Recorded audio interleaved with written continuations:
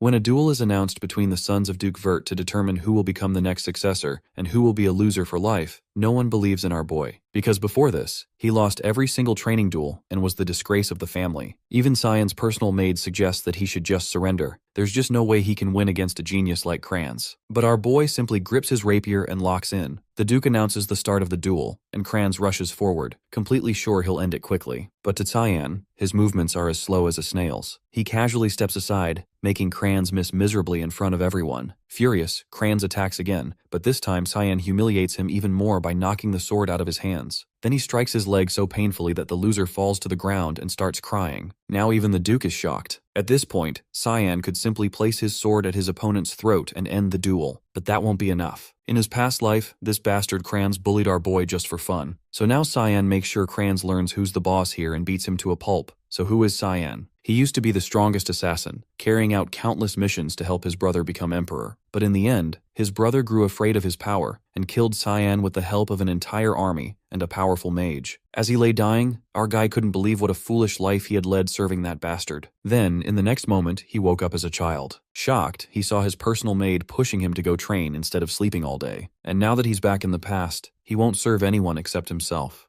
Once the duel ends, he is summoned to meet with the Duke. A high-ranking knight escorts him through the halls toward the chamber. Just before they arrive, he spots Margaret stepping out of the office. A crooked grin tugs at his lips. She's clearly just finished ranting about her precious son. He throws a casual jab, asking if Kranz is holding up all right. Her expression twists with fury, and she snaps, demanding how he dares act concerned after what he did out there. He brushes past her like she's air, muttering that that's how duels work, but she's not about to let that go. Loud enough for anyone nearby to hear, she spits that this is exactly why illegitimate brats like him shouldn't be treated like real heirs. Then she takes it further, insulting his mother and claiming he should be groveling in alleyways for scraps. She hisses that he had no business fighting at all. The words sink in and his jaw tightens. Her venom finally hits a nerve. His anger simmers, sharp and silent. He briefly considers killing her but settles on a more satisfying plan to make her suffer instead. He, of all people, knows exactly how to break her slowly and deliberately. Cyan informs her he'll be enrolling in the academy, with Kranz. She squints, unsure what he's getting at. So he spells it out, his tone sharp and deliberate. She wouldn't want her son graduating without his limbs intact. Her focus should be on him now. She steps forward, but the knight blocks her way and says the meeting with the Duke is urgent. They don't have time to waste. He gives her one last smirk, before turning toward the Duke's chambers. He walks into the office and offers a formal greeting. Memories flicker, his father's face.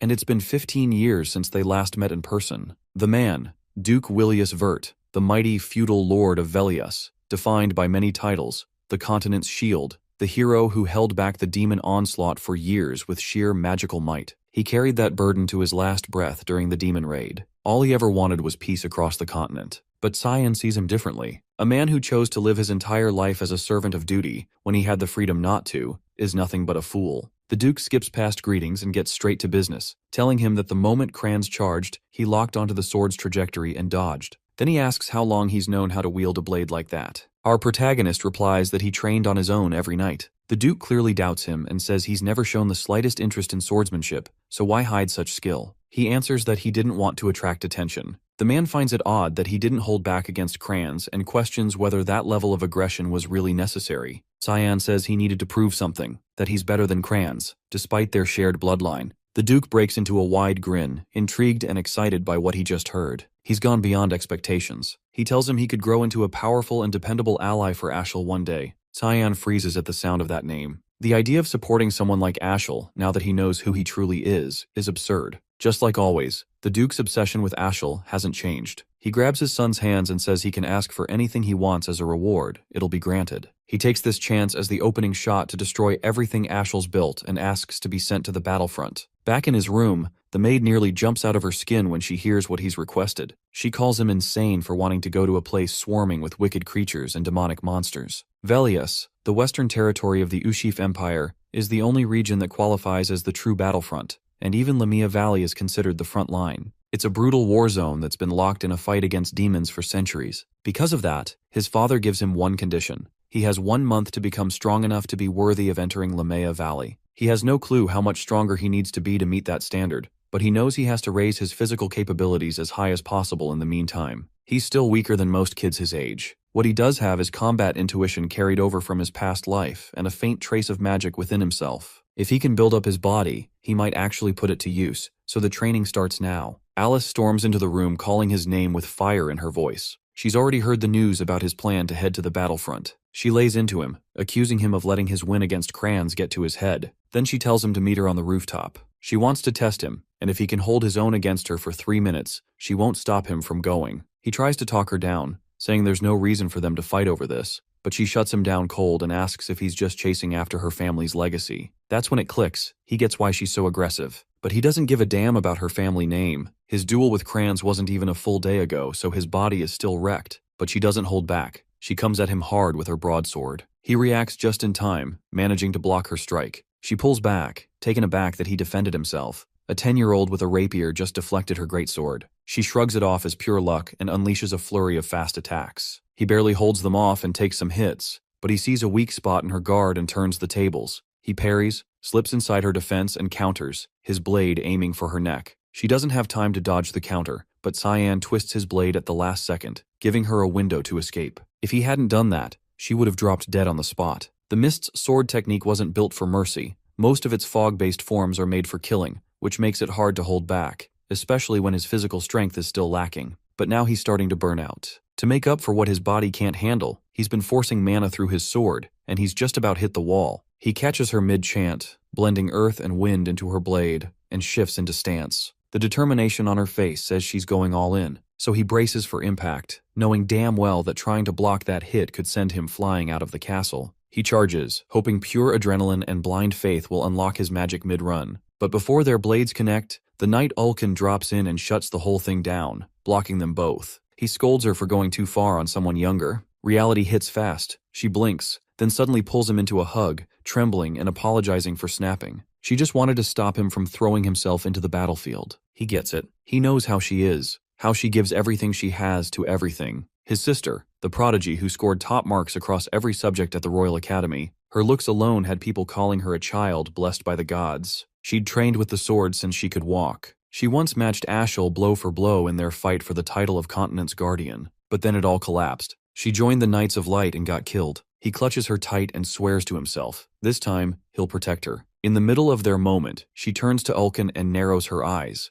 Wasn't he the Duke's personal knight? What's he doing here if the Duke already left for war? The knight says he's just acting under orders, to guard Cyan while the Duke's away. It's supposed to be a quiet mission. No one's meant to know. The younger man had already sensed him back in the Duke's office, but still finds it odd that his father wanted this whole thing kept under wraps. Mid-thought, fatigue hits like a truck and he knocks out in her arms. She smiles softly, thinking to herself, he really is still just a kid. The next morning, she heads back to the academy. He gets to work training his body. He can barely crank out 10 push-ups, still weak, and the need to grow stronger is getting louder every day. For the past 2 weeks, he's been grinding through strength training. No results. He misses the strength he used to have. He needs anything that works. While he's sinking into that pit, the maid walks in with a message. A package from his sister has arrived. Inside is a bottle of hellhound blood, something he'd asked her for, a rare material from Lamea Valley. The blood of a demonic beast, notorious for its horrible stench and burning taste. People say it's poisonous, but from experience he knows better. It gives a permanent boost to mana and physical power. The maid looks horrified and asks if he's really about to drink that stuff. He shrugs and tells her that after surviving her cooking, this is basically tea,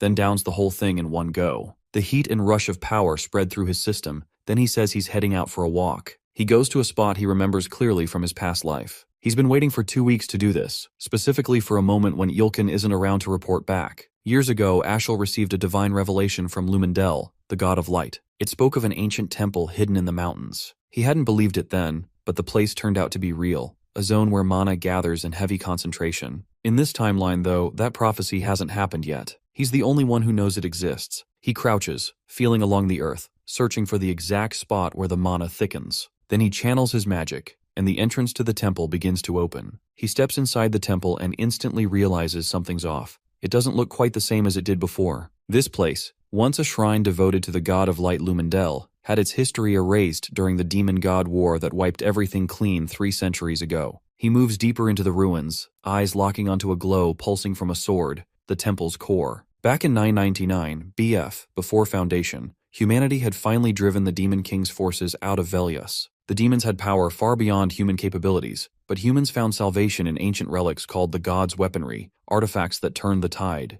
Among them was Duran Dark, a sacred blade personally blessed by Lumendel. This sword was credited as the key that let humanity win the war, and it will also be the weapon that ends his life someday, when it's in the hands of Vert Ashel. He places a hand on it. As expected, it doesn't react. He walks away, not even surprised. There's an old legend. After stepping beyond the blade's glow, a strange shadow appears. It looks like the sword's cast at first glance, but it's not a shadow. Where there's light, darkness follows. And this darkness is actually a concealed passage, hidden beyond the altar, leading to a secret chamber. He follows it in and finds a sword resting dead center in the room. His eyes soften. It's like reuniting with an old friend, the same blade from his past life. He steps forward, grips the handle, and speaks its name, Karam. The sword submits instantly. He gives it a few swings, but the magic that once pulsed through it isn't responding. It must still be deep in hibernation. Even so, the rush of finding it again fills him with something close to joy. Then, out of nowhere, a voice echoes through the chamber, asking if he really feels no fear, whether he understands what it means to awaken the demon sealed in that sword. She says it's too late to back out now and lunges, aiming to take his body. But he grabs her by the throat before she can get close. He says she's acting way too reckless and wasn't like this before. The demon looks shaken. How can a kid touch her? He calmly reminds her that the blade belongs to him. She tries to push back, then freezes. She senses something,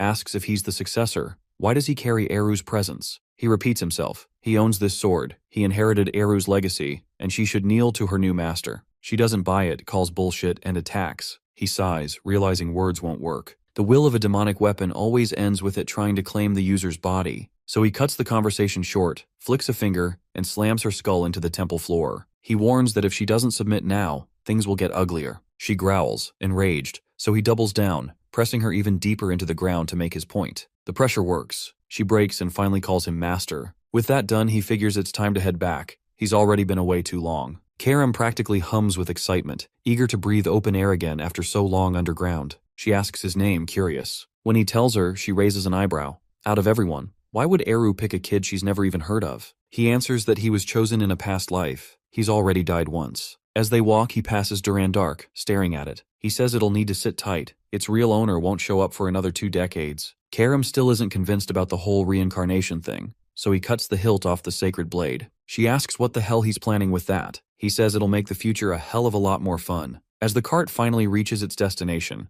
our MC finally steps off the vehicle. Still can't believe the moment has actually come. The Duke is already there waiting, flanked by his knights. His father approaches and asks him straight if he's truly set on entering the battlefront, that if he wants to turn back now, he won't stop him. He gives a firm nod, saying he's confident in the path he's chosen. The Duke turns to Ilkin and commands him to activate the scroll. The knight tosses it out, magic flares, and a hellhound emerges from the summoned light. It's the trial meant to judge his worth. These creatures are low-tier demonic beasts straight out of Lamia Valley. He immediately shifts into stance, eyes locked on the enemy. From a distance, his father reminds him, his actions come with weight. If he wants this, he has to prove his strength and take responsibility by passing the test. A few days earlier, he had gone to Ulkin with a request for a duel. He needed something real. Training by swinging at air wasn't cutting it anymore. He wanted to know what a proper fight felt like. The knight told him he should be sparring with kids his own age, someone like Kranz, but every time he showed up, Kranz bolted. Still, Ulkin wasn't sold. He had doubts, but eventually agreed, on one condition.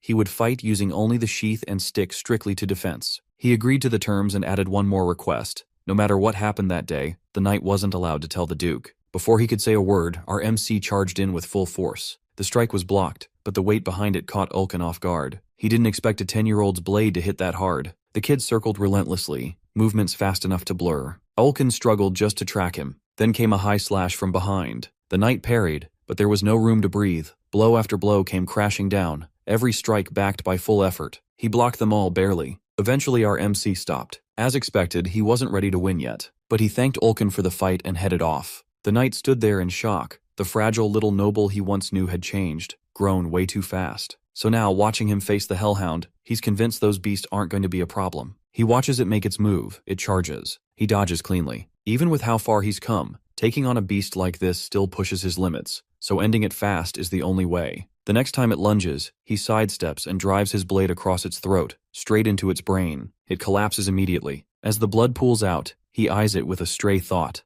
How fun would it be to bottle up a few jars of this stuff? But people would probably lose it if they saw him doing that. His father claps, impressed. The test is over, he passed. The Duke tells him they'll meet again at the front lines. Karam murmurs from his sword, asking why he didn't use her to finish the beast. She needs blood if she's going to wake fully. He reassures her. Soon enough, he'll use her to his heart's content. At the battlefront, a massive ogre is tearing through the front ranks. The Duke gives a sharp command for the soldiers to fortify the defense line and eliminate the ogre immediately. A barrage of magical attacks is hurled at the creature. Binding spells tighten around it, locking its movement with arcane chains. While the beast is immobilized, he charges in with the main force to finish it off. From a distance, Cyan and his maid quietly observe. She breaks down in tears and asks why he insists on being in a place like this. He feels no fear. In fact, he admits the place almost feels nostalgic. The Duke approaches and asks how it feels to stand on the front lines for the first time. Cyan replies that he feels a little nervous. In response, his father reminds him that death can strike anywhere and any time, so staying sharp is non-negotiable. He nods, thanking him for the warning,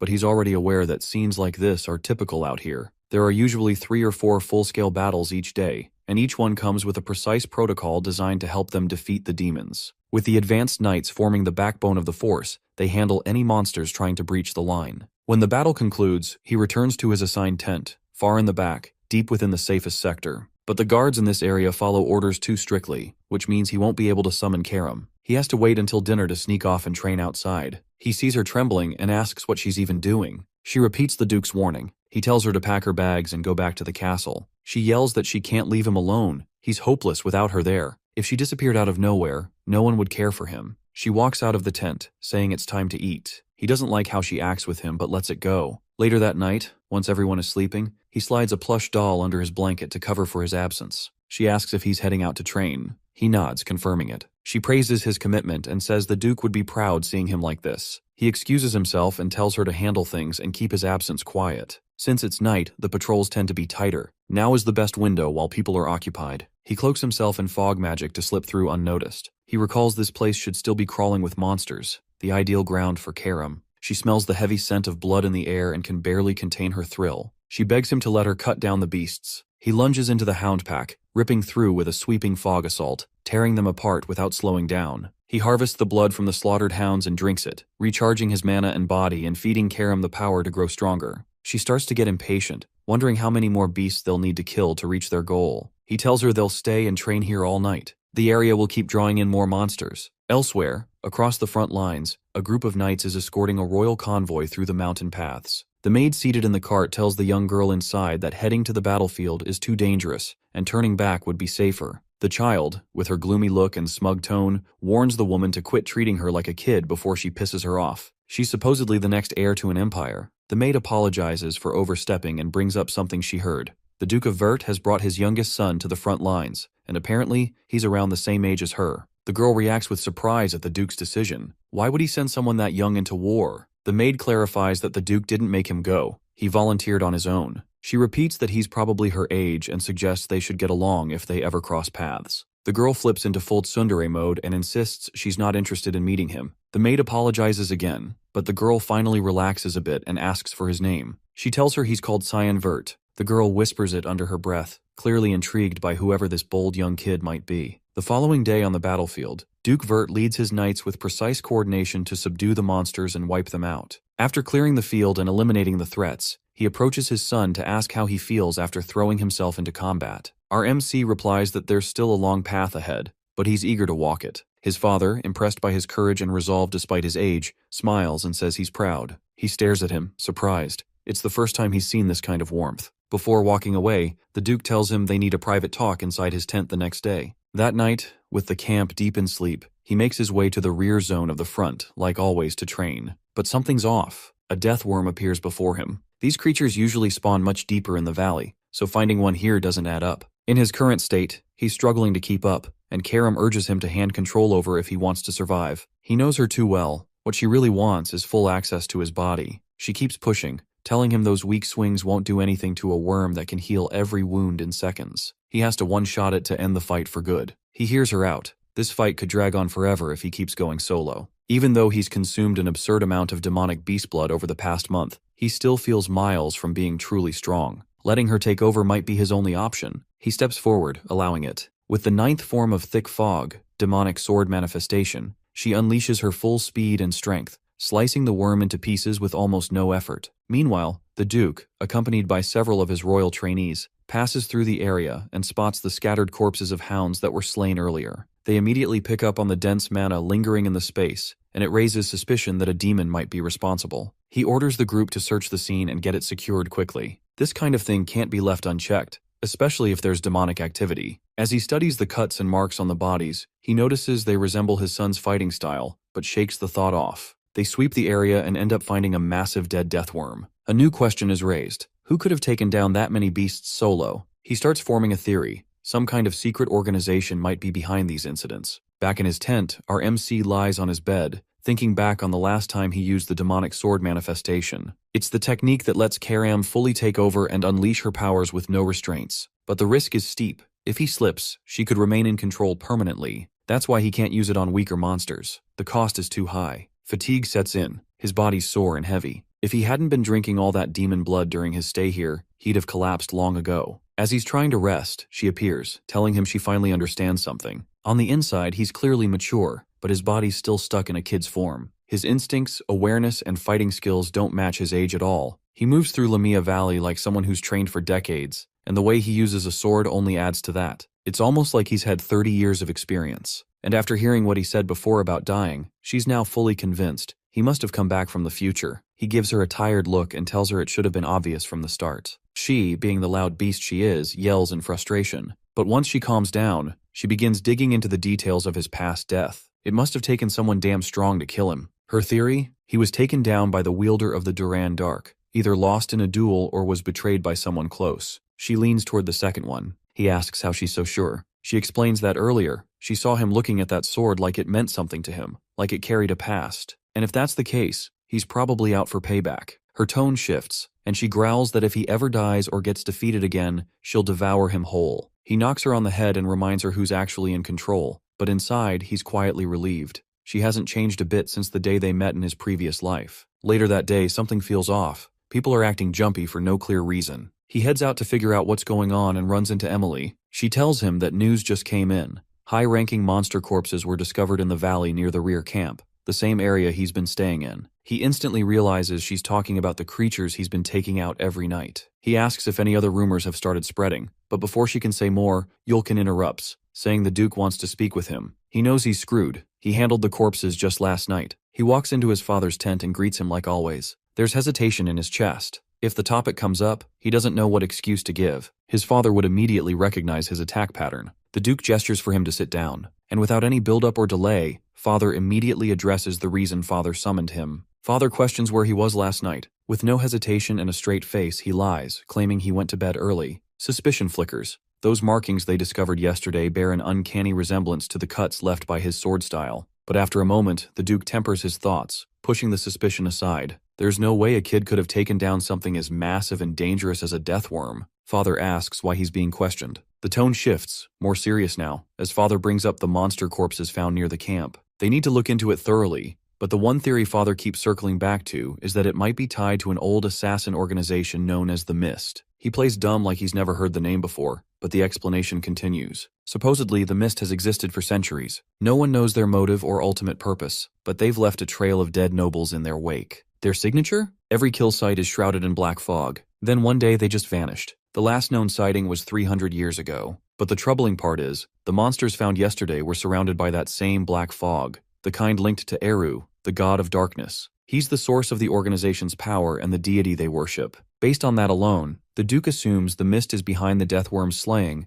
and the other recent monster kills. Hearing this, our MC can't help but admire the sharp intuition. Even with the organization having disappeared for centuries, his father pinned the fog back to them instantly. The Duke admits they don't yet understand why the Mist has suddenly reappeared, but regardless, the Empire's higher-ups must be informed. He feels slightly relieved. His father didn't suspect a thing and believed the lie. From that perspective, it makes zero sense for someone his age to be tied to a legendary underground group. The topic shifts. Does he know about the guests arriving later today? He does. The Emperor is set to visit the front. The older man nods, then says he wants a small favor. Meanwhile, the Emperor reaches the battlefield, welcomed respectfully by the knights. The Duke bows on one knee to greet his sovereign, but the Emperor quickly dismounts and tells him there's no need for ceremony. They've been friends for years. He then spots our MC nearby and introduces him as the youngest member of the Vert family. The Emperor seems genuinely pleased to see someone so young surviving in the brutal environment of the front lines. He finds it astonishing. Now he understands why his father wanted him present for this visit. This was the first time he was being formally introduced as the Duke's son. Back in his past life, whenever the Emperor came by, he was always told to stay locked in his room. But now, he feels real happiness, finally being recognized publicly with pride. The Emperor then gestures to his young daughter, introducing her. The white-haired girl from earlier is none other than Arryn Severs, the 5th princess of the Ushif Empire. He immediately identifies her. She's infamous as the tragic 5th princess. The favor mentioned earlier was about her. His father wanted him to ensure her safety. Since they're the same age, he could look after her, keep her company, and stay close. It would help to build a bond now, especially since they'll likely see each other again at the academy. He mentions it's a smart move to be on good terms with a member of the royal family, and hopes they'll get along. He isn't exactly eager to befriend her, but he gets where this is going. His father wants him to build the kind of bond he himself has with the Emperor. Still, that's just not who he is. There's no chance they'd ever actually be friends. For now, though, he has to go along with it. He ends up walking beside her like he was told. She pauses by the river, eyeing it curiously, and asks why the water is red. He tells her it's called the Blood River. Name says it all. When demons get fatally wounded or lose their ability to fight, they instinctively crawl to this river. Eventually, the bodies rot, and the fluids run into the water, staining it red. The idea of a river full of corpse runoff makes her sick. She then asks where exactly the river flows. He enjoys the chance to spook her, saying it heads straight to the demon realm, and if she swims far enough, she might bump into the Demon King. Their eyes drift to the sky, where a faint yellow glow appears on the horizon. He explains the light means demonic beasts are closing in. She panics, asking why demons would dare come this close to the camp. Meanwhile, up at the front lines, the Duke starts organizing for battle. He instructs the knights to focus on guarding the Emperor, then tells the rest of the army to shift west with him. The Emperor interrupts, declaring he won't sit back and let others shield him. He hasn't tasted real combat in ages and is itching to dive into the action. The Duke has no choice but to comply. They announce the Emperor is joining the charge, while the rest of the knights handle the incoming demons. The Duke then calls out for his son to join the others. He doesn't hesitate and moves to follow orders, but before he can leave, Arryn stops him and asks if he's really capable of fighting demons alone. He gives a nod, but she cuts him off, insisting she wants to come too. If he can go, then so can she. They're the same age. He brushes her off, telling her people die in this. Being the stubborn, loud kid she is, she yells that she still wants to go. He ignores her and calls for Ulkin, assigning him to keep her safe and take her somewhere far from the fight. Furious, she starts yelling insults at them for treating her that way. He walks up to her with that cold stare of his and tells her straight, if she keeps throwing herself into things like this, knights will die. Maybe dozens, maybe hundreds. Is she ready to bear the weight of that? Her eyes well up. That hit too deep. He turns and starts to walk away. Before leaving, he tells her to pack up and go home if she's just going to cry like a child. Back in the camp, high-level demonic beasts begin their attack. The Duke commands the army to prep for battle and wipe out every last one. The soldiers respond with fire and charge straight for the demonic snail. The ruler of Ushif, Emperor Dionys Varus, has taken 2 wives throughout his reign. The first, Diana Kozel, passed away years ago. The second, Cassandra Nepellus, currently serves as a royal judge within the Empire's court. Diana bore him 2 daughters, the Empire's first and second princess. Cassandra, on the other hand, gave birth to the 3rd and 4th princes. But then came Arryn, the 5th princess, born not of nobility, but from a commoner woman. A child born out of wedlock, her existence has been treated like a blemish, ostracized and labeled as something unnatural, unworthy of royalty. Still, despite the constant humiliation and social scorn, she never let their judgment define her. She carried herself with the grace and presence expected of any princess, and she dedicated herself with intensity to her academic path. Even so, things eventually spiraled. She was later accused of turning her back on the empire and banished from the royal bloodline.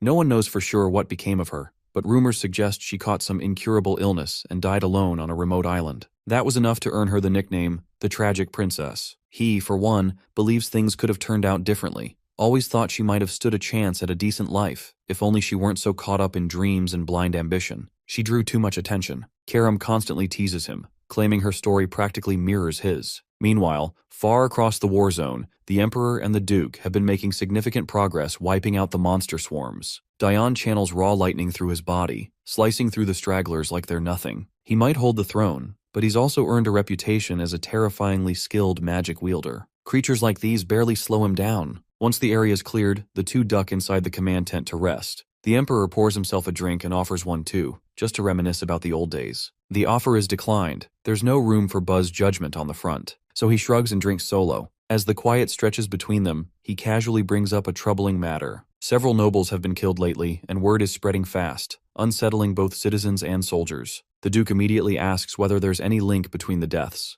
Patterns. Strange signs. Diani tells him the common thread is corruption. Every noble taken out so far had a dirty record, and more importantly, every corpse showed signs of black fog residue. That makes his companion pause. He says he noticed the same kind of fog behind the camp just yesterday, which leads him to suspect that the black fog users have resurfaced. The Emperor agrees. It's definitely something they'll have to look into further. Then the topic shifts. He's heard whispers that Eren is being blamed for the recent chaos, and it's starting to weigh on him. He's been trying to keep things from boiling over, but some factions are clearly looking to use the situation against her. He turns to the Duke, face open and serious, and asks for one thing. If something happens, if he dies first, he wants his old friend to watch over her in his place. The promise is made without hesitation. The Duke swears on his life to protect her, no matter what. And with that, the conversation draws to a close. Back in another tent, he's catching Emily up on everything that went down while she was away. She seems let down that he barely spent time around the princess. He tells her not to expect too much. She laughs, half serious,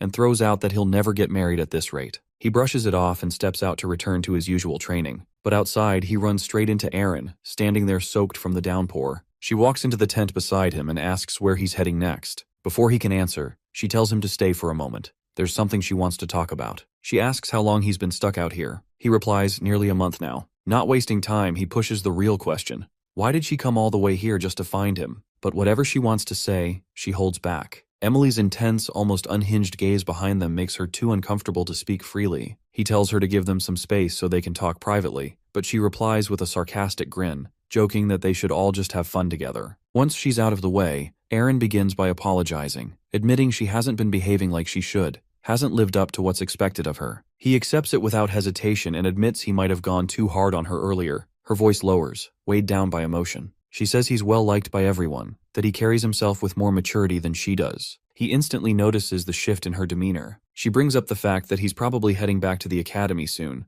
but he stops her before she can finish. He already knows where she's going with this. She wants to ask if they can be friends once they're there, but he cuts it off. Looking her straight in the eye, he tells her if she came here looking for friendship, she's wasting her time and should walk away. Trying to hold it together, she says she wasn't looking for that, just hoping to be on good terms, and says he's being unnecessarily cruel. With tears starting to fall, she says he probably sees her like everyone else does, a fake, undeserving princess. She takes a breath, pulls herself together, and apologizes for showing up at all, says she overestimated him and walked away with nothing. Then she mutters that he's nothing like his brother, Ashel. That name hits hard. He grabs her arm without thinking, demanding to know how she even knows him. She tells him she ran into Ashel during a walk near the Royal Academy. He told her not to worry about other people's opinions, only to focus on her goals and what she wants. That makes him freeze. It's clear now that his brother had started manipulating her from the very first moment they met, already laying down the trap. He tries to warn her, but before he can get anything out, a deep rumbling shakes the tent. Emily rushes in, panic written across her face, yelling for them to get out immediately. But they're too late.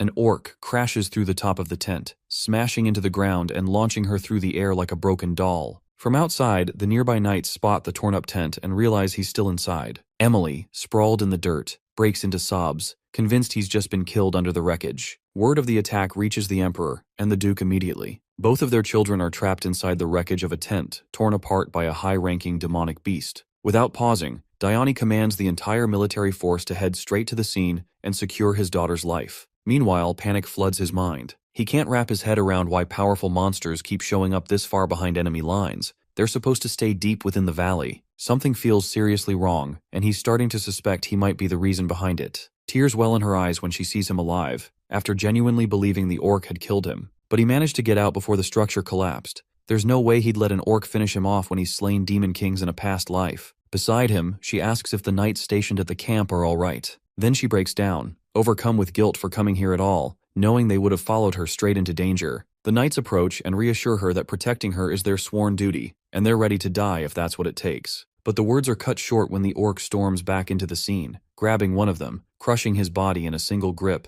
and hurling him across the field like nothing. Without hesitation, he steps in front of her, standing between her and any incoming strike. The orc immediately locks eyes on him, confirming the suspicion. These advanced monsters are being drawn specifically to him. He yells for the others to fall back and get her to safety while he holds the beast's attention. Emily grabs the princess and bolts, leaving him to face the threat alone. But his strikes barely scratch the creature. It's like the blows aren't landing at all. Confused and frustrated, he starts wondering what the hell is going on. Why are they so fixated on him? That's when Karam appears, casually explaining that all the demonic blood he's been drinking to get stronger has left him reeking of power, attracting elite monsters like a beacon. Furious, he snaps, demanding to know why she didn't say anything sooner if she knew this from the start. She just grins wickedly and says she's only here for his body anyway. He doesn't hesitate, grabs her and transforms her into his weapon. With her as his blade, he launches into the orc, slicing through limbs like butter and putting it down without breaking a sweat. But then he spots something worse. Dozens more high-level beasts still on the move. She lights up with excitement, thrilled by the prospect of such a massive feast. The mood shifts when they come face to face with a devil dragon. He tells her to get ready to tear into it, activating his demonic manifestation to wipe out everything standing in their way. Elsewhere on the battlefield, the Duke has just taken out the final remaining monster in his area. Dione turns, asking if there's any word on the kids. The reply is grim. There wasn't a single sign of them near the collapsed tent. The Emperor says he must be panicking over his son, but the Duke answers with a cold expression. Any member of the Vert family should know how to survive something like this. What matters now is the princess's safety. As they speak, the knights arrive, successfully bringing her back to her father. She rushes into his arms, breathless, pleading with him to save our MC before it's too late. Meanwhile, the Duke walks up to the maid and asks if she's his personal attendant. When she nods, he asks what happened. With her voice shaking, she explains that he told them to run while he stayed behind to hold off the monsters. One of the knights offers to go retrieve him if given the order, but the Duke takes a moment, then declines. Their focus has to remain on the current wave. If these creatures break through the camps, nothing will stop them from reaching the Empire itself. They have to return to formation before more lives are lost. When someone asks what's going to happen to him, the answer is calm and final. Our MC has already done his part. He protected the princess. That's what being a Vert means. She continues to cry, still blaming herself for everything unraveling around them. But then a sound cuts through the noise, a voice she instantly recognizes. She looks up, eyes wide, as he appears overhead clutching the reins of a flying dragon, shouting desperately for someone to help. Dragons are majestic beings deeply connected to the Creator, revered for their rarity and dignity. Creatures as weak and limited as humans have no business challenging one. So for him, even laying eyes on a dragon in the flesh feels like a once-in-a-lifetime honor. Unfortunately, the one he's latched onto ends up soaring directly above a crowd of people who know exactly who he is. The worst part, he can't afford to be seen in the middle of a fight. But there he is, plain as day, riding a dragon like some reckless idiot. Eyes lock onto him immediately. The Emperor watches with intrigue and asks the Duke if he's planning to save his own son. The Duke, completely unfazed, just sits there, relaxed and detached, observing how our MC handles the mess he's gotten himself into. Meanwhile, he's barely hanging on, regretting everything. He curses himself for being greedy enough to even think about tasting dragon blood in the first place. Before all this chaos began, back when he was still holding off the army of monsters, he had slashed through them quickly, not even sparing a thought,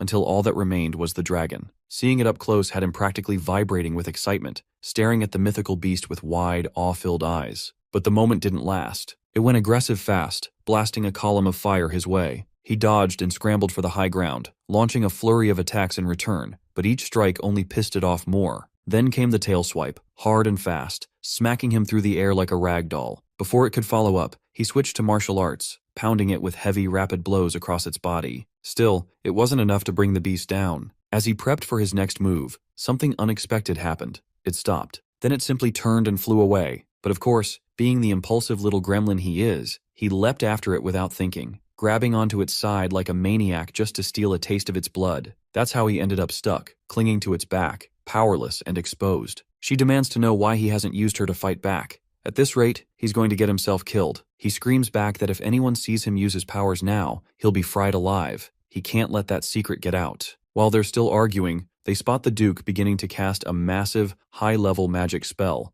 an 8-star incantation. Panic hits immediately. That serious look on his father's face means only one thing. He's about to target the dragon, even knowing his son is on it. The spell launches. Blades of magic shoot into the air, slicing through flesh with terrifying force. He leaps off just in time, trying to dodge the raining blades mid-air. As he falls, she yells for him to use his powers to escape, to fly out before it's too late, but he still can't risk being seen. Desperate, he scans the area and spots a river of blood not too far off. As a last-ditch effort, he shifts his trajectory and aims for it, hoping it'll cushion the fall. Somewhere else in the valley, a pair of demons had been watching the commotion. One, the older of the two, remarks that it must have been a young dragon getting itself into trouble. The white-haired one next to him counters, saying something incredibly powerful must have scared it off. Only a high-level beast could do that. But the elder casually corrects him. That section of the valley is populated solely by humans. Still, If curiosity's got him, he's free to check it out for himself. Just try not to massacre everything in sight. The younger nods, spreading his wings and flying toward the chaos. Back near the river, he somehow survives the fall. Crawling out of the bloody water, breathless and drenched, he drags himself onto the shore to rest. He quickly checks on her, making sure she's alright too, but she's too furious to even speak. He tells her to relax, promises they'll head back soon,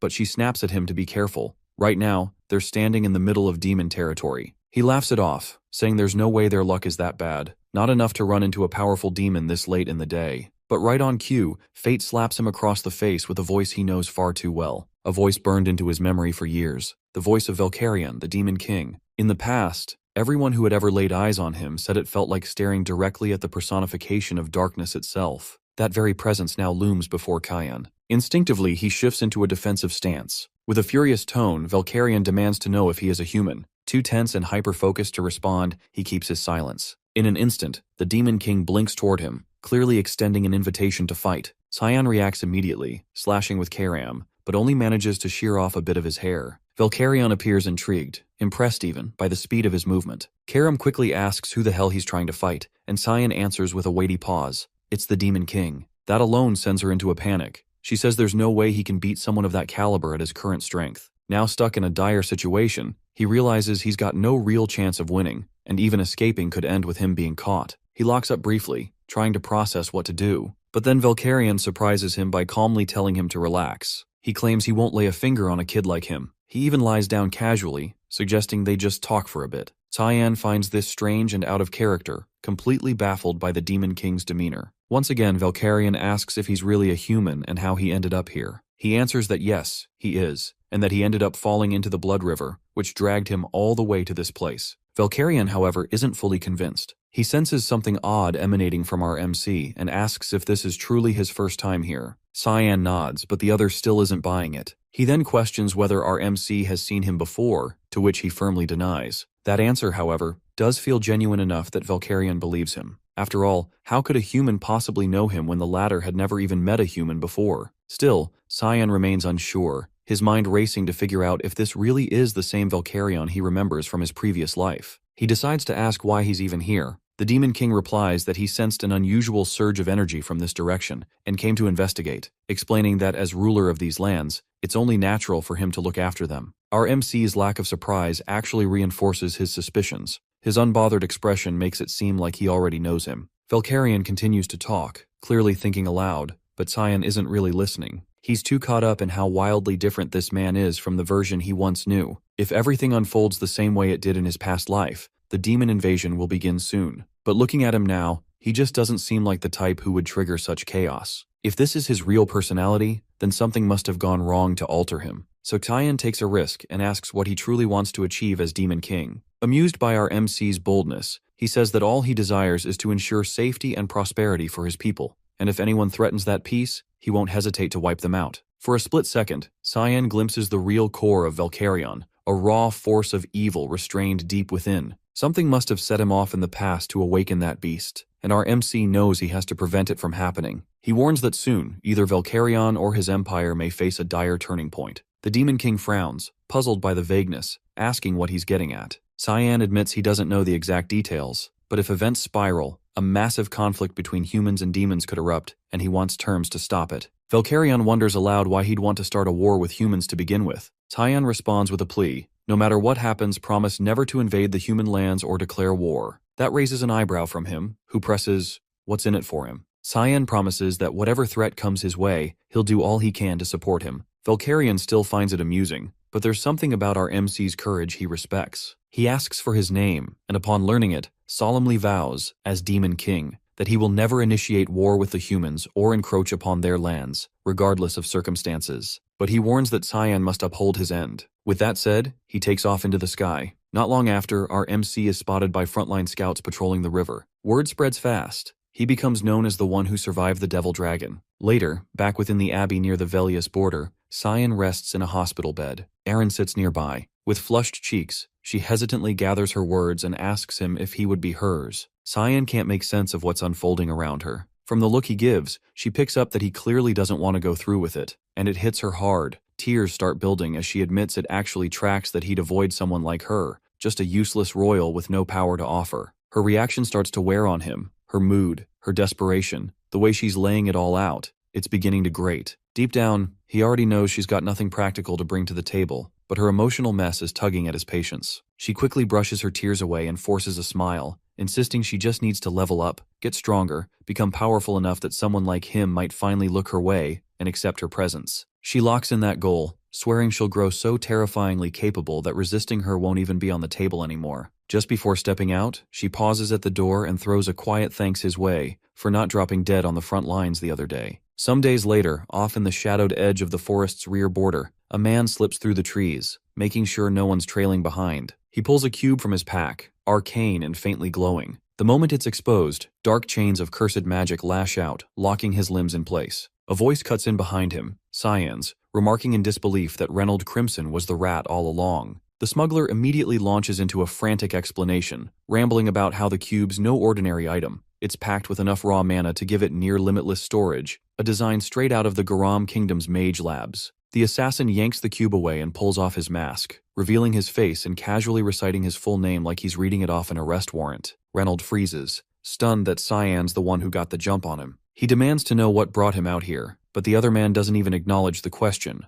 already digging through the crates and supplies the smuggler's been hauling. He notes everything, contraband parts, demonic remnants, and it clicks. Reynolds been draining corpses of their corrupted blood, packing the stuff into carts, and slipping them through the borders with inside help. He's sure of it. Someone's been feeding him access. Reynolds shrugs it off, swears he has no clue what his captor's going on about. But Cyan's way ahead. He's seen the demonic blood floating around the underground markets. Somebody's selling. While he tries to piece together who the mole could be, Reynolds tries to blindside him with a fireburst. He thinks it'll land, but instead, Cyan's already closed in, slicing through his hands and pinning them into the bark of a nearby tree. Then comes the deal. Either Reynolds spills everything, the smuggling path, the identity of the traitor, the whole operation, and gets a clean end. Or he holds out and gets dragged through a torture so drawn out and merciless he'll be begging for death before long. Later, over on the western edge of Velias, inside a trade station near the border, a group of merchants crack open a box of supposed blood shipments, only to recoil when they spot Reynolds' decapitated head hovering in a swirl of black mist inside one of the containers. Not far from the scene, Cyan keeps watch from a concealed vantage point, monitoring quietly as his plan unfolds. Karam, standing beside him, questions why he's letting these traitors walk free. He replies flatly, "They just need something to shake them." A warning. He remembers all of this from his last life. Reynold Crimson, deep in bed with Garam's government, had been trafficking corrupted blood right under everyone's nose. Every shipment led back to Garam's mage society, the same people fanatically obsessed with unraveling magic's source and stretching its limits beyond reason. Right now, they're still focused on creating handy tools like the Dimension Cube. But he knows what comes next. Soon they'll push further, start crafting horrors with that blood, twisting magic into something far worse, and he's dead set on stopping that spiral. Karam throws in a jab, mocking him for suddenly doing the Empire a solid after swearing he was done with all that, said he'd live for himself this time. Back in one of the estates owned by the Ushif, Ashel lounges in a room, having just wrapped up some private time with a woman. His attention perks up when she mentions something. Cyan apparently went off to the front lines, and he took their father with him. That's all it takes. Now Ashel's ready to pay his brother a visit. The bastard's been getting on his nerves lately, and he's not letting that slide. Emily lets out a loud cheer the moment she's finally off the front lines and safely inside the castle. The relief is real, and she practically shouts her excitement. She turns to Cyan, saying the academy's going to be a total upgrade compared to this grim place they're stuck in now. But he doesn't share that energy. His face says it all. He already knows what's coming, what's waiting inside those academy walls, and it's nothing like what she's imagining. Truth is, that place isn't the bright new chapter she's hoping for. It's a maze of backroom politics and shallow alliances. Envy fuels everything, and clout outranks talent. Actual learning takes a backseat to social climbing. She, on the other hand, is hyped because she's heard the academy's full of good-looking guys, and she's convinced it might finally be her shot at finding romance. Time passes, and eventually the entrance day arrives. Cyan reaches the front gates and on his way in, runs into Crayons. The moment the guy notices him, he bolts without a word, still spooked from the last time he completely wrecked him. Karam, confused by the sudden retreat, asks what's up with him. Cyan brushes it off, explaining he's just his half-brother. She comments that he doesn't really resemble the rest of the family, but he disagrees, saying he's not all that different from Alice. Once inside, the academy staff greet him, excessively polite, overly respectful, and he clocks something odd. None of them will meet his eye, Their behavior reeks of someone important lurking nearby, probably his father, the Duke, or maybe even his older brother. But he doesn't dwell on it. After grinding non-stop for the past year, he decides to take it as a win. Maybe this is what reward looks like. He moves through the hallway until he reaches his assigned room. Before he even opens the door, a familiar aura cuts through the space. It's strong, unmistakable. Ashel is on the other side. He already knows. And right on cue, as he pushes the door open, there he is, his older brother, standing there with a smug, been a while greeting. Cyan keeps himself in check, trying not to do anything reckless. Ashel comments that he probably doesn't even remember him. It's been years, not since before he entered the academy. That flicks a switch. Cyan snaps, fury rising, and moves to grab Karam for a counterattack, but she intercepts him just in time, urging him not to lose it, reminding him that one wrong move here could get him killed. He listens, barely. Instead, he greets Ashel through clenched teeth, saying he'd never forget his older brother's face. The elder laughs and ruffles his hair, pleased he still remembers. Then he strolls deeper into the room, casually mentioning that he's heard Cyan's gotten way better at fighting this past year, and that maybe now he might actually be of some use on the battlefield. Cyan bites back the disgust, says he's looking forward to it too, but the hatred in his eyes says something else. Ashel catches that glare and pauses, says he just dropped by to see him, nothing more. But Cyan knows better. He doesn't waste time on people he thinks are beneath him. If he's here, there's a reason. And oddly, that thought calms him down. Meanwhile, just down the hallway, Emily's lugging his stuff toward the room. She yells out, pissed he didn't come help carry it. But as she approaches, she freezes. Ashel walks out instead. He brushes right past her, telling her not to mind him and to just get back to work. Once he's gone, she vents her frustration, demanding to know why the hell Cyan didn't warn her he'd be here today. He doesn't respond, just tells her to leave him alone for a bit. He locks himself in the bathroom, leans over the sink, and throws up. The pressure, the tension, it all hits him at once. When he steadies himself, he turns to Karam, demanding to know why she stopped him earlier. To him, it made no sense. It was the perfect opening. She could have taken over his body right then. She shuts that down, says she didn't hold back because she was being soft. She just wants his rage to keep growing. The more twisted it gets, the better he'll taste. Cyan smirks, says he prefers her this way. Over in Ashel's private room, a butler enters with an update. As ordered, he's been tracking the second princess, and now he's found her. She's deep in the northern region of the White Elves' territory, Fruina. Ashel raises an eyebrow. Fruina's not exactly welcoming, especially to outsiders. But of course it's her. She's got away with people. Makes sense she'd pull it off. He tells the butler to notify him right away if she ever decides to return. The servant nods, but before exiting, asks if something happened during the meeting. He looks different, happier even. Ashel laughs, shaking his head. Says it's actually the opposite. His mood's crap. All he can think about is that look Cyan gave him earlier, sharp and heavy, like he was staring down a sworn enemy. He orders the man to keep tabs on Cyan from here on out. The butler promises to assign someone for surveillance and leaves. Ashel stays behind alone, still thinking, still trying to figure out what the hell his younger brother might be hiding. Just outside the castle walls, a formation of royal knights waits in full gear, lined up to escort Cyan on his way to the academy. Emily lingers nearby, clearly downcast. She's not allowed to ride along with them, and it stings. He says his goodbyes and tells her to behave, wishing her well before stepping away. Right as he's turning to leave, she calls out to remind him not to get discouraged if people mess with him once he's there, and to take care of himself no matter what. Her words catch him off guard, not because of what she says, but because it proves she hasn't changed at all since his last life. Still the same, still kind, still exactly as she was back then. Like that one time when he was 8, down with a brutal fever, blacking out again and again with no one around to even notice. No one but her. She'd picked him up and carried him on her back, running all the way to the closest doctor. Stayed up through the night beside him, watching over him the entire time.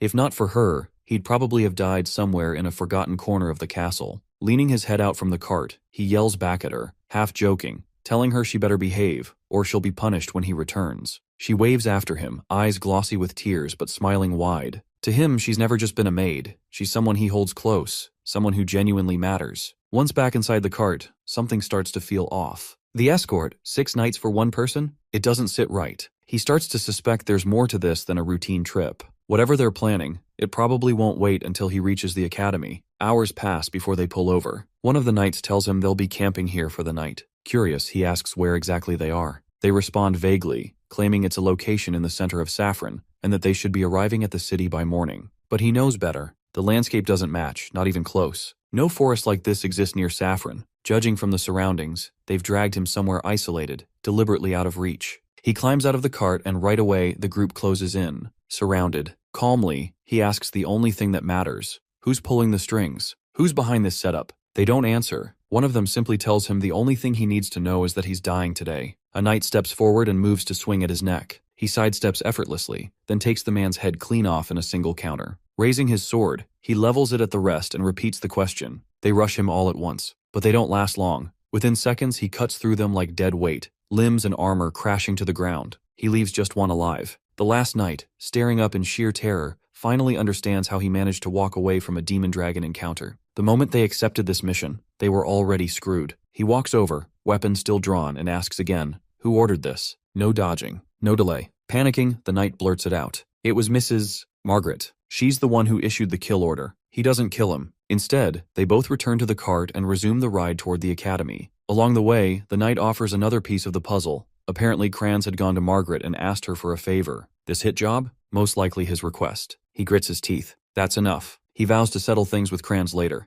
The knight, looking dejected, asks quietly what's going to happen to him now. He responds flatly, he's useful for the time being. So for now, he can drive. Not long after, the outline of the academy finally comes into view in the distance. They've reached their destination. Back at the estate, Margaret completely loses it when word hits that the mission's gone sideways. News spreads that most of their men were found dead near the road, their corpses discarded like trash. Yet somehow Cyan survived, and worse, made it to the academy. Her nerves spike, disbelief setting in. None of this tracks. The butler calmly suggests they may have misjudged his abilities, but the idea that a kid pulled this off doesn't sit right with either of them. He figures there has to be a hidden hand orchestrating this mess. He floats the idea of sending a cleaner to the academy to finish the job. She cuts him off before he can finish. If they try that, he'll go straight for Kranz. She orders a full blackout. No retaliation, no leaks, no word of today's incident. The servant bows out and leaves, but outside the room, Ashel's butler has been eavesdropping the entire time, undetected. It's been 10 days since Kyan and Brian rode out from Saffron. By now, they've probably figured out he's still breathing. That means the road to the Royal Academy is finally safe. But now he has to figure out what the hell to do with Brian after this. Not long after, as he lounges in the back of the cart, soaking in the quiet, the escort gives him the heads up.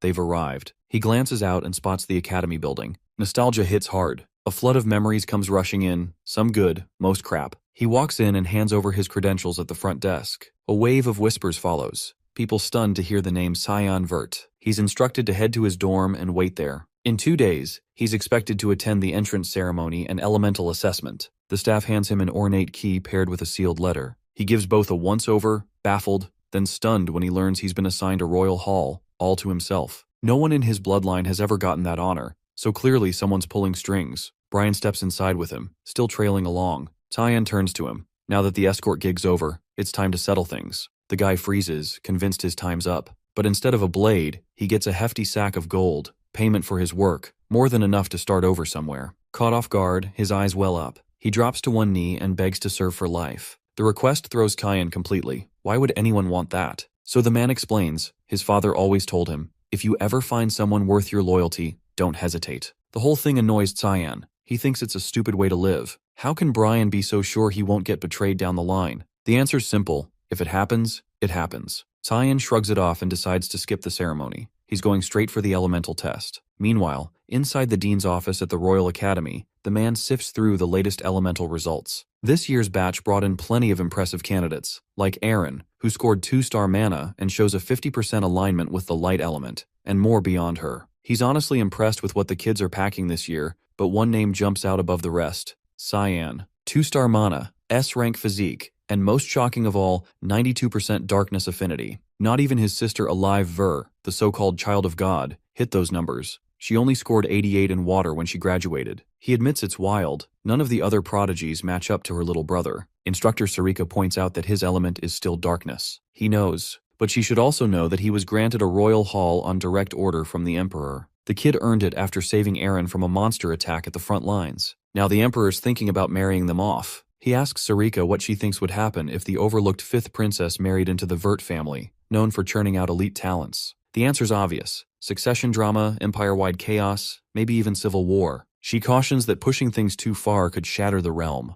But he brushes it off. No need to get ahead of things. He wants to see how this plays out, whether Cyan becomes the empire's savior or its downfall. Elsewhere, Cyan paces the halls, going over his elemental results in his head. He's still stunned by the numbers. He only had 80 in his past life. He figures guzzling all that demonic blood must have given him a boost to 92. Out of nowhere, he runs into Kranz, who looks like he's seen a ghost. The guy clearly thought he was dead. Right next to him is a chubby jerk from back in the day, Popper Panarin, another asshole who used to make his life hell, just like Kranz. Cyan practically lights up at the chance to deal with him early. Popper charges forward trying to start something, but doesn't even get the words out. Cheyenne slams him into the wall with one clean kick before the guy can make a sound. He leaves Popper knocked out cold on the floor, then turns to Kranz, asking for a quick talk. Stepping in close, voice low and smile unsettling, he says flat out, he doesn't give a damn what schemes the guy runs behind the scenes, but if he lays eyes on him again, he's leaving the academy in a wheelchair. Kranz's legs give out. He drops, eyes watering, completely broken. Cyan walks off grinning wide, pride practically spilling out of him. Sarika, still lingering on the dean's words,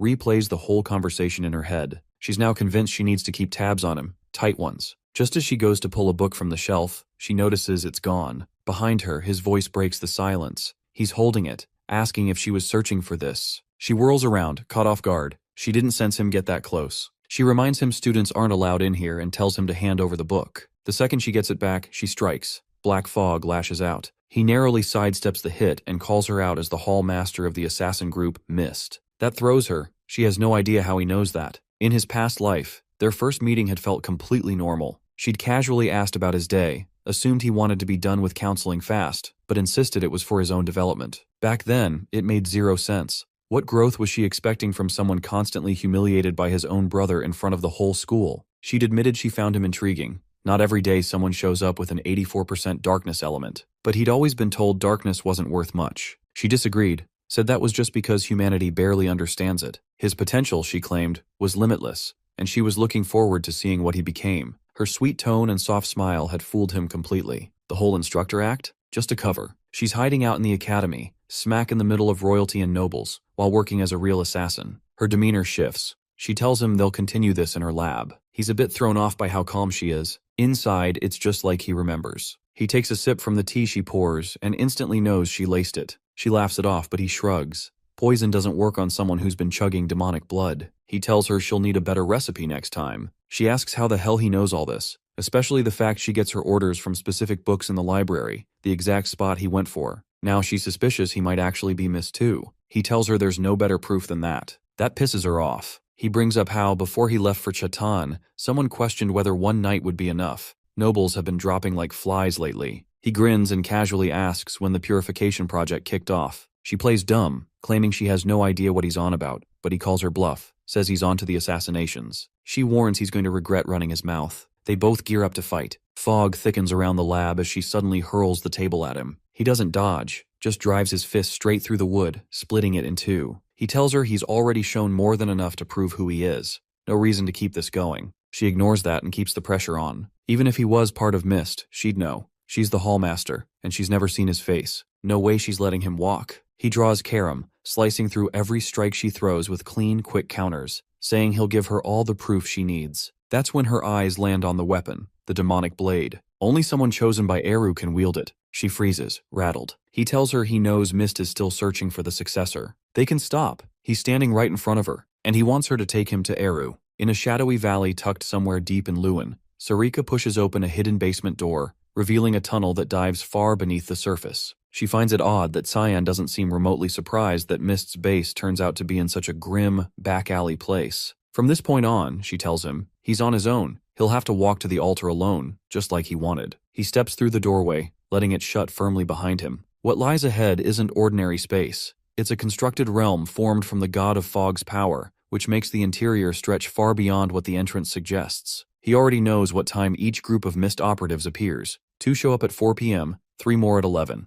As he walks down the dim path, a barrage of flying daggers comes at him out of nowhere. With a sharp swing, he bats them away cleanly. Honestly, this kind of violent greeting is exactly the sort of thing Mist would pull for new arrivals, though this might be a little much, even for them. A cluster of masked assassins leap from above to catch him off guard, but all they land on is his afterimage. He's already out of range. They throw another round of blades, but he isn't stupid enough to fall for the same gimmick twice. Hell, it didn't even work the first time. This time he swats the daggers back mid-air, sending them straight into the ones who threw them. They pause, clearly impressed by his reaction time and control. Now serious, they spread out and encircle him, ready to strike from every direction. He unleashes his fog magic, Bloodthirst Wave, a special mist-only technique that channels killer intent into a physical force to restrain opponents. The red mist wraps around their bodies, squeezing so tightly they can't even breathe. One by one, they crumple to the floor, passed out. But not all of them. One remains standing, unaffected by the spell. He clocks right away that this one is clearly higher ranked than the others. He gears up to cast Unshakable Roots, something more powerful, but the assassin blitzes in before he can finish, cutting him off. The attacker's mask falls in the scuffle, and it turns out it was Sarika the whole time.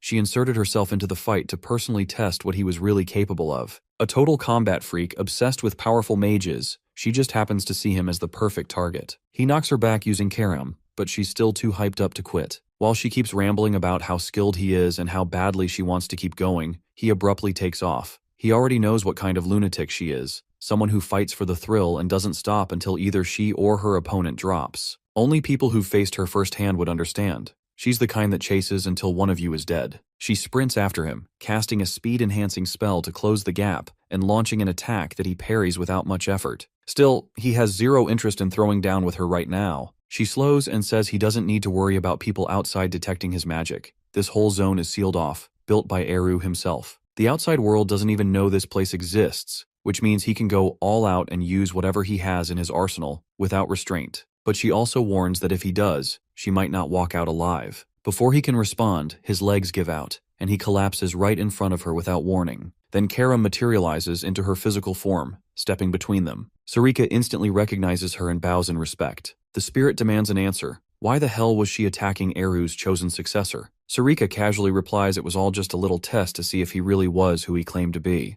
Karam is not amused. She's pissed and threatens to take over the fight herself. Before she makes a move, they both notice him on the floor, bleeding out and unconscious. When Karam enters her true form, it drains the life force of the host, and right now his body isn't built to handle that kind of load. She cradles him in her arms, yelling at him like this is the last thing he needed added to his plate. Sarika, still grinning in that weird, creepy way, interrupts to say she's not going to reject the duel that was offered. He forces himself upright, barely holding steady, and asks why the hell she manifested without warning. Karam tells him to stay out of it and rest. She'll handle this round. Sarika lights up at the idea, thrilled to fight the spirit instead. They square off, and she's clearly loving the threat, acting like a full-blown masochist. Before they can trade blows, Eru's voice cuts through the realm, booming from a portal overhead, ordering them to knock it off and send Cyan to the altar. Finally, things might go as planned. He's about to meet the god of darkness. People from long ago speak of the god of black fog as a heartless force, one who takes lives without pause or reason. They defend it as an act of mercy, twisted in a way only they seem to understand.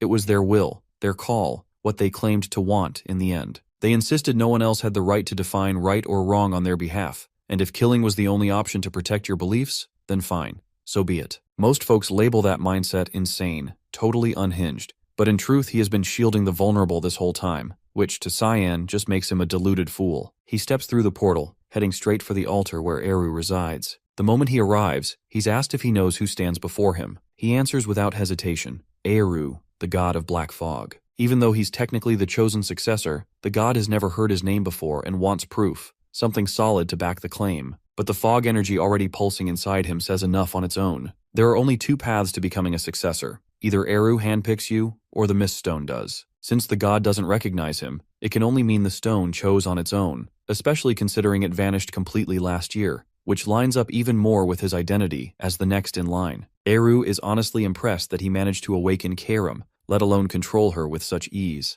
And those eyes, sharp, focused, nothing like a kid's, tell him immediately this boy is from a time and place far removed from his own. Cyan once suspected the god had meddled in his trip through time, but Eru isn't the all-powerful being he used to be. His divine power has been long gone, and Cyan already knows that. Still, he came here hoping for better answers. Eru shrugs it off, saying it's actually worked out well. Less effort for him now that the successor found his own way here. Lazy as ever, just like Cyan remembers. But jokes aside, the god notices something off. His guest didn't come empty-handed. He can feel it, an object giving off a nasty aura. It's the hilt of the holy sword. He questions him. Wasn't the power of the demonic sword enough? Now he wants both? But Cyan has no intention of doing anything with it for now. He just doesn't want the world to remember the blade exists. Let it fade into irrelevance. The way he thinks catches Eru off guard, but he doesn't press further. It's none of his business. Still, tradition is tradition. He has to ask the successor what he intends to do with the power he's about to receive. This isn't the first time Cyan has faced that question. Last time his answer was dumb, live for his brother. That answer got him betrayed, got him killed. What's strange is how no one seemed bothered by it back then.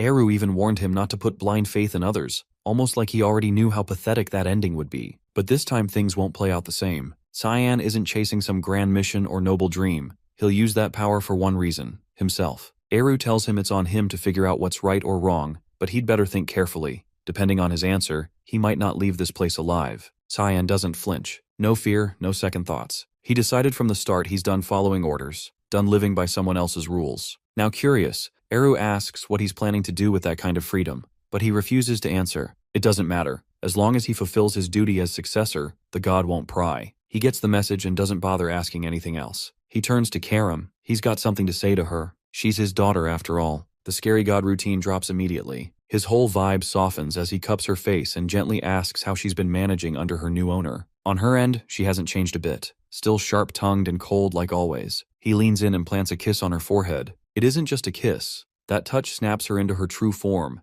and it doesn't drain any of Tyan's mana this time because Eru gives her a portion of his own life force, allowing her to maintain that body without wearing him out. Then he jokes that she'll need a body if she wants to get freaky with her master. She absolutely loses it, yelling and tearing into him for saying something so disgusting. Honestly, they're kind of perfect for each other. Same chaotic energy. The following day, inside the royal hall, Brian asks what the hell is going on, but Cyan is just as lost, watching it all unfold. At the center of the room, Sarika and Karam stand face to face, tension building with every glare. The sword spirit tries to rile her up, saying it's suspicious how close the constructor and Cyan must be if she's sneaking into his room early in the morning. Sarika doesn't react. She just gives a calm smile and lets it slide. Still, the air thickens like two wild animals sizing each other up before a brawl. Midway through the awkward standoff, he dips, saying he's going for a walk, and leaves Brian stuck between them, right before things finally boil over. Outside, though still within academy grounds, Cyan perches high on a rooftop, quietly observing the students down below. No one can see him. It's his go-to escape spot. His peace doesn't last.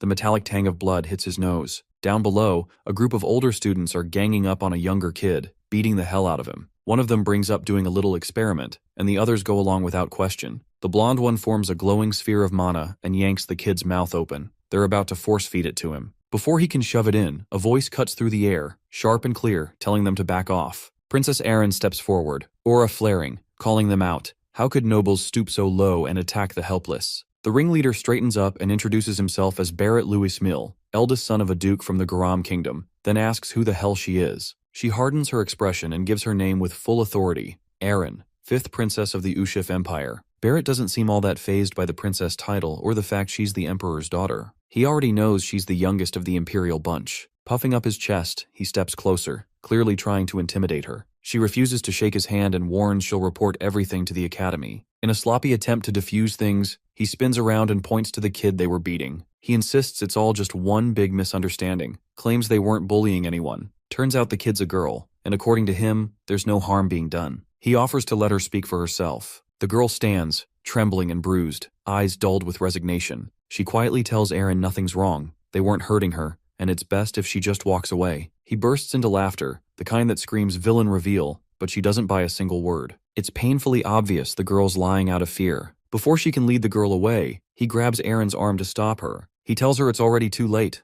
Leximus made her choice. Right as things are about to spiral, Cyan steps in, sweeping his legs out from under him and sending him crashing flat to the ground. The inflated aura vanishes instantly. One glance is all it takes for Cyan to recognize Leximus. Hard to forget someone you had a brutal death match with in a past life. She was the continent's top swordswoman, born in the Ushif Empire, but after messy events post-graduation, defected to Count Klein's house in Garam. That duel had been long and savage. He was ordered to assassinate her. Instead, he challenged her formally. He didn't gain a damn thing from doing it that way, but she'd earned it. She never used mana and still held the title of best sword user alive, so he faced her head-on. No tricks, no sneak attacks. Back on his feet, Barrett dusts himself off and locks eyes with Cyan. He knows who he's dealing with. Word spread about a battlefield survivor who even stood toe-to-toe with a dragon. Rather than start a fight, he offers a spot in their game. It's called Mana Marbles, a twisted pastime where you jam mana orbs down someone's throat until their internal mana tears itself apart. They're no threat to Cyan, but he's not in the mood for a fight either, so he cooks up a scare tactic. forming a mana marble in his hand, and building it until it balloons to the size of a damn cow, then calmly threatening to force-feed it right back. They take Leximus to the dorms to get checked out. She looks okay on the surface, but she'll need to rest a few days to let her internal injuries mend. Aaron stands beside the bed, proud and unshaken, telling her to take it easy. She assures her this was something they had to do and she doesn't owe them a thing, then teases how those cowards bolted the second Cyan showed up. At the far end of the room, he stays quiet, remembering how tough she really was. Cracked ribs, a concussion, still pushing forward. Exactly what you'd expect from the best swordswoman the continent would ever see. She catches him staring and asks if they've met before. He apologizes, saying no, but it's a lie. Aaron asks where her room is. She wants to walk her back so those guys don't mess with her again. Leximus mentions she lives in the commoner hall. That throws Aaron off. She didn't expect that. She blurts out, "Wait, you're a peasant?" Leximus nods. She got into the academy thanks to instructor Veltain, who promised to cover her fees, but after getting dismissed with no explanation, she's left without support. Cyan suggests she withdraw from the academy entirely. Things aren't going to get better here. Aaron, clearly upset, watches his face. He changes tone, telling her to take Leximus in as a servant, train under her, learn swordsmanship along the way. Leximus blinks, confused. Wait, why is he calling her a girl? She'd thought he didn't know. Turns out no one ever told him. She apologizes for the misunderstanding. She dresses in boyish clothes, keeps her hair short. It's easy to see why people assumed wrong. Aaron is embarrassed but shakes it off. She actually likes the idea. Having Leximus under her wing means no one will dare mess with her again. She can stay in school, study, live comfortably, and train in peace. Leximus thanks her and swears to grow into someone worthy of that protection. She turns to thank Cyan too, but he's already gone, slipped out without a word. He's done enough. Aaron can handle what comes next. And now he finally understands why Leximus abandoned the Empire and defected to its enemy. It was because of Barrett. He was the reason she lost her mana, but now she hasn't lost it. So the question is, how powerful could she become with both sword skill and mana? Maybe strong enough to give even him a hard time. Still, that's a concern for another day. He's just been given his first mission as a member of the Mist. Earlier that morning, Hallmaster Sarika handed him the target. A new assassination awaits. She'd already given him a hell of a first mission to start with. He's already stressing out, wondering how much worse it'll get from here. As he moves through the corridor, a sudden crash rips through the silence and part of the wall explodes outward. A massive figure steps out from the debris, towering and broad-shouldered. His first thought is that some kind of demon creature has broken into the academy. The guy calls out, asking if he's Cyan Vert, the famous one with an S-rank body type,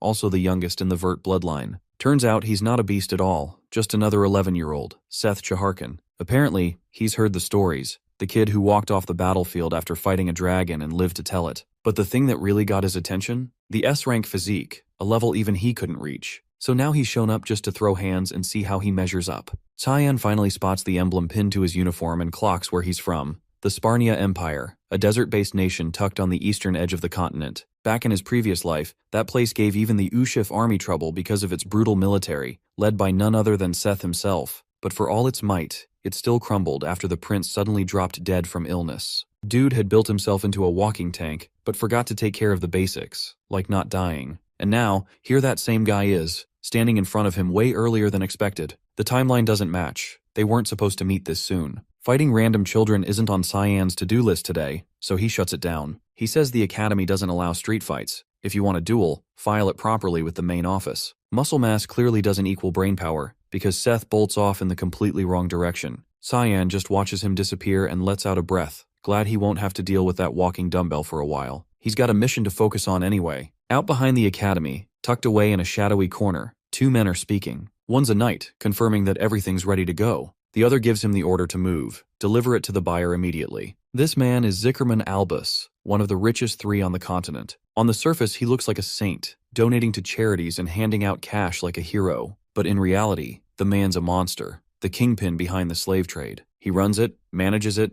and even breeds creatures specifically to sell them off. Today, he's about to unveil the jewel of his twisted collection. He shouts at the staff to handle it with care. This one's his masterpiece. From the lack of guards, Cyan figures this is probably the best chance he'll get for a clean hit. But just as he's about to move, Karam senses something odd, an energy she doesn't recognize. There's something unusual here, something that isn't human. Albus, meanwhile, is too distracted admiring his captives to notice anything wrong. Then it hits. A pressure in the air, and dark mist begins curling through the space. One of his attendants suddenly drops, his head gone in a flash. Before anyone even thinks of reacting, Cyan's already sliced through the rest, silent and precise. In a matter of moments, every last bodyguard inside and out has been dealt with. Albus, now pale and shaking, begs for his life. He pulls out money like it's a shield, offering it desperately. Cyan isn't impressed. He responds by severing the man's hand. For someone who's tortured and trafficked lives, built a business out of breeding and breaking others, death is the only sentence that fits. Still, he gives him 60 seconds to confess, say his piece, and go out without screaming. The man crumples, bawling. He knows how this ends. He starts ranting, saying he was just filling a need. It's the buyers who are the real villains, says the demand's out there, and he's just the supply guy. Cyan isn't moved. That pathetic excuse isn't even worth a reaction. He had his shot at redemption. Now he'll bleed for it. Cyan opens him from the torso down, letting him writhe and slowly slip toward death. He then scans the room, hunting for whatever it was Karam had sensed earlier. She guides him toward one of the cages, where the energy feels different, off. He rips the steel bars away. Inside, a woman lies limp, looking dead at first glance, but she's holding something tightly. Turns out she was clutching a dragon egg. He takes it with him. Back at their place, Brian sees it and immediately flips. How the hell did he end up with a dragon egg from the street? Cyan brushes it off. He's not spilling anything. Besides, it's not like it matters. Dragons are basically mana given form, and unless someone can pump that egg full of magic, it's never going to hatch. As far as they're concerned, the thing might as well be a paperweight. But of course, right on cue, the moment he finishes that sentence, the shell starts cracking. To make things even stranger, what emerges from the egg isn't a dragon, but something in between a dragon and a human. This is already spiraling into something far more tangled than he ever expected. The little creature locks eyes with him and blurts out, "Papa!" Without hesitation, she leaps onto him, clinging to his torso like she's found her long-lost father. He immediately turns to Karam, throwing blame her way for letting things end up like this, while she's doubled over in laughter. Back when the mission had ended, she was the one who urged him to keep the egg, just to prevent it from falling into the wrong hands and being used. He argued it would never hatch anyway, not without its mother, and at this point it was no more than a volatile rock. Turns out he'd been completely wrong, and now they're stuck with a half-dragon kid and all the chaos she brings. The issue isn't just weird, it's massive. Her very existence is dangerous. Being a hybrid of dragon and human, she belongs to neither world. The Academy would purge her the moment they discovered her, just to preempt any potential disaster. As for the dragons, they're fanatics about keeping their lineage pure, and if they learn of her birth, they'll execute anyone involved. He's cornered and doesn't know how to handle her. The risk of sheltering a hybrid is astronomical. Logic tells him the kindest option might be to kill her now, spare her from the grim fate waiting ahead. Karam watches silently as he battles through the dilemma, visibly unsure what his conscience will decide. His hand moves around the girl's neck. His choice is made. He'll eliminate her. But just before he follows through, she opens her eyes and calls him Papa again, arms wrapping tightly around him. Her warmth and a strange foreign emotion sweep over him. He lifts her slowly and takes in the small, bizarre creature clinging to him. Something changes. He decides he'll raise her. With Karam, back in the halls of Vert Castle, Margaret paces in circles, spiraling over what to do about him. If she lets him run free, there's no telling what he might do to her precious spoiled child, Crans. Her anxious storm is broken when Ashel interrupts, offering to lend an ear if she needs someone to talk to. She quickly dismisses him, brushing it off with an excuse and making a swift exit. Once she's gone, he calls for Kellen and asks for an update. The report says 6 of their knights have turned up dead in the Velius forest. The only survivor appears to be in Lewin, most likely staying close to Cyan. The person who orchestrated the assassination? His mother? The most recent update says he has been taken into a royal hall, but after that, all communication was cut. None of this surprises Ashel, and he's clearly let down that after all this time, they still haven't uncovered anything new. Kellen asks for permission to head to the academy personally. He promises to dig up something concrete. Ashel gives the go-ahead. Find out what Cyan is keeping hidden. Back inside his royal quarters, he's midway through feeding the dragon kid when Sarika barges in. She spots the child and starts questioning him, but he cuts her off and asks why she's even here at this hour. The reason is urgent. Disturbingly so. Seth has filed for an official duel. She's livid that things have escalated to this point. His actions are now drawing far too much attention. He hadn't actually thought Seth would pull it off, but the request went through. And worse, the duel is set to happen in just 2 hours. 2 hours later, they're both in the arena. Seth looks amped for the fight, though he's a little annoyed by the rules. They only allow swordplay and magic. No freestyle chaos like he prefers. He proposes they ditch magic altogether and fight with nothing but pure skill. The challenge is accepted. Seth launches into the first strike without hesitation. His speed is no joke, and Cyan makes a mental note of it as he blocks the blow with ease, undeterred by the force behind it. He knows strength alone won't win this. What he needs is precision, clean movement, and speed to dodge and counter everything coming at him. Seth pours everything he has into the barrage, but he can't land a single hit. Even though his opponent is only using a rapier, every strike is parried with tight, controlled movements. In one last desperate move, Seth speeds behind him to try and land a sneak attack, but Cyan doesn't even raise his sword. He flips the match in an instant, grabbing Seth's leg without him noticing and slamming him into the ground. Right before he hits the ground, he jerks himself upright and lashes out with a kick to break Cyan's grip.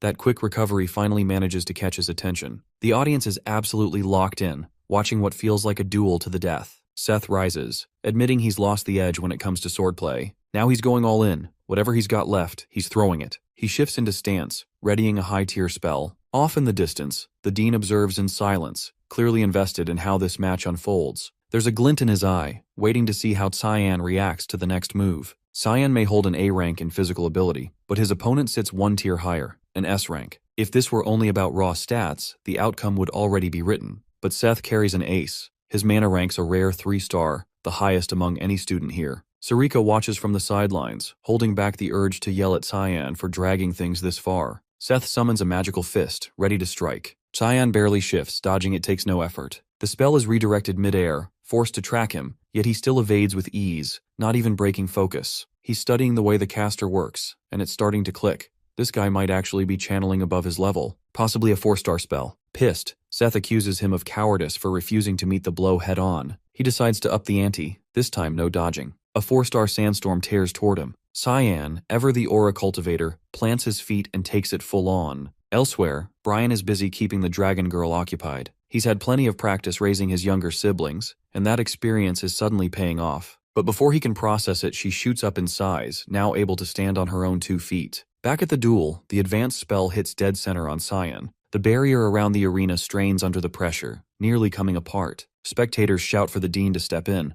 It's clearly gone too far. He waves them off, insisting they wait. Cyan activates a technique, siphoning the attack into a single point, the Void Sphere. Within seconds, the entire storm is gone, absorbed completely. Gasps echo. No one expected that, not even the Dean. Sarika watches with rising anxiety, worried that move might have blown his cover wide open. A stunned silence falls over the crowd. Cyan turns and asks if Seth still wants to go another round. He concedes and drops, drained, defeated in both magic and steel. Though frustrated, he takes it as fuel to push himself further. He walks over, hand extended, offering mutual respect, saying he hopes they'll meet in combat again someday. Cyan declines the handshake without a word. When he returns to his spot, he's hit with a shock. The dragon girl's not just taller, she's aged up in appearance too. Everyone knows dragons age differently than humans, but watching it unfold in real time is something else. She now resembles a 6-year-old human, and at this pace, she might look his age by the end of the week. She greets him with a bright smile, but all he can think about is how the hell he's supposed to raise her without getting caught, telling him flat out he won't be able to keep her hidden forever. She's still able to shield his identity, but covering for the girl is beyond her. Then she tears into him for putting on such a spectacle during the fight. She also spots how much the girl has grown during the short time she was gone. Still, it's his mess to deal with. He chose this, and now it's his to manage. But dragging something like this around is bound to put everyone at risk. He takes full responsibility for raising her, already placing a magic barrier around the room to make sure neither Karam nor the girl can be detected by others. That setup is solid enough to ease Sarika's concerns. Before heading out, she hands him a crimson envelope and warns him not to pull this kind of stunt again. Inside is a formal reprimand for causing trouble during the duel, and a threat that he could be expelled over it. The girl looks up at him, asking innocently if they'll end up living on the streets now. He reassures her with calm certainty. Nothing bad's going to happen. He'll sort things out with the school. He already knows the dean sent it personally, not the admin office, which likely means it's more of a summons than a punishment. In his previous life, he had once gone to that same dean to request entry into the Knights of Light. He had finally decided to follow his father's wishes, surrendering to his brother's commands. The dean hadn't supported the choice. He knew it wasn't a good fit, but he hadn't been able to stop him either. Right before granting entry, the dean had given him a warning, one that proved to be true. Nothing worthwhile would come from chasing that path. Whether he faced consequences or a miserable ending, either way, he'd come out empty. That's the reality of living like someone else's puppet. No matter how things turned out, the resentment would always circle back to his brother. That's what the dean told him the last time they spoke. But now, the situation's changed, and whatever the dean thinks this time, he's about to find out. Brian brings up a suggestion. They need to stop calling the girl Kid and just give her a name already. Without hesitation, he casually names her Nana. Brian snorts at how basic it sounds, but she lights up at the name, running in circles and repeating Nana Vert, completely delighted. Back in his office, the dean is still mulling over what happened during the duel. He already had high hopes for Cyan, but what he saw today shattered those expectations, absorbing a 4-star spell with a 1-star technique and doing it without breaking a sweat. The kid's raw potential is too massive to ignore. He wants to know exactly how deep that power goes. Kundal Kuzel once trained Emperor Dion himself, and also taught the father of the last empress. He's one of the rare few alive who hold a 9-star mana rank. But after his sister Dana died, he stepped back from the battlefield and focused solely on running the academy. Even so, there's one thing Cyan has always wondered. He's never actually seen the man fight, and assumed he was a peaceful figure. But in this lifetime, Quazel has thrown himself into the royal succession crisis, yet his personality doesn't seem any different. On his way to the office, he runs into a dense wall of magic blocking the path. The dean clearly expected him to show up, and this 9-star ward was planted as a test. From his office, he waits to see how the challenger handles it. Only a capable mage could break through. He acknowledges the challenge, but instead of forcing the barrier, he circles around the building and hops in through a rear window. He introduces himself face to face and says he's here to formally complain about the warning letter. The dean accepts the confrontation and asks what the issue is. Cyan points out that the letter came straight from him, but after seeing the tomb, he's certain now it was just bait to test him. The dean doesn't deny it. He admits the trial was excessive, but Cyan passed it, no question. Still, the warning stays. He repeats it. He's not retracting the warning. Cheyenne insists on asking something first. Does the dean want to expand the empire, or protect his family's legacy? The older man replies, calling it a gutsy question, but claims he doesn't care about either. Cyan isn't buying it. He presses further.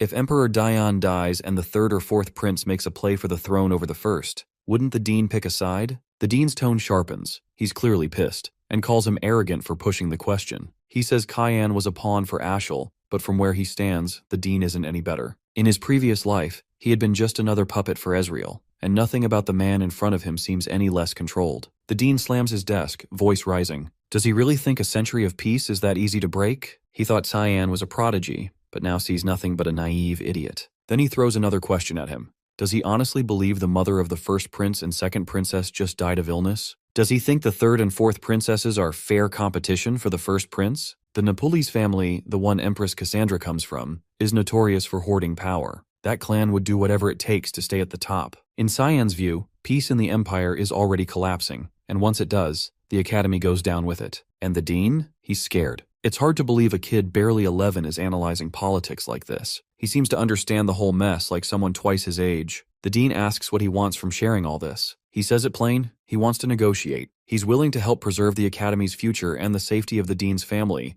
but he wants the warning rescinded in return. The dean just laughs. He casts a spell above, conjuring magical restraints that snap tight. Chains wrap around Cyan, locking his movements. Then the dean stares him down, wanting to know what kind of power he thinks he holds to even dream of offering a deal like that, because now he's going to learn what it means to screw up. The dean activates his spell, latching Cyan in place with his chains of judgment. Magic coils around him, restricting movement entirely. He looks confident, convinced the protagonist won't be breaking free from a 9-star spell like the Chain of the Tower. He quietly wonders if he might have given him too much credit, but that thought doesn't hold for long. Cyan calls on the Void Sphere. To his shock, the supposedly weak 1-star spell starts pulling in the high-rank magic. Cyan meets his gaze, asking if he still seems useless now. The dean admits it. He's impressed. And yeah, he'll revoke the warning. But that can't be the only thing the kid wants from this, right? Meanwhile, Brian has stepped out to grab food for Nana. He ends up buying a random collection of sweets, already picturing how happy she'll be devouring them. But something's off. The streets are unusually quiet for this time of day. He brushes it off, assuming it's nothing. That is, until he feels something strange coming from a shadowed alley. He calls out, telling whoever's hiding to show themselves. When they do, his eyes go wide. He recognizes them instantly. Before he can react, they take him. Back at the academy, after wrapping up his talk with the dean, Cyan decides to attend his final class of the day. He's there, but mentally, completely checked out.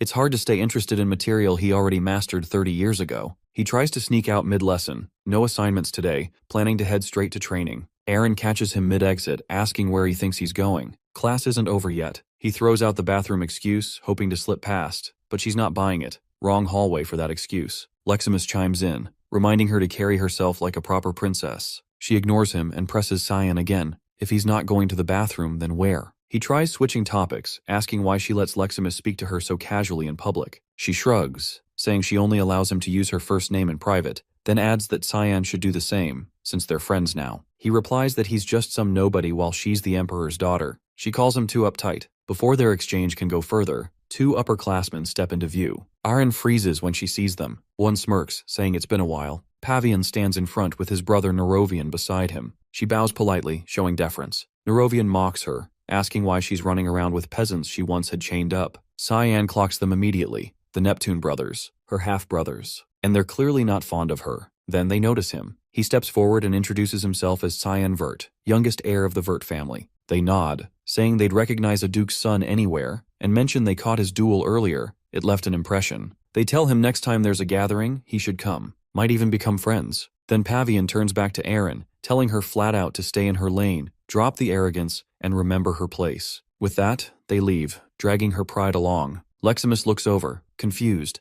asking if those two were really her brothers, and what the hell's wrong with them. She keeps her voice calm, saying they're still family. She can't just abandon blood ties. Cyan disagrees. To them, he says, she's beneath dirt, less than a stranger. Blood or water, it means nothing without power. That's why they treat her like that, because deep down, they're afraid of her. This is just their way of keeping her in check. So she has no reason to hang her head. The words hit harder than she expected. She goes bright red, clearly moved, unable to believe he'd say something that kind to her. He returns to the royal hall and immediately notices something's off. No one's around except Nana. He calls out for Karam and Brian. Only Karam responds. He notices she's in fireball form, hovering. When he asks why, she says it helps conceal her energy whenever she needs to stay hidden, then asks what's so urgent. He says he needs her to track Brian. She pauses, focuses, then says she can smell blood. And it's coming from the direction he went. Elsewhere, Brian is getting slammed around by a group of thugs clearly working under Barrett. The man crouches nearby, sneering that Brian should have listened when they were still playing nice. But now they're done holding back. They're going to cut him up and mail the pieces to Cyan like a present, all because he dared act bold in front of him. Brian just laughs, unshaken, telling him he's still got nothing. That's the last straw. Barrett loses it and gives the order, kill him. Now, they raise their swords, ready to strike, but Cyan cuts in with a sharp question. What exactly do they think they're doing? Barrett freezes the moment he hears that voice. He knows who it belongs to. The S-rank mage turns his attention to Brian, who looks absolutely wrecked, barely able to speak. The eldest Louis Miles sees the moment as perfect. This might be his shot at payback. He growls out a threat, saying he'll rip out Cyan's organs. The other boy cracks a smile, welcoming the fight, then unleashes Thick Fog, 8th form, Assault, slicing the knights into bloody fragments in an instant. Barrett stands stunned, speechless as every mercenary he brought drops dead in seconds. There's no chance he can beat someone like that. It's beyond what his brain can process. Cyan's strength is too unreal. He tries casting a spell in desperation, only to get cut off by a brutal kick to the gut that sends him flying. The mage glares down at him, asking if picking on weaker people is what he calls fun. The would-be noble coughs and laughs it off, saying it's just one of his hobbies. He wants to know if Cyan's really going to kill him over that. Barrett, the eldest heir to the Louis Mile family, is effectively the shadow ruler of the Garum kingdom. His reputation for being twisted is well known. Beating people up was the least of his crimes. He once set a small animal on fire just for fun. Then came the moment he crossed the line entirely. He murdered a female classmate. His excuse? She was simply practicing magic. Eventually, the Mist issued a purification order against him. When Cyan broke into the Louis Mile residence after the exile, he discovered piles of corpses, dead servants stuffed into the basement. He hadn't planned a quick death. He intended to make him suffer first. But then the criminal laughed, telling him to skip the drama and just get it over with. He claimed he didn't mind dying, said he'd already wrung all the pleasure out of life. Now thinking back on it, Cyan realizes that killing him like that wouldn't have been punishment. It would have been mercy. Barrett already got what he wanted out of life before dying. Just dying won't ever come close to repaying what he's done. The mage grabs him, pries his mouth open, and begins forming a marble of mana. The Louis Mile heir recognizes what's coming and suddenly panics, begging him to stop. He throws out threats, warning what'll happen if Cyan dares hurt someone from the Garam kingdom's most powerful bloodline. But before he can finish, the sphere is jammed down his throat and swallowed. The victor tells him it's fine if he wants to hate him, talk trash, curse him, whatever. But there's one thing he better not forget. Never lay a hand on someone under his protection. Barrett writhes in agony as the mana marble detonates inside him, permanently shattering his internal mana flow. From a nearby rooftop, Ashel's butler has been watching everything. He's stunned. Cyan's power far exceeds what he expected. He realizes he has to report back to his master immediately, before the mage ruins everything. But he doesn't even get the chance. A cold blade presses against his neck. It's Sarika. She's finally tracked down the stalker who's been tailing her student for days. Meanwhile, Cyan heads over to Brian, checking him for injuries. The injured man apologizes, saying he didn't expect them to gang up on him like that. The mage straightens up and asks if he truly sees himself as a subordinate. Then why the hell was he fighting a losing battle? He says charging into a hopeless fight might be noble, but it's still dumb. A dead loyalist is useless to him. He cuts the scolding short, telling him they'll finish this conversation back home. He then calls out, demanding Sarika reveal herself. A group of mist assassins appear, with the woman leading them. She's impressed. He noticed them despite their perfect concealment. She drops down, dragging the butler with her, saying she brought him a present. But Cyan already knows the guy's been shadowing him for a week. The assassin acknowledges his growing capabilities, outclassing a mist assassin, outwitting the dean, and handling a demonic sword without losing his mind. He checks all the boxes of an ideal successor. Still, she warns him, it can't go on like this. More people are getting suspicious. He promises to be more discreet, but he has no plans to keep playing the idiot who takes abuse from others. He makes it clear, if anyone touches one of his people again, he'll destroy them. No exceptions. Sarika gets it. She respects that he wants to protect his own and prepares to leave. Before she goes, she tells him to deal with the butler and that she'll handle the situation with Barrett. The captive has been listening to every word. He thinks he's about to die, but Cyan has something different in mind. He asks if the man is Ashel's top subordinate. He clearly never leaves his master's side. The mage used to envy that loyalty in his past life. He could kill him here, but there's a better use for him. Cyan casts a shadow personality spell. The butler screams as the dark energy pours into his body, taking control from the inside. Leximus and Aaron are sparring nearby, using their match as part of their training routine. She struggles to keep pace with his speed and precision. Eventually, he slips behind her, gently placing the blade near her head and declaring the match in her favor, still addressing her formally as Your Highness. She yields, accepting the loss, but insists he should drop the title and just use her actual name instead. Elsewhere, they hear Brian groaning through clenched teeth as he trains with Cyan, who's been running him into the ground. He's taking hit after hit but holding up thanks to his high stamina and brute strength. Cyan's already considering he might be a decent asset down the line. He checks if Brian wants to pause for a break. The other boy brushes off the pain, pretending he's still fine and ready to continue. Not that it would have mattered. Cyan would have kept going regardless. He knows there's no telling when someone like Barrett might strike again. Brian needs to be prepared to hold his own. Brian brings up Kellen, asking if he's really alright after the spell was used on him. Cyan tells him not to stress about it. Kellen's with them now. He explains the spell. It hijacks a person's personality and puts them under external control. He's only used it once before, back in his previous life. Cyan questions Kellen directly, asking who he is now. The knight answers without hesitation. He's Kellen Diego, a guardian from Velias, assigned to monitor Cyan. He pushes further,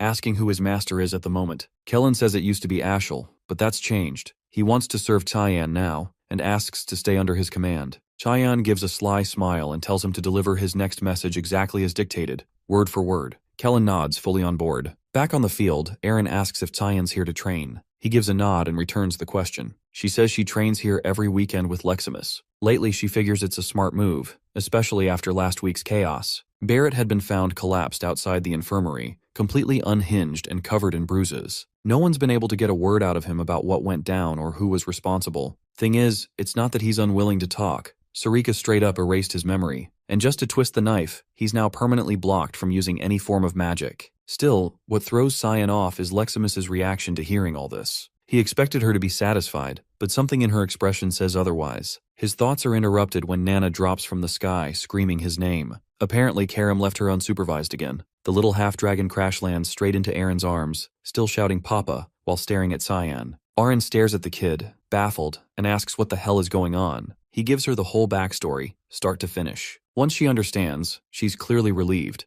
Nana isn't actually his daughter, and there's no secret affair with some mystery woman. He braces for blackmail or some school scandal fallout. Instead, she quietly reassures him she won't say a word to anyone. Not the faculty, not the students. He's thrown off. Why help him when there's nothing in it for her? She simply pities Nana. She belongs nowhere. Neither humans nor dragons will ever accept her. If he's willing to care for her, Aaron's fine with it. But there's one condition. She wants to visit whenever she feels like it. She tries to cover the request with her usual detached tone, hiding whatever she's really feeling. He agrees anyway. He doesn't exactly have room to argue. He jokingly calls it their little secret. As he leaves, she blushes faintly, feeling a weird mix of giddy and flustered, like she's finally stepped closer to him. Meanwhile, in the other room, Karam is roasting him for letting Nana show up in front of classmates. She smirks, teasing that maybe they should get a look at her too. He snaps back, blaming her for passing out when she was supposed to keep Nana in check. The mage shrugs it off without guilt and flips the blame right back at him. Brian steps in with a more practical idea.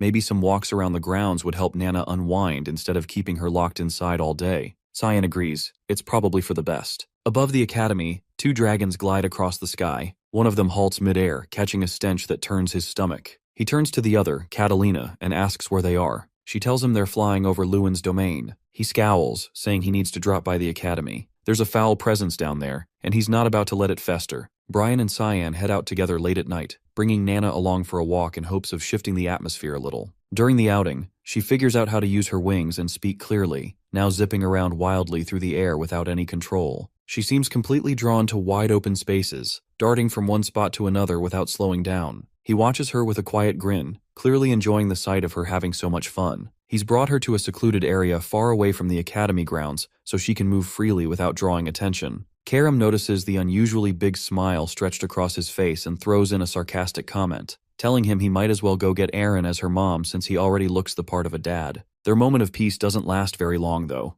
An intense, powerful presence suddenly cuts through the air toward them. Brian quickly reacts, bolting forward to intercept Nana and yanks her away from a fast-approaching attack, barely managing to save her. All 3 duck behind Cyan as 2 hostile figures make their appearance known. 2 dragons, clearly of high rank, step into view, Lucian and Catalina. Lucian's eyes land on Nana, filled with pure revulsion, as both stare at her like she's an abomination. They demand to know if Cyan is her father, having recognized the demonic blade he's carrying. Karam doesn't appreciate the implication and immediately snaps back, only for them to fire off more insults, looking down on the group as if they're dirt. The tension spikes, and they're seconds away from fighting until Lucian signals Catalina to hold back. He says he's not interested in wasting energy on creatures beneath him, and there's no need to fight if they just hand the child over. Cyan doesn't flinch and fires back by calling him a lizard-faced piece of trash, which instantly pisses the dragon off. He blasts a beam of raw mana toward the swordsman, but it's sidestepped in an instant before he activates his demonic transformation.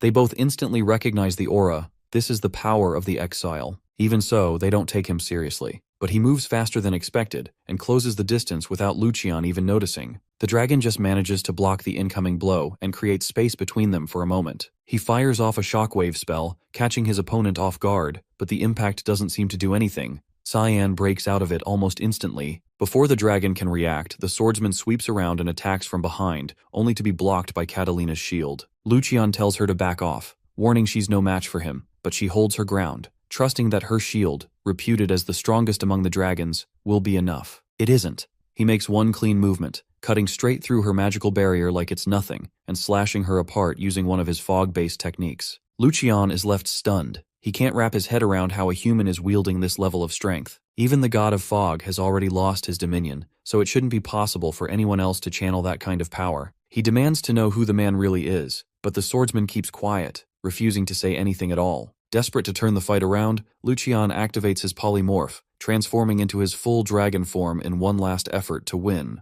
The opponent stays composed, not shaken in the slightest, and charges directly toward him. He knows this is when the dragon is most exposed. Lucian doesn't see it as a problem. He doubts a human would know anything about a dragon's weaknesses. But the swordsman leaps and lands a hit right at the center of his forehead, the core vulnerability. The dragon tries to escape into the air, but fog chains latch onto him and drag him down, sealing his fate. Once the dust settles, Brian runs over to check on things, only to stop in shock as he sees his friend standing there over the defeated dragons, already eating them. Kellen steps into Ashel's quarters and informs him that an unknown force seems to be backing his brother. He also suspects the scouts they sent have likely been eliminated by the same group. Ashel narrows his eyes and asks if that's all he's discovered. Kellen apologizes, admitting he doesn't have anything else to report. But something feels different. Ashel senses a shift in his demeanor. The desperation he showed before leaving for the academy isn't there anymore. He seems like a completely altered man, and that immediately sets off alarm bells. To be sure, Ashel decides to test him with a question. Kellen catches on right away that he's being evaluated, so he bows deeply and begins reciting holy blessings to Lumendel in a show of unwavering devotion. Ashel chuckles and tells him not to be so dramatic. It's just part of standard procedure, nothing personal. He waves a hand, dismissing him from the room. Kellen exits, quietly noting to himself that he'll need to tread more carefully next time. If suspicion grows even slightly, he won't be walking away so easily again. Just as he opens the door, he almost bumps into a young girl. He instantly recognizes her. She's Cyan's personal maid. Curious, he asks what business brings her here. Before she can respond, Ashel appears behind him and places a hand on his shoulder, saying that he's the one who summoned her. He flashes a polite smile and gently requests her help with something. She looks puzzled at first but agrees, ready to assist however she can. Elsewhere, the dragons hold a private emergency meeting. They've realized that Catalina and Lucian have gone completely off the grid. The last trace of their presence was a massive divine power surge recorded near Lewin's borders. After that, nothing, just total silence. What's alarming is that both were above 8-star rank, and their mana cores were shattered. All that remains of the battle site is raw destruction. No bodies, no clear evidence, just overwhelming magical residue. Whoever killed them went through the trouble of wiping every trace clean with magic. That suggests a dark element caster was involved. The only one they know of who could kill both is Kundal Kazeli. But Kundal doesn't possess dark affinity, which leads them to one conclusion. There's someone out there with dark element powers they haven't identified. They already know of Cyan, who's enrolled at the Royal Academy. To them, he's just a teenage boy who happens to wield dark element mana. But now the rumors are piling up. Apparently he survived a clash with a devil dragon. They also suspect he might be tied to the deaths of Reynold and Zykerman, two major players in the slave trade. Both men had been supplying the dragons with human test subjects and magical materials. The leader of the meeting decides they need more information about Cyan. He turns to his granddaughter and tells her to start getting close to him. Back inside the royal dorms, Aaron arrives carrying a pile of sweets for Nana. Cyan stays seated off to the side, watching quietly as the two interact. Despite the peaceful scene, he can't help but stay on edge, worried other dragons might sense Nana again if they aren't careful. He's determined not to let anyone mess with those he considers under his protection. He's already made up his mind to live for himself this time around, and to wreck whatever schemes Ashel has planned. Aaron notices the soft, unguarded smile that crosses his face as he watches them laugh together. She pauses but writes it off as him simply enjoying the moment. Meanwhile, over at the Vert residence garden, Lenal Severus, the first prince, sits with Ashen for a private conversation. It's been some time since they last saw each other. Lenal leans back and asks how long he plans to stay cooped up, wasting away out here in the middle of nowhere. He's also heard rumors that Alice left on some kind of journey. Ashen confesses that he's genuinely worried about her, but admits he has no idea where she's gone or what she's up to. Lenal smirks and teases him, suggesting that maybe he's more concerned about his influence and position than he is about Alice herself. Ashen warns him not to discuss sensitive topics out in public, but the prince shrugs that off, saying they're close friends. It's fine to be honest with each other. He then asks if Ashen's brother is named Cyan. Apparently, the Emperor is starting to take an interest in the protagonist. He's even been thinking about arranging an engagement between Cyan and Aaron, the fifth princess. Lenal admits he's not sure why the Emperor is so adamant about it. Maybe it's his way of trying to shield his daughter. Ashen advises him not to act impulsively. He believes the more attention Aaron gets, the more her value and influence will rise, and the more useful she'll be to them. Lenal raises an eyebrow and chuckles, clearly entertained by his calculated approach. A butler arrives with drinks, offering them politely. Ashel, who's now joined them, glances over and asks who this knight is, as he doesn't recognize the man. Lenal replies that he's a rare find, a real gem he discovered while scouting through the slums. Ashel nods, commenting that he certainly looks like an impressive specimen. The butler introduces himself formally as Burris Lahallam, the same figure who appeared back in the story's opening chapter. 2 years go by, and Alice makes her return to the academy. She keeps a low profile, trying to ease herself back into the routine without drawing much attention. But despite her efforts, people notice her everywhere she goes. Eventually, she steps into the dean's office. He greets her warmly, welcoming her back and asking if she enjoyed her time away. She explains that she visited Phryne. His expression shifts. He's visibly surprised. That's not a place where humans are usually welcomed. He recalls telling her it might take more than a year to adjust, but that the journey would help her reflect on where she belongs. Now it seems she's made up her mind. Alice tells him that she's decided to join the Knights of Light. He asks whether this means she intends to carry on her family's legacy. She responds that someone has to take responsibility and continue the path. She also mentions being worried, specifically about him. The dean lets out a mischievous laugh, knowing exactly who she's referring to. He reassures her that Cyan can handle himself just fine. And right then, Cyan shows up behind her. She turns and stares, caught completely off guard by the sudden reunion after all these years. She notices he's gotten taller, broader too. He now stands nearly level with her, maybe even poised to surpass her any day now. He teases her, saying maybe she's just shrinking instead. The date is July 2nd, year 988. He remembers this exact day from his previous life too. That was the final time he saw his sister alive. She asks if he's planning to return home for summer break. He tells her no one back home would even bother welcoming him, except for her. She's caught off guard by that. She asks if that's why he's avoided coming home for 2 years. The truth is, his reasons for staying away run much deeper. Ashel is one of those reasons, and the Duke's wife has been hunting him down, grasping at every opportunity to end his life. And their father? He does absolutely nothing about it. Going back would be no different than signing his own death warrant. He's made up his mind to stay away until graduation. She then asks if he's gotten close to Kranz. He replies that there's no chance of that, at least not right now. She reacts with visible surprise. He explains it's because the guy has been nothing but hostile, even tried to kill him once. She freezes in disbelief, shocked silent. Brian steps forward then, ready to confirm every word. She asks who the man is. He introduces himself plainly. Brian Kendrick, a guardian knight. Cyan walks her through everything, how things played out between him, Kranz, and their mother. Her expression twists with a mix of emotions, mostly rage, completely blindsided by the truth. But he is quick to tell her it's not her fault. Even so, her anger only keeps rising. She asks if he's told anyone else about this. He answers that there's really no point. It's all in the past now. But Kranz shows no signs of guilt or even second thoughts. Alice suddenly throws her arms around him in a tight embrace. She says he doesn't have to bottle it all up, that she'll be his shield from now on. She makes him a promise that she'll watch over him going forward. She says she'd love to stay longer, but she's got somewhere she needs to be. She tells him to stay safe while she's gone. She even hugs the guardian, as a thank you for looking after him. He throws the knight a deadly glare, simmering with jealousy over his sister. They say their goodbyes and she heads out, but he can't shake the image of how pissed she looked. He hasn't seen her that furious in a long time. In his past life, during sword training with Kranz, he was getting ragdolled. The older boy told him to stand up and keep fighting, but he had given up and told him to stop. Kranz didn't care what anyone thought. He kept landing punches right to his face until Alice stepped in, ordering him to quit it. She'd made him apologize, wearing that exact same furious face she had just now. It was the only time he'd seen her that mad.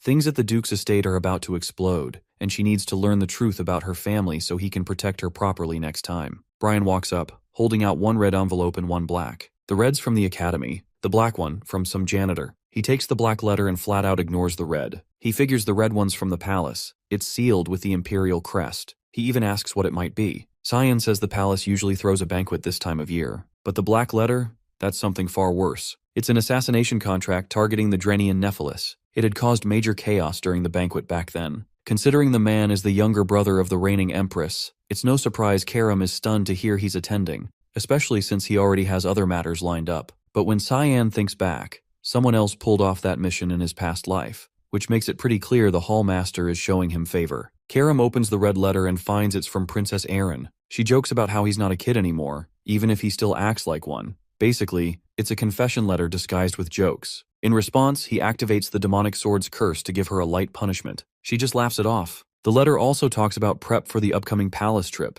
Suddenly, the doors slam open. Nana charges in, loudly announcing that she's starving. Everyone turns to look at her, all of them stunned by what they see. She now looks like she's their age. The speed at which she's grown is wild and hard to believe. Meanwhile, back at Vert's castle, Alice storms into the royal hall, every step loaded with fury. She demands to know her mother's whereabouts. One of the servants quietly answers, "She's in her room, sitting there." Alice enters without hesitation. Margaret, her mother, greets her kindly, but she doesn't wait. She walks right up to her and slaps her across the face, with everything she's got. The guards rush in after hearing the screaming, trying to figure out what just happened. Margaret demands to know if her daughter has lost her mind, but Alice fires back that it's her mother who's insane. She accuses her of trying to murder Cyan, causing the woman to freeze for a moment in stunned silence before muttering a question, asking if there's any proof. That was the wrong thing to say. By asking for evidence, she's basically admitted to the crime. Alice snaps at her, furious that she dared to lay a hand on him without even having the courage to deny it properly. She screams at the guards to throw her out. 5 guards lunge toward the princess, but she flips back, dodging the rush, then launches into a barrage of attacks using both water magic and spirit arts, taking them down in seconds. The older woman stands there, wide-eyed, watching her daughter dismantle the guards alone like it was nothing. Alice walks right up and says that Cyan's guardian has come clean. He's confessed everything, including naming her as the one behind the assassination attempt 2 years ago. Even if Cyan has chosen to stay quiet, she won't be able to hide anymore. The accused tries to shift the blame, insisting her daughter shouldn't take the word of a commoner over hers, but Alice doesn't care. She calls her by her full name, sharp and cold, then says she'll inform her father, and once he knows, she'll see what real consequences look like. Alice leaves the dormitory feeling victorious, believing she's finally bested her mother. But the woman only grins behind her, amused by how clueless her daughter still is. Even after all these years, Alice hasn't figured out the truth. The Duke has never cared about Cyan. His only priority has always been Ashel. She barges into her father's office and spills everything she's just found out. But the Duke doesn't look angry. He stays perfectly calm and tells her he already knows about the assassination attempt his wife made. Alice stares in disbelief and says his child almost died. Shouldn't he feel something? He replies bluntly that he doesn't see a problem, so long as Cayenne ends up dead. She snaps that 6 knights were surrounding her brother, and he would have been slaughtered if Brian hadn't stepped in. The Duke laughs and corrects her.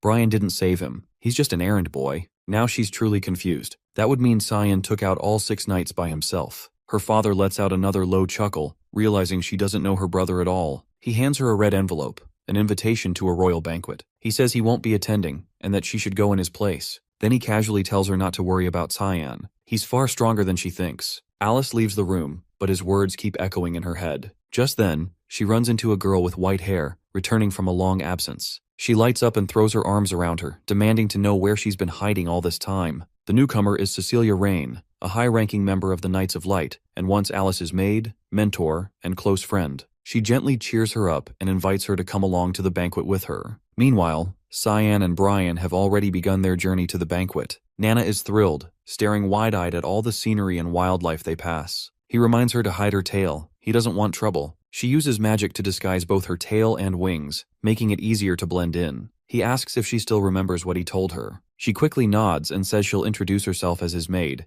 but he doesn't look too convinced she'll manage to stay normal in public. The cart rolls to a halt. They're being blocked by bandits. Cyan glances at Brian and tells him to deal with it. It's nothing major. Without hesitation, the swordsman slices their throats and finishes them off in one clean movement. He's clearly come a long way since their training sessions. With the road clear, he hops back onto the cart and they continue the trip. In the office of the hallmaster, Sarika flips through some papers handed to her by her assistant. The aide comments that this year's banquet has way more attendees than expected. Maybe they should delay the plan. Sarika refuses. The assassination of the Drenian Nephilis needs to happen now. The assistant hesitates and asks why she's so insistent. Sarika flatly states the truth. He's a predator who uses his magic to violate married women. Someone like him shouldn't live another day. And worse, he's also her fiancé. As she sorts through the papers, something catches her attention. A child she recognizes is on the guest list. She's a rare prodigy with perfect elemental affinity, 20% in every category, but her weak body keeps her from attending most classes. She's the granddaughter of the Garam Mage Association's head,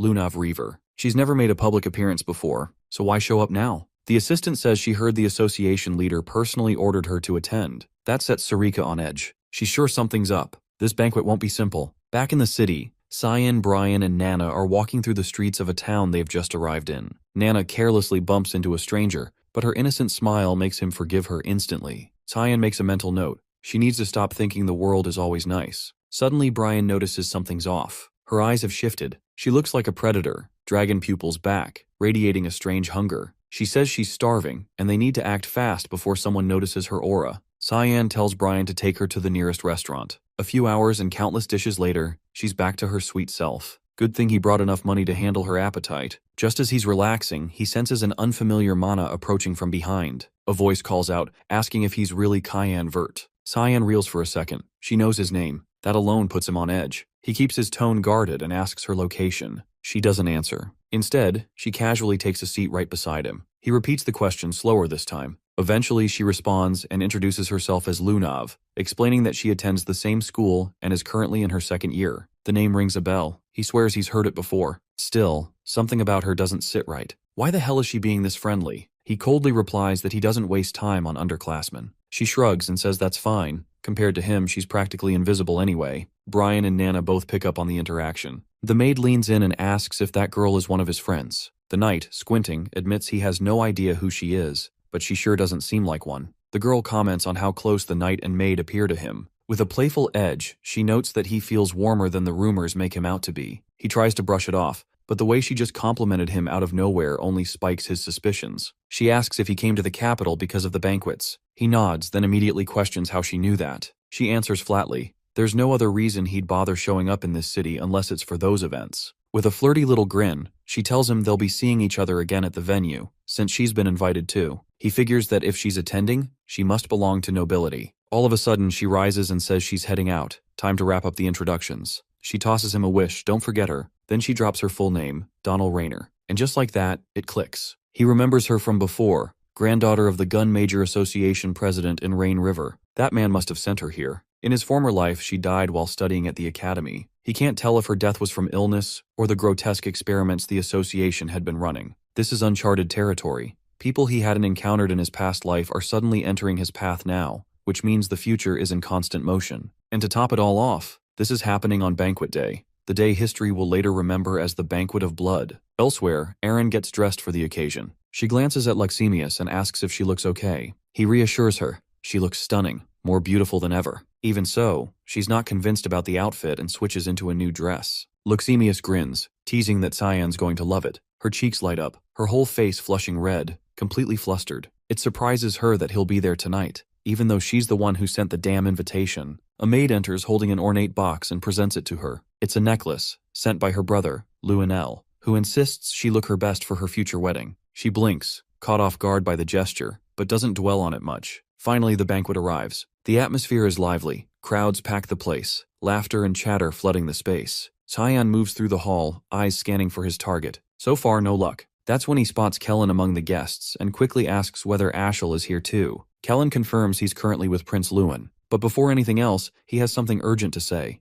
urging Cyan to get out of there immediately. He pauses and checks what's going on. Kellen doesn't doubt the intel, but says that if Cyan stays, he and plenty of others could be at serious risk. Ashel had personally warned him to leave the palace before the event began, mentioning he was preparing something unexpected. That final piece falls into place. Cyan finally sees the full picture. The one pulling the strings behind the Banquet of Blood is Ashel himself. Kellen admits he couldn't stand the idea of him getting hurt, so he begged him to leave. But Cyan tells him not to worry, he'll be fine. Kellen, on the other hand, better watch his own damn back. He heads off, mulling over what kind of stunt Ashel is cooking up now. Every passing day proves his brother is even more unhinged than he thought. Kerm shows up, casually mocking him, asking if he's suddenly grown a conscience about innocent lives. He shoots her a look and says, nah, it's just that the plan's kinda cute in a twisted way. Still, if things spiral, it's gonna get real ugly. He needs to intervene before it's too late. Using Ashel's astral lens, Cyan taps into Sarika's psyche and nudges her thoughts. He starts with a compliment about her dress. She immediately catches on that he's manipulating her mentally and cuts to the chase. What's he after? He tells her to delay the purification mission. She wants to know why. He says he got a tip-off. The banquet's about to go full massacre. He promises to explain more later, but right now, they need to confirm if any monsters have infiltrated the venue. She questions whether the intel is legit. He assures her he even knows who's pulling the strings. The dread's been creeping up for a while now. That scream in his head hasn't shut up.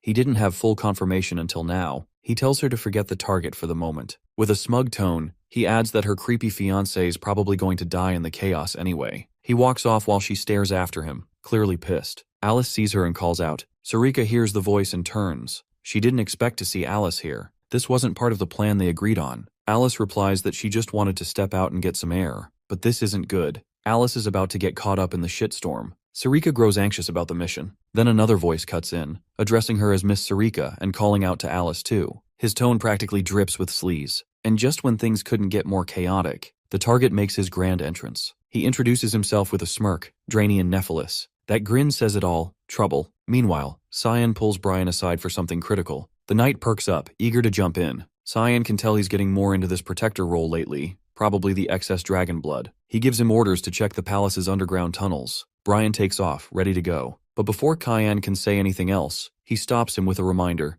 This isn't a game. The mission matters. Before he finishes, Brian picks up on movement behind him. Cyan immediately senses the presence, but before he can react, the knight leaps into action, assuming danger. He crashes into the figure. Turns out it's Emily. He stammers an apology as she hits the floor, unconscious. While that mess plays out upstairs, someone is already deep inside the palace's lower levels. He performs a ritual, issuing commands. Dozens of armed fighters begin to stir. The room is filled with shadows ready to strike. Inside the banquet hall, Princess Erin stands still, visibly irritated. Cyan and his group are nowhere to be seen. She had gone out of her way to invite them personally. This wasn't the response she expected. Out of nowhere, Lunav approaches, offering a polite greeting and saying it's an honor to meet the princess. Aaron turns to her confused and asks for her name. She responds with a proper introduction. A moment later, Erin places her, same academic year, back at the academy. She remarks she could never forget someone that brilliant. With a dignified tone, she welcomes the girl to the event on behalf of the Empire. Lunav seems genuinely moved by the kindness and remarks aloud that Cyan should see how thoughtful the princess is. That catches Erin off guard. She hadn't expected her to know him.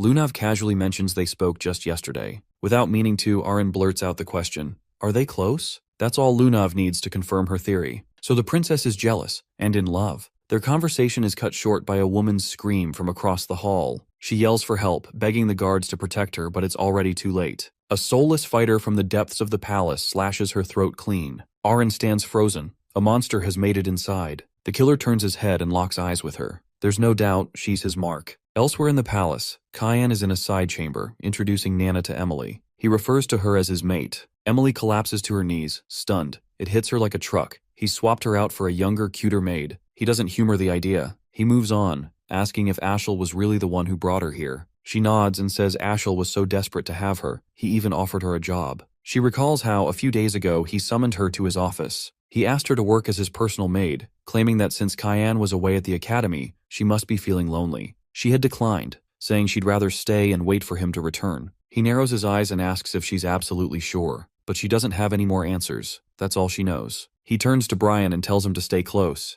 Emily and Nana aren't safe on their own. Brian checks if he's heading out. Cyan confirms it. Emily wasn't supposed to be part of this timeline. Now, with spies crawling around and Ashel clearly pulling strings, he sees the whole play. His expression turns sharp. Ashel's crossed a line. Without another word, he storms off, set on reaching Aaron and whoever else is in danger. After he leaves, Emily breaks down crying. She clutches a bow tie tightly, the same one Ashel had asked her to give to Cyan. As she weeps, Nana senses something off. The gemstone on the bow tie radiates a faint, unsettling magic. She stiffens. Something about it feels wrong. Meanwhile, in a private chamber, Ashel and Prince Luenel talk in hushed tones. They both know the mission is officially underway. After everything, the moment has come. Luenel's gift is about to be delivered. Ashel gives Boris a nod of approval, calling him surprisingly effective. The prince grins and says, "This is only the beginning. Their unit will become even more valuable from here on. They're not just disrupting a party. They plan to tear down this peace-soaked empire and remind it exactly who it needs." Back in the Grand Hall, panic ripples through the crowd as the monster's attack causes chaos. Aren keeps calm, helping direct people toward safety. Lunav urges her to leave while she still can,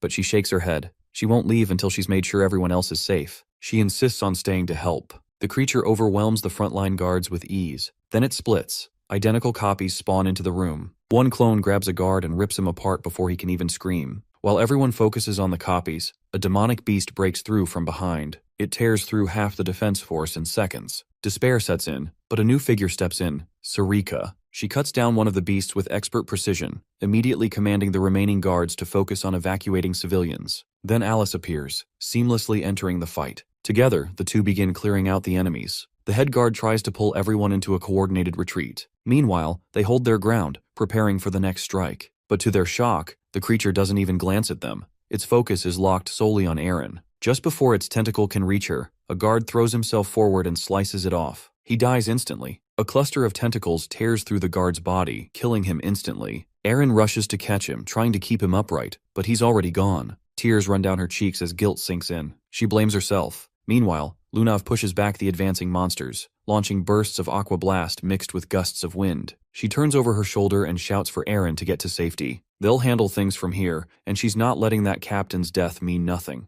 While they beg her to go, the princess stares one last time at the fallen guard. She whispers a promise that his sacrifice will count. The creature's roots are soaked in lethal toxins. Just brushing against them would mean instant death. This shield will block the poison. She commands the survivors to stay alive and fight back. The guards, fired up, charge in. Swords flash as they slash at the enemy, pushing through injuries and exhaustion. Even with her spell, the tide starts turning against them. That's when Alice steps in, releasing a freeze spell to halt the advance. One of the royal guardians pleads with Aaron again. She needs to evacuate, but Sarika finally reveals what she's really capable of. Drawing a dagger, she slices through monster after monster with precision. Although she teaches alchemy at the academy, wielding a blade like this risks exposing her true identity, but that's irrelevant now. She shifts to her fog sword technique and slays the towering demonic tree beast. An assassin lunges out of nowhere, catching a guard off guard. The alchemist spins and splits his face in two. She yells to the remaining soldiers. There are still more out there, and they can't lower their guard. Her plan is for Elise to get the princess out while they hold the line. But something itches at her. This still feels wrong. Alice and Aaron sprint down a hallway, escaping the chaos. The princess's thoughts swirl. If this girl really is one of the Verts, that would make her Cyan's sister. The thought snaps her back to him. Is he okay? Is he safe? Their train of thought shatters as a skeletal creature drops into their path. The thing doesn't seem lost. It knew exactly where to find them. Alice eyes the monster. Her gut tells her she can't handle it alone. It's a nightcrawler, a high-tier one. They team up, binding it in place with chains and coordination. Hope sparks as reinforcements leap in. Maybe they still have a shot. The nightcrawler swings with a brutal left hook. Lunav leaps in, throwing up a barrier that absorbs the hit. Alice seizes the moment, already on its back. With a smirk, she launches her attack, declaring her name and promising he'll regret ever showing up. The strike lands hard enough to finish him on the spot. Back in the banquet hall, Sarika brings down the last creature with a strike of fog-forged magic. Something nags at her. She walks over to one of the assassins and pulls off its mask. A chill runs through her. They're not living beings.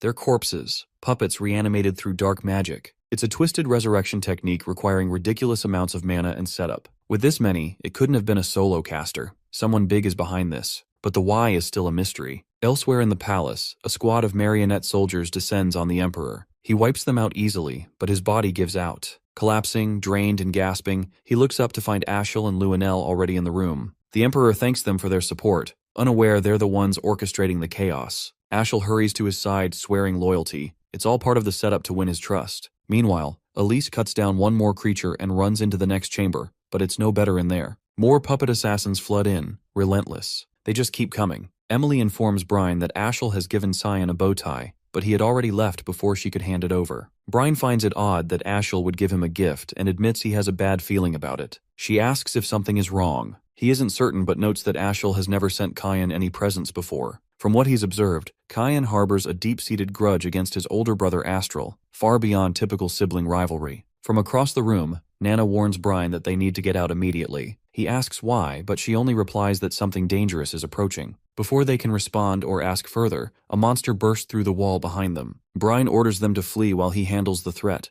a powerful beast, a behemoth. Meanwhile, Drainian, the target of the purification, runs desperately for his life. The others help evacuate him. He escapes faster than anyone else, but is ambushed at the front doors by a horde of marionette corpses. Fear grips him. His only hope is to survive and return to his sweet, dear mate, whom he has been tormenting and abusing in his absence. He turns to suggest retreating to the back doors, thinking it might be safer, but before he can get a response, a marionette decapitates him in one swift motion. Just as the marionettes prepare to kill more, Alice intervenes with an aqua explosion. Paired with Lunav's freeze spell, they overwhelm and destroy the marionettes. Everyone in the room stares in shock at their display of power, curious about who they are, but there's no time for introductions. The mage warns that the danger isn't over, and urges them to protect Princess Erin. They turn their attention to the princess, checking if she's unharmed. She, however, is more concerned about Lunav's frail condition. Lunav reassures her not to worry and promises to recover quickly. She warns that the next assault will begin soon, and that Erin needs to evacuate. Despite that, the princess can't shake her concern for them. The guards step forward, pledging to shield her. Alice confronts the monsters directly and commands the guards to use their magic to defend the noble guests.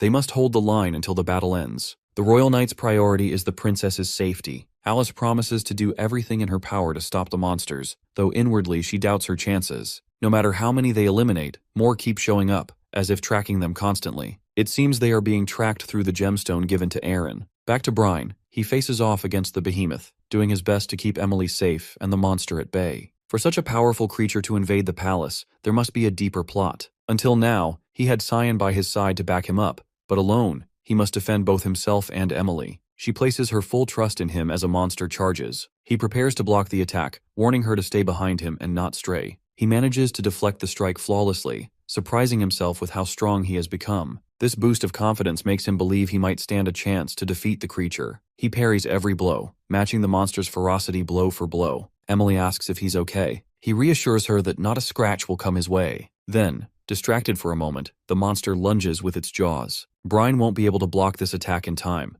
Just when it seems too late, Nana leaps in, forcefully driving the monster away. She seems transformed, like a different person. Meanwhile, Erin and Alice continue battling the remaining marionettes. The princess raises a magic barrier to shield the knights, while her ally uses spirit water spells to immobilize the enemies. The fight feels endless. Whoever masterminded this is unknown, but clearly planned thoroughly. The knights will wear out eventually, and they need another strategy. In the heat of battle, a mask is knocked off, revealing the corpse beneath. Alice realizes these are essentially marionettes, reanimated by dark magic. To counter them, they need something that opposes dark magic. The first thought that comes to her is Lumendel, the god of light, and his light magic. If someone can wield it, they might have a chance to turn the tide. She calls out to Princess Erin, asking her to infuse her sword with mana. Erin replies that she can't. Doing so would break the protective spell cast on the knights. The Guardian Knight consoles her, saying they'll be fine without it. She hesitates but knows they have no choice. She proceeds to bless the sword with the blessing of light. Although combining 2 mana types is difficult, the princess channels the blessing of light into the blade. Spirit magic flows through the sword as smoothly as water, giving it a tangible mana form.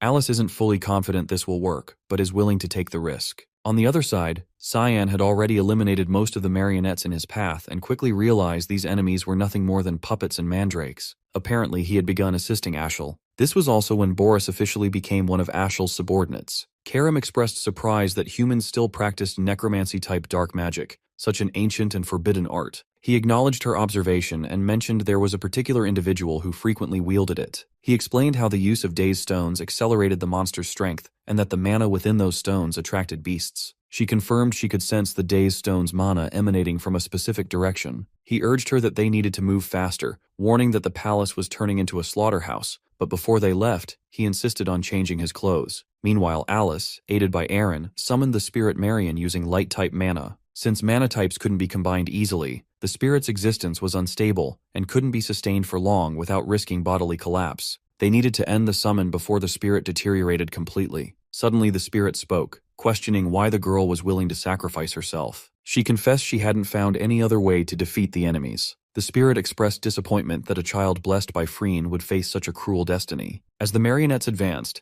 the spirit's wishless force pushed them back with a single surge of mana. Still, the enemies kept rising repeatedly. Aaron pleaded with her to stop before she died from overexertion, but the mage understood that stopping now would only worsen their plight. She needed to end it immediately. She attempted to invoke the Spirit King's authority, Rongomians. Just as she prepared to summon him, someone grasped her hand and froze her in place. Unable to move an inch, she looked at her captor, initially thinking him another marionette. However, his aura differed, and he wielded black fog magic, manifesting the fog into a consuming force. Once it enveloped the spirit's entire body, the entity began to fade away, whispering its farewells. Weakened by the fog, Alice collapsed to her knees, drained of all strength. Moments before vanishing completely, Marianne whispered that Farina would always welcome her. Everyone present was baffled by what had just transpired. Sushlona explained that the man had blocked the spirit's mana, nullifying its manifestation, and added uncertainty over whether he was even human. The marionette pressed forward to attack again, but Cyan cut through them effortlessly. Although he attacked, if he took even a small step back, all the enemies gravitated toward the princess's group, as if irresistibly drawn. He asked Karam if she sensed any mana around the group. She confirmed feeling demonic mana emanating from Aaron's necklace. He requested her help to clear the situation swiftly and cleanly. Using his creation space technique, he enveloped the entire room in a fog domain. Panic erupted as no one knew what lurked inside the fog or what threats might emerge. The marionettes began sinking into the mist, consumed within seconds. In moments, all of them vanished completely, leaving the space silent and empty. It was as if nothing had occurred. Both parties were intrigued and amused, wondering who the masked man could be. Suddenly, Lunav collapsed, unconscious from exhaustion. Cyan appeared behind Orion, attempting to remove her necklace. She sensed a vague familiarity but couldn't place him. He shattered the gemstone that had been attracting the marionettes, but the guards attacked, fearful for the princess's safety. Rather than dodging, his body transformed into fog, dissolving from sight. He reappeared beside Lunav, performing something on her, but Aaron counterattacked with her light stinger, also turning him to fog without harm. Employing psychological manipulation, he spoke, assuring them he meant no harm and was there to help. He had destroyed the druids, so the monsters should no longer be drawn to them. He urged them to exit through the front gates, assuring the path was cleared. The fog domain dissipated, revealing the original room. The guardians checked on the princess, but she told them not to worry about her and to assist Alice and Lunav. The mage confirmed she was fine and insisted they recover and leave through the front gate as Cyan advised. She silently resolved that ensuring the children's safety was her top priority, leaving the mystery of the masked man's identity for later. Lunav had sensed his mana and had concealed his presence. In a separate room where Emily and Brian fought the monster, Nana had already slain it and was now devouring its corpse piece by piece. Emily was horrified, questioning if the girl was really a maid. Brian shared her confusion, having never seen her act like this before. She had transformed into a small dragon, radiating a powerful aura. Rumors swirled around Cyan's past life about the banquet flood incident that claimed many lives. Whispers blamed the fifth princess of the empire, Erin Severs, alleging she'd been blinded by her craving for power. The storm that day was likely the real cause, but speculation suggested either Ashel or Luenel had handed her something that sparked the disaster. Following the chaos, both were hailed as empire heroes, emerging as the biggest beneficiaries of the tragedy. Karam struggled to believe they had fabricated the whole event to their advantage, sacrificing their own people for profit. Her disdain ran deep. She even considered humans worse than demons. He responded that this was nothing compared to the atrocities they would commit later. though he admitted feeling regret for the massacres he'd wrought in his previous life. Perhaps he was even darker than them. Rising to his feet, he prompted her to ask if they were leaving. He replied that Nana was probably waiting, and that the knights should handle the palace mess. She hesitated, then recalled her unease about the princess's necklace. She also mentioned Emily, noting the girl carried the scent of Day's stone as well. His shock was immediate. Emily was in serious danger. Nana had lost control, obsessively repeating how delicious Emily smelled as she tried to approach her. Brian stepped in to shield the girl, but was no match for the little one's ferocity. He was forced to admit she was no longer herself. Something monstrous had taken hold. Strangely, she targeted only Emily, ignoring him entirely. He faced a dilemma. He needed to stop her without harming her. Both feared their end as Nana lunged forward, but Kyan arrived just in time, intercepting the attack with his own body, sacrificing himself to save them both. Emily grabbed the bow tie from Nana and destroyed it instantly. Karam shouted at the girl to snap out of it, reminding her that her father was here. The words broke through. Her awareness returned, and she understood what she had done. He stood, a large slash across his back, assuring her it was fine and didn't hurt. Since she hadn't meant it, she hadn't done anything wrong. She collapsed to her knees, consumed by regret over her actions and the destruction she'd caused. The aftermath of her assault had demolished half the room. He turned away, telling her they needed to get out. Meanwhile, Luenel and Ashel assisted the Emperor's escape. They were surprised the rest of the palace appeared untouched, as if nothing had transpired. Both expressed relief that the crisis was resolved but sensed something was off. The Emperor heard Aaron's voice calling out. She sprinted to him, clutching him tightly and thanking the gods he was safe. During this heartfelt moment, the princess noticed Luenel standing behind him, casting her a frosty glare. In a cold voice, the mage said she was glad Aaron was alive. Aaron's contempt for her deepened. She had countless questions, but prioritized tending to the others first. Alice, Lunav, and the guards finally arrived and knelt before the Emperor. He expressed gratitude for saving his youngest daughter and promised generous rewards. Eric noticed Ashel whispering to Luenel. Suddenly, he shouted, pointing his sword at her and accusing her of orchestrating the incident. He declared knowledge of her identity as the granddaughter of the Garam Mage Association president and demanded her arrest. The Emperor rebuked him, ordering his sword lowered, while Aaron defended Luenel, noting she'd saved many lives and was an ally. Eric insisted it was a trick, and claimed the Garam kingdom had long awaited a chance to destabilize the Yushif Empire through assassination and chaos. Luenel, unmoved, challenged him to provide evidence. Ashel interjected, revealing a suspicious mana aura had been detected at her residence the previous night. The Emperor demanded proof or for the issue to be dropped. She explained that she had invited them in peace but kept watch as a precaution. She assured him she would uncover more evidence if given time. He consented, though Aaron voiced frustration. Luenel remained uncertain whether this was a trap or part of her grandfather's design. Lunav of Rain Reaver and her group from the Garam Mage Association were imprisoned for investigation. Meanwhile, Luxemius, separated from Aaron, collaborated with other knights to safeguard nobles and oversee funerals for Marquis Dranian and many others. Funerals took place openly on the streets. Cheyenne had prevented far more deaths than in his past life, yet the event would forever be remembered as the Banquet of Blood. Still, it could have been much worse. Alice tended to his open wounds, cleaning and bandaging them. He protested that she needn't go to such lengths, but she insisted it was her duty as his sister. She remarked on how dangerous the situation had been and was grateful he had escaped alive. She mentioned the masked figure. If not for him, she would have perished. His identity remained unknown, but his height was close to Cyan's. Realizing how much fitter he'd become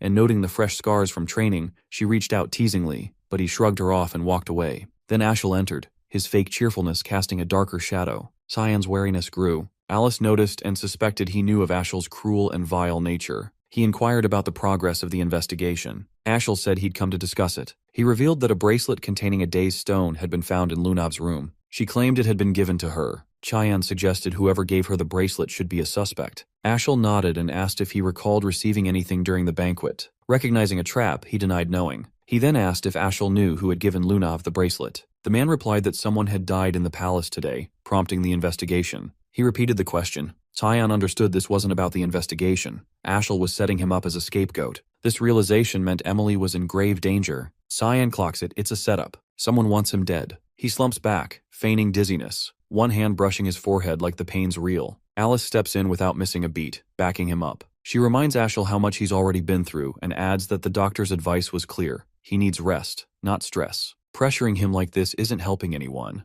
Ashel seems to buy it. The act is good enough to ease his suspicion. He suggests heading out, but before turning, Cyan finally gives a reply. He says he doesn't recall receiving anything, and even if someone had tried to send something, They probably didn't make it through that hell alive. Ashel gives a slow nod, acknowledging the answer. Something about it satisfies him. Maybe because it means he no longer needs to take him out. Still, a part of him regrets it. This was his best chance to erase him. Cyan stays on alert even once he's gone. Alice forcibly pushes him to lie down, insisting he rest whether he likes it or not. Elsewhere, a maid runs through the halls in a panic, Boris not far behind. She keeps shouting that she did exactly what she was told. She gave the necklace to Aaron just like they ordered. She doesn't even know what the damn thing does. Her voice cracks as she begs for her life. Boris catches up and, almost calmly, tells her she didn't mess anything up. But there's still something he has to do. No choice. He slits her throat without hesitation. As she crumples, he quietly curses how all his careful planning just went to shit. Before leaving, he summons a demonic hound from the dark. It snarls, then starts tearing the body apart, erasing the evidence. Far out in a secluded forest, Emily and Brian lie low in a quiet wooden house, far from any eyes. He walks over with a handful of apples and offers her some. Dropping down beside her, they snack in silence before conversation picks up. She asks how long they're supposed to stay hidden out here. He says Cyan gave clear instructions. They're staying put until told otherwise. There's no timeline. It's open-ended. Back in the palace, just before their escape, she had handed him a gift, the bow tie Ashel meant for Cyan. He stared at it,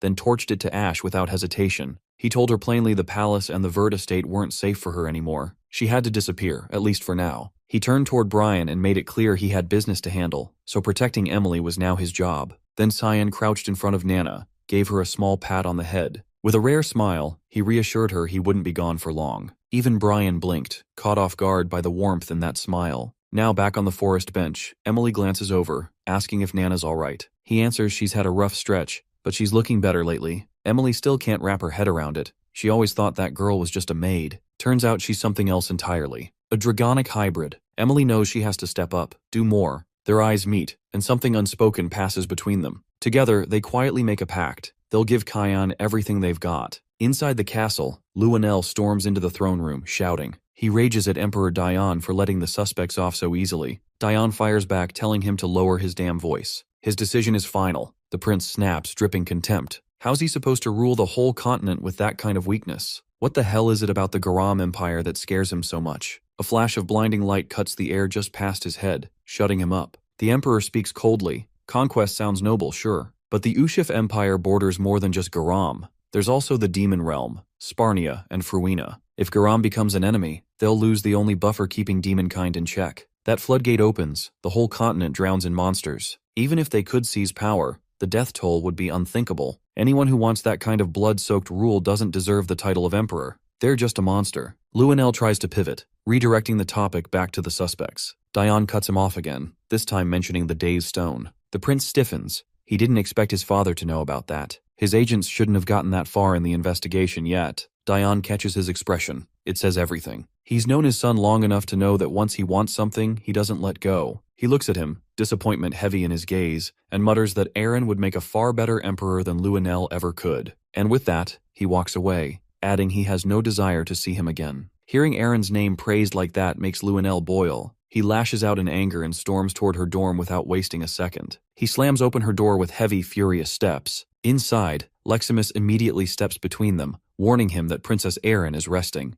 Luanel couldn't care less. He punches the guard straight in the face to shove him aside. Then he turns to his sister. She looks at him and asks, calm but wary, what reason he could possibly have for barging into her room. He gives a crooked, malicious smile. Says he just wants to have a little chat with his dear, sweet sister. Leximus steps forward, firmly reminding Luanel that if he keeps pulling this aggressive crap, the princess will have no choice but to act, even if he is royalty. He doesn't flinch. That same twisted grin spreads wider as he turns to her and casually threatens to wipe out her entire bloodline over a few reckless words. But before it escalates, Aaron interrupts, voice steady. She tells him to cut the nonsense and asks why he's really here. Tilting her head slightly, expression unreadable, she asks if there's something specific he's expecting to hear from her. He falters, picking up on the shift. She's not the shaky, submissive girl he used to push around. The silence drags and she answers before he can recover. She hasn't received anything from him. That shakes him more than he'd like to admit. It's as if she already knows. A few hours earlier, she had met with the Emperor. He asked whether Luanel had given her anything recently. She told him no, nothing. Dione revealed that the necklace she'd been seen wearing once contained a Daze Stone, a forbidden gem from the Blackblood tribe. These stones were used to manipulate outlawed magic. Most despise them now, but rumors claim they can command monsters. Recent intel suggested someone inside the palace had been buying them on the down low. The black market merchant Gilbert and the maid Merlita had been arranging the deals. Both were now dead or missing. Shock flickered across her face. Diane pressed again. Did Luenell gift her the necklace? He had ties to both Gilbert and Merlita. She paused, held her nerve, and said again, she never received anything from him. After thinking it through, she brought up Lunav, asking if the investigation had cleared her name yet. If they already knew who smuggled the stones into the palace, then Lunav shouldn't be considered a suspect anymore. Dione nodded, assuring her he'd leave the girl out of it. Still, Aaron couldn't shake the fear that if she exposed Luenell, he might lash out at anyone close to her. She couldn't let anyone else get hurt. Back in her dorm, she repeats her earlier claim. He remains quiet, still thrown off, but doesn't deny it. This was what he came for. Even so, her sharp tone bruises his ego. He threatens to go after Leximus instead. She holds her ground, completely unfazed. She informs him calmly that she has a guest right now, and he should leave. He raises an eyebrow, asking who it could be. From the far end of the room, Cyan steps into view. He's been standing there the whole time, silent, unreadable, not making a sound. He casually says he heard everything. Luenell stares at him, dumbfounded, not sure what's worse, Cyan's stealth or the fact that he didn't notice a damn thing. He scowls, annoyed that the knight's treating the whole thing like it's a joke, but Cyan doesn't react, not even slightly. He moves to stand beside Aaron and, unfazed, asks if Luenell plans to come at him next. The prince hesitates. There's been talk that Cyan and Aaron might be engaged, and pissing him off would be stupid. He's the son of one of their father's closest allies. What Ashel had said earlier still gnawed at him. A few days ago, he had asked why Ashel was so dead set on eliminating Cyan when their father clearly trusted him. Ashel told him straight. Cyan irritated the hell out of him. He was hiding something big, and the not knowing was driving him insane. Now Luenell gets it. That presence Cyan carries, it's unsettling. He suddenly tones it down, backing off and claiming he was just messing around. Now that the misunderstanding is cleared up, he says he'll be on his way. Cyan finds the whole thing weird. Luenell Severus, the one history once called the Insane Emperor, actually seems reasonable, at least compared to the one from his previous life. Before leaving, the prince glances toward Leximus and gives an apology for the earlier hit. The knight, still stiff from the punch, apologizes back for what he said. Once Luenell's gone, Leximus mutters that he's a piece of crap. He thanks Cyan for showing up, but Cyan shrugs it off, saying Aaron handled everything just fine on her own. Without warning, he drops down beside her. She stiffens, cheeks flushing. She points out that he's sitting way too close. He just glances over, unbothered, and asks if he's not allowed to sit there now. The teasing tone flusters her more. She doesn't even try to hide it. Cyan had one goal, make Luenell believe he and Aaron were a thing. Now that the bluff worked, the prince wouldn't dare touch her. With that handled, he gets up, ready to leave. Leximus watches him go, visibly confused by how casually he's bowing out. He's done his part. He walks away without looking back, while Aaron quietly sinks deeper into her feelings for him. Luenell storms into Ashel's office, slamming a fist against the stone wall. He demands to know how his ally plans to fix the mess. The plan was supposed to be airtight, so why are all their targets still breathing? Even worse, he's lost his father's faith. Ashel was supposed to be the shining hope of the Yushif Empire, and now everything's falling apart. Boris enters, interrupting with a calm tone. He mentions that there's been some progress. He introduces himself and offers a polite greeting.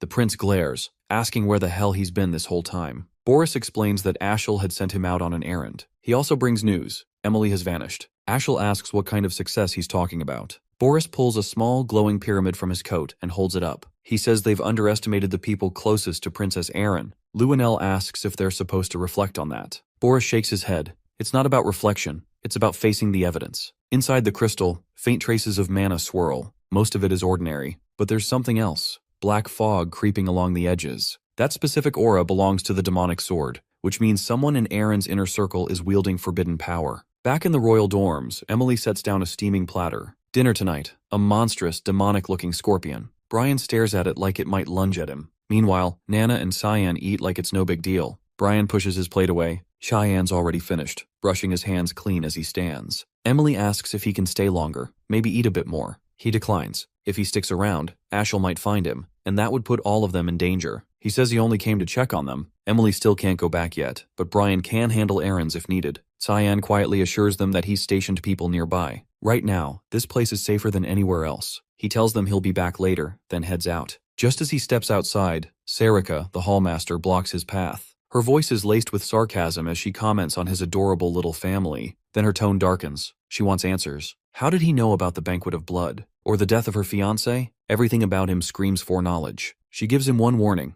His answer will decide what comes next. Depending on what he says, she'll either mark him as an ally or label him a threat. Her voice drops, serious now, as she asks him directly, "No more games. Who the hell is he, really? Who is Cyan Vert?" There's no way he could have known who her fiancé was, let alone that he died. Cyan tells her straight, Drenian, her fiancé, was bound for purification regardless. It shouldn't matter. She doesn't buy that and suggests he might actually be part of another faction, one that's been spying on them. He stays unfazed and asks her directly, if he were a spy, what kind did she think he was? Her only reply is a dagger hurled at him in a flash. Karam bats it away mid-air, stepping between them and snapping at her for daring to attack her wielder. Sarika holds her ground, not backing down when there's a chance for a real fight. They throw themselves into a clash, sharp and fast. The blade spirit breaks away just enough to ready a technique, then unleashes a dense sphere of black mist straight at her. She narrowly twists out of the way, and everything the attack touches is obliterated behind her. Had it hit, or worse, had she tried to deflect it, she'd be dead on impact. Now she gets it, why Karam stays in sword form so often. It's the only way to keep her strength in check. If she went all out, she could level the whole city. Only another demon lord could go up against that kind of power.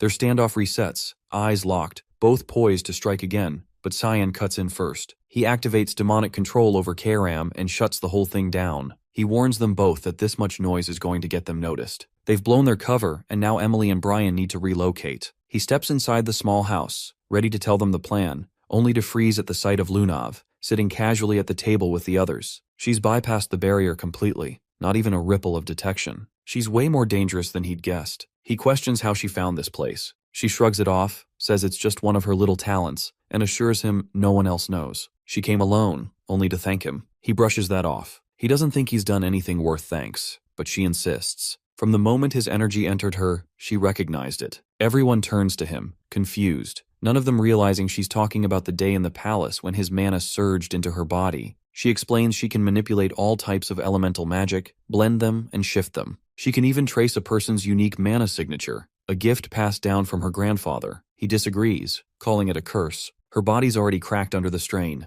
Her expression shifts, half wonder, half gratitude. It really was him who helped her that day. He stops her there and suggests they continue the conversation somewhere else. Emily lights up when he says they're going back to Lewin Academy. Finally, she'll get to look after him every single day. Lunav opens up, saying most of her life's been spent locked away in a freezing, dark place, subjected to brutal experiments. She didn't have a choice. It was her role, her burden, as Reigen's Rainreaver's granddaughter. She asks if he also has some fate he's bound to. He says no, so she presses. Then why save them? Why wear a mask while doing it? He answers bluntly, fame's a headache he'd rather not deal with, and she can figure out the rest. She falls quiet, then conjures a swirling orb of black mana in her palm. She tells him that when they first met at the restaurant, she thought she'd picked up pure darkness from him. He's clearly caught off guard. He didn't know she could read mana through touch. Not something he'd come across before, not even in his last life. She continues. The day she collapsed in the palace, the energy he pushed into her didn't match any element she knew. She's convinced it's his, but it's like nothing she's ever seen. So she asks him, what exactly is it? He figures out why she's really here, and asks if she plans on handing that information over to her grandfather. She shuts that idea down, saying it sounds like a hassle. He pushes again. So she's defying him now? She doesn't answer, just leans in and wraps her arms around him, thanking him again quietly. Her body had become a volatile mess, like a boiling pot overloaded with all types of mana. Someone had slammed a lid on top, trapping it all inside. The heat built up until the pressure began to smother her life force. She'd been standing at death's door. All he had done was poke a hole through that lid, enough to let some of it out, just enough to relieve the pressure. In his eyes, she looked like someone else's pawn, and that hit a nerve, because she reminded him of who he used to be. He gently pushes her back and tells her she owes him nothing. He asks her to keep it quiet. He's gotta go. Just before leaving, he turns and warns her not to overdo it again. Next time, it might kill her. A soft look crosses her face. Now she's sure, he really is a good person. Meanwhile, deep within the Garam Empire, inside Reigen's chamber,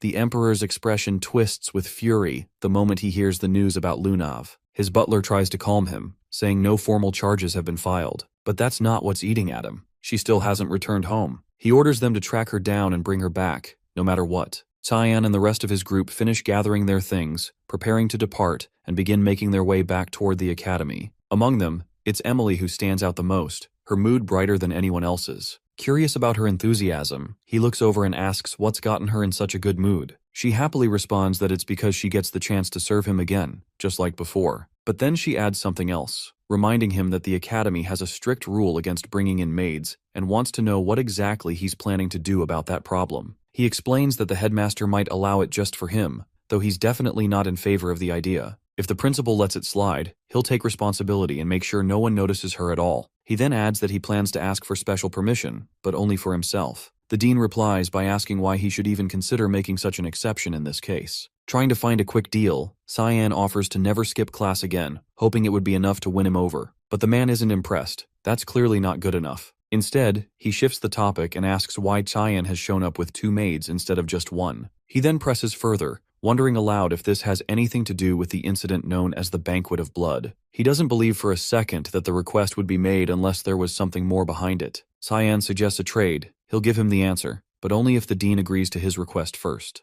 Condell gives a nod and agrees. In turn, Cyan admits that it's not easy to explain the situation at the moment. However, there is one thing he's absolutely sure of. He had nothing to do with the Banquet of Blood in any capacity, and he knows full well that this is the answer the dean was waiting to hear. The older man asks for confirmation, still not quite convinced, and wants to know if Cyan is truly certain about that. Although his reaction shows skepticism, he doesn't press further. The conversation ends on a relatively positive note. Even so, Cyan can't shake the thought of what might happen if the truth ever came out. If Condell realized that the real person behind the Banquet of Blood was none other than his own grandson, things would fall apart. From what he knows, it couldn't possibly have been Lionel, too sloppy for something that precise. He's pretty confident it was Ashel who came up with the plan, while Boris likely worked things from the shadows, pulling strings as usual. That's always been the pattern. Ashel runs the front while Boris manages things behind the curtain. Later, when Cyan returns to his dormitory, he's surprised to see someone outside his room doing push-ups on the floor. It's the same guy who challenged him to a duel a few years ago. As soon as he spots him, the guy jumps up and immediately asks for a rematch.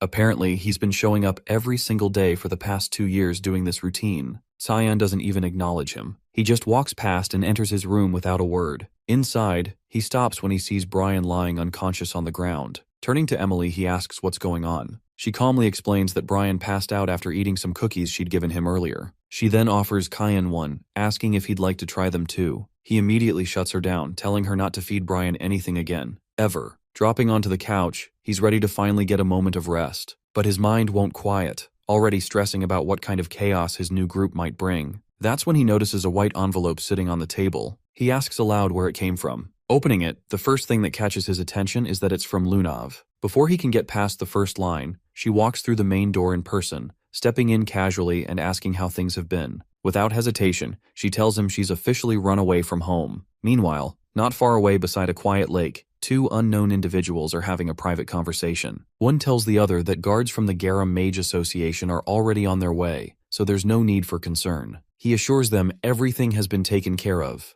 The older man speaks again, saying this is the only option left if they want to stop Reigen's Rainreaver from completely losing control. The woman responds without flinching, telling him not to worry about her having regrets. Even though Lunav was once her student, she feels no guilt over what she's doing. She's revealed to be Mela Aronis, a teacher at Lewin Academy. She tells him plainly she isn't so naive that she'd feel pity for someone like that. She says she'll go to the designated location now and adds that her team should have already reached Lunav by this point. Back with Cyan, he grabs her by the arm and drags her out of the town toward a bench just outside the city. Once they're seated, he demands to know how she managed to bypass the warding spell on the dorm entrances. She tells him she examined the spell's structure using her mana, then used her own spell to cancel it out. He stares, stunned. What she just described goes way beyond basic analysis. She can dissect and reproduce magic instantly. It's not just about scanning. She can flat out replicate. She then asks if he had time to read her letter. He hasn't. She showed up before he could even finish the first sentence. She admits she came early because she didn't want to wait for his response. He presses next, wanting to know if her grandfather sent her here. She freezes, saying nothing. So he pushes again. Did Reigens tell her to approach him specifically? She takes a breath and says that yes, it started that way, but not anymore. Whether he believes her is up to him. Then she shifts the subject and mentions something strange happening at the association. 2 dragons affiliated with them suddenly went missing near the Lewin region. On top of that, some smugglers transporting illegal goods from other countries were recently found dead. Now that she's pieced things together, she realizes he's tied to every single one of those incidents. Up until now, it had just been a guess, but now she knows for sure. Cyan hadn't realized the dragons were tied to the association in the first place. He chuckles and asks what she plans to do with that knowledge. She responds quietly, saying she won't be alive much longer. Even though he helped her before, she's convinced her body's already beyond fixing. If she's lucky, the best-case scenario is 3 years left to live, all thanks to his help. He doesn't accept that and asks how she can be so calm about dying. He doesn't understand why she isn't reacting or breaking down. She smiles faintly, saying she wishes she was capable of feeling something, anything at all. That irritates him. Getting up, he tells her it's not his problem and she should go back to where she came from. He walks away, saying he's not interested in being dragged into another mess. They part without another word. K-Ram shows up beside him, asking if he's really just going to leave her behind like that. He figures that's the best move. He's already sensed the Garam Association lying in wait nearby. Right on cue, a squad of guards in all-white uniforms appears and surrounds Lunav. She watches them close in and mutters that she thought she'd done a better job escaping, saying they showed up way too early. The guards order her to return with them, telling her that her grandfather is looking for her. She narrows her eyes at them, guard rising as suspicion creeps in. Something feels off. She points out that it's always Victor who comes to pick her up, not a bunch of unfamiliar guards. They explain that he's caught up with something important, so they've come to take his place today. That response confirms her doubts. She's never known anyone named Victor in her life, let alone from Garam. Without hesitation, she unleashes a gust of wind, using the brief distraction to bolt away. She manages to break free from their grasp and slip out of sight,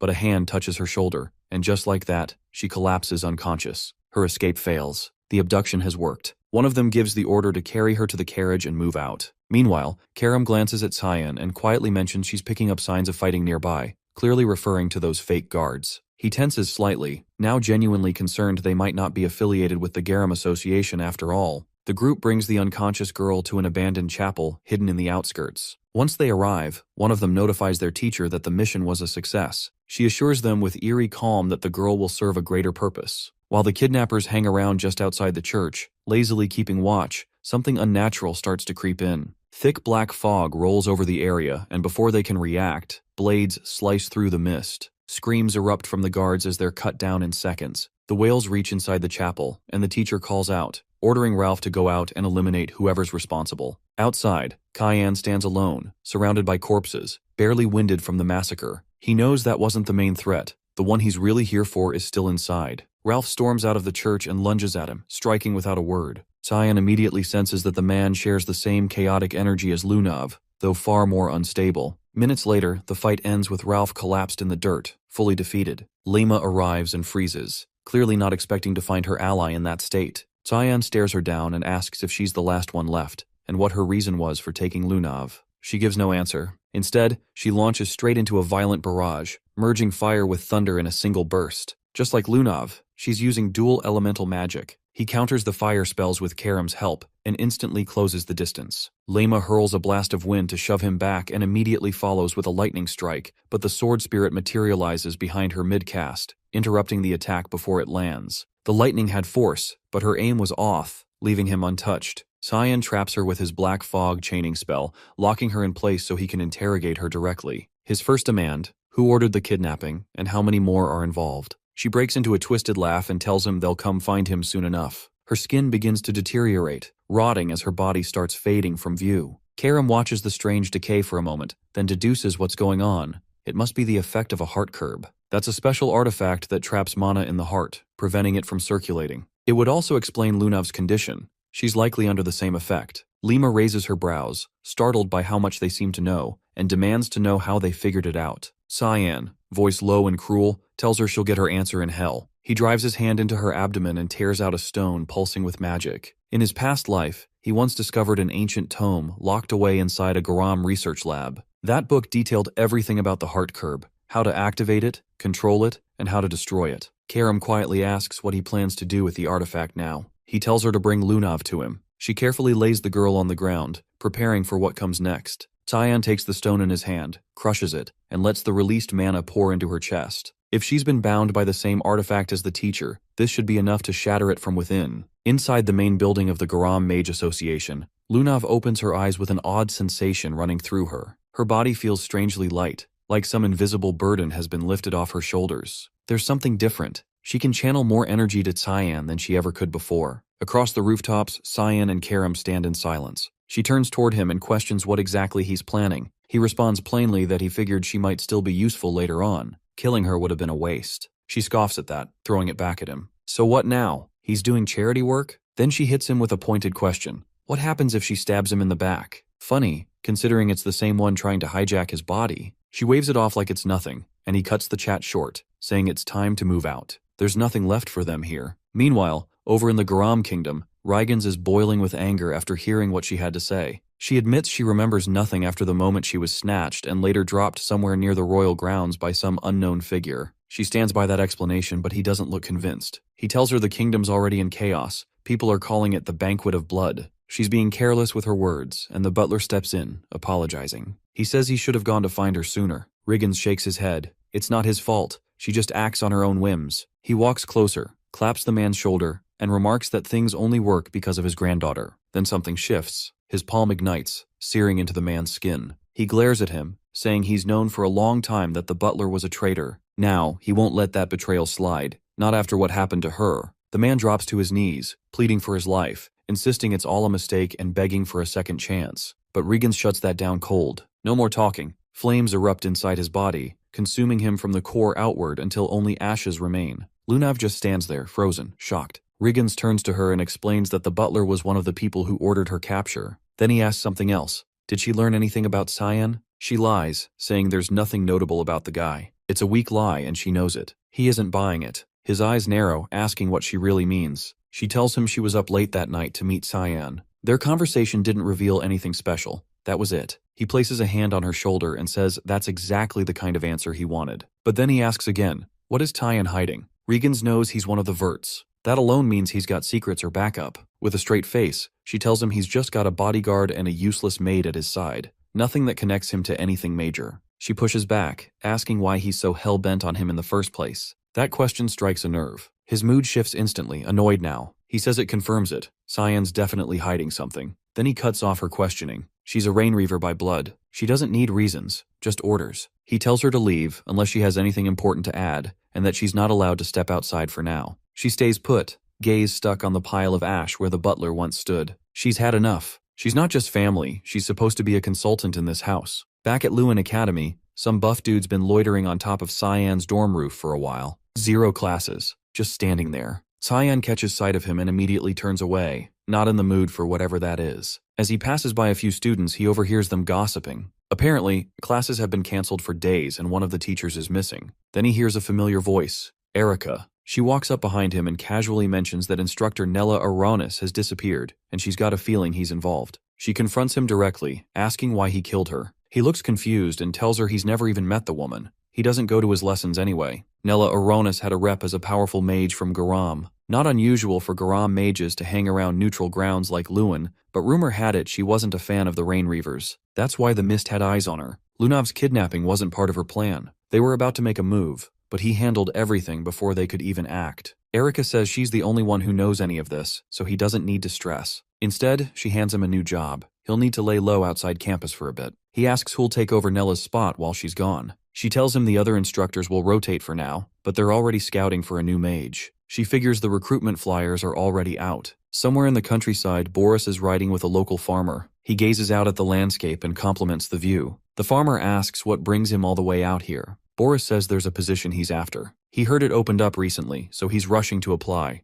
The farmer connects the dots quickly. He wants to be the new teacher at Lewin. Back in Cyan's upscale dorm, Emily is sprawled across the couch, practically dying from boredom. Karam isn't thrilled about the overcrowding and tells her to move off her favorite spot. They get into a spat, and she doesn't wait. She forcibly kicks her off the seat. Cyan steps into the room mid-chaos and calls her over. They've got a mission. Emily perks up, begging to go with him. But he tells her she's got a more vital role. Her job, make sure Nana never goes hungry. Ever. At first she's offended. It sounds like the dumbest task imaginable. Then she hears a deep growl from the other side of the room. Nana's already starting to shift, predator instincts kicking in. Emily panics, shoves a cookie into her mouth, and immediately reassures him she's got this. No problem. Feeding duty secured. He reminds her, don't give Brian any food yet. He's still recovering. She tells him she's already cooked and prepped. They're covered. Karam asks where they're headed. He tells her, Southwest Ushif Empire, Lambaster, a city built on blood, corruption, and coin. The strong rise, the weak vanish. Below its surface lies a massive underground arena, echoing with the roars of a bloodthirsty crowd. Tonight's fight? A no-rules deathmatch between two warriors, Zalbard and Zyber.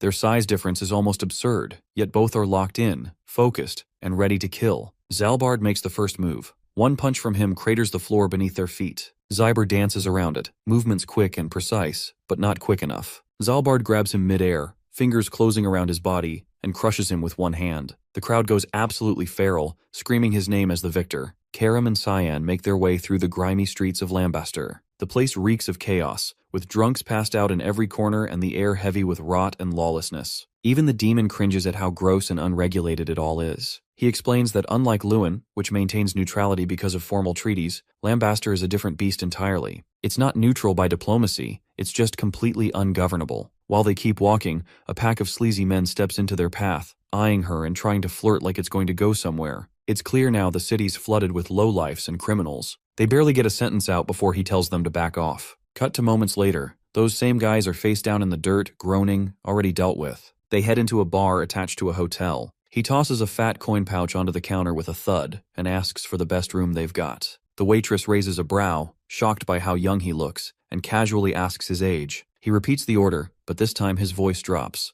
No more kid energy, just cold authority. He tells her this isn't how you treat customers. That shuts her up. She straightens and gives him a proper welcome to the Lambaster cage. From the window upstairs, he spots a crew of shady-looking men heading off in formation. He knows immediately they're going down to the cage under the hotel. He needs to move fast. The waitress, Lisa, asks if there's anything else she can do. He says he wants access to the cage. She politely refuses. Newcomers aren't allowed. He quickly clocks what's going on. Illegal trades, probably drugs, and she's playing it safe to avoid trouble. He pivots, asking if he's the only new face around lately. What happened to the other guests? That's when he catches the shift in her eyes. Sharp, cold, ready to kill. She apologizes again, hiding behind the excuse that she's just doing her job. He's not buying it. He flicks a handful of gold coins at her. Instinct kicks in. She whips out blades and slices them mid-air, scattering them across the floor. Even she looks surprised at how fast she reacted, confused that some kid with coins could radiate such intense killing intent. He bends down, picks up a coin, and deadpans that she just ruined him. Then he asks if she just tried to attack him. Lisa scrambles to explain it was a reflex, not an attack, and begs him not to take it the wrong way. But his face hardens. Annoyed now, disgusted, he tells her she has to take responsibility. Backed into a corner, she finally agrees to let him into the cage. She opens a door to the basement and says the staircase will lead him directly to it. She also gives him a VIP token, something reserved for guests in special rooms. If he wears it, it should protect him while he's down there. She still doesn't get why he's so eager to dive into that mess, but warns him to stay out unless he's got more than one life to spare. He ignores her and starts down the stairs. The demon watches him go and asks why he doesn't just order Lisa to drag out the cage's owner, the one who runs the whole underground scene. That's the actual mission. He replies that they don't even know what she looks like. No leads. But they'll have their answers soon. She glances at him suspiciously. He's acting like he knows this place already. He confirms it. He's been here before, in a previous life, back before this whole city went up in flames during the Civil War. She asks just how bad it's going to get. He tells her she'll find out soon enough. The real story behind the Lambaster cage. They finally reach the giant door leading to the underground arena and walk straight toward the ring. Elsewhere, the same thugs he flattened earlier are kneeling in front of their boss, reporting in. They explain that some punk kid wiped the floor with them. At first, the leader laughs, thinking they're joking, but they double down. This kid isn't normal. They swear it happened just outside the city gates. Now the boss is paying attention. They tell him the kid checked into the Lambaster cage and even booked a VIP room, so they couldn't touch him anymore. That's why they came to report instead. He asks if the kid's from any noble family. They shrug. No idea. One of them pleads, calling out for help and referring to the man in charge as Mr. Gunther. Gunther raises an eyebrow, intrigued. He says he's heading to the cage himself to see what kind of kid causes this kind of mess. Back in the underground arena, a fight is already going down. Linda Weasley stands victorious, having just finished off another opponent. He watches silently from the shadows. The demon now sees exactly what's wrong with this place.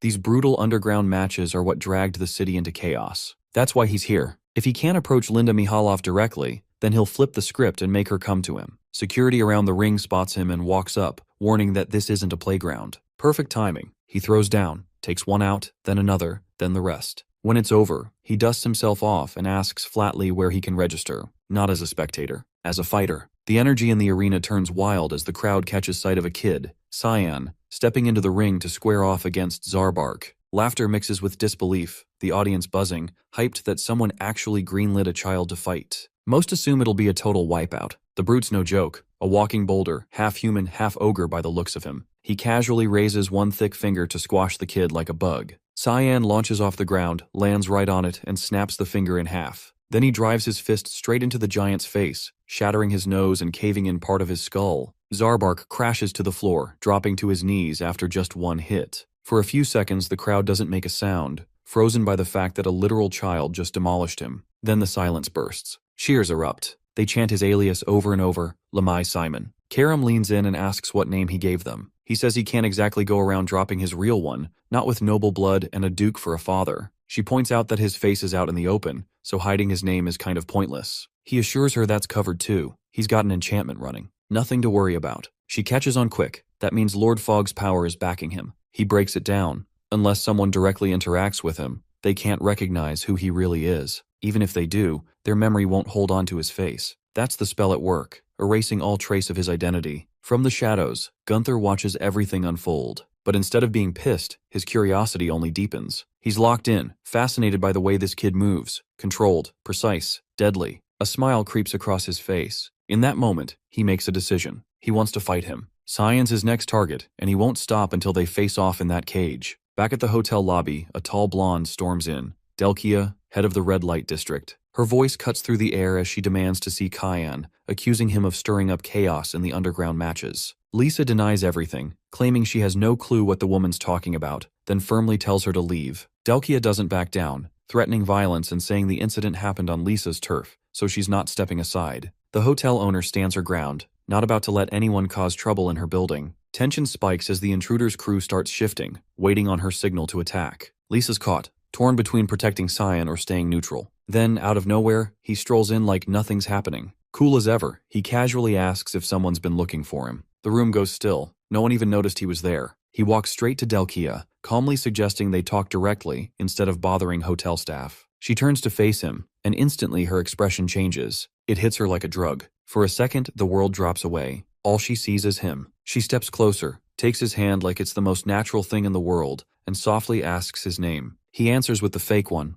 Lamaya Simon. She swoons, completely under, saying it's a bold name for a face like his. Lisa watches from the side, clearly disturbed, muttering a warning to him not to go anywhere near Delkia. He shrugs it off, telling her he's got it handled. The blonde slips him a business card, voice dipping to a flirt-heavy tone. She says she'd like a deeper conversation next time, somewhere private. The card's for her personal lounge in the Room of Pleasures, and she hints at a free service. The offer is as clear as it is shameless. With that, she struts out of the hotel, still under his spell. Once she's gone, Lisa immediately scolds him. She's already heard he stepped into the ring and won. Word travels fast around here. He tries to make an exit, but she blocks him, warning him not to even think about going to the Room of Pleasures. He reassures her, those kinds of places aren't his thing. After he leaves, another woman appears out of nowhere across the lobby. Her presence sucks the air out of the room. It's Linz Mahaloff, the owner of the Lambuster Cage. Lisa's eyes widen. She didn't notice her arrive. Linz asks if Delkia backed off on her own. Lisa fumbles for an answer, saying she treats Cyan like any other high-tier guest. The cage owner narrows her eyes, saying she heard Lisa even gave him advice.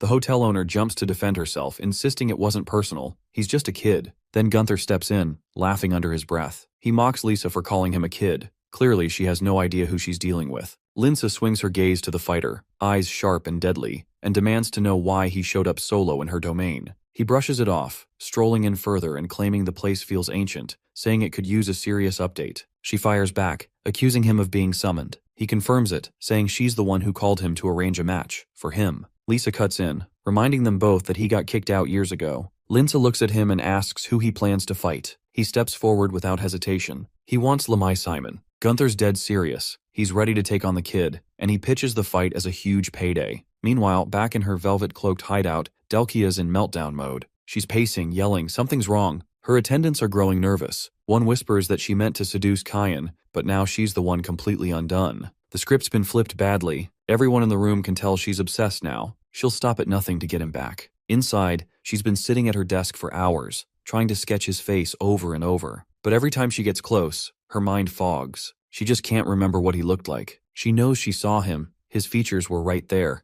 but they vanish the second she tries to picture them. Frustration turns to desperation. She whispers his name, his fake name, again and again like a prayer. Lamaya Simon.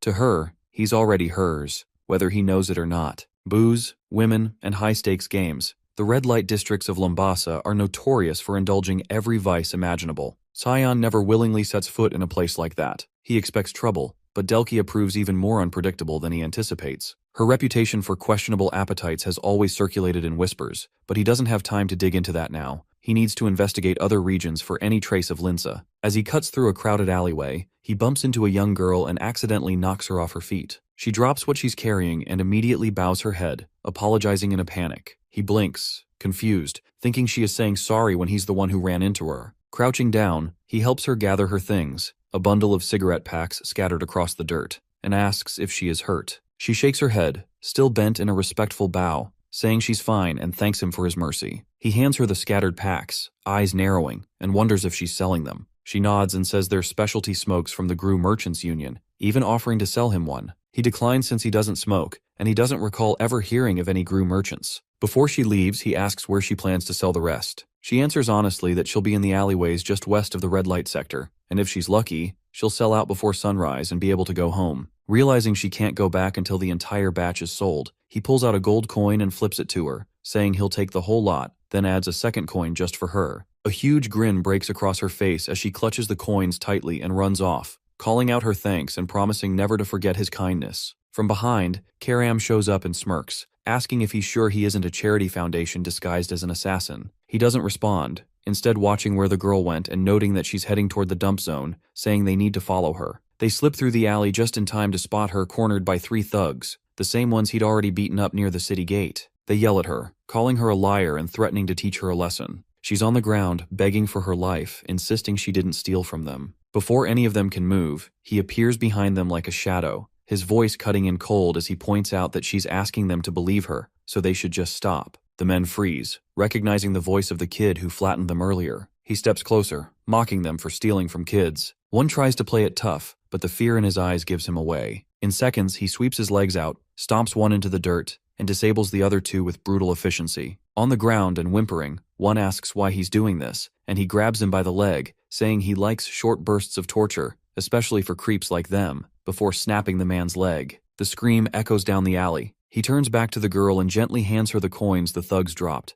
telling her they won't bother her again and to be more careful next time. Before she can thank him, a slow clap breaks through the silence as Gunther steps out from the shadows, grinning and calling it a performance. He turns, tense, wondering if the guy knows him, thinking he shouldn't be recognizable under the spell cloaking his identity. Gunther laughs, saying there's only one guy who fights like that, calling him Lamai Simon and introducing himself as Gunther Lictus, the one who controls this corner of the city. Seeing perfect timing for questions, he figures Gunther may have answers. The man glances at his broken henchmen, scoffs, and mutters that they're trash before casually killing one on the spot without hesitation or regret. The girl recoils in terror, and Tyan flinches, saying it wasn't necessary. Gunther shrugs, wiping blood from his fingers, saying he got carried away and just came back from chatting with Linsa Nihilov to set up a match. The name catches his attention, and without warning he throws a punch. Gunther blocks it, smiling wider. Tyan tightens his stance, feeling the resistance in the block, realizing this guy isn't just showboating. Gunther's fist comes flying back. He dodges by inches,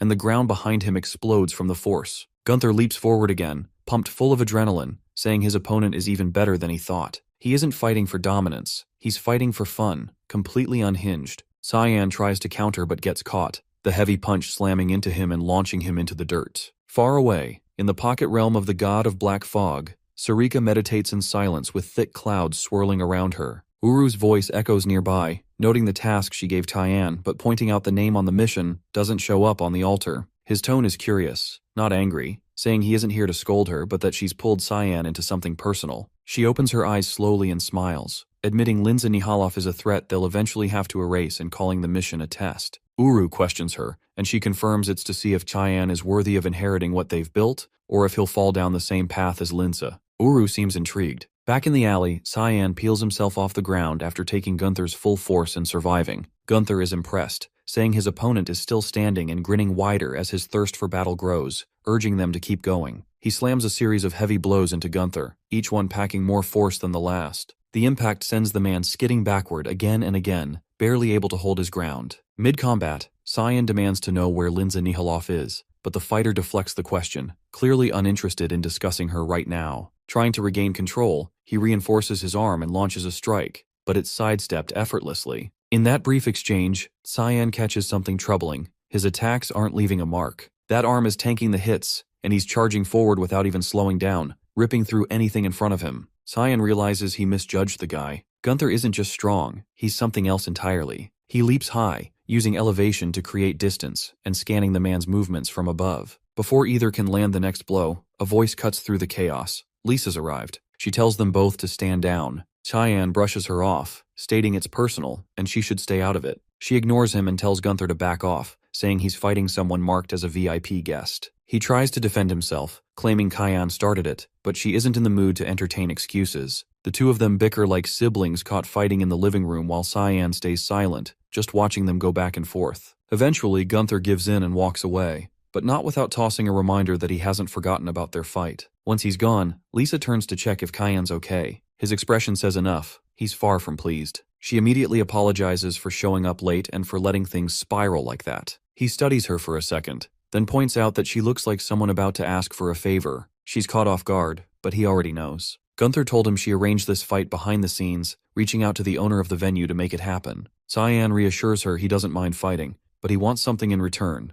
The little girl from earlier should be given a job at the hotel. The news of the upcoming fight spreads fast, rumors flying as everyone wants to know how it'll go down. Over the next several days, he drifts around the area, occasionally stepping into a fight. He picks up some intel about the lambaster cage. Turns out it's not lawless. There are ground rules. No weapons. Stop if the opponent gives up. And the most important one? No killing allowed. That rule's about to be thrown out. Match day arrives, and a commentator runs down the details. Both Cyan and Gunther are informed there are no rules for this fight, the change made by personal request of the owner. Cyan blinks. This is the first he's hearing about it. Gunther, meanwhile, looks like a kid unwrapping a birthday present. He's practically vibrating with excitement. Cyan doesn't even get a chance to ask questions before the bell rings. The match begins, the crowd roaring louder with each passing second, the arena buzzing with tension. From a hidden spot in the shadows, Lindsay Nihaloff watches silently, waiting to see what Cyan is really capable of. Gunther calls out, mocking, saying if Cyan's scared, he can always pick up a weapon. Cyan doesn't bother replying. He doesn't need a blade to win. He shifts into a stance, surrounding himself with black fog magic. This is where the real fight begins.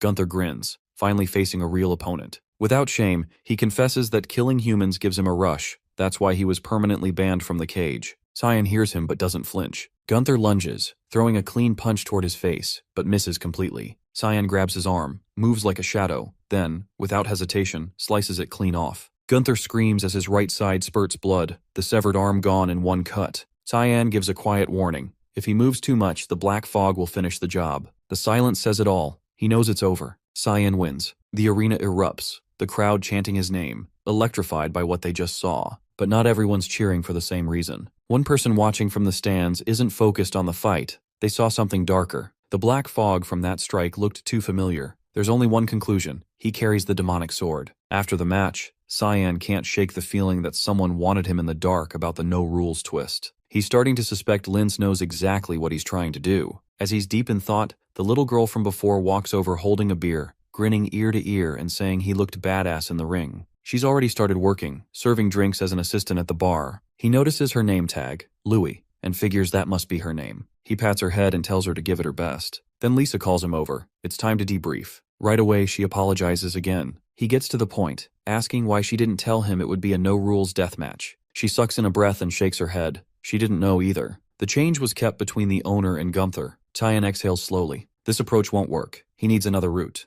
As he turns to leave, he stops. An old man is standing in the doorway, the same one he spotted earlier in the crowd. The man introduces himself as Morris, representing the Gru Merchant Union, and wastes no time. He's here to ask one thing. That sword? Is it the demonic sword? And if so, would he be willing to sell it? He gives nothing away, brushing off Morris's comment with a flat denial, claiming not to know what he's talking about. The merchant isn't buying it, saying there's no reason to keep up the act and that all he's interested in is the sword. Leaning in slightly, voice smooth, he adds, there's no shame in wielding something demonic. If anything, it shows style. Cyan doesn't reply, just watches him, eyes narrowing. Unbothered, Morris grins and says they'll cross paths again very soon. With that, he turns and exits, security detail flanking him. Cyan's thoughts drift to the Gru Merchant Union. He remembers now. That group didn't exist until after he killed Zickerman Albus. Lewis approaches, eyes glossy, and shakily asks if he's okay. He gives her head a gentle pat and tells her there's nothing to worry about. Then he faces Lisa. His expression hardens, eyes sharp. He wants something and he doesn't ask. He demands. He wants to meet the owner immediately. She freezes, stunned by the sudden shift in him, unable to find the words. Elsewhere, Deep in the rundown backstreets of the city, Gunther is unraveling. His rage spirals, smashing everything in reach, wrecking the alley as if that'll fix what happened in the ring. People nearby try to calm him down, telling him to stop moving before his injury tears open again. He ignores them and roars the name Simon into the air, vowing to kill him. The helplessness is eating him alive. He got destroyed, and it stings. He needs a new plan, something that'll actually work. But nothing comes, not until a thought hits. Louis. Cyan's taken a liking to her, looked out for her. Maybe she's the key. Maybe he can use the kid to get to him. Later that night, with the hotel quiet and the guests mostly gone, Louis is wiping down the bar counter. The door creaks open. Gunther steps inside, that same eerie grin spreading across his face as he asks if she remembers him. She hesitates, then nods. Yes. He doesn't drop the smile and says he needs her help with something. In a nearby room, Cyan is still talking with Lisa. The conversation hasn't cooled down. He wants to know why the owner won't meet him. She tells him flatly it's not that simple. Linz isn't someone people just meet. He narrows his gaze, wondering why she's defending Linza so hard. Lisa's not surprised he already knows the owner's name, maybe impressed, but not shocked. She figured he wasn't just some average guy the moment he walked in. She explains that Linz has been watching him closely. The fight with Gunther? That was her idea. And so was the rule change. Then she gets serious, saying if he's smart, he'll leave. Fast. Because staying might get him killed. He listens but doesn't speak. He can't tell whose side she's even on right now. Maybe none. Maybe she's just doing her job. Suddenly, a scream echoes from the main hall. Louis. They both bolt from the room. What they find is chaos. Tables flipped, walls cracked, and a massive hole blown through the side of the building. Neither can make sense of it immediately. Cyan studies the wreckage in silence before muttering that he might know who did this. Then he spots it. Louis's name badge, tossed on the floor and streaked with blood. He turns to Lisa and tells her to stay put for a while. She protests, saying he doesn't even know who took her. He cuts her off, repeating the words but with ice behind them. He has a damn good idea who it was. Far from the hotel, in a private suite that hasn't seen sunlight in days, Delkia is slipping into madness. She's sprawled across her bed, sketch pads everywhere, each one covered in frantic drawings of Cyan's face. She stares up at the ceiling, face blank, whispering that she can't remember what he looks like anymore. Then a voice cuts through the silence, saying a woman's room shouldn't be this trashed. She shoots upright, demanding to know who entered without permission. It's Morris. He looks her over like she's something pathetic. She recognizes him instantly and asks what he wants. He says it's simple. He's a merchant, and he only shows up when he's got a deal to offer. Glancing at the drawings scattered across the room, he catches on quick that she's completely obsessed. Without wasting time, he pulls out a small glass bottle filled with murky liquid from the Garam kingdom, the strongest paralysis potion they make. With this, he says she can have Cyan completely helpless. She takes the vial, expression unreadable, and asks what it'll cost. He doesn't flinch. All he wants is whatever Cyan carries. She can do what she wants with the rest of him. The offer sounds like a setup, but Morris insists. That's it, nothing else. He turns to leave, adding that he doesn't care who gets it done. He just needs Cyan out of the picture. And ideally, Gunther handles it first. That's the plan. Back in the slums, Gunther's been waiting. Cyan doesn't take long to show. The brute smirks and tosses something at him. An ear, saying it's a keepsake. The rest of the body? Inside the crate he's sitting on. Cyan stares at the severed ear, barely breathing. His expression goes dark, and his restraint snaps. He warns Gunther that he's going to kill him. The rematch has officially started. Gunther couldn't be happier. Elsewhere, Linsa sits across from Lisa, her voice calm as she asks if she believes Cyan will actually kill Gunther. She nods once, certain, no hesitation in her eyes. Yeah, he's going to finish him. Linz tilts her head, curious, and wonders aloud if she's worried about him. Lisa's tone stays even, saying whatever connection she had to the fighter died out a long time ago. Then she pauses, something lingering on her mind, and finally asks why the obsession with Cyan. Linz chuckles under her breath and says, if she's that curious, she'll ease her mind. Then she asks something strange. Can Lisa remember his face? The question lands hard. She blinks, then blinks again. Slowly, she realizes she can't. She can picture the man, his movements, his voice, but no matter how hard she tries, his face won't come into focus. Linsa smiles and tells her it's a side effect of one of Eru's divine powers, one of the authorities of the god of fog. Lisa's eyes widen at the name, Eru. Linz laughs again, entertained, saying it seems fate's digging up old roots. She says it's funny how her past is circling back like this. Lisa's voice drops, quietly asking if she's in danger. The other woman waves it off, saying no, not danger. They're just about to receive a guest worth keeping, and she plans to treat him right. Back in the junk district, the fight is reaching its peak. Gunther stands amid the ruin, a manic glint in his eye. His arm, once torn off, is now reforged with raw mana, reinforced by scraps around him. He hurls it, sweeping destruction through the air, the swing crashing into Cyan. But our protagonist doesn't flinch or budge. Gunther snarls, demanding to know why he's holding back. why he isn't using the same move he pulled last time. He says if Cyan wants to win, he'd better start trying. Cyan glances down. The ground is scattered with bones. Human bones. The brawler sees his look and grins, explaining it like it's nothing, saying he's been digging up corpses of people who were worthless to him. This entire pit is a junkyard. Lambaster's always been full of trash, and he and Lisa grew up buried in it, learning to crawl through garbage just to survive. He recounts how he'd fight off anyone who tried to take advantage of them, clawing, biting, punching, whatever it took. Then one day, a boy showed up. That boy took out the old junkyard boss who made their lives hell, saying he'd dropped out of Lewin Academy just to find some fun. And today's fun? Cleaning up the trash. Gunther remembers it clearly. Blood everywhere, bodies stacked like waste. The guy's name was Ashel. He recalls how the stranger walked toward them afterward, smiling, saying everything was fine now, the junk was gone, and they were safe. To this day, he still can't forget that face. That's when everything changed for him. He started looking up to Ashel, wanting to be like him, and swore he'd clean out all the garbage in Lambaster just like his idol. He started small, grew his crew, took over the junkyard himself, got into the Lambaster cage fights to make money, and ended up killing someone. He got expelled and didn't care. The guy was trash anyway, meant to be thrown out. That was the last straw for Lisa, who cut ties. Didn't bother him though. He'd already become one with the trash heap. He repeats the promise he made to himself, to scrape out every last piece of filth in this city. Cyan interrupts, telling him enough to shut up and fight. He points out that the last attack didn't leave a scratch, and if Gunther wants a shot at breaking through, he'd better push harder. The other man doesn't hesitate. This is what he's been waiting for. With a wild grin, he pulls mana from deep within, fusing metal, bone, and debris into a monstrous arm. In one hand something glows. Cyan spots it instantly. An artifact. Old. Dangerous. Gunther smirks and names it. A gravity chamber. He activates the relic, and a field slams down around Cyan, air tightening like a noose as the gravity multiplies 20-fold. He drops slightly, boots sinking into the dirt like the planet itself is trying to crush him, then launches forward while his opponent's stuck. Karam's voice cuts in, offering backup, but Cyan refuses. No need. In the blink of an eye, he tears through the field and reappears right in front of the other man.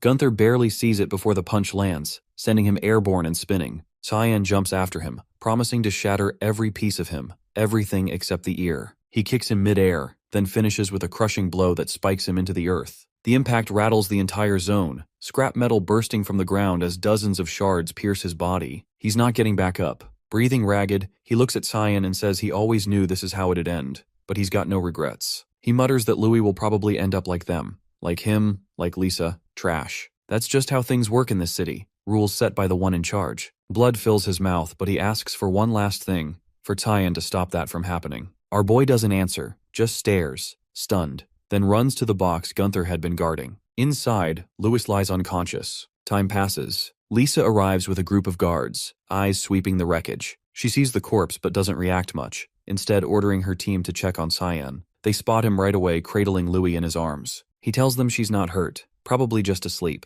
Lisa approaches and asks if he's okay. He keeps his eyes on the girl, saying there's nothing she needs to worry about, just take care of her. She asks where he's headed. He rises, setting Louis down gently, and says he's got something to clean up. Lisa asks where. His voice drops, cold and final. Lambaster. He's already walking. Lambaster is carved into 4 main sectors, with the infamous Lambaster cage planted squarely at its heart. To the west sprawls the junkyard, the commercial hubs stretch eastward, and the entertainment strips occupy the southern slice. The city has no official law enforcement, but there's a loosely kept order managed by the heads of each district, who handle just enough to keep things from falling apart. In the past, Cyan glances at Ashel, questioning how he plans to gain control over a place this chaotic. If this were just a regular state, they could storm in with force, but that option's off the table. Instead, he suggests going solo and taking down the district heads directly. Ashel grins, brushing off the idea, saying there's no need. The city's already on the brink of collapse. Even if they sit back and do nothing, Lambaster will still tear itself apart. They just need to show up at the right moment to claim it. Cyan eyes him, skeptical, wondering how he can be so sure. The reply is simple. He's seen it, and the rot runs deep.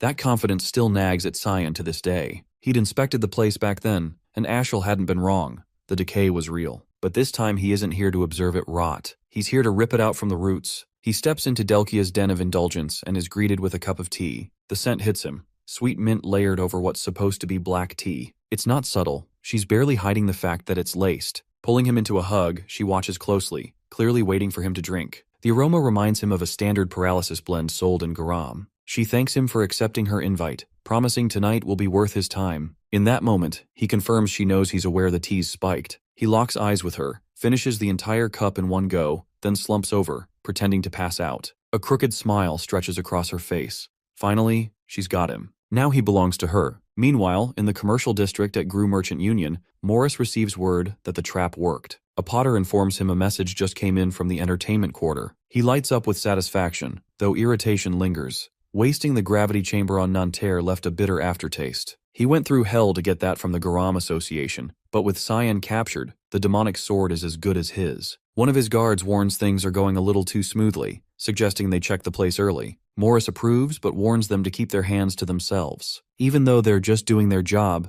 their eagerness annoys him. He suspects they're after the sword too. Instead of waiting, he hitches a ride in his cart and heads there himself. Pushing open the door to Delkia's chamber, he finds her lounging on the main bed, Cyan unconscious beside her. She teases that he's early and asks if he couldn't hold back a bit longer. She was just about to start the fun. He shrugs her off, saying he doesn't care about the body. It's the sword he wants. She replies coolly that she's already removed it from Cyan. That gets his blood racing, and he urges her to hurry and hand it over. She tells him not to rush, then yanks a rope. What he sees next sends a jolt through him. Bodies, all stuffed and propped up, clutter the room. At the center lies another Delkia, bloodied, beaten, unconscious. He's stunned. The first one peels off her disguise. It's Karam, the living embodiment of the demonic sword he's been obsessed with. The sight still shakes him. He hasn't gotten used to the sword taking human form. A voice rises behind him. Cyan. He says Morris knows too much to walk away. Panic flashes across the merchant's face as he calls for the Shadow Assassin Squad, but a fist drives into his throat before he can finish. If he's so eager to see his men, Cyan says, he can meet them the hard way. Creation space flares to life, unleashing the fog swamp technique. Black shadows swirl around Morris, creeping up as they begin devouring him alive. Cyan calmly tells him he knows about the artifacts given to Gunther, and the paralysis mix passed to Delkia. The man stammers, begging for mercy, and swearing he'll never pull anything like this again. But once the fog swamp takes hold, there's no crawling back. The shadows drag his body into a limitless sea, drowning him alongside his guards. With Morris erased, only Delkia remains. Sarika steps up, offering to handle her so Cyan can go. He warns her not to overdo it. She smirks, saying there's no need to worry, then strides over and glares down at the woman, accusing her of laying filthy hands on her master. Sarika announces she knows Delkia is fully conscious and better get ready, because she's going to slice her into 1,000 pieces. The pleas come fast, but Sarika doesn't buy them. She slams her fist into her face, shattering her nose. Cyan steps out of the chamber. Halfway through the hallway, a ripple in the air shifts, and he senses a familiar mana. An instant later, the surroundings twist, and he finds himself in a different space. It's the fog doom technique, only this time someone else is using it. A voice cuts through the fog, mocking his stunned expression. She introduces herself. Linza Nialoff, one of Lambaster's district heads. The name stops him cold. This is the one he was supposed to purify, and it turns out she's part of the mist. She materializes in front of him, casually noting Sarika must have missed her. He thanks her, saying it saves him the trouble of hunting her down. As far as he's concerned, she's just another backstabber. He cracks a smile, saying he's not in the mood to fight, but danger spikes as he catches an attack just in time and knocks it away. What really stuns him, though, is that Lisa from the front desk is here, and she's siding with Linza. She goes in for an attack, but Cyan blocks every strike, keeping her blows at bay with sharp precision, and tells her to step aside. He states plainly that his objective is Linza, and she's not even supposed to be involved in this situation, but she isn't responding, forcing his hand. Left with no other option, he activates a hidden spell called Bloodthirst Wave, blasting her back and freezing her in place momentarily. He finds it genuinely impressive that she's able to take the hit without collapsing. Whoever trained her clearly did an outstanding job. It takes serious discipline to withstand that spell. Suddenly, she reappears behind him and speaks, saying he could have ended her just now. She asks why he didn't go through with it. He ignores the bait and questions how long she's planning to hide in this damn fog. She starts laughing like a maniac, amused, saying she's curious about Sarika's so-called disciple and wants to see how he stacks up against Lisa, the one she personally trained. He furrows his brow, genuinely confused how she even knows that much about Sarika, and wonders aloud what kind of relationship they had. She gives him a playful nudge and tells him he should be worrying about something else. The mage is now preparing a heavy-hitting spell, one strong enough to require a full wash afterward. Dozens of blades materialize and shoot toward him, but he dodges all of them, moving like wind through thread. Lisa follows up with a leaping strike from above, and in a cold, cutting voice, tells him she's cut off all ties with Gunther, but he still needs to pay for ripping away the final piece of her bloodline. He locks onto her eyes and immediately spots it. Her mind's been tampered with. Looks like someone implanted a shadow-based persona using a memory shard and layered it with rage. Closing in on him like this, though, that was her first and last mistake. He seizes her by the neck, completely freezing her movement, and then with a swift, deliberate motion, knocks her out clean with a hit to the head. The moment she drops, it's just him and Linza, standing alone in this artificial fog dimension. He calls out to her, asking her to quit hiding. She steps forward, laughing, and says he should have figured it out by now. This fog isn't just around them, it's a domain formed from her own will. He says it's surprising enough to find out she's part of the mist, but what really makes it worse is that she's both a traitor and a damn thief. She tilts her head and casually asks what exactly he's accusing her of stealing. He points straight at her hand and calls her out. That ring she was wearing earlier is an Antbari artifact, a tool that absorbs basically anything, whether that's raw mana or divine energy. She used it to fake her identity as a mist. He smirks, ridiculing her without holding back, calling her nothing but a knockoff, a fraud wearing borrowed power. That pisses her off. Her composure cracks, and she unleashes a forbidden spell, but what she doesn't realize is that she's walked right into his trap. She taps into the power of the Black Fog God and summons Absolute Flag, her trump card. The fog bends into a sealed sphere, locking them into an isolated pocket space. Within this space, only she has freedom to move. This world is hers. But then, a new voice breaks in. Karam, sharp and sudden, calling out that she's finally located it. A tear rips open across the rail, and through that tear steps Kira, calm and ready, asking if Linz is really aiming for her master. Linza freezes completely, eyes wide in shock. She just watched someone slice open her domain like it was made of paper. She can't believe it. Kira's power is rivaling that of the Black Fog God. Her brain stalls trying to process it. Excluding Uru, there's only ever been one person who could pull this off, and there she is, the blade-turned being. With a calm, vicious glint, Kira playfully asks how many parts Linz wants to be cut into. She snaps her fingers and tears down the entire fog barrier with a single gesture. The woman stumbles back, mouth open, reeling from how casually Kira just walked in, yelling that there's no possible way this brat is the true heir. She insists it's impossible. 300 years and now some random kid shows up? No way. The demon leans in, speaking in a sharp whisper, asking what her deal is. He gives her a look and mutters that she's just throwing a tantrum. Karam boils over, rage spiking. She calls him a child again and follows it up by calling him a fake successor before dashing forward, ready to strike. He doesn't flinch. He grabs Kira, shifting her into weapon form instantly, and with a grin, comments that she's way too sloppy to ever pass as a decent assassin. Both of them activate a high-grade fog skill, Russian Fogstorm, and their weapons crash violently. But even in that clash, Linz has no real power to push back. He asks if she still doubts that he's the real one chosen. He says fine. If she still won't accept it, he'll just show her the real deal. As she stumbles, trying to regain her stance, he unleashes one of his highest-tier fog techniques. A massive orb of dense, churning black energy begins forming. The spell is called Adamant, the mana charges spiraling violently. Before she can even get a breath, the sphere launches toward her. Flashback, years earlier, at the Temple of Black Fog, Sarika looks at her and asks if she's really going to walk away now. The woman replies that she's sick of waiting for a successor who may never appear. She turns her back and asks if Sarika plans to kill her. The priestess calmly denies it, saying there are far worse people in the world, and no reason to kill her yet. Still, the second she senses the fog has corrupted her soul, she'll eliminate her without hesitation, and when that time comes, she'll also reclaim every piece of stolen gear she took. The woman shrugs, almost smug, saying no one even knows she stole anything, so there's no need to be nervous. She offers a farewell and says to stay decent, as if they were still friends. That was the last moment they shared. She left behind an empire's shadow and built a faction in secret,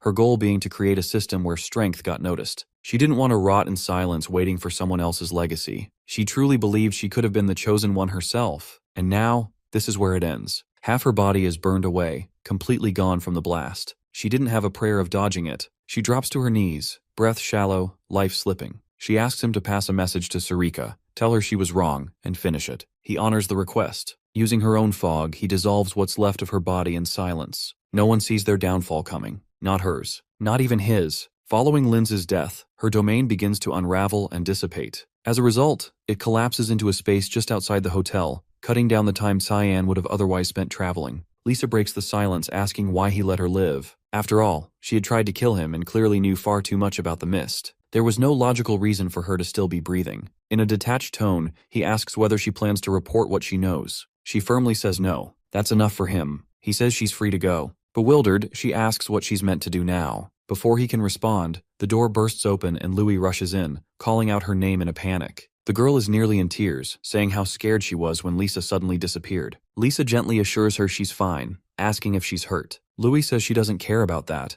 She just doesn't want to be left alone again. Lisa had been the kindest person she had ever met, and she begs her not to vanish again. Cheyenne tells her she's just found her new role. The district of Forva has no managers left, so she should take over and make sure Louis grows up better than either she or Gunther ever did. Lisa silently nods in understanding. He bends down and pats Louis on the head, telling her to listen to Lisa's guidance. Louis then asks if he's leaving. He confirms, saying he has to check out. Lisa follows with a question. Will he come back? He answers with a maybe, but deep down, he hopes he never has to witness what he saw in that place again. He heads back to the Fog Temple to follow up on Sarika's mission regarding Lin's. When he arrives, she seems surprised that he managed to purify Lin's Nihil. She asks whether it was difficult. He gives a dry response, stating she already knew how hard that mission was. Sarika nods and notes that he seems to have some questions. He asks about her past connection to Lin's and whether she was ever part of the Mist. She confirms they trained together but left when she disagreed with where the Mist was heading. She even took the Hallmaster's ring with her, something passed down through the Order. Cyan pulls the very ring out of his pocket. She tells him it was supposed to be hers, but she wants him to keep it. He's confused, since that ring was only meant for Hallmasters, but she says she no longer needs it. She's strong enough without such symbols. He admits he thought her true motive for sending him on that mission was to retrieve the ring. He hadn't expected this. Karam materializes nearby, remarking that Sarika probably resented Lin's, which explains their dynamic. She says she was only keeping a promise, and that most people eventually break under the ring's power. He wonders aloud whether this is a test to see if he too would be corrupted. He asks if she plans to warn him like all the others, that if he succumbs, he'll be purified just the same. Then he questions whether she even accepts him as the next successor. Sarika grins slightly, saying she's simply watching to see whether he becomes a menace to humanity or a hero. Testing a successor is a tradition. She even admits Karam may have chosen wrong. The spirit reacts with anger, but Cyan remains composed. He understands what she means. Days pass. At Lewin Academy, in the dean's office, the administrator is in conversation with a newcomer. With instructor Nella's sudden disappearance, student anxiety has risen. He acknowledges the weight the new appointee carries, but expresses faith in him. The man responds calmly, promising to be understanding toward the students. This is Boris, the newly appointed substitute instructor. Once the meeting wraps up, he excuses himself to tour the academy, but the dean watches him go, sensing something odd in his demeanor. A moment later, Sarika enters the office, apologizing for being late. She was responding to the dean's earlier summons. Boris greets her, introducing himself formally. As he speaks, she immediately senses his ominous aura and the unmistakable stench of blood clinging to him. He radiates danger. The dean mentions that Boris comes from the capital and privately asks her to keep watch over him. Though polite and skilled, there's something unsettling about him. She agrees. That level of blood on someone can't be washed off. It clings, thick and permanent, like the scent of death walking in a man's skin. Later that day, inside the academy, a large assembly of guards has formed, standing in organized lines. The sheer number is staggering. Even Aaron is taken aback. She had heard the guard force had expanded since the Banquets of Blood, but this is excessive, overwhelming even. Suddenly, a voice calls out to her. She turns and recognizes Lunav, who approaches with a warm smile. They walk together, chatting. Lunav expresses her gratitude and happiness, saying she's been doing well lately, all thanks to Aaron's help. Aaron, being modest, returns the compliment, saying her friend has done a lot for her too. Then she introduces her to Leximus. The three chat and laugh together as they wander, but then they run into Boris. He introduces himself as the new instructor, asking specifically for Princess Aaron. She greets him with a polite smile, mentioning she's heard quite a bit about him. She inquires if he's teaching mana application. He then makes a casual request. Could she spare a moment? He claims it's nothing urgent. He just wants to assess her mana levels. He asked her to produce her mana sphere. Without hesitation, she creates and presents the sphere. Leximus and Lunav exchange wary glances. Something doesn't feel right.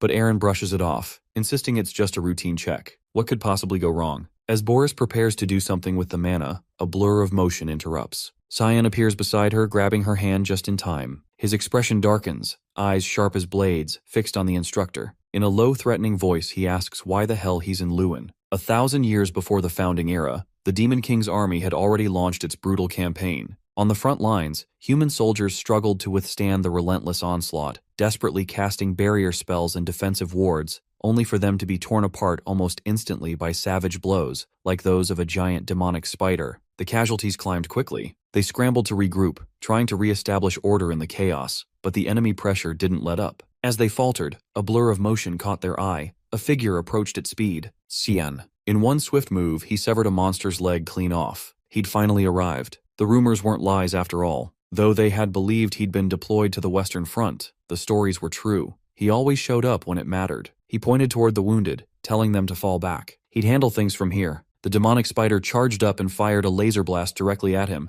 but he leapt aside just in time, landing clean. Excitement flickered in his chest. He'd hoped it would be a special class monster, but it was too slow to be worth the effort. Disappointed, he summoned the void sphere and obliterated the creature in one blow, vaporizing its head entirely. Moments later, he caught the sound of clapping. It was Boris, clearly impressed, grinning as he commented that no wonder Sir Ashiel kept him close. He had assumed Cyan was stationed in the rear lines, same as him, but had come north after hearing this front needed reinforcements, only to find the situation already wrapped up. Cyan noted the obvious. These soldiers had been seconds from being wiped out. This war wasn't ending anytime soon. It had been a full year since the Vare family ordered the elite knights on the front to relinquish their power to Emperor Luenel. The monsters seized that moment of vulnerability and began their advance, resulting in an unbroken war ever since. All of it, a direct result of Luenel's greed. Cyan admitted that if Ashiel hadn't personally asked him to show up, he wouldn't have bothered. Boris let out a low laugh, admitting he was pushing his luck by saying that aloud, but he understood. He was in a similar boat. Cyan assumed Luenel had sent him too, but the other man corrected him, saying it was his skill set that got him picked. Even so, his values aligned more with Ashiel's than the Emperor's. Cyan tilted his head, asking what sort of skills Boris even had. Boris lifted a hand, pulling in mana from the surrounding air. Cyan watched as he pulled residual traces of his own magic, compressing them into a dense sphere. Something about the sphere's energy felt off. He studied it, then admitted there was something in him, maybe even what he'd been looking for. Looking back now from the present, that might have been the moment the hunt really started. He wouldn't let himself slip up again, which was exactly why giving mana access to someone like Boris was a terrible idea. Boris recoiled at the sudden shift in tone. The aggression caught him off guard, unraveling whatever plan he'd been running. Leximus stepped in, shielding Princess Erin and snapping at Cyan to rein it in. Boris tried to smooth things over, claiming it was just a misunderstanding. As a newly appointed instructor, he'd only meant to assess student aptitude. Cyan wasn't having it. That was a weak excuse. He'd never heard of that kind of protocol, and he'd only just learned about the appointment. Boris shrugged, saying he'd step back if they felt pressured, adding a half-hearted apology if he'd made anyone uneasy. Cyan gave a curt nod, accepting the apology but telling him to get lost before things got worse. He kept hold of Arin's hand as he said it. With no room to argue, Boris turned on his heel and walked out, thoroughly thrown off by the hostility. Lunav blinked, clearly puzzled, whispering to herself, wondering if she'd ever even heard of that instructor's name before. Cyan released Erin's hand and muttered an apology for snapping, but she brushed it off, saying she understood and trusted he was on her side. Her cheeks lit up mid-sentence, and flustered, she grabbed Leximus's hand and bolted, muttering something about urgent business. Once they were gone, Lunav turned to him and asked if he knew Boris personally. He said not really, just barely. That surprised her. She'd never seen the guy before. He cut her off, warning her clearly, "Don't dig into him. Don't approach him. Stay the hell away." Later, back in his dorm, Cyan cast a candy waterfall spell, thanking Emily and Brian for holding things down while he'd been out. Brian perked up,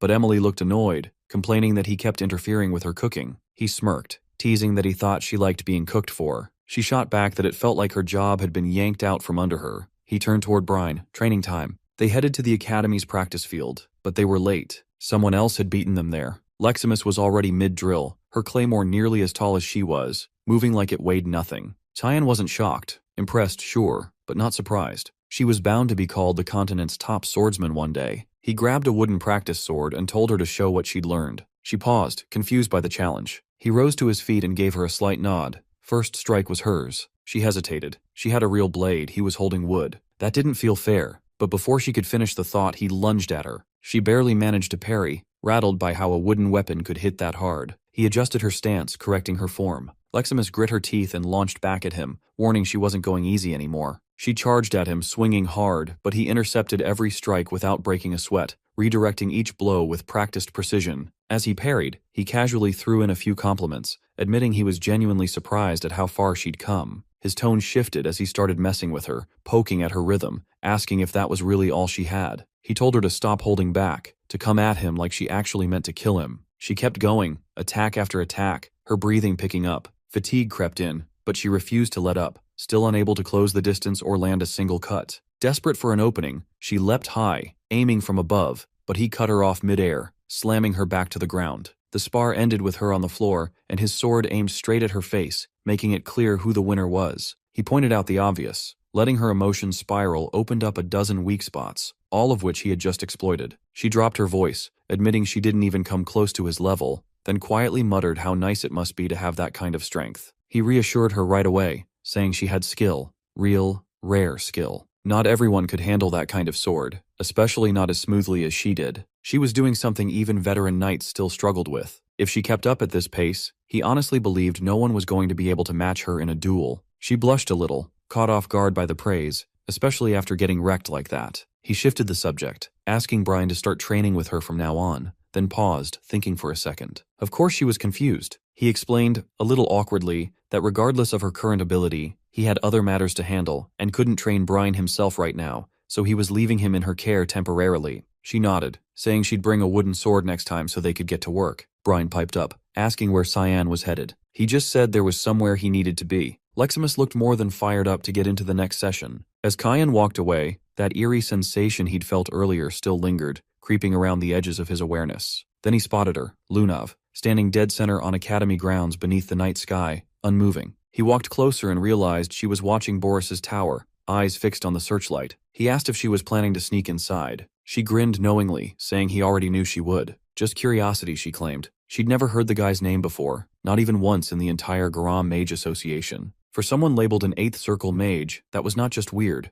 it was suspicious. That grin of hers didn't fade. She was clearly sticking her nose where it didn't belong and loving it. Then she turned to him and asked if he was coming too. It felt like he already knew Boris, maybe even hated him a little, enough to get involved. He exhaled heavily. She was dragging them both into a mess, and they both knew it. They waited for Boris to finally step out of his room. Once he was gone, Cyan led the way and cracked the door open with a spell. The room inside was stacked with books, dense with ancient symbols and magical writing. One glance was enough. They both thought the guy was a total academic freak. She picked up one of the texts and flipped it open. Most were heavy on old, forgotten spells, stuff that probably hadn't been used in centuries. Then he froze. He felt Karam slipping away from his body. He asked her where she was going. She answered from afar, saying she was heading to the rooftop, telling him to chill, they could keep poking around the lab. He narrowed his eyes, confused by her sudden departure. Before he could dwell on it, Lunav called him over. She'd found something, a strange, dusty volume older than the rest. From one glance, his expression darkened. This wasn't just any book. It was Hearthcrea, Boris's armor. Meanwhile, up on the roof, Karam lifted her head, catching a foul, almost rotten smell in the air. She muttered that it was already about to emerge. She called to it, Hearthcrea. A presence descended from above. A voice echoed out, calling her by name, saying it had been far too long. 3 centuries to be exact. She forced a grin, anger barely held in check, saying she was doing perfectly fine until he showed up. The voice teased her, saying her personality hadn't changed one bit, joking that maybe that was why she ended up picking Cyan as her wielder. That hit a nerve. She snapped, lunging at him, but he calmly held up a hand, telling her to relax. He wasn't here to fight. He just wanted to talk. She demanded to know what he was really up to, what his endgame was. Down below, Cyan and Lunav were still locked on the old book, Hearthcrea. She studied it closely, saying it didn't read like any magic text she'd seen before. It had the structure of a historical chronicle, but everything was encrypted in strange glyphs and codes. Decoding it would take time. She flipped a few pages and pointed out one image, a half-drawn sun. It was the only symbol she recognized, but even that looked off, unfinished. She asked what he thought it meant. A sun, trailing darkness behind it. His face shifted immediately. He slammed the book shut and told her they had to destroy it now. That book was the core of everything, the banquets of blood, and all the disasters that followed. But before they could move, a voice cut in from behind. Boris. Calm. Cold. Cyan hadn't even noticed him coming, too caught up in the book's danger. Boris casually took it back, holding it in his hand like it was nothing, saying he'd been debating whether to drop by, but now they'd saved him the trouble. He called it an interesting coincidence, but spying, that's where the fun stopped. He lifted a hand and cast a spell, blasting Lunav clean through the window. He apologized, sounding almost sincere, saying Cyan didn't need to worry. She was fine. He'd only sent her back to her dorm. Now that they were alone, he said they should talk. He'd been curious about Cyan, about the version the world saw and the one hidden underneath. Cyan clenched his fists. This was bad. He wanted Boris dead right now. But Hearthcrea complicated everything. The timing was awful. Karam was still gone. Cut to Karam now lying stretched out on the roof tiles. Hearthcrea, or what was inside it, spoke again, asking what she thought it all meant. He told her that the one he served wasn't just powerful, he was chosen, blessed by a god. That meant she was already on the losing side. She didn't blink, didn't care, saying she was a demonic sword, not one of Lumendel's lackeys. She wasn't turning on her wielder just because some divine clown said so. He shrugged, saying that was fine. There were ways around that. If she took over Cyan's body, became the wielder herself, she'd be even more dangerous. She laughed, low and sharp, calling the idea stupid and asking what half-baked schemes they were even trying to run this time. Good versus evil, light clashing with darkness, creation opposed by destruction, dualities locked in an endless cycle of conflict. And as always, light wins in the end. That's how the story wraps up, just like all the others. It's been 300 years since the war between gods and demons reached its final blow. Life on the surface is thriving like never before, but gradually the world is moving on. The old legends are fading. Reverence has turned to apathy, and eventually, they came to a decision. After long debates, they agreed. Maybe what the world needed again was darkness. Darkness to make the light shine brighter. Karam scoffs at the reasoning. So what? She takes control of Cyan's body and goes berserk, and then Hearthcrea and Lumendel show up to end her and be crowned the new heroes? That's the plan? He nods, grinning, saying that's exactly it. She doesn't take it well, swiping at his face with disgust and calling his whole pitch complete bullshit. Hearthcrea sighs, clearly disappointed. He figured a demonic sword's fate was to one day possess its wielder and asks if she's changed somehow. Her temper flares. She snaps that they were the ones who labeled them evil in the first place. They never once tried to understand. They just handled their own crises and dumped the rest on others. He had hoped talking to her would be as smooth as it was with Eru, but clearly not. So he says farewell and vanishes into the night. She stays there for a beat, rethinking everything he said, and her resentment for Eru only deepens. Back inside the lab, Boris offers Cyan a cup of tea. He doesn't bother responding, cutting straight to it and asking why the man said he was so interested in him. The teacher chuckles, saying it's only natural for someone in his position to take an interest in his students. Cyan raises an eyebrow.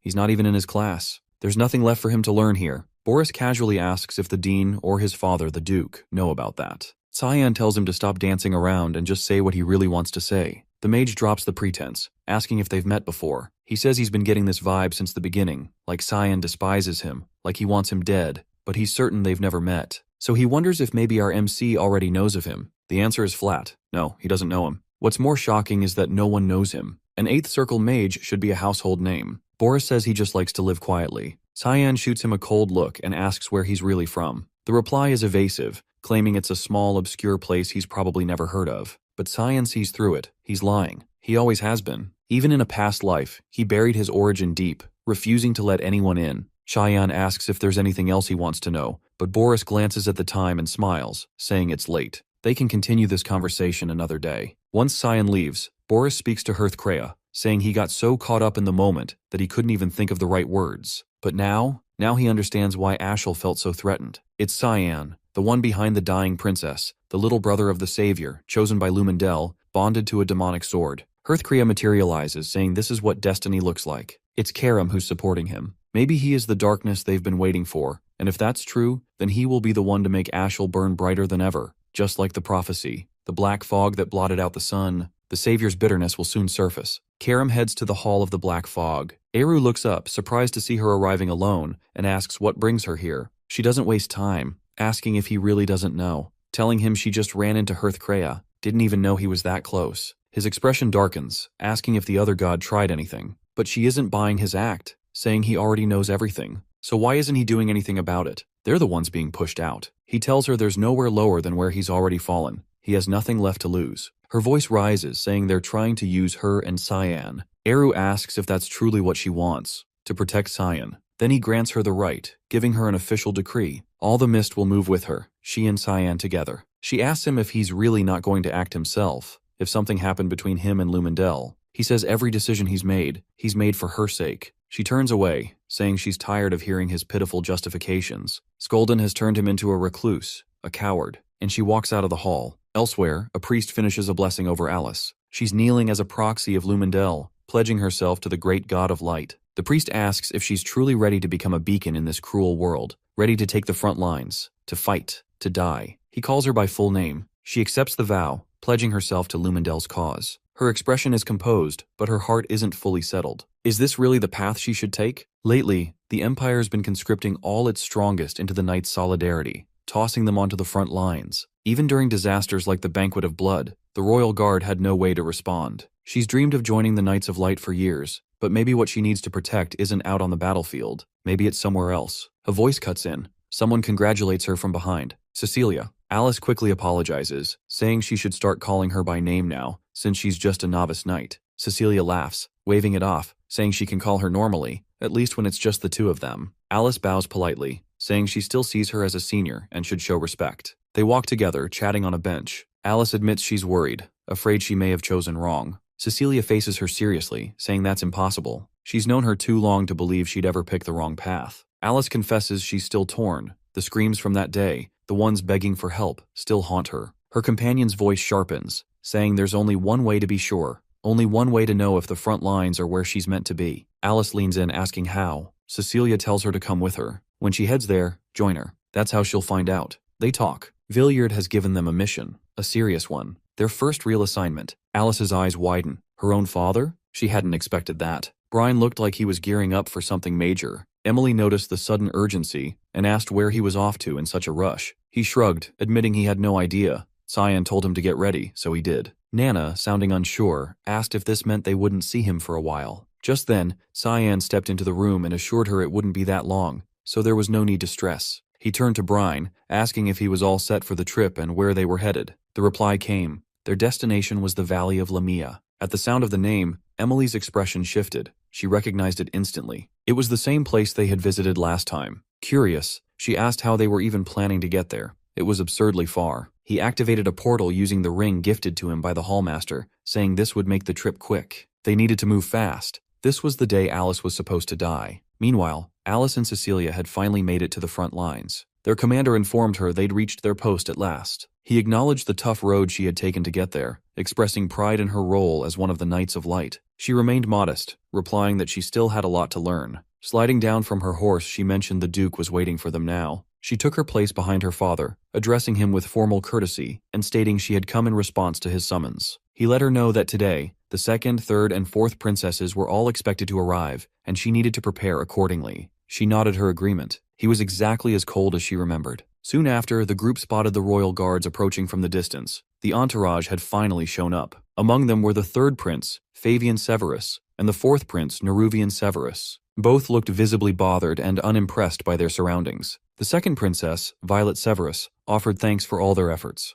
The Duke stepped forward, introduced himself properly, and greeted the royals. Neruvian, clearly impatient, complained that they should just get this over with and leave. This visit was purely symbolic anyway. Fabian remarked that no monsters were going to ambush them out of nowhere. The Duke reassured him that the creatures stationed at the rear were minor threats at best. Besides, their top knight was with them, so they were in safe hands. Ashel emerged right then, noting it had been a long while since he'd seen his father. The older man eyed him with pride, expressing confidence in his ability to handle the job. Fabian gave him direct orders to wipe the enemies out before they even got close. Unlike him, their corpses held actual value. The princess shifted focus, asking about Luenel. He wasn't one to skip official visits like this. Ashel replied that Luenel had handed the task off to him due to pressing matters elsewhere. Though still unsure, she didn't push it, remarking that she was lucky to have him as her bodyguard instead. Alice shared the confusion silently. Ashel was always seen guarding the first prince, yet here he was, standing beside the royal daughters. She decided to dismiss it as coincidence. He met her gaze, mentioning he'd heard she joined the Knights of Light at the top of her class. His stare carried a chilling, almost violent intensity, and he congratulated her. The look unsettled her.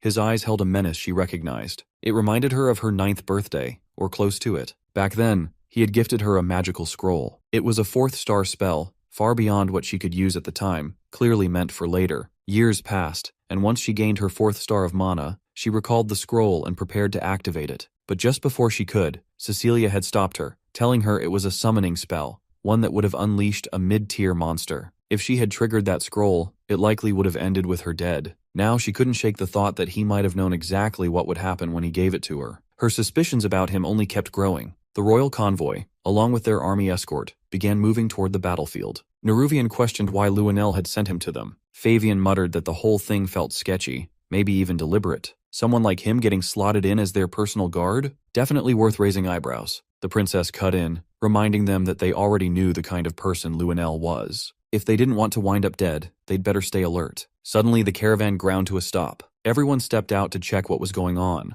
They saw Alice sprinting toward them, panicked, yelling about screaming. An ambush had begun. They needed to get out now. The attack came from a rare creature, a Tsaraerk. The ground dragon let out a piercing roar, sending a wave that hurled soldiers backward. The guards didn't stand a chance. Alice rushed to pull the princesses out of danger. The beast's tail came crashing down, aiming to smash through the guard lines, but she summoned a mana shield to block it. The barrier gave just enough time for the princesses to escape. She couldn't believe it. How had a high-level monster ended up this deep into their secured territory? Something wasn't right. Down in the dirt, the princess heard Ashel speak up, vowing to protect them and urging them to come closer. And that's when it hit her. This whole ambush might have been part of his plan, a way to kill them under the cover of chaos. Right then, Cecilia arrived, launching her Wind Blossom spell to drive the monster back briefly. Alice grabbed the princess's hand, trying to lead her to safety. Something felt horribly off. Back when he looked at Violet, there had been real bloodlust behind his eyes. She glanced back and saw him standing next to the dragon like he belonged there. She shouted his name, telling him to watch out. A barrier flared up around Ashel, launching the monster backward with force. He clicked his tongue in irritation after noticing that both the princess and Alice had already slipped away. The creature lunged again, but he, now visibly pissed, leapt into the air and struck it down in a single blow.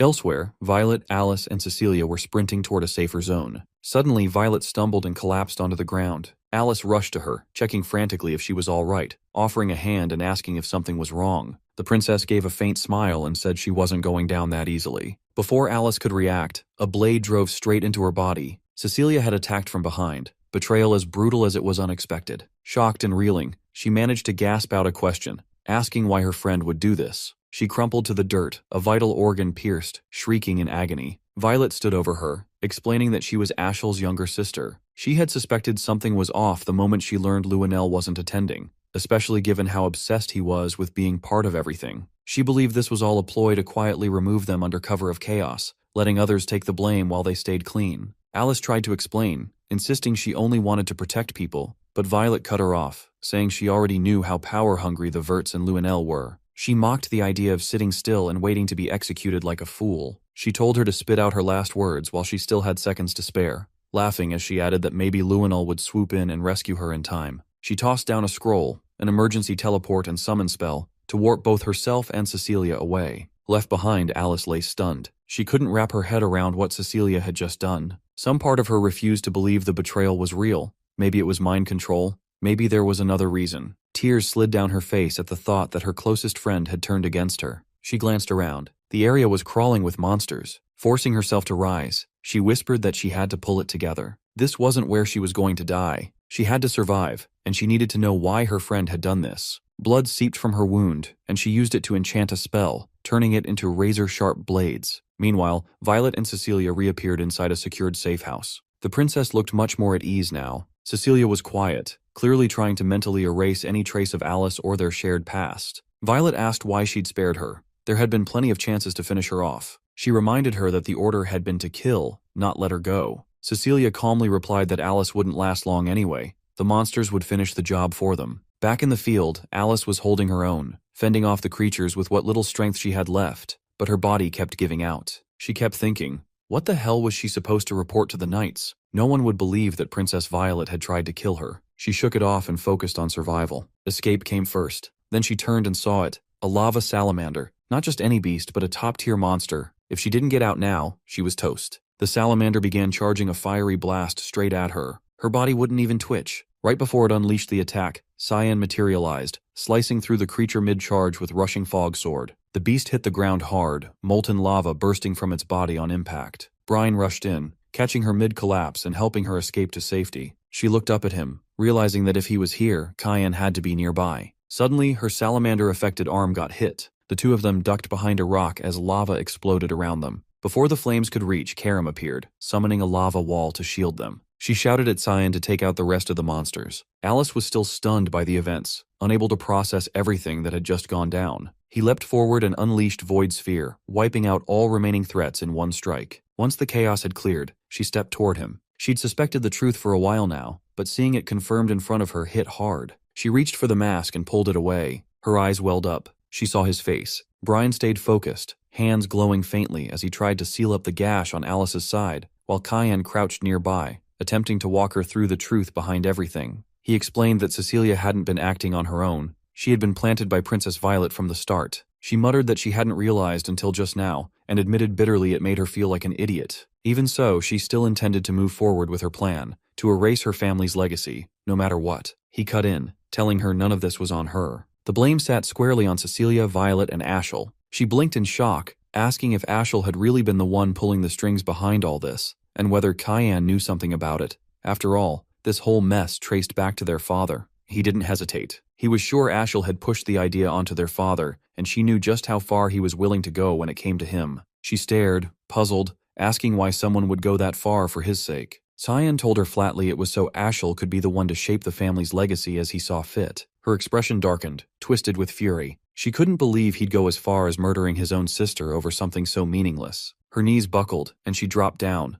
still not fully healed, still worn out. She looked up, voice low, asking if he was absolutely certain about Ashel. She'd thought she was the only one who'd sensed something was off, but Cyan had noticed too. She warned him their father and the others had to be kept out of this for now. Whatever this was, Ashel had a secret weapon she didn't. During the earlier fight, something had felt wrong, like an unseen force was shielding him. Cyan's eyes narrowed. That sensation was way too familiar. He'd felt it once before, in another life, at the moment he tried to strike him down. Something had stopped him before his blade could land. He still didn't know what the hell it was. Some force that reached past the body, messing with the soul. A cursed sword? Something darker? Only one explanation made sense. He said they were out of time and needed to speak to their father now. She nodded, but he shook his head. Their father wouldn't believe them. Not a chance, she pleaded, saying if they both came forward without delay, maybe he'd actually listen. His tone shifted, serious now. He told her to trust him. If she acted recklessly and things went sideways, the entire Knights of Light could turn on them. In his last life, Ashel had always been the Golden One. Everyone had adored him, looked up to him like he was sent from the heavens. Even Cyan had once followed him without question. People treated him like a messiah, never doubting a word he spoke. But looking back now, Cyan couldn't help but think something about that had always felt off. The way Ashel had been adored, it wasn't just admiration, it was worship.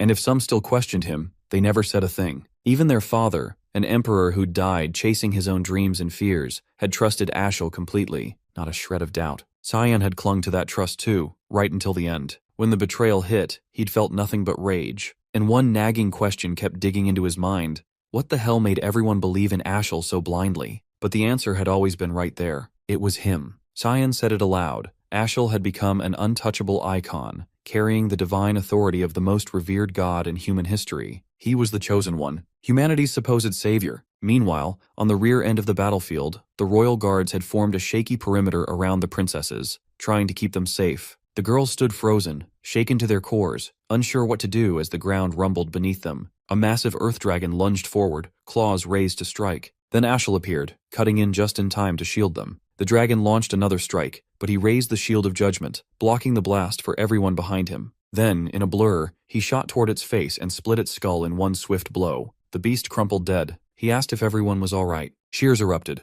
voices chanting his name filling the air. Even the princesses started singing his praises. Alice stared, stunned. She couldn't wrap her head around it. The savior? Chosen by Lumendel? Cyan, standing beside her, told her plainly. Lumendel hadn't chosen based on character. He just needed a savior. That's it. And since Ashel had been chosen by the supreme god himself, denying it now was basically heresy. She'd risked turning the whole church of Lumendel against her. A weight settled behind her eyes, a slow, sinking disappointment. She'd placed her faith in Lumendel her whole life. And now, this. She turned to Cyan, asking how he even knew all of this. He avoided her gaze, telling her he couldn't say. Not yet. He'd already interfered too much. She placed a hand on his shoulder, steady. She trusted him completely. If he couldn't say, there had to be a reason. But one day, she said, he needed to tell her. He didn't have to carry it alone. Then she pivoted toward Brine, giving him a small nod of thanks for patching her up. Cyan looked at her, asking what she planned to do next. She didn't hesitate. First, she had to deal with this mess. That meant finding Cecilia. She needed to hear the truth straight from her. He offered a hand, literally, summoning a porcelain gate pointing to Cecilia's last known location. Back at Violet's safe house, Cecilia suddenly felt a strange mana signature ripple through the air.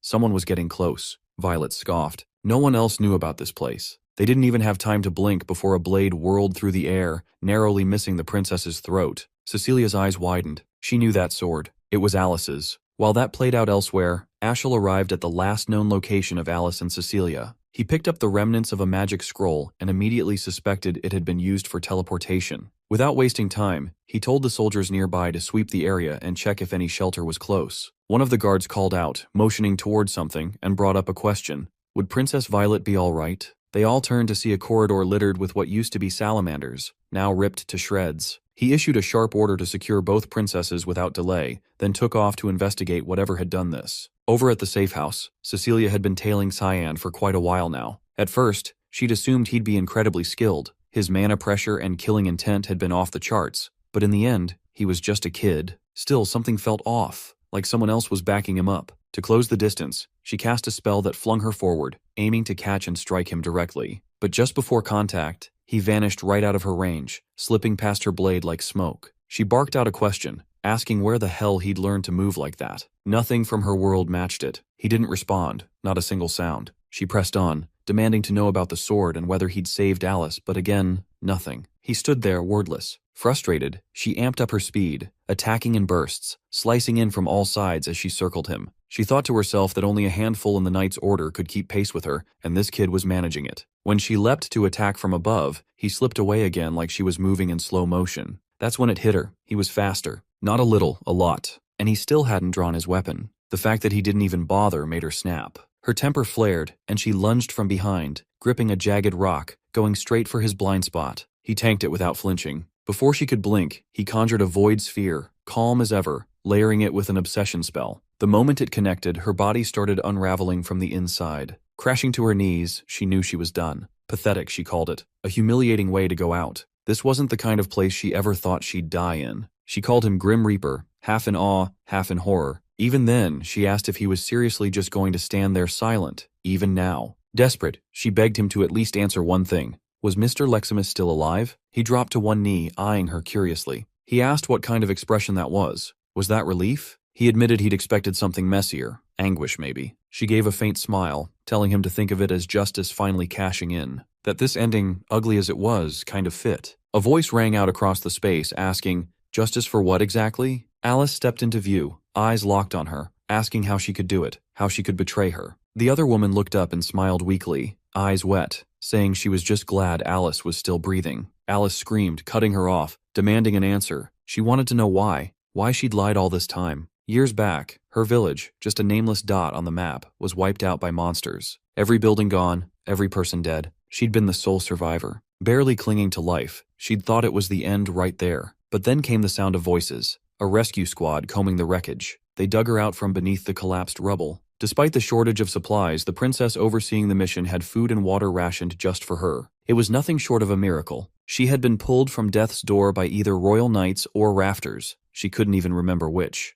And the one who took her in after that was Violet. From that moment, it felt obvious. When someone saves your life, you owe them yours in return. Later on, the chance to repay that debt finally came. A direct order from the princess. She was told to infiltrate the Vert household, keep an eye on them, and wait for further instructions. That's how she ended up planted inside as a maid. And through that, she got to know Alice. But now, looking back at it all, she wasn't sure it had been worth it. A part of her wished she'd just died with the rest of her village, buried with the rubble and silence. Then came that day. They'd all been standing by, waiting for someone to show up. Violet had pulled her aside and given the command, "Kill Alice." She was labeled a threat. Alice, stunned, asked why Violet would see her as dangerous. The maid answered without flinching. The princess had always seen the Vert family as suspicious, ever since she noticed how closely Ashel and First Prince Luenel were aligned. To Violet, that loyalty meant the Verts were probably backing Luenel, and in the paranoid world she'd been backed into, that assumption only grew worse. She spiraled, gripped by fear and distrust, because that's who she was, someone who only trusted herself when the walls closed in. The would-be assassin gave a faint, bitter smile, saying she was nothing like her, and wondered aloud how she'd spent her whole life taking orders from someone like that. And the worst part? Alice had trusted her the entire time, and in return, all she had done was betray that trust. That's when Cyan snapped awake and cut through the moment, calling it what it was. Bullshit. If she thought admitting guilt was some kind of free pass for forgiveness, she was way off. Alice tried to step in, asking him to slow down, give her a second to figure out how she felt about all this. But he raised his blade toward the kneeling woman, cold and unshaken. This wasn't a minor offense. She shut her eyes, ready to take whatever came next. Alice screamed, pleading with him to just listen a little longer before doing anything final. Brian held her steady, whispering for her to put her faith in Master Cyan. The sword came down toward the condemned. Back at the safe house where Violet had holed up, the silence shattered as the door slammed open. She immediately demanded to know who dared to break in. Calling out for Cecilia, she suddenly realized she had no idea when the girl had disappeared. Ashel stepped into the room. He told her he'd come to get her out. A sharp draft crept down the princess's spine, her thoughts snagging on one question. How the hell did he manage to track her here? She flashed a calm, almost mocking smile, noting how he was practically radiating intent to murder. With a sharp edge to her voice, she called him out for barging in uninvited. tossing in how insanely rude it was. He met her gaze, voice level and frosty, admitting outright that killing her was on the to-do list, and that Fabian, Neruvan, and she were all supposed to be casualties, taken out by the monster. She threw it back at him. There was no way in hell he could walk away from something like that without consequences. Her hand went for a teleport scroll, but he shredded it mid-move, coldly stating that he wasn't finished here. She asked if he was seriously planning to carry that scheme all the way through. He answered with a shrug of uncertainty. Maybe, maybe not. Her eyes scanned the room, and that's when she spotted Cecilia's blade jammed into the wall. He demanded to know where his sister was. She hit him with it. She killed her. She admitted she wasn't entirely convinced the girl was working with Luinen, but blood was blood, and that was enough. Still, no regrets. Then she flipped the question back. What now? Was he here to avenge her? He shut that down, saying he was rethinking the whole strategy altogether. He commented on her composure, how she was keeping it together while dealing with threats she didn't fully trust. Cutting off loose ends like that was a smart call, and he was honestly impressed. She wasn't like Prince Luinol, not even close. That rattled her. She stared, wide-eyed, unsure how he could talk about his own sister like it meant nothing, unsure what his angle even was. He stepped in closer, saying the whole thing was doomed anyway. He planned to report to Luinol and tell him straight up. It all fell apart. She instinctively moved back, asking what the hell he wanted from her. He proposed she side with Enon and join his plan. She raised an eyebrow, confused. Wasn't he backing Luinol? He threw her a casual smile like it was obvious. No one said they were allies. They were just in it for mutual gain, nothing deeper. She sat down on the edge of the bed, skeptical, not buying it. He answered without blinking. Believe it or not, Luinol was part of the plan. She smirked, asking if this was about taking over the Empire, because if it was, she wasn't getting involved. He turned his back, saying he didn't give a shit who ended up ruling. His real mission was bigger. Wipe out evil completely. Strip it from every corner of the world. She laughed under her breath, thinking he was full of crap. But something shifted in the air, and he picked up on it instantly. Evil had just made its presence known. A warped, malicious mana flooded the space, sending chills straight through his bones. Was it bloodlust? It sure felt like it. Whatever it was, he'd never sensed anything like it before. The room suddenly tore apart. Walls, ceiling, all of it, getting pulled into the churning dark energy of the manosphere, the void sphere. Ashel locked eyes on it, frozen. He waited, expecting something,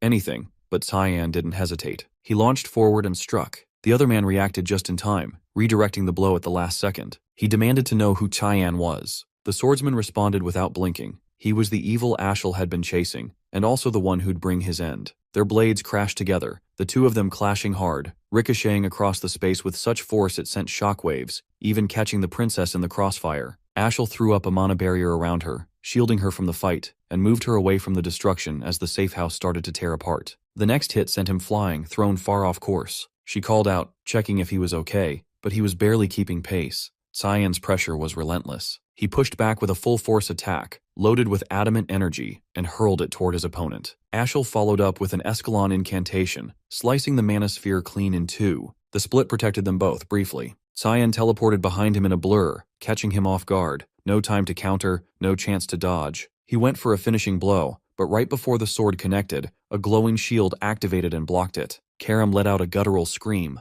like something had just torn straight through her. Cyan froze, thrown back by the force of the same barrier. The mage turned to her, watching closely. Something about this wasn't normal. He tried to steady her, assuring her he'd get through this, no matter what. Cyan stared at her, confused, asking what was happening. She barely got it out, saying it felt like her whole body was being shredded from the inside. Must be his power. It sucked for both of them. Ashel stepped closer, questioning why Cyan backed off when he swore he'd be his end. Then he moved in again. The other man hesitated. Sure, he'd love to finish this, but now that he'd seen what the mage's magic was capable of, he knew he needed to retreat. He tossed something at them, Cecilia's sword and her bloodied shield. Violet reacted immediately, demanding to know what he did to her. He answered flatly. He purified her. Ashel studied him, asking if that was the endgame, wanting to know who gave the order. Cyan said nothing about orders, claiming the mist. That's who he was from, the ones who never forgive. He didn't do this because he was told to. He did it because it had to be done. And yeah, that confirmed it. The rumors were real. The mist was back. Before Ashel could respond, Cyan faded, his body breaking into air and vanishing like vapor. The mage's expression darkened, something heavier settling in. The realization hit. The mist had been sabotaging him from the beginning. Later, far from the battlefield, Karam was still curled up in pain. She admitted it. She honestly thought she'd die back there. Cyan asked if it still hurt that much. She nodded, struggling through the words, saying it was the worst pain she'd ever felt. Even if they wanted to take him down, they couldn't touch him. And this was way more tangled than she ever imagined. He said there might be a way through. Then he revealed it, Durandark's elemental stone, the purity of the gods. It was just a theory, but he believed this could give them a shot. She grabbed his hand, pleading with him not to do it. She knew the risk. This could kill him. He knew too. It was dangerous as hell, but it was the only viable path. He had people to protect, and he refused to repeat the mistakes of his past. If the enemy's strength was absurd, then he'd just have to become absurdly strong too. After a while, Cecilia finally prepared to depart. Before leaving, Alice handed her a small token, Marianne's token. Access to the spirit realm was tightly controlled, but with it, she would be able to enter Ferwina without issue. Alice warned her to stay alert. Tears spilled down the knight's cheeks as she thanked her profusely, voice trembling with apologies. Alice turned away coldly, making it clear she hadn't forgiven her, warning never to show her face again. Cecilia nodded, understanding the severity, and said she would be going now.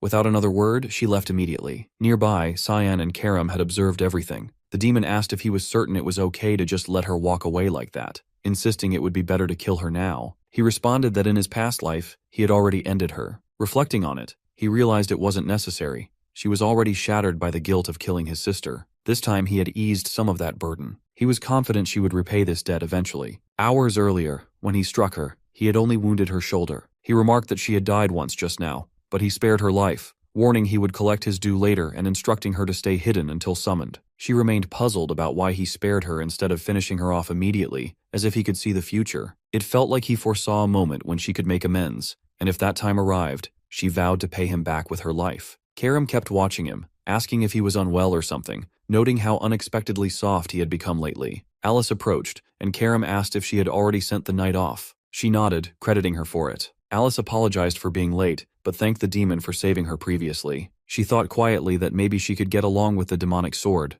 Perhaps it wasn't so bad after all. She laughed softly and asked if Karam was close with Cyan. The demon denied it, explaining their bond was more like master and subject. She fixed Alice with a serious look, warning that his body belonged to her, so Alice shouldn't try to take it away. That instantly killed any hope Alice had of getting along with her. At the academy, Dean Kendall received a message from Cecilia. She explained she had uncovered answers to all her questions, and decided to leave the Knights of Light. Their path had strayed, the people they protected weren't the right ones, and the household's will was corrupted. Even her father was letting it happen. She promised to visit soon, wanting to discuss many things, especially concerning her brother Ashel and Prince Luenal, and said she would explain more in person. The dean thought privately that both families were a mess, but she was still as concerned about her brother as ever. He vowed to at least pretend to care about Ashel, since she had asked him to. Turning around, he apologized to Boris for keeping him waiting so long and asked how life at the academy was going. Boris replied that he was slowly adapting. The teen wasted no time, asking why he had called him and expressing curiosity about when Boris would admit he worked for his grandson, Prince Luenal, and whether there was a reason he had been hiding it. Boris smiled, saying he wasn't hiding anything. It simply didn't relate to his work there. The teen leaned in, serious, asking what purpose he actually had there. Boris answered that he was searching for someone. When pressed if he had found that person yet, he confidently claimed he believed he had. Kundal interrupted, telling him to stop and warning that if the person Boris was after was Cyan, he should give up whatever he was planning. Kundal's aura darkened ominously. Boris felt the threat but respected his determination. Afterward, he retreated to a secluded spot to write a message, noting he hadn't expected such a reaction from Kundal and commenting that Cyan had impressive connections, becoming more intriguing by the minute. He sent the scroll skyward. Hithkria asked what the plan was now, warning that if another human got involved, things would get harder. Boris assured him he knew, and there was no need to worry. Hithkria cautioned that Karam wasn't like him. She had a physical form. Boris comforted him, saying he just needed to sever her connections first, and that it was under control. Suddenly, Hallmaster Sarika answered his summons, asking why he wanted to meet. Boris thanked her for coming. She replied she had wanted to meet him as well. Rising, he mentioned he wanted to ask about Cyan, saying he spent most of his time in his dorm, skipped lessons, yet was extremely skilled. She shrugged it off, calling Cyan a natural prodigy, and asked if that was what caught his attention. He said that initially, yes, he was just interested in our protagonist, but now he was curious about those around him too. Moving closer, he accused her of being a follower of the Black Fog and the Mist. They both shifted into attack stances, but before she could draw her sword, Boris summoned a hellhound that swallowed her whole. Inside the beast, she managed to slice through its insides and break free. Using fog powers, she conjured a domain that enveloped them both. Boris admired her, not expecting such capabilities. She could create an entire new realm, explaining this was how she kept her mana from leaking into the real world. Sarika smirked, admitting she didn't know how he uncovered her true identity, but this revelation would cost him his life. If he desired death, she would grant it gladly. He pulled up Hithkria's book, warning her it wouldn't be as simple as she believed. She smirked, addressing him by name, Cyan, but mocking that his confidence wouldn't last much longer. Without hesitation, he summoned Marines who immediately surrounded her from every direction. In response, she called forth her fox assassins, declaring she was ready to begin his purification. At that moment, a portal materialized inside the royal dormitory, and both he and Brian stepped through. Nana immediately lashed out at him, chiding him for how much she had missed him. She had grown noticeably larger since the last time he saw her. He asked how she had been doing, and she replied she had been training diligently with Sarika, just like he had instructed her to. Over the past weeks, she had been honing her skills under the woman's tutelage. About a week ago, he had requested Sarika train Nana to control her emotional breakdowns, emphasizing that the banquets of blood must never happen again. Nana had held up remarkably well, having slain countless monsters during her training. He patted her head, acknowledging how tough that must have been for Sarika, who was known as the best at managing instincts. She kept hugging him tightly, adding there would be no training today because Sarika had other plans. He inquired what those plans were. Karam stepped forward and revealed it was purification.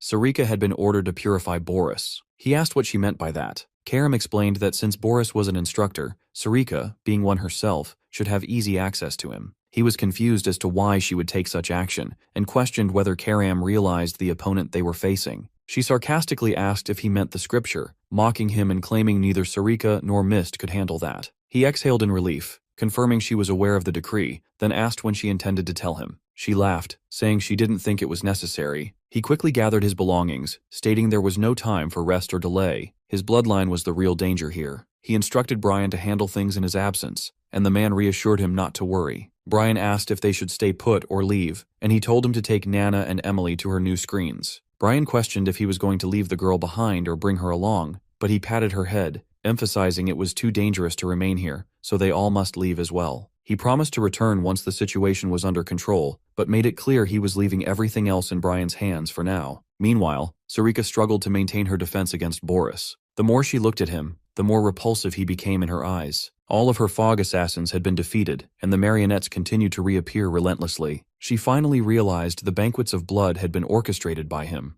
These marionettes carried the same aura as those involved in the banquets, but these were significantly stronger. He laughed darkly, declaring this was merely the appetizer and admonishing her not to tire yet. More marionettes pressed the attack. She wielded the rushing fog stone, slicing through as many as she could to carve out breathing room, but he used scripture spells, sending shafts of light like spears flying toward her. She barely managed to evade most of them, and each time she believed she found an opening to strike, he countered immediately with more advanced spells. The number of marionettes continued to swell, and her ability to dodge diminished rapidly. They were learning her fighting style, adapting to her movements, making it far more challenging to maneuver. When one got close enough, he commanded it to detonate beside her. The explosion hurled her off balance and trapped her within a cluster of others that simultaneously exploded. Exhausted and weakened, she left herself open for an attack. He called upon the scripture to summon a massive warhammer and launched it directly at her. The hammer crashed into Sarika, driving her deep into the ground and shattering everything beneath. She lay there looking beaten while Boris mocked from above, murmuring quietly to herself. She finally understood.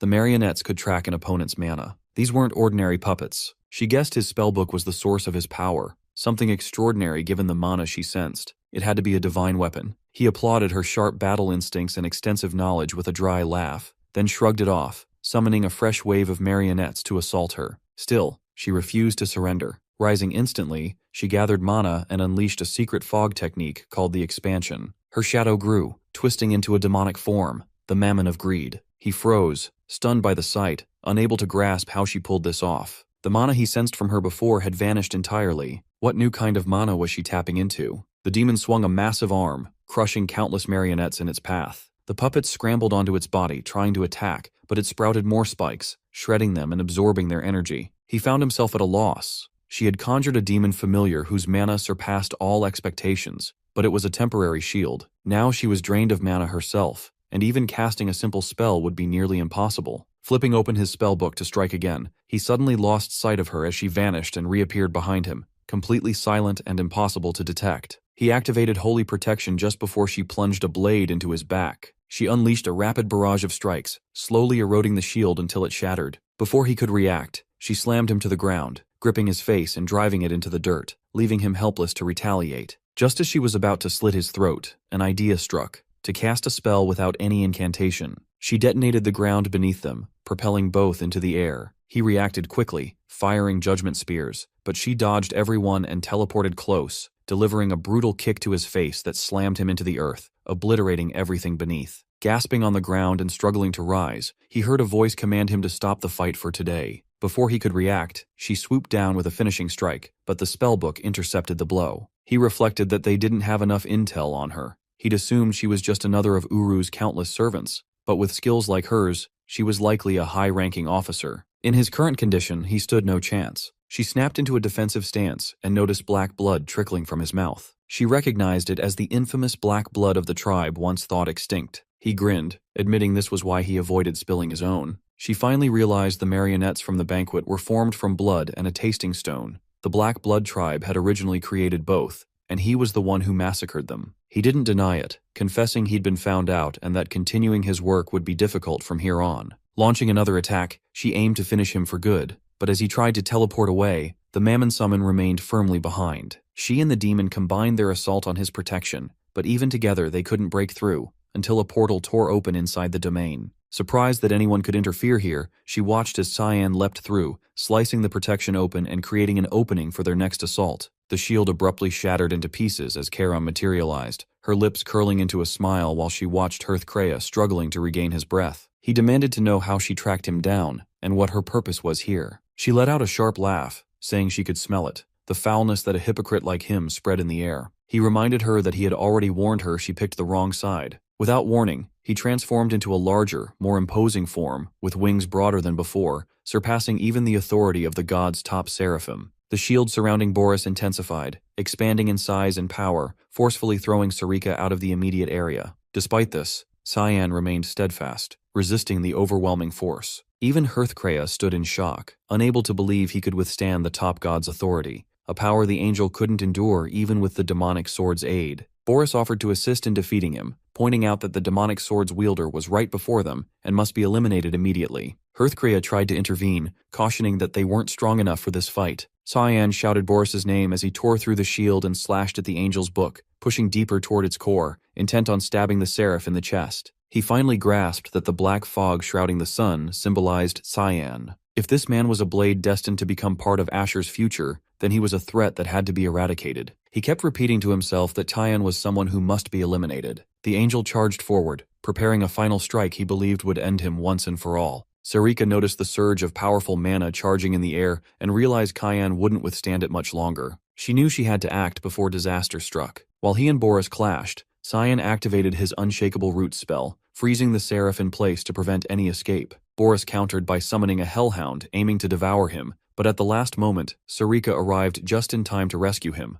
unleashing the secret technique called Unified Demonic Human Form. Moments later, a massive explosion erupted, shattering the entire domain around them. She remained unsurprised, sensing that this was the overwhelming force of a god's power weapon. Because they escaped, the purification mission had failed. Cyan rose to his feet, questioning why she had intervened, and she told him she had saved his life. He bent down to pick up Karam, asking if she was all right. She stayed silent for a few seconds, then said she needed some rest for a while. He knew she had probably experienced the pain directly, but had managed to endure it regardless. He promised himself that when the real battle came, he would have no choice but to use that weapon. At Brno, Commerce City near Lewin, Alice moved through the crowd searching for someone until she finally spotted the Academy's dean. She had doubted he would appear, but here he was. They found a cafe to talk somewhere more private. He mentioned it had been a long time since he left the Academy, and she replied she was equally surprised, given he rarely left the school grounds. He explained it was because of the letter she had sent. The situation seemed serious now. The will of the household wasn't the main issue anymore.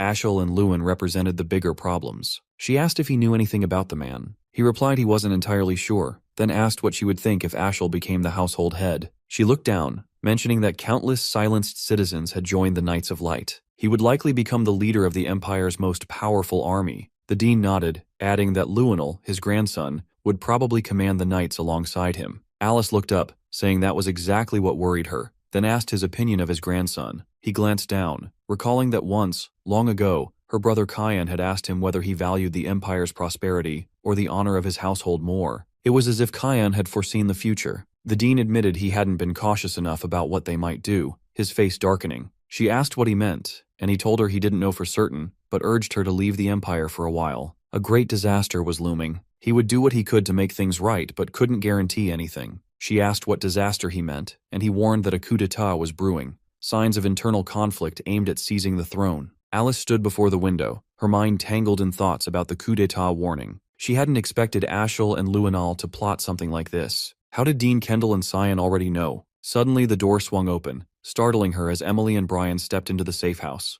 Approaching them, she greeted the pair and immediately asked if they had been living with Cyan at the academy. Emily nodded, smirking, teasing that young Master Cyan still needed her around. The idea of him sharing the academy with two women unsettled her. Brian explained he had urgent matters and had sent the three of them here. She noticed only Brian and Emily were present and realized Nana was missing. Their hearts sank. Nana had been there moments before, but they hadn't kept an eye on her. Taking charge, she stated that if this person was close to Cyan, then she was important to them too. They needed to search for her together immediately. At Bernea's harbor, a ship slipped away from the dock. The elf confirmed they were ready to depart. The werewolf commented that the bay looked especially nice this time and suggested reporting it to the captain. Before leaving, they spotted someone standing nearby, Nana, confident and serious. Leaning in, they asked if she had been abandoned by her parents. She pointed toward the distance, shouting that she smelled something familiar there. Instantly, they recognized a chance for easy profit and tried to lure her aboard by promising candy and food. Though she looked too old to fall for the candy trick, her eyes lit up at the mention. They put on friendly smiles and laughter, but she recalled Cyan's warning about strangers offering candy. Still, she pushed her doubts aside and pretended to follow them. The basement door swung open for her. Thoughts of him flooded her mind again, reminding her never to enter dark, confined spaces if someone beckoned her inside. Yet she ignored the caution and stepped in without hesitation. Once inside, the door slammed shut behind her.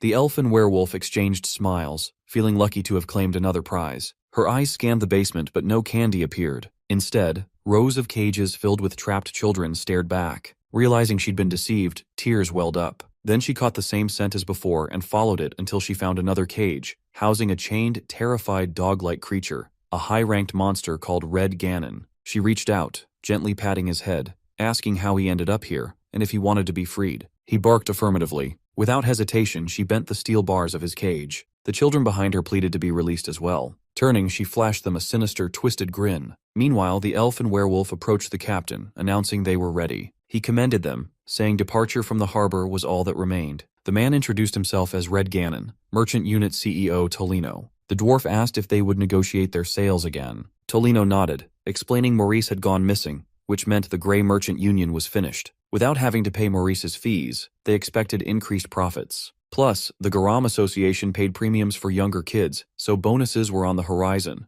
The dwarf recalled Albus was the first, and now the Grey Merchant Union had fallen. He confessed a bad feeling, trusting his woman's instincts that never failed. They looked at him, puzzled. "You should just be more cautious," Tolino advised, telling them not to overthink. They had a Knoll champion backing them. As they spoke, a pig exploded on the horizon, emerging from the ship. Suddenly, Nana dashed in front of them, shouting, "Bad adults!" with fury and hatred blazing in her eyes, declaring she could never forgive them. Tolino screamed in surprise and confusion upon realizing she was a draconic human. She pointed at all of them, accusing them of being liars and bad adults. They grew angry and launched their weapons at her, but none were enough to bring her down as she punched and kicked each of them, beating them one by one. At his last resort, the man ordered the monster to bring her to him alive. She quickly ran toward him, wielding a hammer that smashed down and destroyed the ground beneath her. He shouted in frustration, reminding the beast she needed to be kept alive, but she hadn't died yet. The strike hadn't even fazed her as she held the hammer with one hand, effortlessly. She looked at him and noticed the chain around his neck and the symbol on it. He swung his sword again, and she backed away. Dodging all their attacks, he screamed, asking how they couldn't defeat a little kid, insisting he was big enough to win against her. The monster under his control growled and charged a heavy swing,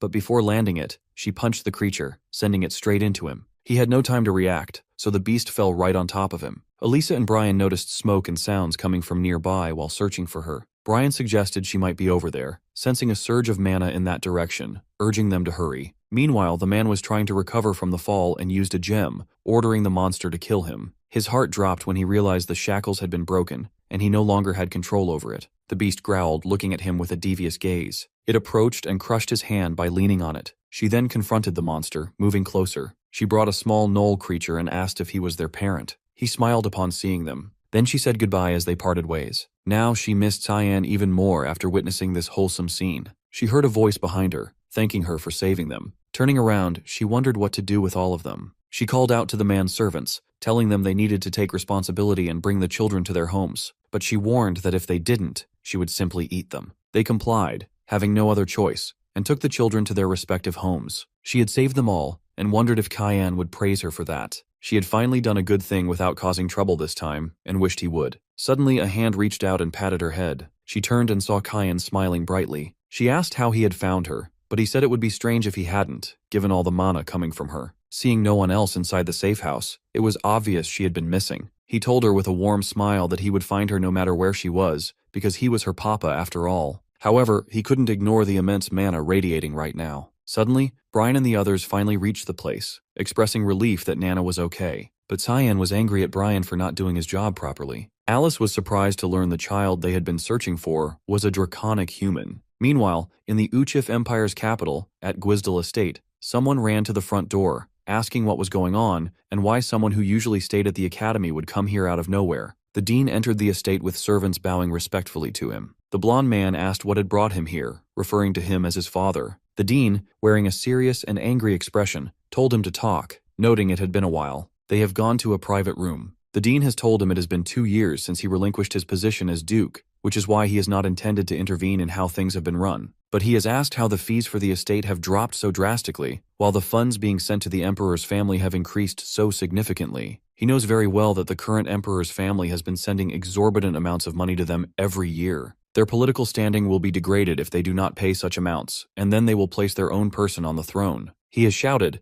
asking if he does not want Luenal to become the emperor. The dean has slammed the table, saying that it is enough, and asking if he really believes Luenal has the qualities of an emperor. The man has answered that it does not matter as long as it is someone from the Quizel family. The dean has told him it is just like when he married his own sister off to the emperor, but he will say no more and orders that all support to Luenal be cut off. Rising from his seat, he says he will be heading to the palace. Meanwhile, Velius from the Third Estate has been standing by his coffee table, reading a letter. They have finally found the owner of the demonic sword. Although he has been setting plans each time, he is worried they would be ruined once again. Alice's sudden resignation from the knighthood has been unexpected, but he has held a stronger claim when it comes to inheriting the dukedom, which has been good news in that sense. Her eyes, full of resentment, suggest she probably knows something, and that has been starting to get on his nerves. Suddenly, a teleportation circle has appeared beside him, and Boris Lahellam has stepped out, greeting him formally. Ashel has gotten up, asking what this is about and if this is the true appearance of the Black Blood tribe. Boris has apologized for it, saying he had not meant to reveal this form of himself. Ashel has asked who has done this to him, and the other man, with a frustrated expression, has told him that his brother Cayenne has driven him to this point. Ashel has grown angry and frustrated when he has heard that name. Boris has said that at the same time he has been able to achieve his goal and has pulled out some marble-like mana, saying it is the mana of the demonic sword he found during the Banquet of Blood. Now that the owner of the demonic sword has been found, Ashel should finally understand that Cyan is the one and has been ruining all of his plans. He has expressed disappointment at being completely unaware of it until now. Boris has admitted he wanted to eliminate Cyan but was not powerful enough. He has urged Ashel to step in, saying he has fought Cyan before and knows it will not be easy, but believes he can do it. Still, he warns it is not the time yet. Since the followers of the Black Fog are with Cayenne, the situation has become difficult to predict. Ashel has asked if there is a plan, and Boris has told him to follow the prophecy. The saying will guide him to where the sword is, to where the Holy Sword lies. He needs to find the Holy Sword to Durandark. Kellen has been surprised to hear mention of the sword, and has felt the need to report this to Cyan immediately, but before he can move, Boris has appeared behind him, calling him a rat and grabbing him by the neck. Ashel has confronted Boris, saying he has found him very suspicious lately and that he has been fooled for the longest time. Meanwhile, Lunav has been reading many books but has not found what she is looking for. The ancient texts she found in Instructor Boris's lab that day have been written in an ancient language, and if it were not for the spell forcing her out, she could have found out more. What she has managed to learn so far is that only 2 books in the world are written in that language, the Divine Scripture and the Demonic Scripture. It has seemed more like the Divine Scripture, but why would something like that be in his lab? She has not found anything yet about the contents or use of the books. Now she thinks her only option is to look in the Garam Association's archive of forbidden texts. Suddenly, she has been surprised from behind by Princess Erin. The princess has asked what she has been thinking about so deeply that she did not notice her presence. Lunav has asked what brings her here at this time, and Erin has blushed and turned away, asking if she has seen Cyan lately. Lunav has denied it, saying she has been spending most of her time at the library recently. Aaron has smirked and asked if she has missed him. Lunav has disagreed but admitted it feels strange that he suddenly stopped coming to school, her face turning pale like white bread. She has comforted the princess, saying there is no need to worry and that he will come back eventually. Aaron, confused, has asked how she can be so certain, and Lunav has answered that she just knows. Suddenly, Leximus has entered the room, saying there is a big problem and handing her a letter, telling her it is from the palace and she needs to read it. She has opened it after scolding him for reading her private letters, and the first thing she has noticed is handwriting resembling her father's. The letter's content confirms the sturdy relations between the wards and the palace, and notifies her of the engagement between the 5th princess, Aaron Savers, and Sire Cayenne Vert. She is frozen as she reads those words, her cheeks burning bright red, continuing to read. Inside Emperor Dejan's chambers, he murmurs a quiet thanks as Violet hands over a glass of water. She brushes it off, saying there is no reason to thank her, and that looking after him is the least she can do, considering she is his daughter. He waves off her concern, calling it nothing serious, just a common cold. She wishes he would get better soon, saying it stings to see him like this, clearly suffering. He gives her another small reassurance not to stress over it. Then, without a knock or a word of warning, the teen barges into the room. He greets the Emperor and introduces himself without hesitation. Violet quickly rises to her feet, excusing herself so they can speak in private. The dean takes a moment, noting how unwell his host truly looks,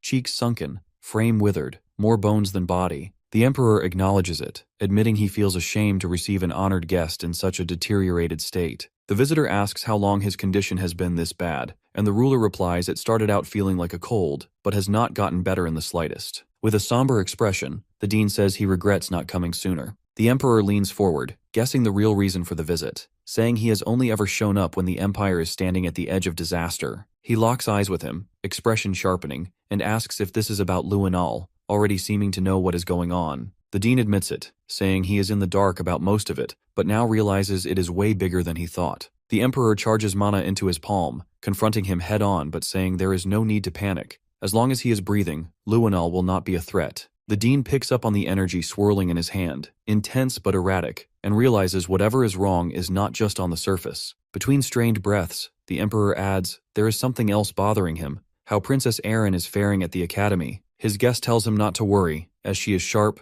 driven, and packed with talent, and she will grow into a solid ruler. The Emperor softens, relieved, though unease lingers, as she has always been fragile and quick to tears. Still, he is glad she is doing well. He mentions how much she has changed after meeting a certain boy 3 years back, Cyan, and believes that boy will stay close to her. For that reason, he has decided to have them marry. The dean offers a knowing smile, which surprises him, who figured that would be news, but the teacher already saw it coming the moment Cyan was recommended for the royal dorms. The Emperor lets out a low laugh, then asks for his honest opinion of the kid. Without skipping a beat, the dean flatly replies that he is a disaster, cutting class more often than people eat, and never once seen opening a book. In all his 5 decades of teaching, Cyan is the worst student he has ever had. That leaves the Emperor second-guessing the engagement plan, but the dean changes the tone, saying our MC might be awful academically, but is gifted in ways that matter, and with him around, no one would dare lay a hand on Aaron. The Emperor finally exhales, comforted by that, before asking what is really eating at him. His guest stiffens and, after a long pause, confesses he is afraid of what might happen if blood gets spilled between his children. While that conversation unfolds, Violet, having exited the room, bumps into Luinal. He demands to know if she just came from seeing his father and grandfather and what she was doing there. She barely glances at him, saying he should go see for himself and ask them directly. He tries to stop her, saying he is not finished,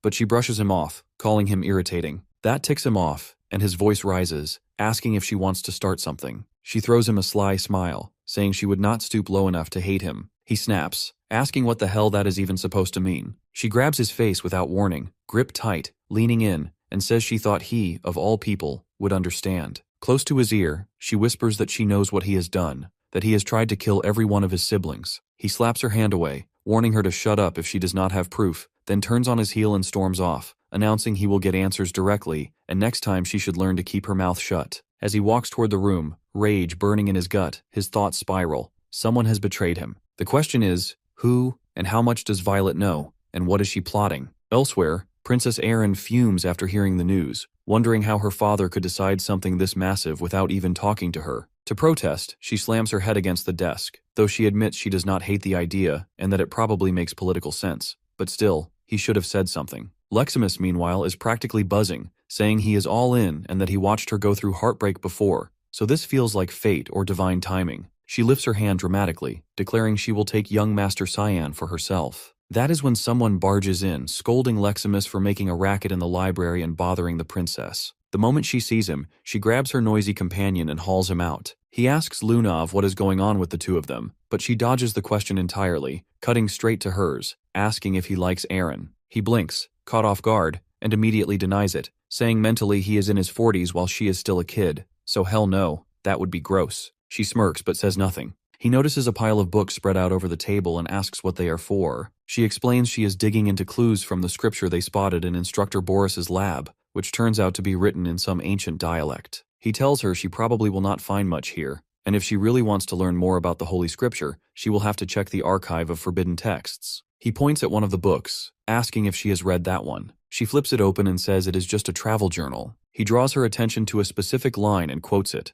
"A mountain packed with sand trees, where demons defeated in the divine war lie buried." Then he asks if she has any idea which mountain it might be. She blushes, admitting she does not know, and asks what that has to do with the scriptures. Cyan's expression hardens as he tells her he is not searching for the holy texts at all. He is after the demonic ones, the Lemhi Haram. She looks at him, stunned, mind-spinning, unable to grasp how he knows the titles of both the holy and demonic scriptures. Those names are supposed to be tightly held secrets, known only to a select inner circle within the Garam Mage Association. She quickly says she doesn't know anything about it, apologizes, uneasy. He doesn't press further, just turns and starts walking off, telling her to reach out if she discovers anything related. Once he's gone, she speaks to the presence lurking behind her, calling her out, Lamella. The mage steps forward, bowing her head, explaining she was ordered not to leave Lunav alone under any circumstances. Lunav narrows her eyes, not buying it. It sounds more like surveillance than protection. Her tone shifts, firm and cold. She tells Lamella not to move an inch but to answer plainly. Hearthcrea and Lemmiharam. How many people within the association would even recognize those names? Lamella admits barely anyone. Speaking those names out loud is forbidden. She has no clue how someone so young could know about them. Lunav orders her to pull whatever records she can find on them from the archive of forbidden texts. The mage panics, saying if she goes through with something like that, she could end up dead.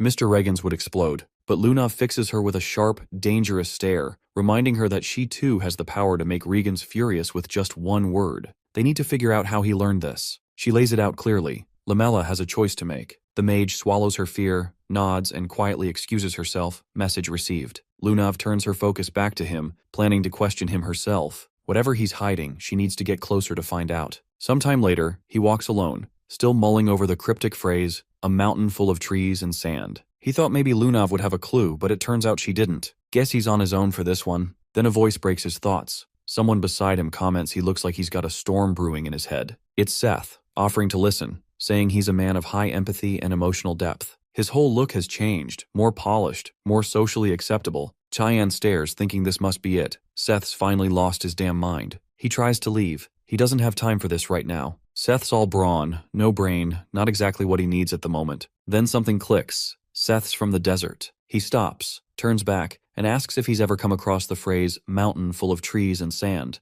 or the name Lemhi Haram. Seth laughs, saying it's been a long time since he heard that name. That was the first opponent who ever made him taste defeat. He was just 6 when it happened. He had wandered into some nameless ruins chasing strength. Back then, he didn't have the bulk or the skill. Lemhi Haram? A nightmare, massive, wild, and overwhelming monster. He stood no chance, blacked out mid-fight, came to with no injuries, must have bolted on instinct. It was humiliating, but if he hadn't run, he wouldn't be alive now. Cyan blinks. Wait, so Lemhi Haram isn't a book? It's a creature? Seth nods. No getting around it. He has to see this thing with his own eyes, asking where the ruins are. Seth admits he doesn't know the ruins' exact name, but the region? It was called Nordeli. In the old tongue, Nordeli literally means mountain of trees and sand. Cyan freezes, then yells, he needs to go there right now. Seth looks confused. This level of enthusiasm from him is almost terrifying. Seeing him like this throws Seth off. He can't believe it. Cyan actually wants to go on an adventure. His thoughts drift back to when his friends used to ditch him, crying to their moms, running away, even when he swore he hadn't broken anything this time. Someone used to dry his tears, telling him not to worry, that someday he'd find someone who liked him just as he was. If he kept working hard, one day he'd find a friend who'd go on an adventure with him.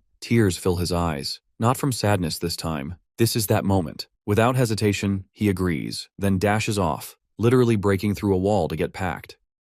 While everyone else was caught up in the moment, they didn't notice Lunav. She'd been listening to them the entire time, from the very beginning. Cyan returns to his quarters. Brian steps forward, handing him a sealed letter. It's from the palace. He opens it, skims the contents, and right there at the top, it hits him. He's been officially engaged to Princess Erin. So that's what Lunav meant when she asked if he loved her. He sighs. Great, another headache to add to the pile. He'll deal with it later. He grabs a change of clothes, preparing for the journey with Seth. As he does, he tells the others to keep an eye on Nana while he's away. Nana's calm, not even worried. Her only question, does this mean she's finally getting a mom? Brian nearly chokes, yelling, wait, is he really planning to defy a direct order from the Emperor? Cyan doesn't sugarcoat it. He says where this road leads, there's no happy ending waiting. He'll either be hunted down for life or executed, either for blasphemy or for killing the Empire's last shred of hope. He won't drag Erin into that kind of ending. Then, without another word, he shuts the door behind him. Gone. Emily's voice trembles. She feels awful, knowing he's carrying this alone. And meanwhile, Ashul, their older brother, is the one playing villain. Brian gently rests a hand on her shoulder, saying they won't let things end like this. They'll give everything they've got to help him. Just then, Nana speaks, but her voice is different, eerily calm, slightly deeper. They turn, startled, and freeze. Her face has shifted completely. She now looks exactly like Cyan. She's shapeshifted. Meanwhile, he and Seth have already crossed into the southeast region of the Sparnia kingdom. Their destination lies to the north. They're flying, literally, on a magic carpet Seth calls Alamut. It's fast, blazing fast. What should have taken days only takes half a day. He glances ahead, voice serious. Does Seth really remember where they're headed? The desert warrior shrugs confidently, saying there's no need to stress. The path's still clear in his mind. All they need to do is get through that dust storm up ahead. Cyan looks toward it and immediately knows this isn't just some harmless gust. But Seth brushes it off. It's just your average Sparnian dust storm. He just needs Cyan to trust him. They black out, and when their eyes snap open again, they're past the storm.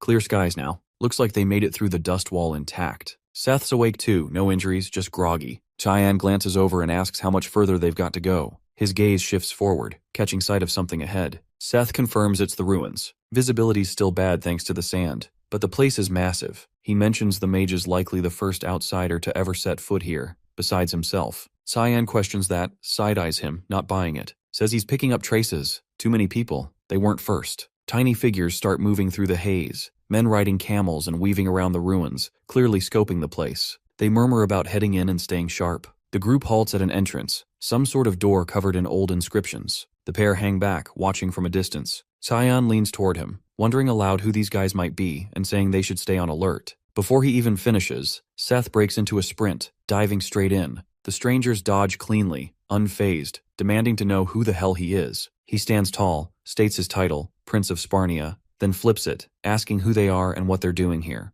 As tension spikes, he blurts out that he's not alone and points toward Cyan's position. They freeze at the name, asking if he's actually present. There's recognition. They clock who both of them are. Now that they know these two are aware of the ruins, they say there's no way they can be allowed to leave. One of them channels energy into his weapon, electric sparks racing along a spear, then lunges at the prince with the charged blade. Seth responds instantly. His hand moves, sand rises, and a defensive mold catches the incoming mana, flips it, and launches it back. The redirected strike obliterates the door behind them instead. The attacker completely whiffs, rattled. He whips around to call his backup, but freezes. Cyan's already dealt with the entire group. Frustrated, the man surges with power, mana flaring around him, but then a voice cuts through the tension. Stop! Cyan instantly recognizes the tone. Lunav steps out of the dust and walks toward them, saying the group's with her, calm but firm. She looks to the guy with the sword and tells him to lower it. He does more than that, dropping to a bow and apologizing, clearly not realizing they were her people. She turns to the mage, asking how he's holding up. He skips the pleasantries, grilling her about how she even knows this place exists. She smirks, teases him, says she could smell him from a mile off. The guy nearby clearly doesn't enjoy the flirting.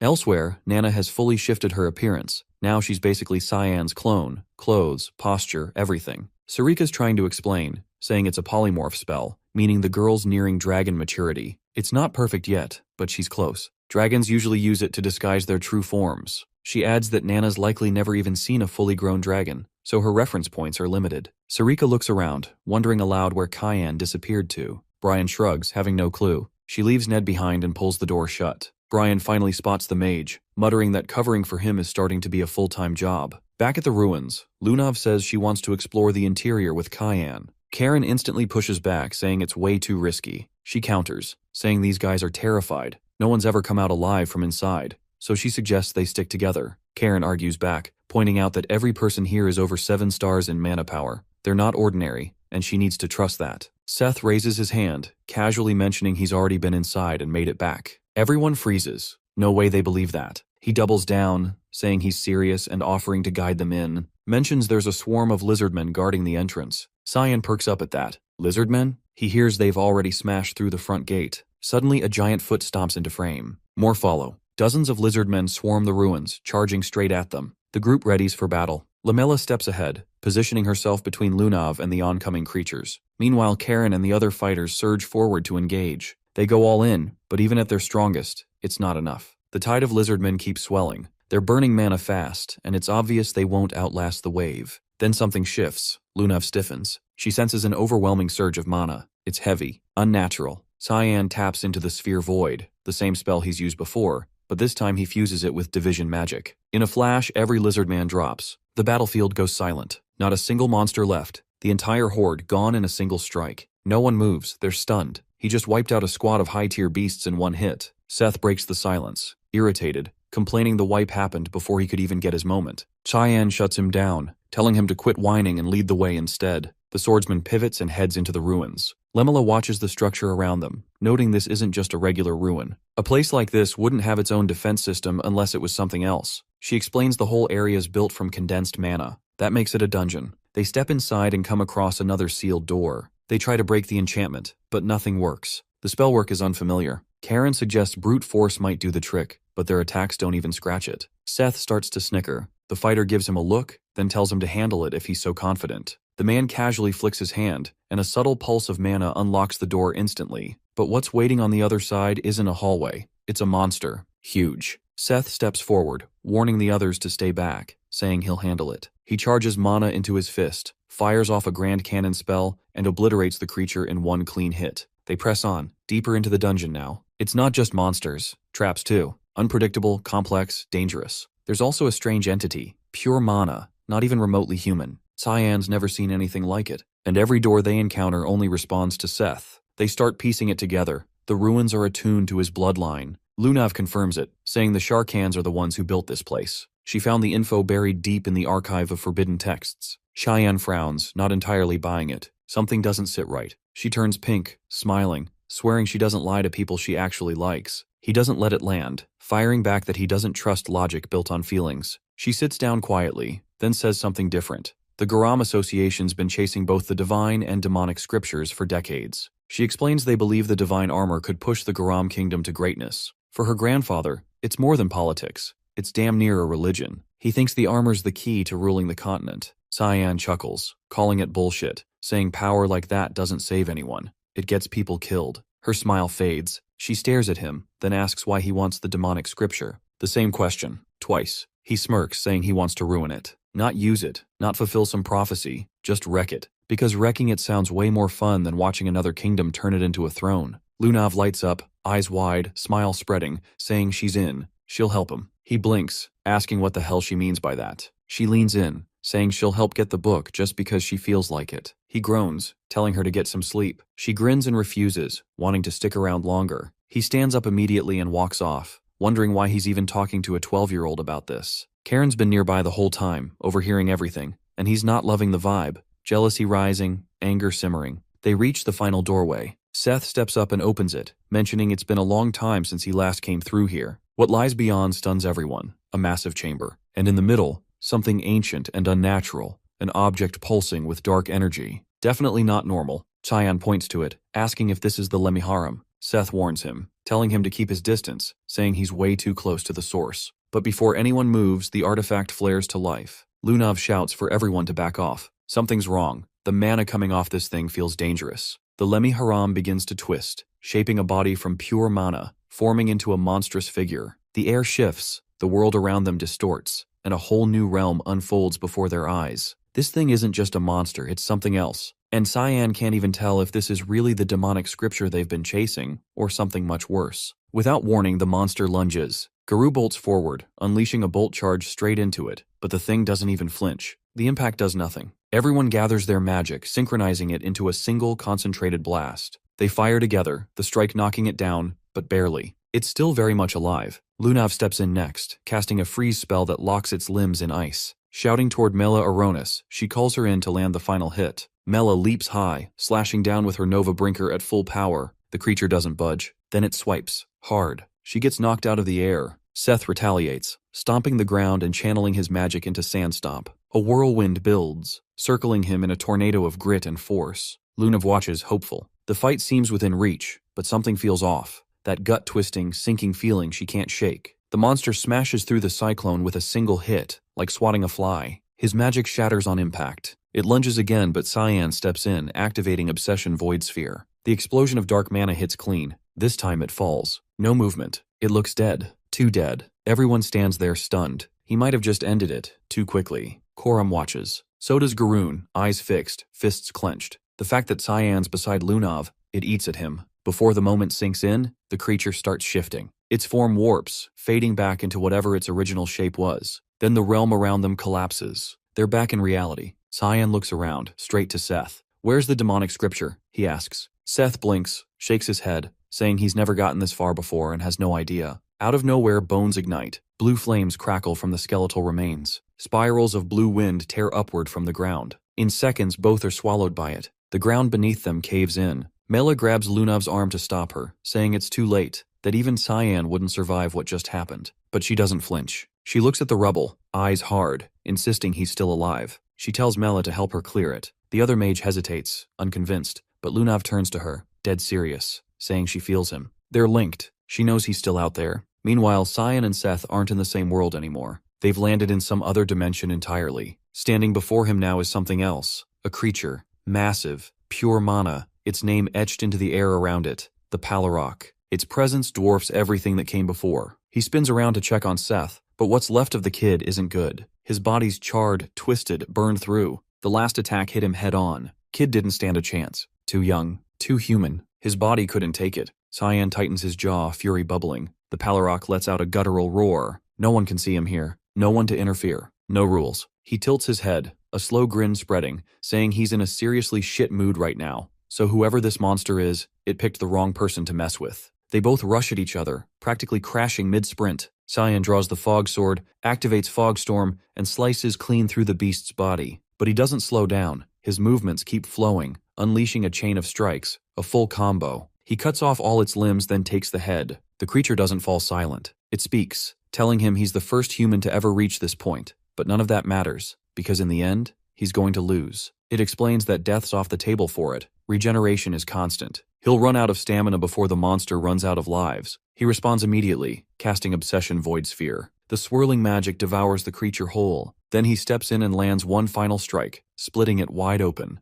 At its core is a marble of glowing blue mana. But before the moment settles, the monster rebuilds, its body reconstituting like nothing happened. It laughs, saying he could keep cutting forever, and it still wouldn't matter. The longer it goes, the more drained he'll get. He shrugs it off, saying he doesn't mind, calls it good training. He tells the creature to keep regenerating forever if it has to, because he's not stopping. Above them, back in the rubble, Lunav and Lamela are still digging, trying to find where Cyan and Seth fell. Lunav notes that if there's some kind of magic barrier keeping the ruin intact, they're stuck. Nothing they do from the outside will help. She quietly wishes Seth was with them again. Karen approaches, checking on her, asking if she's hurt. He tells her he's found a way out, that they should move while they still can. But she doesn't budge, says she's staying. Period. He blinks, asking what she's even saying. The whole place is about to come down. They've got minutes, maybe less. She turns toward him, firm, unreadable. Cyan's trapped. She's not leaving. If he's going to bail, fine. He can go. Karen snaps, saying there's no way anyone could survive getting buried under that. She answers without hesitation that Cyan's not dying that easy. His voice rises, screaming now. Why is she so obsessed with him? Did she ever care about them? He brings up Azra Moore, Candle, all of them, dead, right in front of him. And now what? She's going to throw their lives away too. He offers to escort her out, saying he served her faithfully for years, and if she was going to fall for anyone, it should have been him, not Cyan. He tells her no one else on this planet gives a damn about her the way he does. They're meant to be. She looks him dead in the eye, her face twisting. Contempt, plain and sharp. She says she could say that about Cyan, but not him, and that hearing it from Karen makes her feel sick. That breaks something in him. He snaps, saying he doesn't care if she mocks his feelings anymore, and if she won't come willingly, then he'll force it. Lamela steps between them, telling him he's going too far. He grabs her by the throat and slams her into the wall. Electric energy bursts from his hand, surging through her. She goes limp. He turns back to Lunav, saying it's just the two of them now. But a voice cuts through the silence. Calm, detached. "Put her down," he yells, demanding the speaker show themselves. A giggle echoes. Then the voice replies, amused. "All right, since you asked nicely, but you'll pay for opening your damn mouth." Elsewhere, Seth wakes up. He's not sure where he is. The place looks nothing like where he fell. All he remembers is the Lemmy-Haram's blast hitting him straight on. That's the last thing. He wonders if he died. A voice, female, chimes in, saying no, not yet, and it's been a while. He blinks, confused, asking if she knows him, who she even is. She guesses he doesn't remember. It's been years. Apparently, she saved his life once. She waves it off, saying it's fine, she's not here for him anyway. What she really wants is our MC traveling with him. She cups his face, saying she needs his body just one more time, then leans in and kisses him. His eyes flash open. His body, now reanimated, rises. Back in the other realm, Cyan is still locked in combat. Every technique he's ever learned, he's using it. The creature now isn't laughing. It's begging, telling him to stop. He doesn't. He strikes again. More slashes, tearing the monster apart, again exposing the mana marble. But this time he doesn't waste a second. He casts Void Sphere, then overlays it with Obsession, slicing the marble in two. The monster lets out a final scream, then dissolves completely. What's left turns to sand. Nothing more. A single slip of paper flutters out from the dust. He catches it and unfolds it, realizing it's only a fragment of the demonic scriptures. He mutters under his breath, all that effort for just a piece? If Karam were conscious, she would have known. But she's still down, burnt out from that last fight against the bullies, stuck in a coma with no end in sight. He glances around, asking himself why he's still trapped here. The dimension should have collapsed. The vessel's gone. But then he feels something. A bloodlust, razor sharp. He spins. Seth lunges at him. He dodges just in time, but the energy coming off Seth is wrong. Completely wrong. Something seriously off. Meanwhile, the voice speaking to Karen and Lunav finally takes shape, condensing into a shadowy figure. Its form pulses with darkness. It tells them it had no intention of getting in the middle of anything, but then Karen tried to hurt that girl. Both freeze, caught off guard. The entity adds that if the swordsman doesn't have a damn good reason, he'll just kill him outright. The atmosphere shifts, heavier than before. Crushing. This energy isn't like the other one. This must be the real Lamiran. Thinking he might still have a chance, Karen reaches for his sword, but doesn't even get it loose. Lamiran clocks the movement instantly, irritation flashing in his eyes. With a flick of magic, he seizes the man's arm and twists it. Bone cracks. He mutters how impolite it is to answer words with violence. Then he snaps his fingers. The limb detonates, blood and bone exploding midair. The swordsman collapses, groaning. But the shadow's not done. He summons a colossal hand of magic and slams it into him, pinning him to the wall like an insect. He asks again, wanting to hear his excuse, but Karen can only whimper, pleading, begging for his life. Lamihran doesn't even blink. He casts Gigant Ixia. The massive spell crushes the man's body completely, ending it. Once it's over, the shadow turns, eyes landing on Lunav. He asks where she's planning on going. She gives a small bow, thanking him, then asks tentatively if he's the Mihran, and what he plans to do with her now. He leans forward, saying he's just here to observe. The answer stumps her. She hesitates. He studies her, stepping in closer. His gaze narrows on her chest, pointing out faint traces of heart curb lingering in her aura. But someone else, someone with mana close to his, removed it. And that's why she felt familiar. He's sure now, it's that black-haired guy buried beneath the ruins. She confirms. Cyan? His interest sharpens. He asks if she's close to him. She turns the question around, asking if he's okay.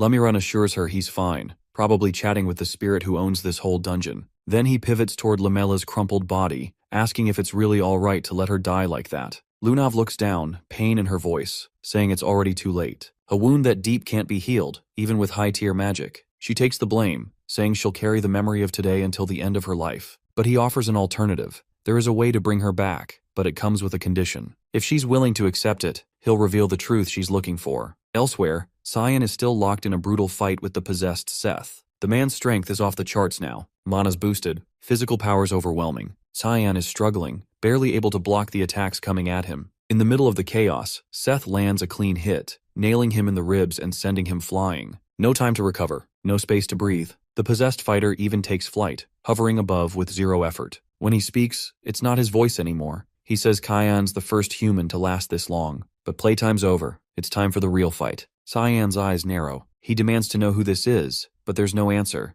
Just the power of the sand god, Apophis, being called forth. He braces himself, but right before the hit lands, he hears her voice. Karam's finally awake. She appears in her human form, conjuring the Black Fog's vigilance magic to block the attack. Tyan sighs with relief. She tells him she's still tired, Every nap feels like not enough, and she's definitely going back to sleep once this is done. Seth hits the dirt hard, then says it's been a while since their last run-in, back during the God-Demon War. Karam doesn't hold back, snapping at her. Acting friendly now won't undo the crap she pulled with her master and hijacking a human body for fun? Not cool. She calls her by name, Sabalom, the sand god. Karam gestures to the tattoo burned into Seth's chest, saying it's the crest of the Chaharkan tribe, the ones who serve Sabalom, and accuses her of interfering with mortals just for her little desert cult. Sabalom shrugs it off, teasing her, saying she's just playing around with her master and Karam shouldn't be so possessive. Cyan watches, baffled. These two are talking like old frenemies. He cuts in, asking why the sand god is guarding the demonic scriptures. Karam answers for her, explaining the place isn't hers. She just loaned it to the tribe that worships her. They built the shrine,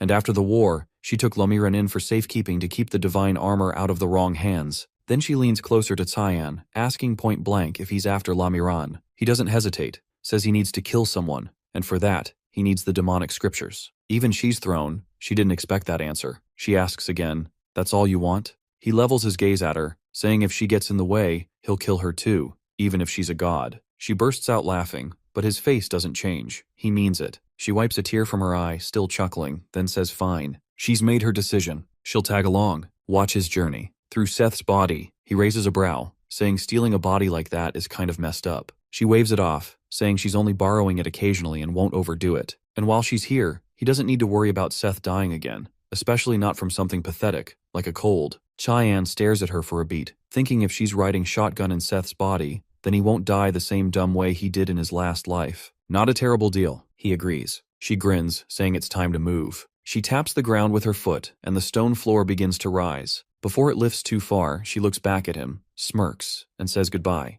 The ground beneath them cracks open, then swallows them whole. When it spits them back out, they're exactly where they'd once been, trapped under all that rubble. Seth blinks awake, disoriented, lost. He doesn't know where he is or why he's still breathing. Lunav sees Tyan first, then Lemela. Relief washes over her face like a crashing wave. She'd been terrified he wouldn't make it back. He scans the ruins. It's absolute devastation. He asks what happened here, because if this place was under Sabalom's protection, then whatever tore through it had to be Mihran's work. Then his gaze falls on the scriptures, now in her hands. That answers that. She tells him only she and Lamela made it out. Everything else a blur of chaos since he vanished. Seth speaks up, urging them to leave, saying something's messing with his head. Some woman's voice whispering warnings over and over. She keeps saying this place is going to collapse soon, and it won't stop. Sabalom's still inside him. Cyan gets it now. With Lunav in possession of the demonic scriptures and Sabalom tethered to Seth, there's nothing left keeping this dungeon together. And so it begins to crumble. She gathers them, telling them to stay close. She's casting a teleportation spell. He hesitates, saying the distance is too far, too risky. Then it hits him. She's not casting a basic spell. She's about to use a 9th star teleportation spell. His eyes widen.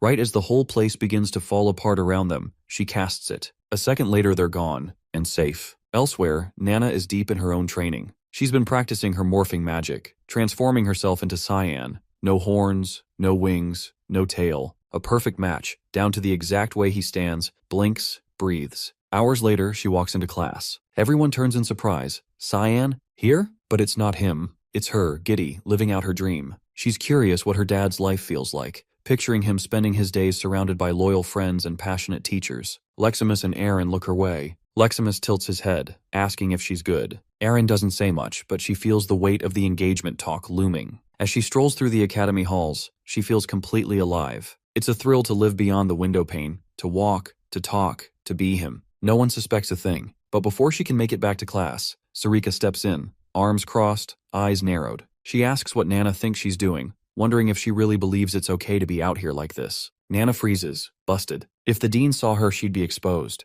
punished. Tears prick her eyes. She starts to cry, afraid, cornered. Before Sarika pushes it further, Aaron steps in, saying she needs a word. It's not the best timing, not even close, but Nana sees the out. She grabs Aaron's hand and pulls her away fast, saying they need to talk, now, in her room. Aaron stammers, shocked, blushing, but goes anyway. Leximus watches the whole thing and decides not to interfere. Back in the wild, the teleportation worked. They made it. Cheyenne pulled it off, something Saya honestly wasn't sure he could do. He's gone further than she expected, past the mark. Lamela urges him to rest, saying they should head to the nearest village. Saya turns to Seth, asking if he recognizes anything around them. He squints at the unfamiliar terrain, then nods. He knows this place. It's Nordeli, the city of the outsiders. Before anyone can speak, a group of men emerges from the shadows, blocking their path. One steps forward, his tone sharp. He wants to know why Seth has come back. Seth stares at him, then recognition clicks. Barnithi? He smiles, takes a step forward, arms open, but the man holds up a hand, halting him. No warmth, no reunion. It's been 6 years. 6 years since he vanished. And in that time, these people have rebuilt, piece by painful piece. Barnithi says if Seth feels any shred of guilt, he needs to turn back. This piece, they bled for it. Don't ruin it now. Seth reels at the words, clearly stunned, and blurts out if they hadn't been tight before. Barnithi gestures toward one of the men nearby, asking if he recognizes him. He squints, puzzled, then gives a slow shake of his head. He's got no idea who's standing there. Barnithi snaps, yelling that the guy is his son. Back when Seth was younger, he knocked out one of the kid's teeth just because he wanted another shot at training. He brushes it off, claiming it was just kids messing around. But underneath, he knows the truth. He never got married, not with all the lives that were lost. But that's not even close to the worst damage he's done. He's made a habit out of wrecking village wells. He's smashed through buildings like it's a sport. No rhyme, no reason. Instead of walking through doors like a normal person, he punches through the walls around them. Cyan doesn't look surprised. She's heard it all before. He's always been a pain since day one, the royal chaos magnet.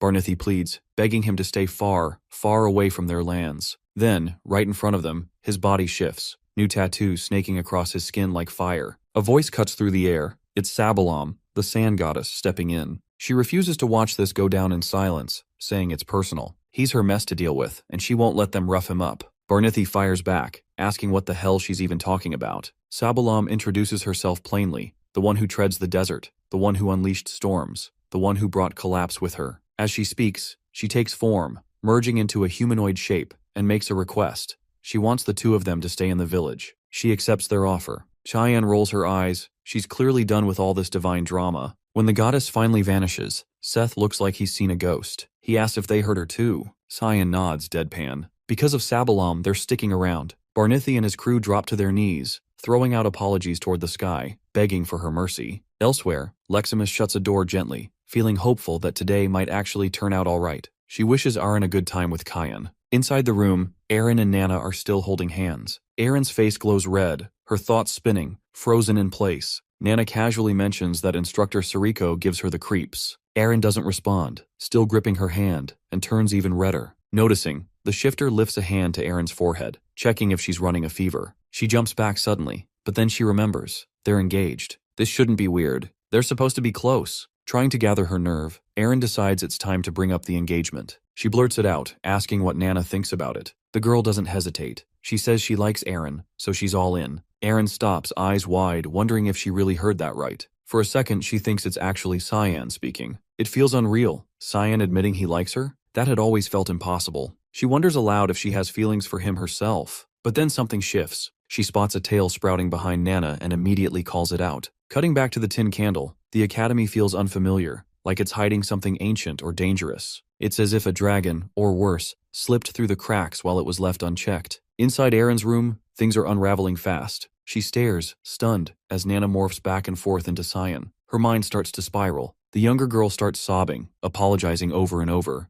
Aaron tries to calm her, insisting she didn't do anything wrong. Nana offers to pass on what Aaron confessed to the real Cyan, but she quickly refuses. She sits down beside her, finally breathing easier. Nana helped her figure something out, but it needs to stay between them. She makes her swear to keep it secret. Then she asks her to shift back into Cyan one more time. Nana nods and transforms. After a quiet pause, Aaron's face flushes bright pink as she stammers out the words, she likes him. She's finally admitted it to herself. Since the moment they met, her heart's been his. But she's also sure she's just been dragging him down this whole time. Still, she's been trying, pushing herself to change. Tears spill from her eyes as she pleads with him not to vanish again without a word. She begs him to stay. Once she's wiped her face clean, she tells Nana never to breathe a word of this to Cyan. But the girl isn't listening. She's staring out the window, murmuring that something's coming. Something big. Something powerful. Meanwhile, Leximus throws herself in front of the dean, desperately trying to block him from entering Aaron's room. She says Aaron's in the middle of something important. He couldn't care less. He tells her to move, then casts a spell to shove her out of his way. He hits the door with another spell and forces it open. Aaron screams, demanding to know why the hell he's barging in. She says she was having a private talk with her fiancé, no less. The dean calmly tells her to step aside, adding that whoever she's speaking to isn't actually Cyan. She quickly tells Nana to run. Whoever this guy is, they're way outmatched. The shifter tries to bolt, but he grabs her by the throat mid-escape, growling and asking how she dared sneak into his academy, swearing she'll pay for it as he charges magic straight into her neck. He summons the Trinesis Holy Lance and fires a searing beam of light straight at her. It hits. The blast lands hard and she staggers from the impact. Outside, both Emily and Brian catch the flash through the window. At first they think it's just lightning, but something about it feels wrong. The unease pushes them to check Nana's room. She's not there. Brian grabs whatever clothes he can find and bolts out to search. Back at the scene, the Dean's relentless, casting one spell after another, keeping her on the run. Nana dodges every blow like a blur, even after taking a direct hit from 9th star level magic. Even he pauses, surprised. This isn't just any dragon. He pulls at the ground beneath her, then slams twin stone pillars into her from both sides. Still, she's not backing down. He watches her, stunned, and asks if some divine being is riding her body. She doesn't feel fully dragon, doesn't act fully human either. So why the hell isn't she fighting back? He wonders if she's waiting for someone. Catching her breath, she quietly says she doesn't believe he's evil, and she doesn't hurt good people. That throws him. How can she tell? She says she can smell it. She can tell who's kind just by the way they carry their scent. Her teacher told her, only fight when it's time to teach bad people a lesson. He presses, wanting to know who this teacher is, asking if it was them who dragged something as unclean as her into the academy. That word hits her like a slap. Her eyes darken and her body begins to shift, scales spreading, posture changing. She's going full dragon. He reacts instantly, casting star judgment with lethal intent, shouting that he won't let her live. She catches the blast mid-air, flings it back like it's nothing, but he's already teleported. He warps next to her and drives a fist into her face, full force. She hits the ground unconscious. Inside the sealed room, Serena and Leximus are trapped, watching her crumple, unable to move, helpless. The Dean sealed the area with his own barrier. No one's getting in or out. Serena steadies herself and tells Leximus to keep an eye on Nana. She's been close to Cyan. Maybe she'll know what to do. As if on cue, Sarika slips in quietly through the back door, having followed the noise. Outside, Brian spots people starting to gather. He quickly shuts the main door, keeping the scene hidden. The ward seals off the area. It's designed to keep outsiders from interfering. Sarika approaches the window, examining the spell. Leximus asks if there's a way to break it. She says it's impossible for now, but not entirely hopeless. The fused demonic human form shifts, voice flat, warning them, forget everything they're about to see, or she'll make sure they do. Nana's body is broken, her morphing powers gone. She's reverted to her true form. The Dean finally sees her for what she is, a child. Suddenly the barrier shatters. Sarika forces her way through, stepping forward and planting herself between the girl and the Dean. She won't let him hurt her. He stares, unfamiliar with her current appearance, and demands to know the connection to the half-dragon. She says it plainly. Nana is her student, and she'll take full responsibility for what happened. His tone shifts, cold, decisive. He tells her this isn't about responsibility. She needs to move. He's ending this now. Nana rises weakly, voice trembling, apologizing. She swears she's not a bad kid and begs him not to punish Sarika.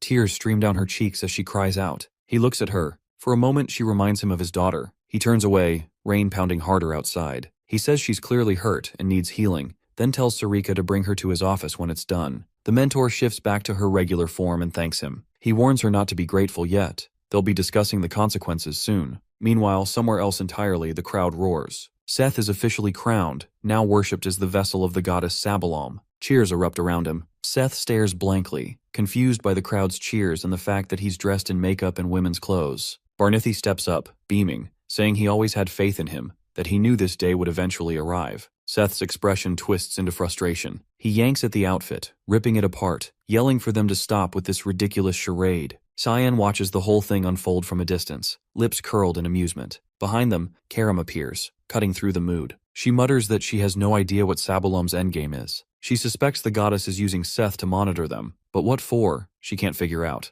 The mage replies calmly that gods aren't allowed to meddle in the mortal realm. They've left her temple. She can't touch them now. Karam shrugs it off and warns anyway. She's possessing his body. That changes everything. He better stay sharp. And, she adds, they're not the only ones being watched. Lunav bursts into the room, surprised to see Cyan already there. She lights up, asking if he's been waiting for her. He nods, saying they need to talk. He asks how Lamella's doing. The girl tells him she was worried. The injuries were severe, but Lamella's pulled through. Another day of rest and she'll be fine. The internal wounds are already healed. Cheyenne brings up the teleportation spell and advanced healing magic. She sighs, realizing why he wanted this conversation. It wasn't about her performance. She was expecting him to ask how she managed to get her hands on Lamerum. In the dean's office, he leans forward, questioning Sarika on how Cayenne managed to sneak a dragonic human into the academy. The instructor looks confused. How does he already know? He says it was obvious. The way Nana endured his spells, only someone like Cyan could handle someone that powerful. She asks, unsure what he plans to do. He says he needs to talk to Cyan, though he already knows how that'll end. Cyan will sweet-talk his way through, and the dean will end up giving him free rein. Sarika starts to say she'll take full responsibility as his instructor, but he cuts her off, asking if that means she's planning to resign. He moves on, stating coldly that good and evil are already defined by the world, and what's evil is always tied to the ominous, something she should stay away from. Sure, she might carry that darkness inside her, but she was trying to protect someone. She may believe that side of her is who she truly is, but it doesn't matter. She's with the mists now, and that's still better than pretending to be pure. She blinks, surprised by his words. He turns away, saying the Empire's headed for disaster. He tried to stop it, did what he could, but fate doesn't care. As he walks away, he rests a hand on her shoulder. When the moment comes, she needs to step up and do what she's meant to do here at the academy. He leaves her standing there, stunned and unsure what to make of his warning, this looming catastrophe, this mysterious role. But just before stepping out, he turns back to ask one last question. What does Nana like most at night? Later, in the infirmary, the dean quietly enters while the girl is still recovering. He looks at her, and something in her face triggers a memory. His daughter, Diana. He whispers an apology and asks for her forgiveness. His expression softens with a quiet smile. He doesn't know why he thought of Diana, only that he misses her deeply tonight. He gently strokes her face, lingering there for a moment. Before leaving, he places a piece of candy on the bedside table. Elsewhere, Cyan and Lunav continue their talk. He starts to say something, then stops himself. She tilts her head, confused. She thought he needed something. He turns away, telling her flatly that he doesn't need it, not exactly, and she shouldn't worry herself. Unless she's planning to take it to the Garam Association. Lunav shakes her head. She'd never do that. He meets her gaze, cold and sharp, telling her not to let anyone take it from her unless she wants to die by his hands. He excuses himself, saying he needs to return to the academy. She can come by later with Seth. After he's gone, Lamaram speaks up. He asks if she really likes him. She nods without hesitation, then asks if he understands what Cyan's trying to do. She calls him Lem. He says he doesn't fully get it yet. He's still learning about Cyan, too. He steps closer. She tells him she's all in. No matter what it takes, she's going to help Cyan. He says she's free to do that. As long as she honors her end of the contract, his truth is hers. Then he raises an eyebrow, asking why she keeps calling him Lem. She grins. Lamaram is just too long. Meanwhile, Brian hasn't stopped training since the dean's attack. He's haunted by what Anstetica told him. He followed every word, gave it his all, and still, it's not enough. He's not talented, and he knows it. He blames himself for being weak. He has to get stronger so he can be of use to his master. Lost in that thought, something dark steps into view. A shadowy entity confronts him,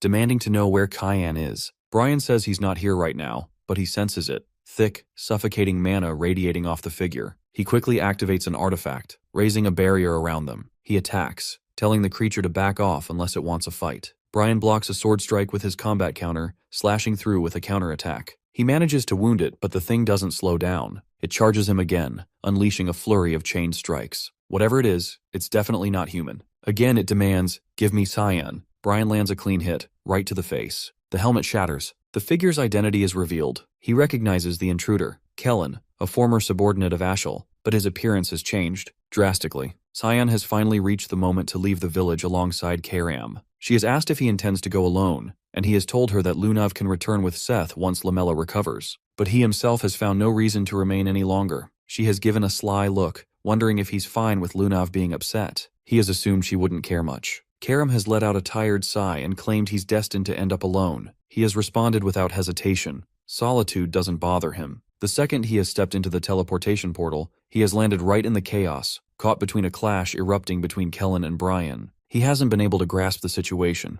Blood has covered the younger man, who's already taken a bad hit, and Kellen's appearance has completely altered. Brian has shouted a warning, urging him to stay alert. This hasn't been Kellen anymore. The former warrior has lunged forward, aiming to strike, but Karam has reacted fast, calling on the Russian fog storm and tearing him apart in seconds. Brian has looked completely stunned, barely believing how effortlessly the mage has handled it. All he's managed to feel is that he's become nothing more than dead weight. Cyan has turned toward him, pointing out the severity of his wound and advising rest. He has done enough while Cyan's been gone. Now it's his turn to take over. Cyan has approached the fallen Kellen, breathing hard, asking whether he's still conscious. Using what little strength has remained, the man has warned him to stay cautious. Ashel and Boris have already gotten their hands on the holy sword. The news has shocked Cyan, In his previous life, they hadn't reached it this early. The situation has begun spiraling faster than he's ever calculated. Kellen's form has faded, leaving behind only his warning to stay careful. While Cyan has watched him disappear, offering a silent farewell, he's seen what they've done to Karam, turned him into a puppet. He hasn't had to think twice to know who's responsible. Brian has pulled himself up, asking what exactly happened to him. Cheyenne has crouched by the fallen figure, picking up a stone, the seal of Reuniversal, an ancient, corrupted magic that bends a person's mind, forcing them to turn on their own.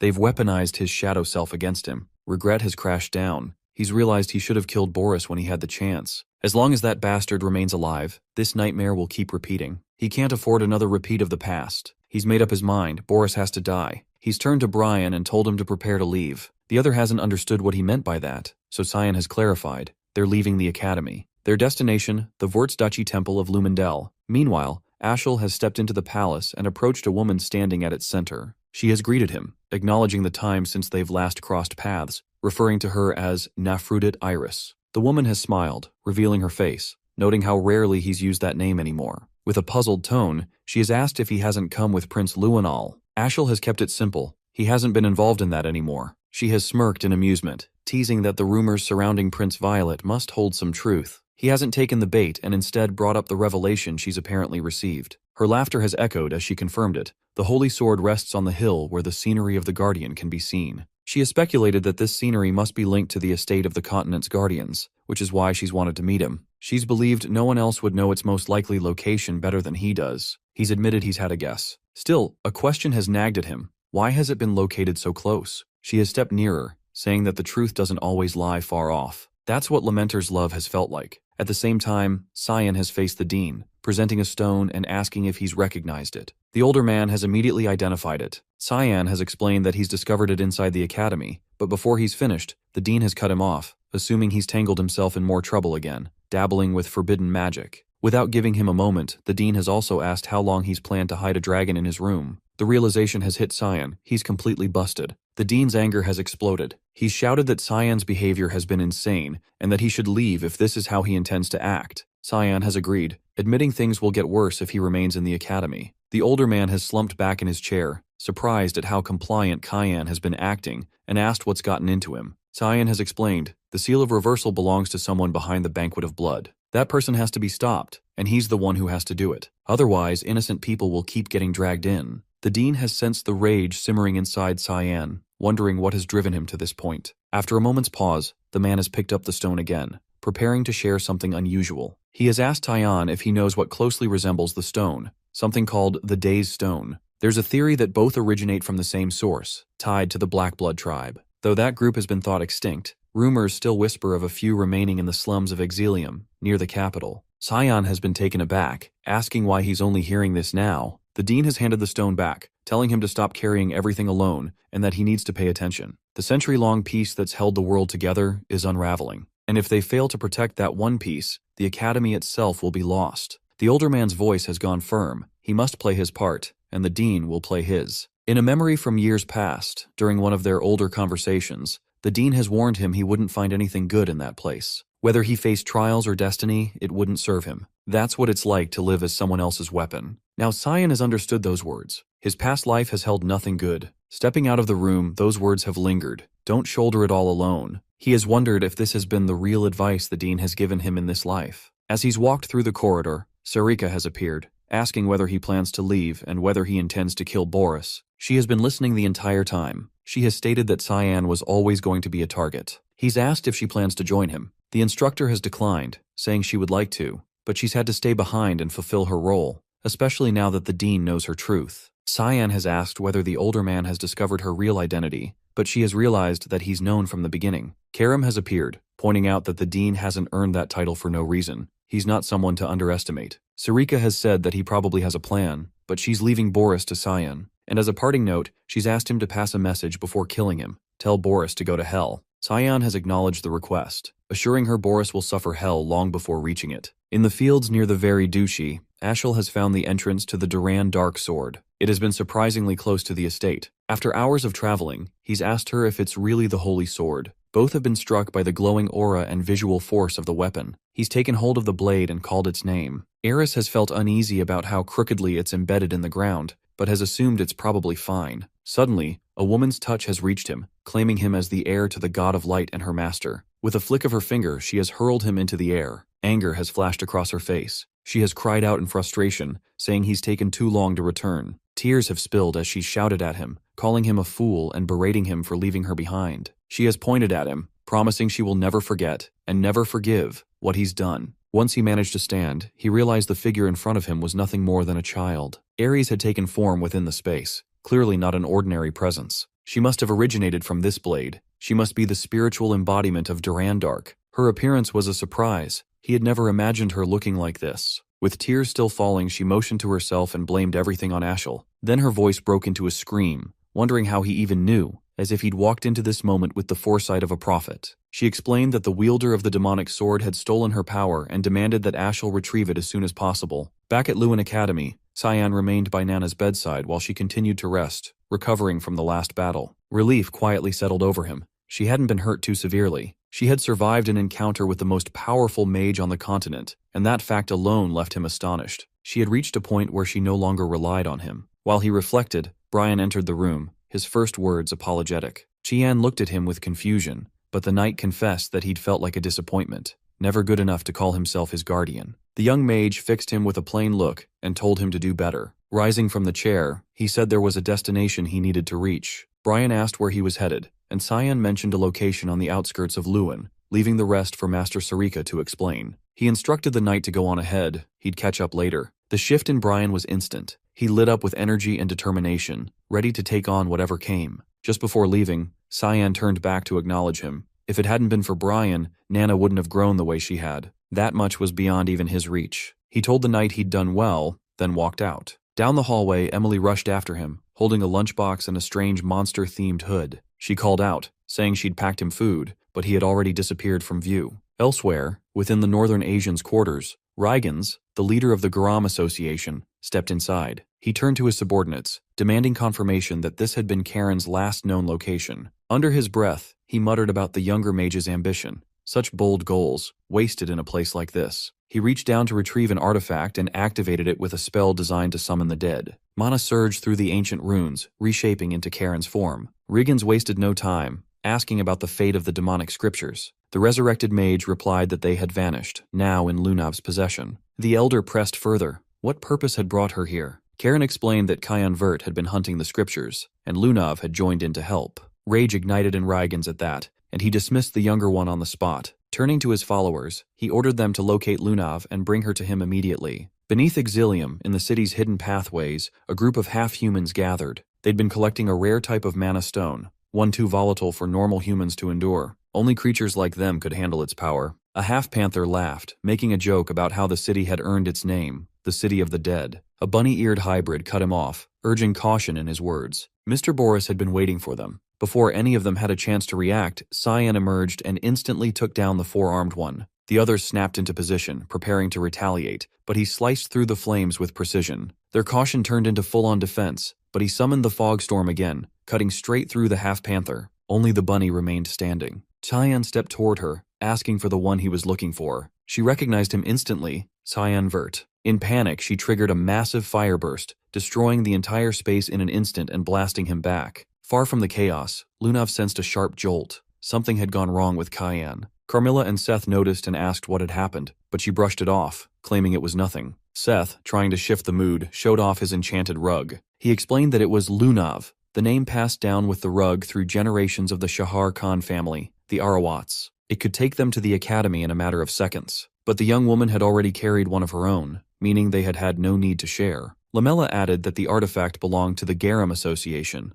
a group known for gathering rare magical items, so objects like the Arawats were common in her world. Lunav urged them to speed up, pushing to reach the academy faster. Worry tightened in her chest. Something had clearly happened to Cyan, and she couldn't shake the dread. Exilium has been left in ruins, scorched earth blazing beneath the collapsed stone. Cyan stood untouched, shielded by the Void Sphere spell. The bunny hybrid ended her life in a desperate final move, igniting herself in the explosion. Scanning the wreckage, he spotted mana stones scattered across the area. The fire won't die down unless dealt with directly, so without hesitation, he conjured the air void to siphon the flames away entirely. As always, Karam took the opportunity to poke fun whenever he did something remotely heroic, telling her to take a closer look. The half-humans caught in the blaze hadn't died, they'd vanished. She half-joked that maybe they'd been reduced to ash, but even she knew that's impossible, not in such a short span. Cyan believed they'd gone underground, likely through a hidden tunnel. He suggested confirming it firsthand, but before taking another step, a crowd formed behind him. A gathering of beasts, hybrids, and other creatures blocked the exit. Their demand was direct. A human like him had no business here. They told him to leave the city. Karam questioned their attitude, irritated they'd turned on someone who'd just extinguished a fire that could have burned them alive. Cheyenne brushed her off, stating simply that they'd never wanted him here. This land, once a quiet beast village, had lost its peace long ago, shattered during the chaos of the god-demon war, when the demon-dragon Leviathan invaded. Though the dragon had been defeated by Ligvez, the hero of the light god, the aftermath left a worse curse behind. Its decomposing body birthed the mana stones, whose energy twisted everything. Residual power turned Exilium into an abandoned wasteland. The aroma of that mana mutated those left behind, birthing beast hybrids like the ones now in front of him. They survived by mining the very stones that cursed them, all while harboring bitterness toward the humans who cast them aside. One of the half-humans stepped forward, trying to force him out by violence. Karam casually suggested wiping them all out, but she decided it wasn't worth the effort. Too much work, too little payoff. They left instead. Not far off, the bunny hybrid handed the mana stones over to the panther. None of them had perished, not even the four-armed one, who regenerated, his neck fully restored. If not for Boris's enchanted bow, they wouldn't have survived the earlier battle. The mage materialized then, asking whether his involvement had caused them harm, and informing them that Cyan had reached the area too, apologizing for the chaos. They dismissed his concern, saying there was no need. In their eyes, he'd been the aggressor, attacking first. They hadn't realized who they were dealing with until it was too late. As far as they were concerned, Cyan was no match. Boris feigned guilt, but they encouraged him, claiming that without the funds he funneled from his palace work, they would have starved. Now's their chance to return the favor. They had his back. He told them not to overdo it, making it clear he'd be the one to settle things with Cyan. The panther lifted the box of mana stones and handed it over. It wasn't a huge stash, but enough. Boris took the box and slammed it down, releasing the stones. The impact triggered a ritual, magic lighting up the ground beneath him. Earth confirmed they were short on time. Someone had already discovered them, closing in. In that instant, while their focus was elsewhere, Cyan launched another attack, but the panther intercepted him mid-strike, flinging him back. He grinned through it, surprised they were still alive. The panther grabbed him and barreled through the wall, dragging him outside. Boris turned to Earth, saying this had been the only viable way to beat him, and began chanting, a call to awaken the Leviathan, the same beast that once raised the village. At Lewin Academy, inside the royal dormitory, Leximus and Aaron lounged together. He noticed her mood shift and asked what had been bothering her. She flushed, looked away, and said she couldn't bring herself to face him. Leximus pointed out that he'd never been the one to come see her first anyway. Her frustration briefly flared, but she managed to calm herself, suggesting they return. He offered some comfort, reminding her their purpose here was simple, just to check on Nana. Then, just down the hallway, they spotted Seth, Lunav, and Lamella standing near Cyan's room. Aaron asked if they were also here to find him. They nodded but explained he hadn't returned. She tried to reassure herself, convinced he'd come back. He was never good at sharing how he felt, not with words. But this time it was different. His presence, his scent, everything about him had vanished. She began to worry he wouldn't return at all. Aaron ignored him and asked Lunav whether she had any idea where he might have gone. She replied that it needed further investigation, ordering Seth to search the academy for any leads, then sending Lamella to the Garum Mage Association to gather updates. Aaron decided to return to the palace to gather intelligence. Before leaving, Lamaharam approached Lunav, warning the search wouldn't be simple. Every trace had been erased so completely that even Cyan couldn't be tracked anymore. Aaron and Leximus raced toward the palace, urgency pounding in her steps. She couldn't shake the gut feeling that he might vanish forever if she didn't act. She refused to let it happen, vowing to find him before it was too late. Meanwhile, back in Exilium, Cyan engaged the beast hybrids. He started to suspect that Boris had twisted their mutation, no longer a curse, but a power they could wield. No matter how many blows he landed, their bodies regenerated each time. He accused them of being nothing more than puppets, yet somehow they moved with purpose, with free will. The panther grinned, remarking that a human like him could never grasp what it truly means to exist as a monster, or to survive in their world. Brian has been packing the last of his belongings, preparing for departure. He expressed relief that the safe house is nearly secure. Emily praised his efforts, telling him he'd done well, but then hesitated, wondering aloud whether Cyan even knew they were here, and whether he truly planned to join them later. Brian reassured her that Instructor Erica had said so, and that they'd had no choice but to trust him for now. Still, she couldn't shake a creeping sense of dread. Nana's mood hadn't helped. She'd been visibly gloomy, staring out the window for what felt like hours. She was clearly upset, hurt that Cyan had come and gone while she slept, too late to even realize he'd been there. Brian understood that more than anyone, she'd taken this the hardest, and he felt the weight of that moment, especially after Cyan had told him that even he couldn't manage what Brian was doing now. He approached Nana, asking what had gotten her so down. She responded, blaming herself, saying her papa must have run off because she caused trouble. He tried to comfort her, gently placing a hand on her head, assuring her that none of this was her fault. She hadn't done anything wrong. Cyan would return. They just needed to be patient and stay strong until then. As she wrapped her arms around him, she muttered that Cyan was stupid and insisted that Brian scold him later. Elsewhere, Cyan remained locked in combat with the half-humans, struggling to gain ground. They threw everything they had in a desperate attempt to slow him down. The bunny hybrid hurled a Sangu grenade, erupting into a violent blast of fire. She assumed there was no way he could dodge in time, but he reacted instantly, swinging Karam and unraveling the magic. Shock spread among them as they realized someone so young had mastered techniques of a swordmaster. The four-armed hybrid issued the command to strike from all directions, insisting he must have a blind spot somewhere. They were told not to let him counter. Karam observed their movements and pointed out the obvious. They were all following identical attack patterns. Cyan recognized it too and moved to exploit it. He activated the Thick Fog 8th form, Assault, dashing through them and cutting down his attackers. Just before he reached the four-armed one, the bunny launched a flaming arrow at him, warning him to stay sharp. He summoned the Void Sphere to absorb the flames effortlessly. The panther came at him from behind, but he evaded the ambush and appeared behind it instead. In one swift motion, he unleashed Fogstorm, slicing the creature apart. He then decapitated the four-armed hybrid and dashed toward the bunny, splitting her cleanly in half. At last, they grasped the truth. They had stood no chance. The power gap was impossible to bridge. Even so, their bodies began to regenerate, limbs and heads returning. They told him that defeating him was never the goal. Cyan demanded an explanation. If winning wasn't the plan, why start the fight at all? The panther, still grinning, confessed it had all been to stall for time. Suddenly the ground trembled beneath them. He felt the surge of dark mana, a storm of pressure rising from beneath. The ritual Boris had been crafting had finally reached completion. The dragon stirred, and as the sky darkened, Cyan realized the unthinkable. Boris had actually brought Leviathan back, reanimated as a puppet. Karam recognized the beast too, stunned to see it again. Cyan knew immediately that if that dragon ran wild in this era, the consequences would be catastrophic. He decided he wouldn't allow it. The Leviathan awakened in full, and atop its massive form, Boris took control. The first thing the dragon did was snap its jaws shut around the panther hybrid, devouring him in a single, brutal motion.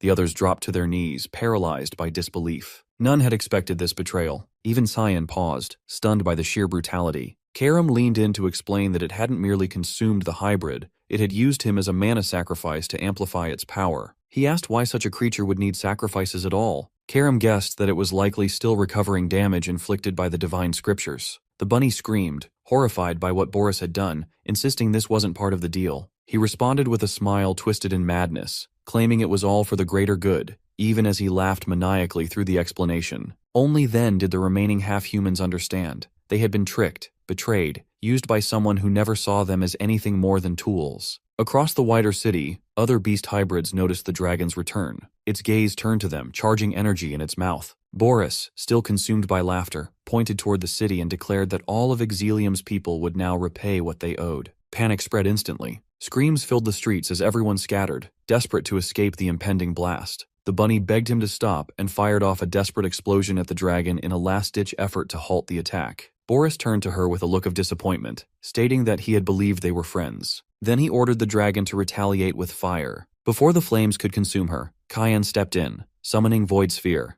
predation to absorb the inferno before it could land. The dragon has unleashed another wave of fire, surrounding Cyan and the bunny hybrid in an inferno. He absorbed the flames again and followed up with a clean, forceful swing of his blade, slicing through the blaze and extinguishing it entirely. The arc of the swing hasn't stopped there. It reached the dragon's body and knocked the beast to the ground. Boris stood frozen, stunned that such power had come from what looks like nothing more than a dagger. Earth Decree corrected him, explaining that this energy has never originated from the weapon itself. Cyan altered the form of the blade through his own force, the initial transformation, nirvana of repentance. Launching into the air, he closed in on the dragon. The guy tried to intercept him by activating Flashing Rain, sending a volley of rapid strikes, but Cyan redirected each attack without effort. Following through with another swing, he cut clean through the dragon's arm. The massive limb fell toward the citizens of Exilium, leaving them no time to react, but Cyan quickly initiated the 8 fluttering pearls, slicing the arm into scattered fragments mid-fall to protect the city below. Boris only laughed, brushing off the concern for others and claiming that Cyan is destined to become the next offering in the ritual.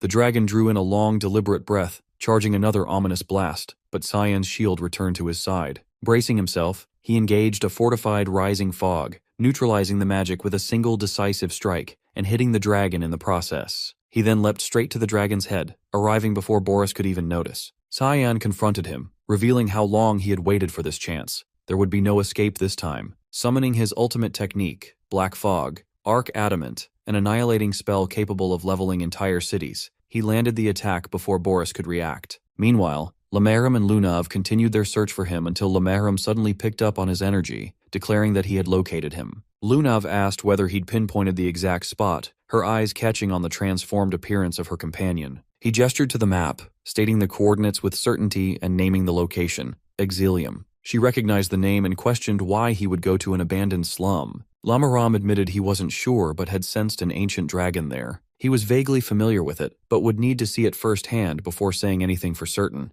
Lunav's concern deepened at the mention of a dragon that ancient, but he downplayed it, insisting she shouldn't stress. It was barely more dangerous than an overgrown lizard compared to Cyan's strength. At that moment, Lamela stormed in with a group from the Garam Association. Lunav asked for an explanation, and the leader told her that the Garam faction suddenly forced their way in and announced that the president had summoned her. She must go with them now. Lamela leaned in quietly, confessing she had a bad feeling about all this and would try to buy some time. Lunav whispered back in surprise, asking why she was helping if she was loyal to her grandfather. The woman looked away, saying Lunav once saved her life, and this was her way of honoring the path of the night. Lunav smiled faintly and asked her to deliver a message to Princess Erin. The Garam subordinates started pressuring her to move faster, but Lamela reassured her not to worry and promised to deliver the message when she could. Lunav reluctantly complied and followed them, guessing it must be related to what happened at the ruins, and assuming the president might now target Cyan. She made up her mind to stop him before that happened. Back in Exilium, the battle was finally over. The dragon lay defeated, permanently he believed. Boris had vanished, apparently disintegrated, but the peace was short-lived. Shouts erupted behind him, accusations flying. People screamed that everything had gone wrong because of him, blaming him for bringing ruin, shouting that it was all because a human showed up. Others hurled false claims, demanding he leave. Karam muttered again that killing them would be simpler, but Cyan dismissed the idea, saying it was fine. This way, his wait wouldn't have to stretch on as long. Hours passed before word reached Luinal Severus. When he heard of Boris's death, fury took over. He cursed the man, calling him a useless bastard, shouting that he rescued him from the gutter and reshaped him into someone closer to human, only for him to die without paying back the debt. Then Ashel stepped into the room, asking if Luinal had sent for him and what he wanted. The Emperor erupted, screaming that Boris was gone and Exilium was ruined. Ashel responded calmly. He had already known. Luinal demanded to know why Ashel hadn't come to him the moment he found out, but the other coolly replied that he had business elsewhere, something more pressing than Luinal, and now he was confident he knew who caused the downfall. The Emperor frowned, puzzled how Ashel could know, but the mage dodged the question and told him to prepare for departure. Their next stop was Luin Academy, and he was already making arrangements. Luinal asked who they were going to see, but Ashel told him to wait and promised to explain on the road. Humiliation settled in. Luinal realized that Ashel held the reins, and he was the one being pulled along. Elsewhere, Boris turned out to be alive, barely. Dragging himself across the ground, broken and gasping, he soon lost his strength and collapsed. Cursing his luck, he mumbled that resurrecting the dragon was a failure and admitted his shame. Had the plan worked, he could have healed himself. Nearby, Earth Decree, severely damaged, spoke to him, telling him it was all right. There was still an offering nearby, one strong enough. Boris looked up in fear, asking what it meant and what it intended to do, but the being told him not to be afraid. This was the will of God. Then it consumed him, sacrificing Boris in order to restore its own strength. In the proximity of Luin, the royal carriage has been rolling steadily toward the academy. Luinal Severus has grown visibly restless, demanding to know the identity of their intended contact. Ashel, keeping his gaze fixed on the passing landscape, has calmly explained that they've come to seek an alliance with the academy's dean regarding Cyan, Luinal's younger brother. The elder, baffled, has questioned what connection Cyan might have to anything relevant. Ashel has revealed that our MC has been the one to eliminate Boris, and that he currently holds the demonic sword while also serving as an assassin for the clandestine syndicate known as the Mist. Luinal has frozen in disbelief, unable to accept it without certainty. The mage has confirmed that the details have come at the cost of Boris's life, and every disruption they've encountered has pointed back to Cyan. The realization has finally settled in. He has played them all along. Ashel has added that a bounty has already been issued, and he's confident the Academy has become aware by now. The Elder, disturbed, has asked for clarification on the bounty. With a slight grin, Ashel has stated that Cyan has been tied to the Banquets of Blood and labeled as the mastermind behind an assassination network. Their crimes can all be pinned on him cleanly. Though the mage has claimed that turning against his brother brings him sorrow, he's convinced that eliminating him has become necessary for both justice and continental stability. This, he said, is simply divine will, an unavoidable path laid out by the god of light. Elsewhere, Lunav has entered a chamber where her grandfather has been waiting. She's demanded to know why he's come all the way to Luan. Reagan, taken aback by her lack of hesitation, has wasted no time and accused her of accompanying Cyan to the Nortelli ruins and assisting in the theft of the demonic scriptures. She's denied any involvement. The Elder, enraged, has accused her of shielding our MC and unleashed a gravitational spell to pin her down. Despite the crushing pressure, she has stood firm, challenging the baseless assumption. Her resistance has surprised him. She's endured mana intensity far beyond his expectation. He's reminded her of her future within the Garam Association, warning her not to be ruled by sentiment. He has then amplified the gravity, forcing her closer to the floor, but she's had enough. She has cast the spell away and declared that he won't extract anything from her. He's hesitated for a beat before snapping his fingers, triggering an enchantment. Tendrils of magic have erupted from the walls, ensnaring her. He's declared that she won't even get the chance to regret this. She's asked whether he intends to kill her, but Regan has insisted that the association's future can't be discarded. Strange glyphs have flared along his arms, runes of Narasha. She's recognized his attempt to fracture her mind. The Elder has vowed to erase the memories he finds useless, hoping to resurrect the version of her he once preferred. Meanwhile, Ashel has been stationed outside Cyan's royal quarters. He's sensed our MC's presence along with his allies. Turning to the Holy Sword, he has asked whether she can trace his location. She studied the sealed door and declared it wiped clean. Someone has purged every trace. Her mood has soured at the knowledge that this has been the residence of the one who insulted her, and she's promised quiet retribution. The mage, conceding that the interrogation strategy has failed, has reminded her that palace troops have already been dispatched. It's now a waiting game. She, skeptical, has muttered her distrust in humans and dismissed the delay as his problem to deal with. Elsewhere within the academy, the dean has just finished reading a sealed letter, muttering to himself about the complexity of the situation. Without warning, Luanel has barged into the room. The dean has greeted him with a cold stare. The visitor, unsettled, has accused him of harboring resentment, denying any friendliness between them. The dean has responded calmly, but Luanel has persisted,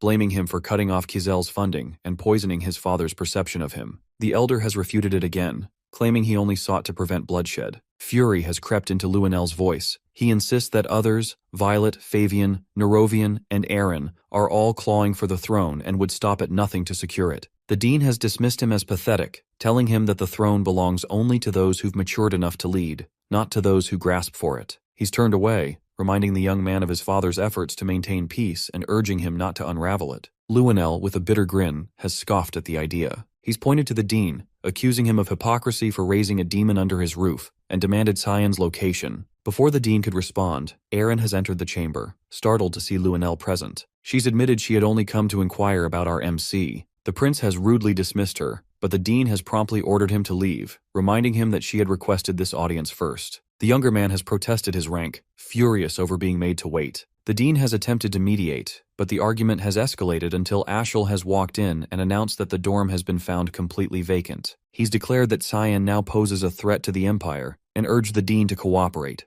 Aaron, horrified, has asked what he meant. The mage has explained that our MC has been implicated in the Banquets of Blood and the Exilium disaster, backed by a web of eyewitness testimony. He has turned to the dean again, asking whether the palace has sent him a letter. The elder has confirmed it with a grim nod. Aaron has burst into tears, unable to reconcile the accusations with what she's known of Cyan, insisting he could never commit such disgraceful acts. Ashel has informed her that a bounty now weighs on his name. Beyond the academy's reach, in a quiet outskirt village, a crowd has assembled around a worn-out wall displaying a freshly tacked-up poster. The youngest heir of House Hertz has become the subject of gossip, whispers of crimes and speculation on whether he might show up here next. As the crowd has dispersed, Cyan has stepped forward to collect the poster himself. Karam, standing nearby, has commented that the portrait does him more justice than real life, and asked whether he's pleased with the outcome. Our MC has let out a wry smirk and said that he is. Now, Ashel will come chasing him, craving the Empire's most expensive bounty, just in time to try and play the hero. In the snowy plains of Rowena, Alice hears Cecilia urgently calling out to her. Cecilia rushes over and shows her something shocking, a report claiming that Cyan is the one behind the banquet of blood. After seeing this, Alice can't believe it. Moreover, Alice insists that Cyan would never do something like that, to which Cecilia explains that she saw the news while patrolling and doesn't know what they should do. Alice realizes this is probably why Cyan told her to leave earlier. He must have known something bad was coming. Instead of panicking, Alice tells Cecilia that they should focus on their training, to which Cecilia is surprised by Alice's calm response, but Alice explains that even though she's not completely sure, she trusts that Cyan will handle things in his own way. Right now, she believes it's more important for her to become stronger, so she can be ready to help him when the time comes. Marion, who's nearby, praises Alice's determination and tells her to continue training. Alice agrees and goes back to her practice. On the other hand, Lunav finds herself trapped by the grandfather, who's trying to rip Cyan away from her mind. Lunav's grandfather warns that resisting will only make things more painful, to which Lunav cries out, refusing to let Cyan be taken from her. Suddenly something strange happens, and the surroundings shift into another realm. The grandfather is shocked. A powerful figure, Lem, appears and warns him that he has entered a forbidden territory. Lem radiates dark mana and reveals the terrifying power of the demonic scriptures, Lemiharum. The grandfather realizes Lunav had these demonic scriptures all along. After that, Lem calls him an inferior being and tells him to choke on the truth he was so desperate to uncover, and Lunav finally gets out of his grandfather's control, and he sits down on the floor, accepting his defeat. Lunav questions whether Lem caused this, but Lem accuses Lunav of planning it from the beginning, which Lunav doesn't deny. Instead, Lunav thanks Lem and says it's time to go help Cyan. As they prepare to leave, someone calls out to Lunav. After this, Lem stares coldly and asks what they're looking at, standing at Lunav's head. In a safe house on the outskirts of Lewin, Brian shows a wanted poster with Cyan's face on it and warns that royal knights are swarming the streets, searching for him. Also, Brian insists Cyan has been framed, and Nana echoes his concern. Tension rises as Brian prepares his sword, declaring he made an oath to protect Cyan and Nana with his life. Nana joins him, ready to fight. Suddenly there's a knock. A girl hesitates, then opens the door, and Cyan stands there calmly. Everyone is overwhelmed with relief. Brian tears up and Nana runs to Cyan, calling him Papa. After that, Cyan tells them to keep quiet because he had been really worried. Cyan confirms he's not guilty and says he won't bother explaining himself and warns that this place isn't safe anymore because Ashel now has the Holy Sword, and it won't take long before he finds their location. Cyan says the only option now is to hide inside his other dimension because the entire empire is turning into his enemy. Brian, emotional and firm, declares his loyalty will never shake and promises to protect Cyan no matter what path he walks, to which Cyan accepts it, though the girl thinks Brian gets too serious sometimes, and Nana urges him to hurry. With that, Cyan turns to Lem. Now that the distractions are out of the way, Lem smirks, ready to go wild, but Cyan reminds him there's something specific he needs to do. Lem seems thrilled that whatever it is, it sounds exciting. Lunav's grandfather fumes in frustration after learning the truth that he always believed Cyan had the demonic scriptures, but to find out they were with Lunav all along shocks him deeply. A subordinate rushes in, apologizing for returning without the others, and explains that everyone else was defeated by Lunav herself. The old man angrily realizes that Lunav completely outsmarted them. The subordinate anxiously asks what their next move should be, to which the grandfather thinks that Lunav now has the scriptures, and if they continue chasing Cyan, they'll inevitably run into Lunav. Meanwhile, the scene shifts to a quiet night near a tall building. Cyan stands boldly under the moonlight, facing a group of soldiers who came to capture him. Suddenly, Cyan speaks out, almost taunting them, and calls for their attention, acknowledging their presence with a smirk. Then, with absolute confidence, he challenges them, telling them to catch him if they can. The academy feels strangely quiet now, almost as if something important is missing. The spot where Cyan once sat seems to echo with emptiness, and even the surroundings feel like they're grieving his absence. Seth sits there feeling down, wondering if Cyan will ever return. After everything they went through together, Seth can't understand how Cyan could just disappear like that, because the thought weighs heavily on him, making school feel dull and meaningless. Just as Seth starts losing hope, Lunav bursts into the scene with excitement and tells Seth that she found Cyan and urges him to come with her right away. After hearing this, Seth is shocked but quickly lights up with hope, because he also can't help but notice a small, adorable creature resting on Lunav's head. But before he can ask more, Lem steps in and tells him to hurry. Without wasting a second, Seth agrees and decides not to overthink and lifts Lunav in his arms, smashes through a wall, and follows Lem's lead. Also, Lem assures them that the destination isn't far, asking them to hold on tight as they speed toward Cyan's location. Aaron is shocked to hear the news that Cyan is in Exilum. In fact, Lamella tells her that Lunav wanted to pass on this message before she was taken away by Mr. Rygans. After this, Aaron quickly decides to ask Dean Kundal for help, while Lamella quietly takes her leave. But just after Lamella departs, Aaron hears something unbelievable. that Cyan is being blamed for the Banquet of Blood, accused of destroying Exilum, and even being labeled as a member of Mist, a dark organization tied to the evil Black Fog. Aren feels crushed because she realizes she truly didn't know much about Cyan at all, and now everything seems like a lie. All her training, all her effort to grow strong enough to stand by his side suddenly feels meaningless. Indeed, Cyan seems far out of reach now, like he's in a place of darkness where someone like her can never follow. The helplessness makes her feel even worse, and despite being a princess, Aren feels completely useless. Just then, her grandfather Dean Kundal questions her gently, asking how much of the news she actually believes, to which Aren, holding back tears, says firmly that she doesn't believe any of it because Cyan has always supported Aren and always been kind. Aren knows deep down Cyan could never do something like that. Dean Kundal gives her a nod that if that's what she believes, then there's no time to waste and they need to move quickly. Elsewhere at the same time, Cyan is surrounded by a crowd of enemies and challenges them all at once, clearly unimpressed by their movements. Redbeck, the Academy's top student known for his exceptional stamina and mana ranks, steps forward and believes he can finally bring Cyan down and unleashes his most powerful attack, Dragon Spear, in a dramatic display of fire and strength. Everyone watching expects this to end the chase, but Cyan defeats Redbeck with ease. The onlookers are stunned, unable to believe how quickly their strongest fighter was taken down. Cyan sees no reason to stick around if that was their best, and starts preparing something far more dangerous, the opening of the gates to Hell. Elsewhere, Aren flies through the sky, determined not to leave Cyan alone any longer because she's ready to fight beside him. Meanwhile, the battlefield turns chaotic, reinforcements are being sent to Square B, and soldiers are running in all directions. Amid the disorder, Karam keeps the enemies occupied. Cyan, watching from a distance, thinks she's doing a great job and decides to make use of this distraction. While everyone is focused on her, Cyan quietly moves toward the base, knowing that Ashel should have arrived there by now. Also, Ashel Vert gets cursed as a hypocrite. Suddenly, Riggins appears and commends Cyan's sharp reflexes. After seeing him, Cyan is unsure of who this man is, to which Riggins states that while Cyan may not know him, he knows Cyan very well. After that, Riggins introduces himself as Riggins Rainreaver, the president of the Garam Association. Cyan, keeping his guard up,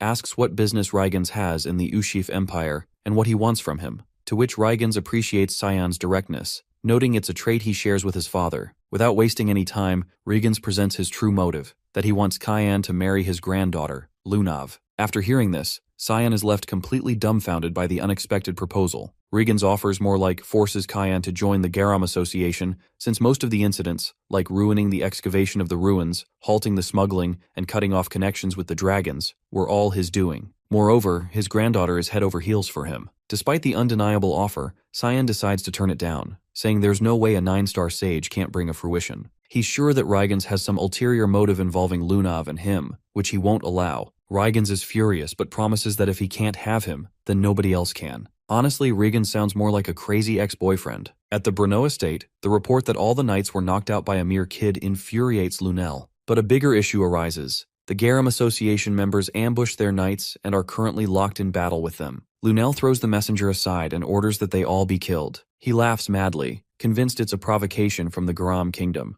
Then, he commands that the Knights of Light be sent if reinforcements fall short. The messenger is shaken, as the Knights of Light are the front lines of the demon realm. But Lunel doesn't care. He's already made the arrangements. Hearing that, the messenger loses his composure, saying it's practically a declaration of war. Lunel then locks eyes with Aren and directly asks if they're there to ruin his plan. Aren holds out a paper in front of his face, a direct order from the king stating that Lewin Academy will assist in searching for her fiancé. Lunel grows furious and demands that Aren prove the document's legitimacy. The old man accompanying Aren intervenes, assuring Lunel that he was sent to support her since the king's health continues to deteriorate. This only enrages Lunel further when he realizes the king gave him no orders. The old man then sternly questions why Lunel is trying to start a war with the Garam kingdom. In response, Lunel instantly orders his knights to attack, accusing them of blasphemy. But the old man uses his barrier magic to defend himself and angrily tells Lunel to stop acting like a brat. He's shocked that Lunel insists on fighting him. After all, he's his grandfather. Lunel's reason is simple. Why is his grandfather trying to stop him?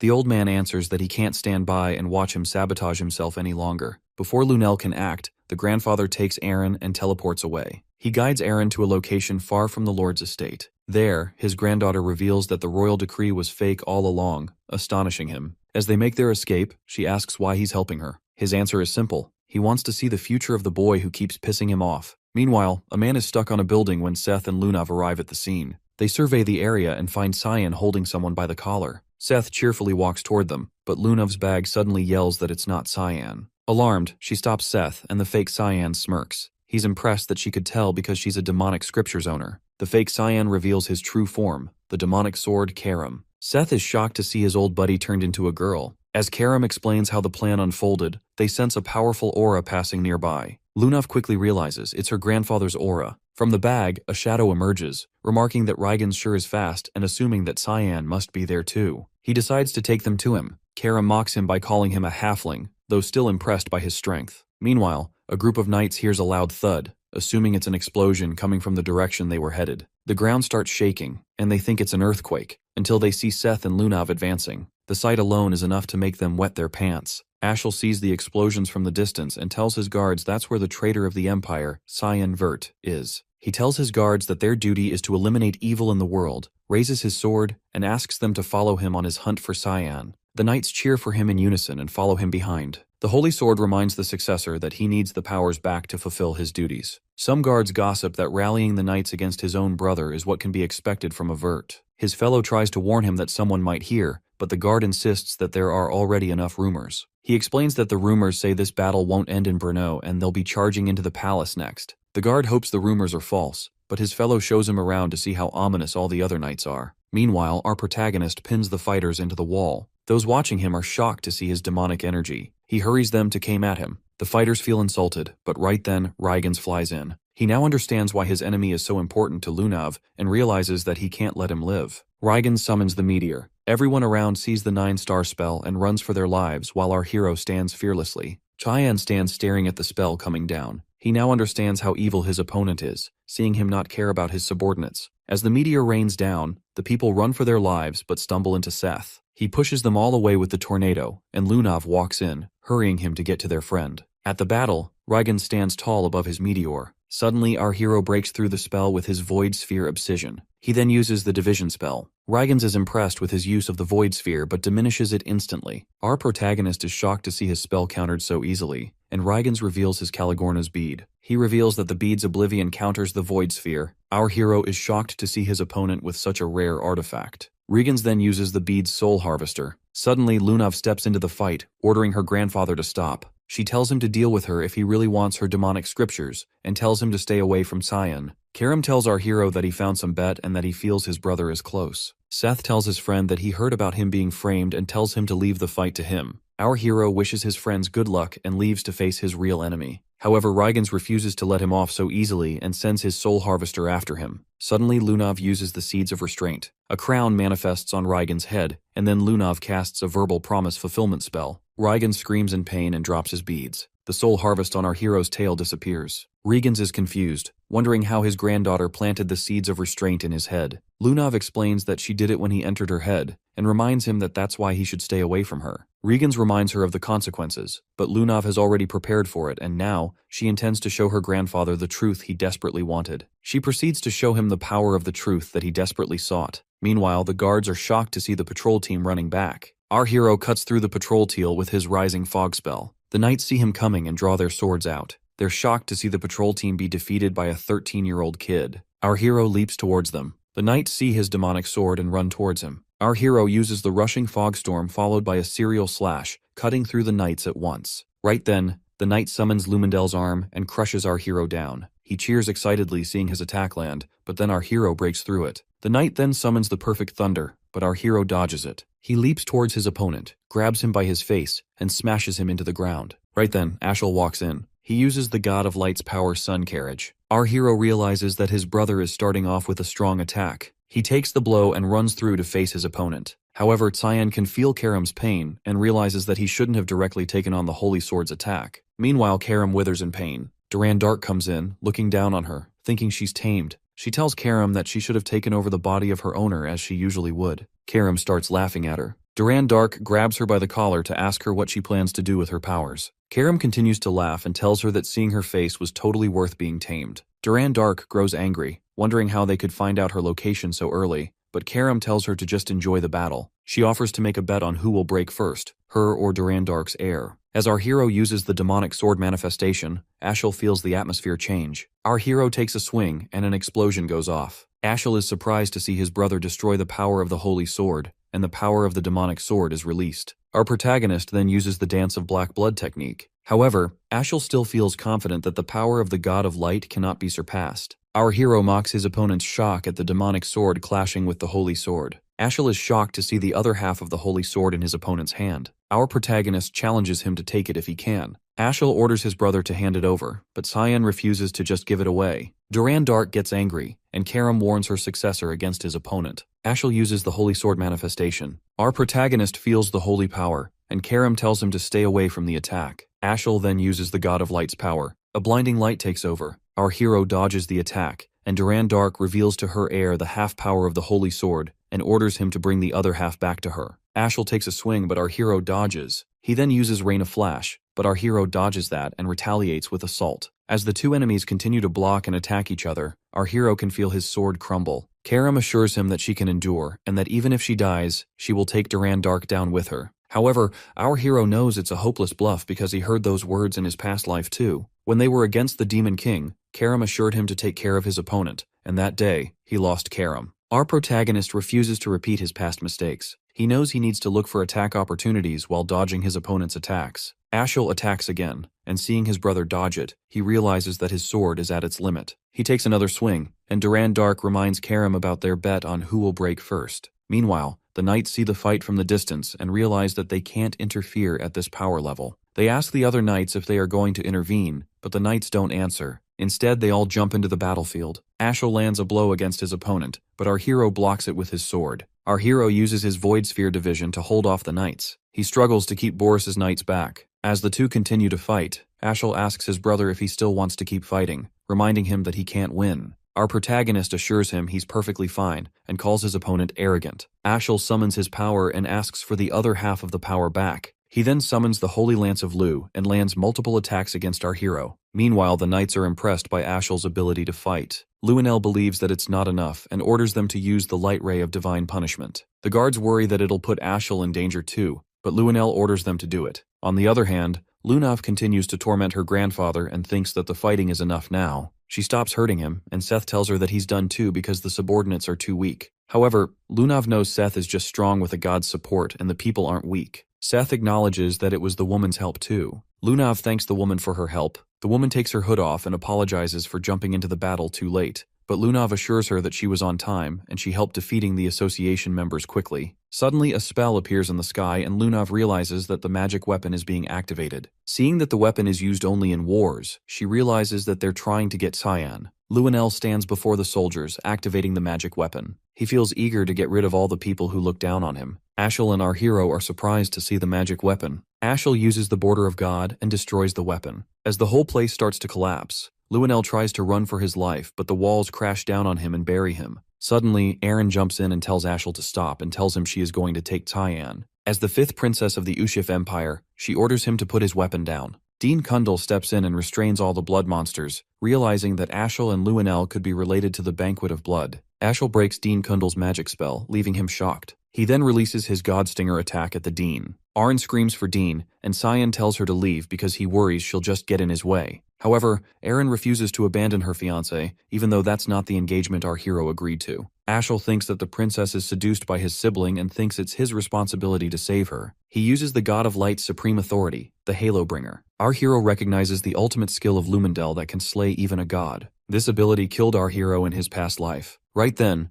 Aaron steps forward to shield Cyan and asks Ashel to stop. However, Ashel does not intend to go against the will of God. He releases his attack. Aaron closes her eyes, but then our protagonist pushes her aside to face the moment he's been waiting for. His opponent is surprised to see him smiling. The whole mana energy strikes our hero, and an explosion goes off. Dean Kundal continues to take down blood monsters, but more just keep coming back, and he knows that's just stalling the worst. Suddenly, Dean notices a chaotic mana, and when he turns around, he sees our protagonist going all out with his power. Ashel is confused seeing his opponent. Lundell tells him that his opponent is trying to take power. However, he finds it useless because our hero doesn't possess demonic or divine scriptures, and without God's promise, he'll die. But then, Aaron comes forward to save her friend. She knows she can't go back now, otherwise she'll lose Cyan. Right then, Lunav Rainreaver and her friends join the battle. Lunav asks Dean for his help in getting close to Cyan. Without any questions, Dean uses his reverse wave and clears the pathway for Lunav. As they rush through the battlefield, the monsters leap in on them, but suddenly Seth jumps off and pushes the monsters back while the rest run for Cyan. He and Lamella stand back to take care of the monsters while Lunav takes care of Cyan.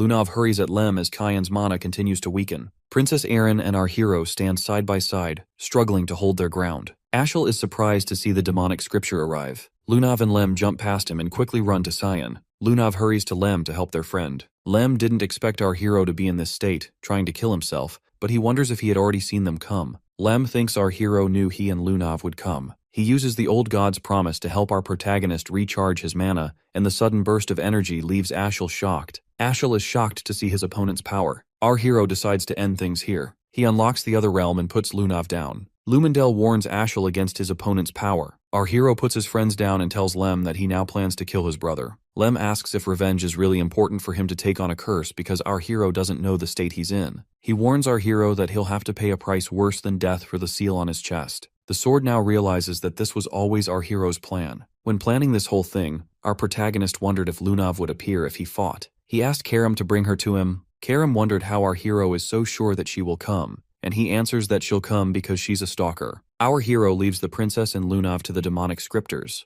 Lem realizes that the prophecy has come true as he watches the pawns fight each other. As our hero raises his demonic sword, he feels something different about his opponent. He realizes that Ashel's powerful god can no longer protect him. Meanwhile, Lamella uses her glare slash to cut through the demonic monsters. She's surprised to see that the monsters have stopped regenerating, which makes them realize their link has been cut off. Dean Kundal walks in, thinking that the monster's power source must have disappeared, and feels glad to see his students okay. However, Seth came to help his friend during his exams, and Dean suspended him for 2 months. Lamella sees the portal to the other realm, thinking that it's the cause for the destruction. She wonders if something can be done about it. The Dean takes a closer look and sees Erin and Lunav passed out. He rushes to them and finds them okay. He heals them with his magic, wondering if they were sent to the other realm on purpose. Dean Kundal realizes that Cyan must have created this realm and wonders what is going on. On the other hand, Ashel is surprised to see himself bleeding. Lundell warns him that his opponent can even devour light now, and he might die for underestimating his opponent. Our hero asks Karam how he feels about this change, and Karam answers that he feels so powerful that he wants to destroy everything. So our hero allows Karam to utilize his power. He uses his Dance of Blood, second form Harvester. Ashel uses his Halobringer. Our protagonist uses his Fog Sword and cuts through the attack.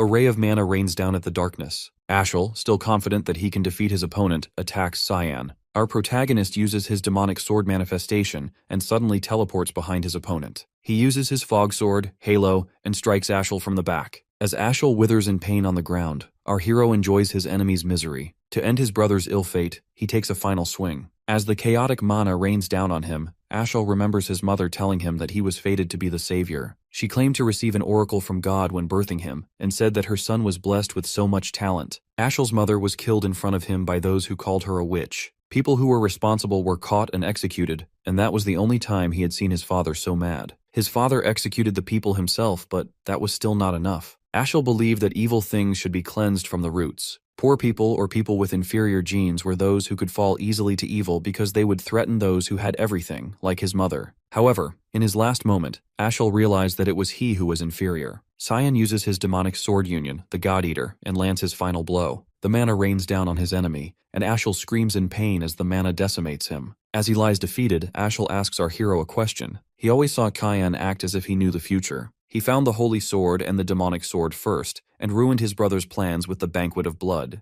Ashel wonders why his brother had always hated him. Our hero tells his brother that he knows he must be wishing that he had killed his brother when he noticed the potential. He always hated Ashel's thinking. Ashel asks his brother if they were ever close. In his past life, our hero and his brother were close, but Ashel threw it all away. Cyan walks away thinking that it's over. But then, the Holy Sword speaks up. The demonic sword tells our hero that he made a huge mistake by using the demonic scriptures to take the sword's power and warns him that a worse pain will rain down on him. Meanwhile, a man in the hood tells Nana that the dark fog has swallowed the light. Nana tries to fight Brian for her father's safety. The hooded man sees them ignore him like our hero always does. Nana attacks Brian, insisting that she has to go to help her papa. Brian tries to convince her to wait, reminding her that the young master was worried about them. Right then, a woman walks in and tells Nana to sit down. Nana calmly sits down, and the woman tells them again that the black fog has swallowed the light. She knows that there might be a reason why Nana is so aggressive and decides to take her to go check up on our hero. On the other hand, the Holy Sword destroys the other realm. Karam feels that the power is too much and starts to lose his form. Our hero tells Karam to return to the sword. He feels something strange about the seal. The other realm starts to disappear, and suddenly, huge light explosions come down from the sky. From the light emerge the Giants of Light, and they take our hero along with them. Aaron slowly gains consciousness and sees our protagonist being taken away. This was the last memory of our hero that she had. The Giants of Light disappeared fast, and Prince Lunel and Ashel were also missing. The Knights of Light were arrested for going out of line, and the incident that could cause a revolution was stopped. However, Brno, a center of trade, was now turned to ashes. Meanwhile, Aaron wakes up back in her palace, worried about Cyan. Laximus informs her that Lunav has recovered already, and Cyan is missing along with Luenel and Ashel. Aryan feels upset that she couldn't protect her fiancé, and Laximus starts crying that he wasn't with the princess. Aryan consoles him that he had other things to do and asks him how it went. He explains that the king is a lot worse than they thought. Viliarth stands by the king's side, feeling sorry for being late. He feels like he neglected his children while only focusing on the front lines. He's upset that his first son used the Knights of Light for his personal use, and the youngest became the worst murderer of the era. Viliart feels that he would have made up for his mistakes with his life if the king hadn't given him the duties. Ulkin tries to console him, but Viliart thinks of himself as the worst father ever. He blames himself for neglecting his children after their mother's death, thinking that they would learn to be independent. But instead, the two sons made different choices. One chose glory, and the other sought his own growth. As a result, Brno ends up in ruins, and his family's bloodline is at risk. Viliarth asks about Alice. Ulkin answers that no one has seen her after the northern gates, and Kraz has gotten into religion and become a monk. Right then, Violet walks in, thanking Ulkin and Viliarth for their service to the king, and tells them that she's brought medicine for him, hoping that the king recovers soon. But the king doesn't seem to show any results. Viliart is impressed by Violet bringing her father's medicine by herself. She pretends to care for the king, wishing for his quick recovery. But after Viliarth and Ulkin leave her alone, she makes the king drink her so-called medicine to put him to sleep forever and rule the empire herself. It turns out that she killed Luenel first. At the battlefield, Luenel was heavily injured, feeling humiliated that they couldn't even kill one kid. Violet tells the guards to look for the injured in the area. He sees her and screams for help. Violet walks up to him and tells him that she has to clean up her brother's mess. Luenel orders her to take him to the palace to get treatment, but Violet refuses to do that. Instead, she plans to clean up after killing him and just tell everyone she couldn't find his corpse. Luenel screams helplessly, but the guards obey her call and kill him on the spot. Back at the palace, Viliarth and Ulkin are both suspicious of Violet's medicine. Ulkin finds her medicine's color and the bottle's shape similar to the elixir Marchand's Sanctification,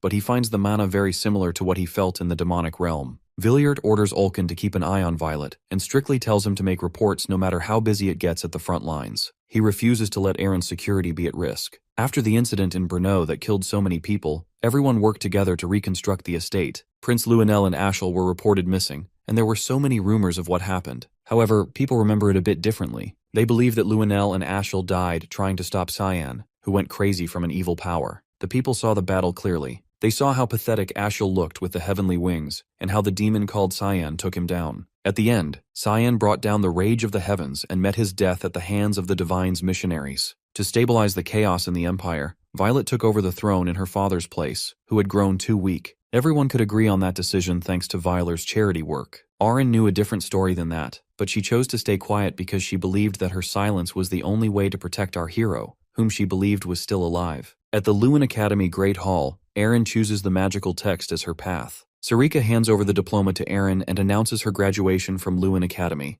Dean Kundal is surprised to see that Erin chose the magical text instead of the sword or wand. It's been 3 years since the incident, and Princess Erin has been searching for clues on the Giants of Light. Kundal explains that the Giants of Light are called Nephilim, and they are missionaries of light sent by Lumendel. Sarika is confused, wondering why Lumendel would intervene directly, and Dean has no clue why. There are no records that can tell whether Nephilim are gods or humans. Kundal tells Sarika that Aaron has still decided to stay in the academy because of Kyan and asks if he's okay. Meanwhile, Aaron visits Lunav. The two catch up, and Lunav informs Aaron that President Regans is doing better, but he still has internal wounds to recover from. Aaron thinks she must be worried, but Lunav feels satisfied to have taught Regans a lesson. Lunav asks about the progress on finding Tyan. Aaron explains that he's trying, but she has found nothing except that the Giants of Light are called the Nephilim. The two compete amongst each other to find Cyan first. Meanwhile, the Nephilim hold Cyan hostage for crossing a line that no creation of a god is allowed to cross. As a result, our hero has no right to continue living in the world that they will descend upon.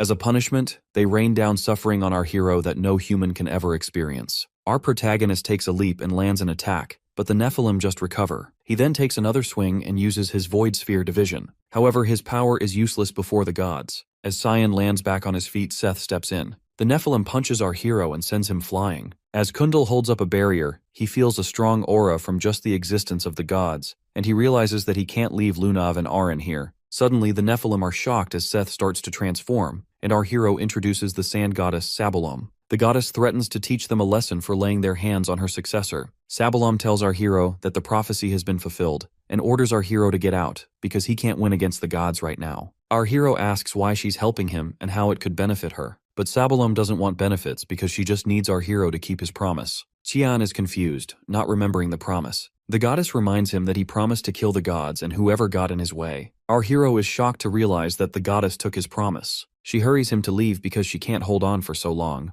The Nephilim try to attack Cyan, but suddenly Nana jumps in to protect him. As she fights against the gods, our hero tells her that he ordered her to wait. However, Nana wants to help him. Our hero wonders who brought her here, and right then, his hallmaster walks in. She orders everyone to protect the successor, but our hero knows they can't hold off. However, she knows our hero can't even move. Cyan realizes he can't fool the hallmaster. He can't move a finger, and Karam is sleeping too. The hallmaster orders Nana to go. Nana picks our hero up and makes a run for it. They open a portal and escape through it. After our hero and his friends escape, Kundal wonders what he's supposed to do with the giants. Suddenly, the Nephilim start to disappear too. Seeing how they all disappeared after Cyan left, the Dean thinks there must be a seal on our hero, and he realizes that he can't be exposed to the public even if he's framed as a traitor to the Empire. Meanwhile, at Ushif Empire Palace's conference room, Violet tells her council that she's going to introduce a mage who will help them. Everyone is surprised, thinking that Kundal has agreed to help them. However, when Violet asked Kundal, he refused to help her in her ambition. He strictly warned Violet to let Eren and Cyan alone, and assured her he doesn't care how she writes the story of the incident. Violet knows the old mage doesn't change his mind and assures her men that she found a perfect candidate. Everyone is suddenly surprised to see the mage because they all thought he was dead, but then Boris walks in and greets everyone. Violet informs them that he came back from Demon Cyan. She tells them that Boris is an 8th ranked mana user, perfect as the royal mage. As Boris shows gratitude, Violet is shocked to see someone behind him. But suddenly, the image disappears, and she apologizes to her council and starts talking about business. Meanwhile, Luenel, in Boris's body, laughs at them for being fooled by his appearance and measuring his level. He finds this body easier to manipulate than other human bodies. He asks Duran Dark why he didn't get anything. Duran Dark gets angry because getting his powers was all she could do. She stares at her sword, regretting that the prophecy didn't go as they wished, but feeling glad that they got their powers back. For their next move, they both are still thinking about whether to find a new owner for the holy sword to cut through the fog covering the light or to summon. In the other dimension, our hero stops his training for the day. After 3 years, the exiled god's hypnosis on his brand is showing its effect, but once he's out of this dimension, it'll be over in a few days. However, our hero can't stay any longer, otherwise his body will give up. The exiled god asks what he intends to do because if he leaves, the Nephilim will return again. Our protagonist plans to kill the great god Lumendel. However, Karam reminds our hero that he should be planning something like that after defeating the god in exile. He agrees that our hero couldn't even defeat the exiled god in 3 years. The beings he fought in the past life were at best superhumans, and what he plans to face are those who can oppose gods, and for that, the powers of an exiled god are not enough to face them all. Our protagonist realizes that the exiled god is giving real advice and asks for suggestions. The exiled god suggests a path using a spell passed down since ancient times. He continues throwing knives at the map and after a while, finally lands on the right spot. He tells his cheers excitedly and tells his heir to accept the prophecy with gratitude. Meanwhile, Dean Kundal tells Sarika to take care of Aren because she has been locked up in her room for 3 years and collecting ancient tomes. He worries that she might end up finding Cyan. Sarika knocks at the door. Aren answers the door. Sarika greets her and tells her she assumed Leximus would answer the door. Eren tells her that Leximus is off to another chore and asks why she's here. Sarika tells her that she's come to offer her help, but Eren insists on being alone. Sarika tells her that she'll need help to find Cyan. Aren suddenly opens the door and lets her guest in. Sarika notices the symbol on the board. Aren answers that she found it reading about the continent's forgotten past, and found out that it was always accompanied by the mentions of the Giants of Light. She asks Sarika if she recognizes the symbol. Sarika, remembering it on our hero's chest, lies that she has never seen it. She realizes that the princess has found out more than they expected. Aren then adds that the Giants of Light in Brno called Nephilims are the children of the great god Lumendel, and they are also known as Wardens. She wonders why they would attack our hero simply because of judgment. She wonders if it had something to do with the mist that Cyan was involved in. She believes that Eru is involved, which is why Lumendel stepped in, which means Cyan wasn't judged. She suspects that he must be hiding in the powers of the mist. Sarika is shocked seeing the princess nearly find the answers. Aaron thinks that Sarika must have something to add because she was close to Cyan. Sarika sees Aaron's gaze and thinks she's jealous of her. Sarika tells the princess that she wasn't very close to Cyan and deep down gets angry at our hero. Meanwhile at Eastern Furwina, the little girl stands under the tree. As she learns that the intense light will remain in the world once the black mist lifts, she wonders if such a world is even possible. After quite some time, our hero visits Sarika's lab. He remembers the first time he came to her in this life and she tried to kill him by poisoning his tea. As our hero remembers the good old days, he senses someone sneaking up on him. As the attacker takes a swing at him without being noticed, our hero dodges the attack and realizes that only Sarika can do that. Our hero and his hallmaster give each other a violent greeting, and Sarika decides to test out his improvements during the 3 years he spent away. Our protagonist plays along and uses his void sphere division. The giant spheres destroy everything in the room. Sarika warns him to be careful with his mentor's lab and takes a swing at him. Our hero retaliates and the two attacks collide. Lunav in her room feels our hero's presence, and Lem confirms her doubt. After 3 years, it is finally time, and Lunav feels eager to meet Cyan. However, her excitement makes even the demon scripture scared of her. Kundal feels the disturbance in his office, and he too realizes that our hero has returned. Seeing the mess around her lab makes Sarika realize that her disciple has really improved. She confronts our hero for the destruction of her lab, but he protests that she started it. She then asks if Eru permitted him to come out. Our protagonist answers that he just left because Eru's powers keep the seal hidden for a day. He explains that he's been roaming around all day and tells her that he got tired of hiding. The sky slowly lightens up, and Sarika stares silently at our hero for a moment. She gets angry at him for coming out and forces him to go back and pushes him back into the portal. Sarika gives Cyan a beating for leaving the zone while Eru watches. He gets tired of seeing them create a mess and tells them to stop. But Sarika yells at him to shut up too and blames him for not keeping Cyan back. Eru feels his authority as God Shatter. Our hero speaks up that he now realizes that he can't stay outside for more than a day. Sarika sees the seal heal back up and realizes that it can be covered. However, since it's a powerful god seal, the effect only lasts for a day. Sarika gets close to our hero and tells him that he's almost a man now. Karam gets angry and punches her in the face for flirting with him. Right then, Iru gives our hero the oracle and tells him to go to the eastern lands, Furwina, to find the prophet who awaits him. Our protagonist ignores his call, remembering the blind darts he kept throwing at the wall. Right then, Eru shoots him, shocking Sarika. Eru tells our hero that he couldn't completely cover the seal as he was 3 years ago, but now he has fulfilled the conditions. Now, the cover should last for 2 weeks, which still isn't enough to go to Furwina, but it's better than a day. He reminds Cyan that his death will come again once the 2 weeks are up, and tells him to find the prophet to change his fate. Seeing Eru's authoritative voice, our hero now actually sees him as a god. However, that pisses him off. Meanwhile, in the Luan Eastern region, a guard feels eager to go home, and the other man tells him to not complain so much. He reminds the young guard that it's for the good of the Garam Association. The young guard says that not a soul comes here ever since the incident with President Rygans, but the old man reminds him that they can't ignore the vast magic network system and risk the resources falling into the hands of Ushif or other forces. Suddenly, they see our hero standing in front of them, asking for the warp gate. The guards realize that their opponent is not an ordinary person and draw their swords out. The guard considers letting his hidden powers out and tells our hero that he's responsible for his fate next. However, a moment later, the guards are knocked out, and our protagonist walks in through the gate. The warp gate is an artifact that Rygan's Rainreaver often used. It will be our hero's first time in this life to see it. It's his only way to go to Furwina and back in just 2 weeks. Karam feels the mana leaking from the artifact. Our protagonist explains that something like this didn't exist 3 centuries ago. If an energy source with concentrated mana provides energy,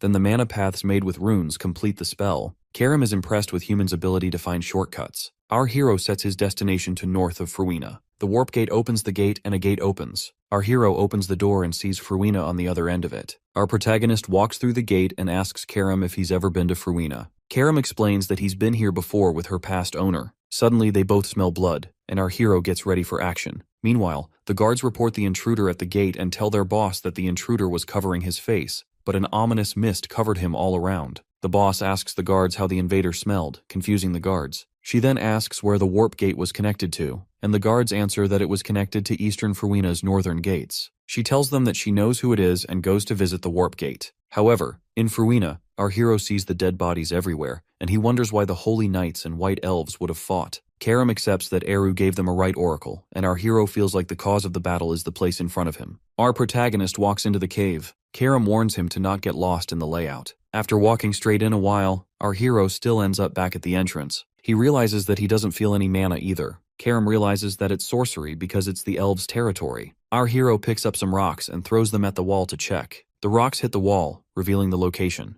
Our hero takes his fog sword and hits it at the ruins, revealing the actual path. With the path revealed, our hero can now feel the mana, but he feels something strange about it. Karam explains that it's a divine tree where the past begins at the roots and the future concludes in the leaves. The tree is where everything regarding the world is recorded. Back at the tree, the elf kid realizes that the barrier is broken, which only means that its guards have been killed. She takes the knife to protect others and places it against her throat. Suddenly, our hero breaks her knife with a blow and asks her to explain why the humans are after this place. The elf kid walks down from the tree and walks up to our hero, making him wonder what she wants from him. She grabs his hand and tells him that he's going to die soon. Our protagonist is surprised to see her recognize him. She explains that she's the divine tree's prophet, Hastia, and asks him if he's here by following the oracle. Our hero is shocked and realizes that the humans are after this place because they want Hastia's prophecy powers to know the future. Meanwhile, the Saintess's direct affiliate guard knight, Mihan Harcelis, reaches Fruina. He sees the guards and the enemies all dead and orders his men to tell everyone that it's safe. Seeing the blood everywhere, he tries to keep his armor clean, but seeing the enemies and allies all dead, he feels that someone must be alive. Right then, the Saintess walks in and assures him that the divine mission guided by Lumendel will end with their victory. Mihan assures the Saintess that he's faithful. The Saintess leaves him to take care of things outside and assures him everything will be all right. Suddenly, she realizes that the barrier has been broken. An elf's sorcery runes are unbreakable by a human, so she thinks that a non-human entity must be in the cave. She hurries inside to stop the intruder from taking the prophet and orders her men to wait outside, while an elf watches them from a distance. Meanwhile, Hastia feels upset that the ones protecting the entrance died because of her. Our hero wonders if holding hands is necessary when talking. Hastia explains that it's a curse called Divine Tree's Silence. In exchange for seeing the future, her voice was taken from her. So, they have no choice even if our hero is not comfortable. Suddenly, someone walks into the cave, and the prophet recognizes the intruder. She explains that this woman is the one who chased her here, and ordered her men to kill all the elves who protected the entrance. The Saintess apologizes for killing everyone and says that it wouldn't have happened if Hastia had agreed to go with her. She asks the prophet if she wants to go with her now to avoid more casualties. Our hero steps forward, and the Saintess introduces herself as Nephrodite Iris, the Saintess of Lumendel. She feels that it's a day of glory to have met our hero in a place like this. Our protagonist is surprised to see that the Saintess knows him and decides to test out her power. As he takes a leap to attack her, Iris extends her hand. Our hero recognizes the symbol on her hand. As he draws out his sword, he's surprised. Karam thinks the seal is activating early, but then he realizes that it's not his seal, but that Iris has the same one on her hand. The Saintess summons the emissaries of light to take away the dark fog. The Nephilim attack our hero, and while they fight, the Saintess grabs Hastia to take her away. She now realizes that they need to touch in order to talk. Suddenly, Hastia is surprised to see that the Saintess is an elf, and asks why she's betraying her own kind. Iris tells her that she wants her prophecy powers. Our hero falls to his knees after the battle, and Karam informs him that the Saintess took Hastia. The light emissaries stand above him. Our protagonist gets angry for having his plans ruined. He takes a swing and breaks their shield apart, and instead of dying an easy death, he decides to fight the Nephilim. Meanwhile, Iris walks out with the elf prophet. Hastia asks her if the prophecy power is really worth so much that she's willing to kill her own people and warns her that she'll lose her voice. However, the Saintess remains true to Lumendel's mission. Hastia then tells her that she's going to die. The Saintess thinks she's trying to get him scared, but the elf kid explains that it's a prophecy, a future she saw. Suddenly, Iris hears someone scream at the end of the cave. She runs to find Mihan struggling. Mihan tells her to stay back. He uses his Holy Stroke Vigilante to attack his opponent, but the intruder pulls a giant boulder before him to block the attack. A giant stone effortlessly blocks Mihan's spear. He's impressed at first, but then realizes Garnian simply stomped the ground and raised the earth to stop the strike. Mihan can hardly believe someone can do that. Mihan introduces himself and asks for Garnian's name. Garnian shoots back, asking why he'd bother introducing himself to a dead man. Mihan knows elves usually rely on bows and magic, while barely any bother training their bodies or becoming warriors. Curious, he asks Garnian what skill he used to block that attack, since it sure didn't look like magic. Garnian says it was magic. Mihan points out he didn't sense any mana at all. Garnian insists it was definitely magic. Meanwhile, Mihan notices Garnian's ears drooping suspiciously, making the whole answer feel pretty sketchy. Just then,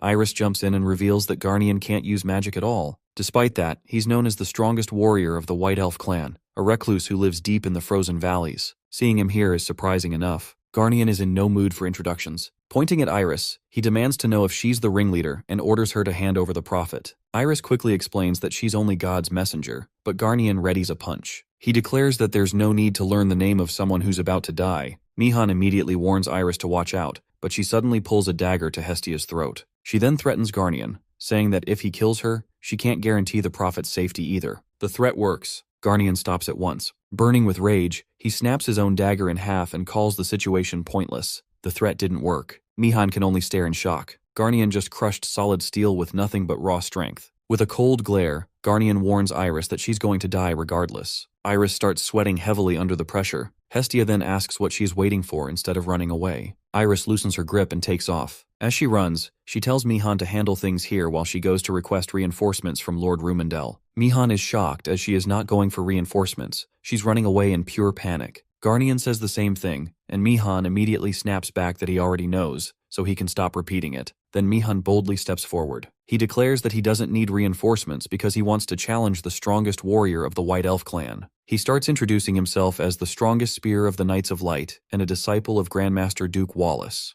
Unfortunately, Garnian couldn't care less. Before Mihan can finish his grand introduction, Garnian drives a fist straight into his stomach. Mihan can only curse his luck as he's attacked mid-speech. The punch launches him high into the air, cutting the introduction short in the most painful way possible. With Mihan out of the way, the savage elf turns toward the supposed ringleader and orders Iris to stop right there. Iris is drenched in sweat. Mihan, a man who was full of confidence, didn't even last a moment against this monster. Then she crashes right into our boy, who happens to be chasing after her. Casually carrying the severed head of a Nephilim, he asks why she's always in such a hurry. That only makes Iris panic more. She quickly asks what happened to the Nephilim and wonders if Cyan really defeated God's sentry. Cyan apologizes, but says he never believed it was a real Nephilim to begin with. Now Iris is sweating even harder. She asks how her Nephilim could possibly be fake. Cyan explains that if it was real, it was an incredibly poor imitation. Its equipment broke far too easily, and it couldn't even regenerate after losing its head. He then suggests that if she's going to copy something, she should at least do a better job. Iris is left stunned. She can't understand how the power granted to her by Rumendel could be nothing more than a fake. Karam can tell that Iris was completely clueless the whole time, but then she suddenly calls Cyan's words blasphemy. A strange pattern appears on her glove, and she declares that she'll prove her power by doing it again. She never gets the chance. Before she can activate anything, our boy drops her with a clean kick and knocks her out cold. Grabbing her by the arm, he prepares to take her away for questioning. Then a new problem appears. Hestia suddenly clings to him, and Cyan realizes he almost forgot she was there. She's in tears, saying she was terrified because of the Titan earlier, but now she's relieved to see him unharmed. Unfortunately, the trouble isn't over. Garnian suddenly appears behind Cyan at ridiculous speed and throws a kick. Cyan narrows his eyes and tells him to back off, but Garnian attacks anyway. Cyan blocks the kick with one arm. Even so, he's forced backward. In fact, he's sent sliding across the ground. His arm trembles slightly as he realizes something alarming. Garnian pushed him back using nothing but raw strength. Seriously, what kind of elf is this guy? Garnian demands that Cyan hand Iris over. Before things escalate, Hestia jumps between them and insists that Cyan isn't an enemy. Only then does Garnian take a closer look. He realizes the person he's attacking is Cyan Verte and asks if he's related to that child. That single question catches Cyan completely off guard. Cyan wonders if this muscle dude just hinted at his big sister Alice. Later, in the elf town, an elderly elf introduces himself as Elfuus. Elfu thanks our boy and welcomes him to the town. He tells our boy to make himself comfortable here, but the way Hastia is glued to our hero's hand, our guy suspects the invitation was meant for her. He asks Hastia what's up with that clinging, and she drops the bomb that he literally has to touch her to hear her speak. Garnian suddenly butts in just to call our boy rude. Our assassin immediately turns to Garnian and asks how he can hear Hastia. Garnian then reveals he received a blessing of foresight from Hastia, which makes him superior to Cyan. Elfu steps in to cool things down, saying Elder Garnian might sound rough, but it's his way of welcoming Cyan. Our buddy clearly isn't buying that, so Elfu respectfully adds that outsiders almost never show up in Elfland, so Cyan can understand the bluntness. Our guy asks about the Saintess. Elfu says he will ask why she stabbed them in the back. Scene cuts to two guards outside a massive cell. Inside, the Saintess sits chained. Elfu walks up and skips betrayal, asking about Cyan Verte. He wants to know why Cyan showed up against her.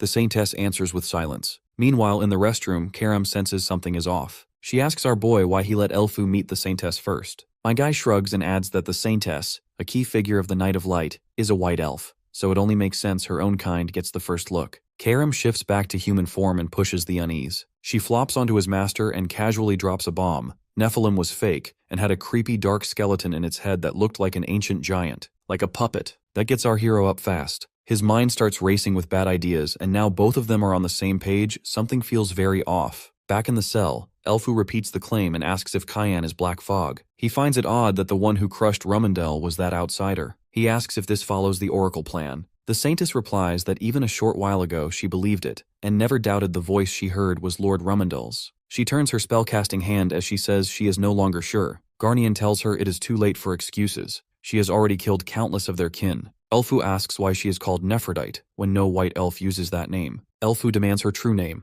The Saintess is about to reveal her true name, then a voice speaks to her. I hereby bestow upon you a new prophecy. Her eyes widen as it calls her name. Elfu wonders if she's okay because her face has certainly turned pale. Out of nowhere, a surge of mana slams into them, so Garnian snaps at everyone to stand back. The voice commands the Saintess to kill. The eyes on her hand glows and she summons a giant skeleton, forcing Garnian to pull back. The monster is so big the huge cell breaks with its explosive force. However, Garnian still maintains a composter, but the skeleton beast mere arm is the size of the entire door. The summoned beast is a boss-level titan. It roars to scare the enemies, but Elfu commands Garnian not to get distracted and save the townspeople. Right then, the building started to crack. Garnian curses as it starts crumbling. One huge boulder is about to fall off a few folks, but Garnian pops out of nowhere and lifts it up with sheer strength. Everyone starts to evacuate and Elfu presses them to move fast. Meanwhile, the Titan is asking for the Prophet's direction, but it sees no one. It plans to destroy the whole place to force her to come out. Before he begins, a fog blade slices its head in one sonic strike. Then an attack of 8 fluttering petals completely subdued the Titan, and of course, it's Cyan. He made a boss look like it was spawned by mistake. Historia feels the building shake and runs outside, sensing a huge surge of mana. She freezes at the sight of an ancient giant barely functioning and wonders what happened to Sir Cayenne. Meanwhile, our lad is fully convinced the Saintess will not summon that useless Titan again. Karam points out that summoning a beast in such a tight space is basically suicide. Our boy wonders if the Saintess is even alive, then realizes she is since he can still feel that nasty holy power. Karam questions what could push her this far, and our boy says she just wanted the Prophet that badly. Karam then adds that if she went this extreme, even risking her own life, someone must be pulling the strings. So our boy heads straight to the Saintess and asks if it is the same bastard they are thinking of. When she does not answer, he nudges her to get up and realizes she is still alive. She barely opens her eyes. Our hero leans in and tells her to speak and name the bastard who gave her that fake giant. Answer him and he will make her death less painful. She finally says her real name, Neria. Our hero just scoffs like who even asked for that. The Saintess goes on. 100 years ago, she was a prophet candidate chosen by the divine tree. She believed she wanted it more than anyone, but failed in the end. That failure broke her, so she left the frozen land and wandered. She got tricked and sold as a slave again and again, and kept running until she met a group of armored men, the Holy Knights of Rumendel. Around then, she started hearing divine prophecies, and became a saintess after a blessing appeared on her hand.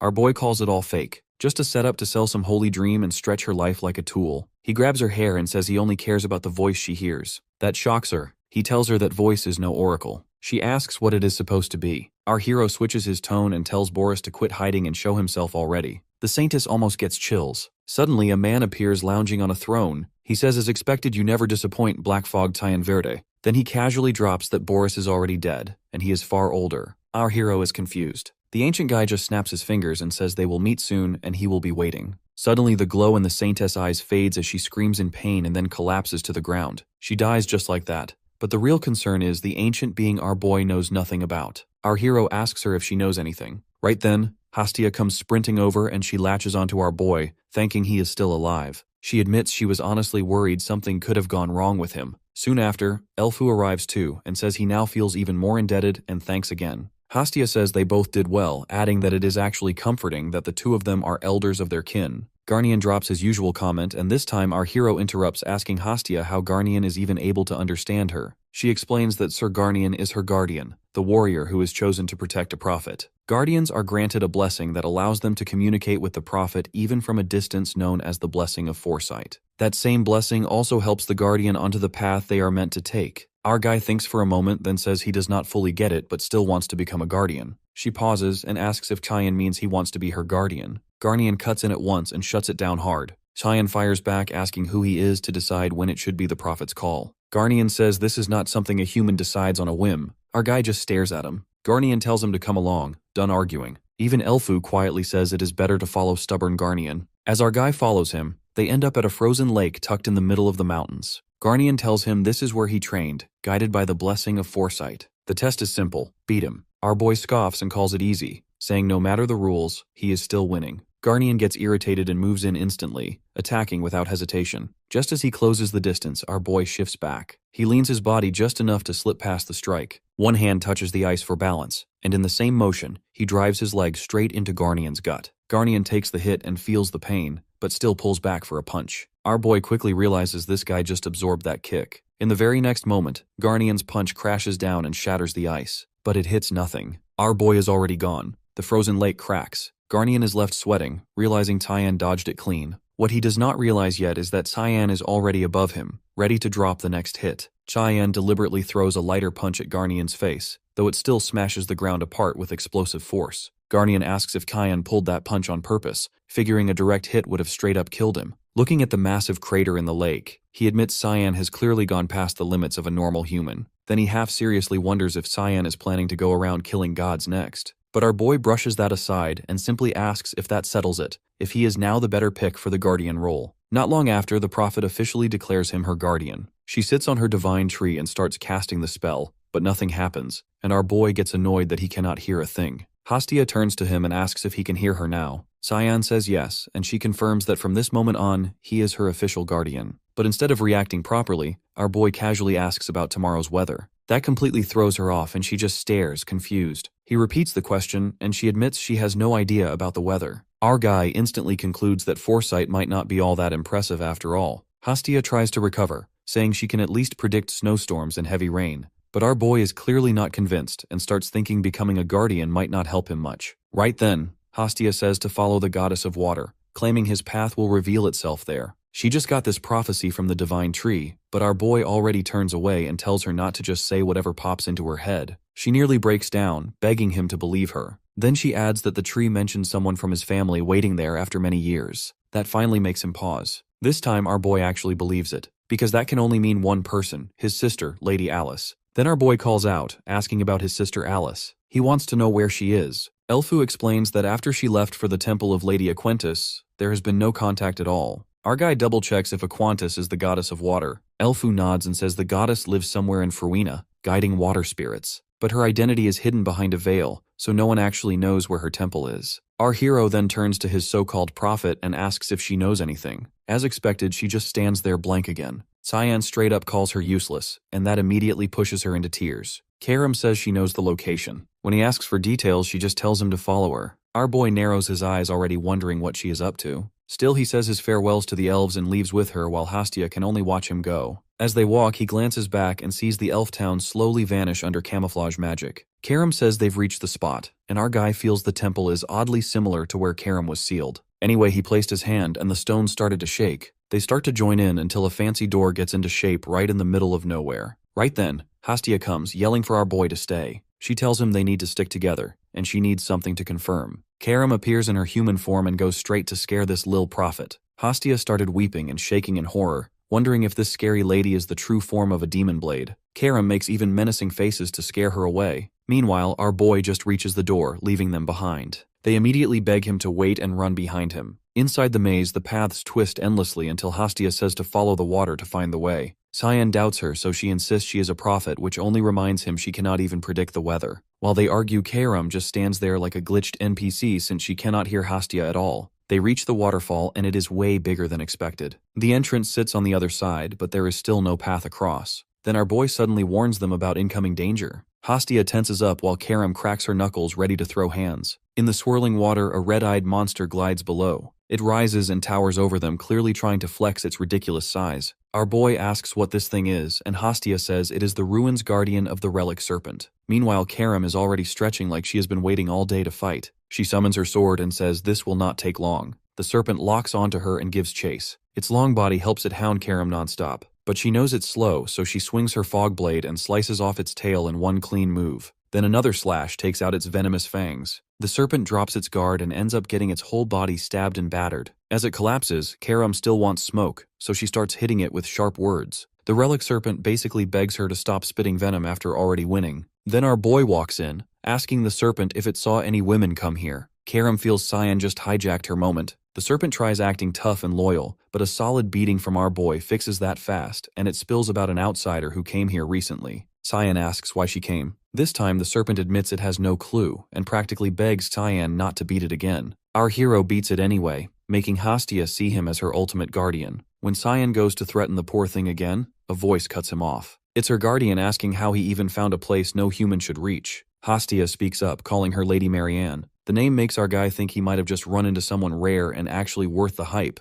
Marianne steps forward and says it's her first time meeting Cyan, but wonders why he feels familiar. All our boy knows is she's the elemental dragon of Fruina, ruler of spirits and the strongest of the ancient dragons. My guy knows she's wrong since they already met in his past life when he entered Fruina searching for Karam. She kicked Cyan out back then. He still remembers her exact words and honestly didn't expect to see her again. While Marianne and Hastia greet each other, Karam starts shaking. Our hero wonders what just happened, but she steadies herself and points at Marianne, telling our boy the reason she brought him here is to kill her. The blade is trembling with rage, so Marianne asks Karam if she hasn't grown at all, and if she's really doomed to repeat the same mistake. Cyan wonders how these two even know each other, and maybe Karam should explain before swinging at anyone. Marianne doesn't wait and moves in to educate Karam. With a lazy flick of 2 fingers, she drops mountain-like pressure on our hero's arm. She praises his endurance, but my guy shuts her up instantly. He couldn't care less about her. He's busy humbling Karam. Marianne is caught off guard since our boy isn't fazed by her divine energy at all. Hastia quickly apologizes, saying his guardian is only here looking for Lady Alice. The moment she hears Alice's name, the pressure lifts off our boy. Marianne asks how he knows Alice. Our guy casually says she's his big sister and asks where she is. Marianne replies Alice was here but left long ago. He asks why she came, and Marianne just shrugs, saying she has no clue. Then she adds this place is the holy water source blessed by Lady Aquinas. If he came for Alice, she suggests he leave. Our boy sighs and agrees there's no point sticking around. Hastia looks at him like that's it, but Cyan says staying longer is just wasting time. Then, out of nowhere, he asks Marianne if she's got beef with his demon blade. Marianne dodges, saying he should ask the blade himself. Our boy notes Karam's been suspiciously quiet lately. Deciding that's a problem for later, Cyan grabs Hastia and launches upward. The speed almost rips his soul out for a quick trip. Just before leaving, our boy glances back but says nothing. As he goes, Marianne admits she had thought about this moment, just didn't expect Cyan to actually show up. Behind the door, a woman notes he's no ordinary guy and has leveled up a lot. It's Alice. Marianne asks if she's still hiding until she gets stronger. Alice admits she used to drag him down, so now she wants to power up before facing him again. Marianne then drops the bomb that Cyan already sensed her presence. Our guy, casually reading her mind, but chose not to call her out since she chose to stay hidden. As they leave, Marianne quietly hopes they'll cross paths with Cyan again soon. As Alice steps into the pure water, she pleads to Lady Aquinas, already bracing herself to take in that power. From a distance, Mariana and her relic serpent watch, stunned that Alice is pushing far past human limits after just a couple months here. It says the water in this temple holds the essence of the first water the goddess gifted with her own hands. If Alice fully takes it in, she'll inherit the power of the water goddess and become her incarnation. But it won't be easy for a human body to endure any further. No matter how much Mariana supports her, Alice can't just ignore her body's limits. Still, Mariana helps however she can. Her serpent then asks if she is acquainted with the demon blade. Mariana admits she killed Karam's former master. Back to our boy, he wonders why his blade is still quiet after sensing Mariana. He casually hurls it at the door and nearly kills Hastia, who was sneaking a peek at him. He asks what she's doing here. The poor prophet says she was just checking if he's okay. Our guy almost snaps, wondering why a tiny pipsqueak like her is worried about him. She says she saw Tyan's future with her foresight.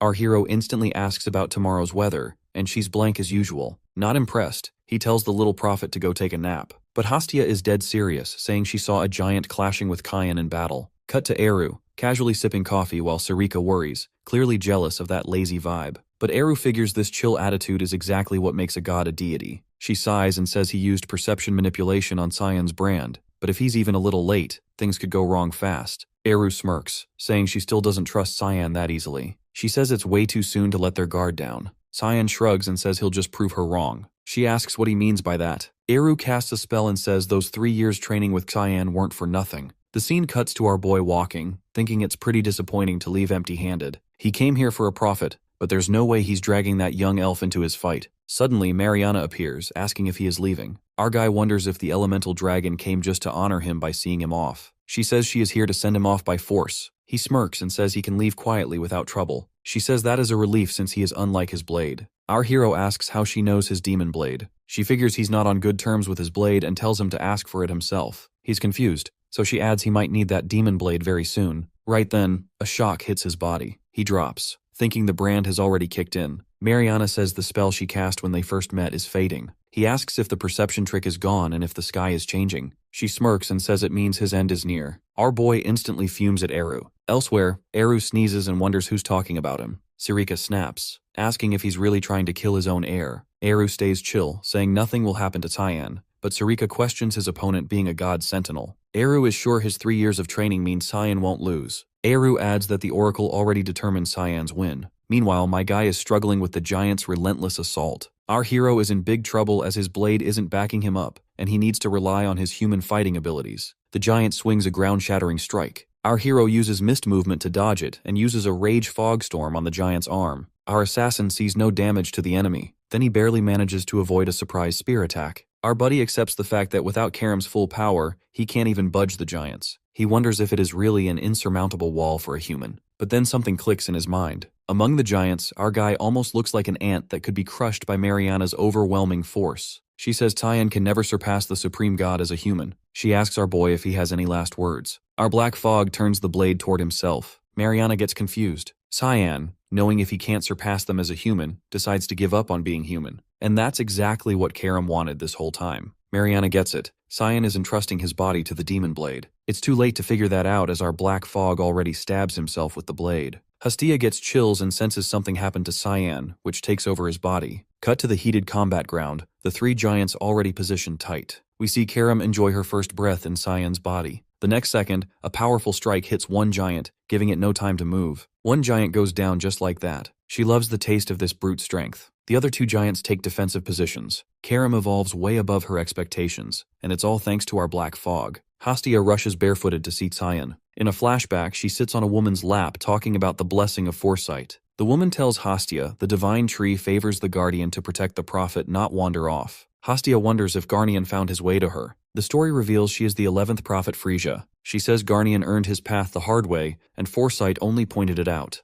Hastia loves the idea of being a prophet and telling people their path. Frisia replies it comes with a heavy burden, and you cannot reveal every future. Hastia asks if some futures are off limits. Frisia says anyone with authority of a dead god is unreadable. Pick one as your guardian, and even your own future goes dark, so choose wisely. Hastia says she would never pick someone that hopeless. Now she feels like an idiot for doing exactly that and cannot even find him here. She spots giants fighting, sees her boy, and realizes they are from foresight and must be stopped. Marianne cuts in and tells her to drop it or die trying. Hastia asks why she is here. In the middle of the chaos, Marianne says the giants were sent by the god of light Rumendel to punish thine who was branded. Cyan tried to defy fate, gave his body to a demon blade, and if he wins things spiral out of control, so stop him at all costs. Hastia suggests helping Cyan. Marianne calls it foolish as the foresight she got from the divine tree belongs to the goddess of water. Joining now means the water goddess meddles in the light god's execution. She asks if Hastia can bear that risk since it could ruin Frisia and her kin. Hastia lets go of Marianne's hand and Marianne says she made the right call, leaving it to fate. Back in combat, Karam unleashes a fury of strikes. Second giant drops and one is left. Karam knows the drill. She taps the authority of the god of black fog with arch adamant and hurls an energy spear. It rips through the last Nephilim and wipes it out. Karam flexes, then remembers some unfinished business and shoots Marianne a look.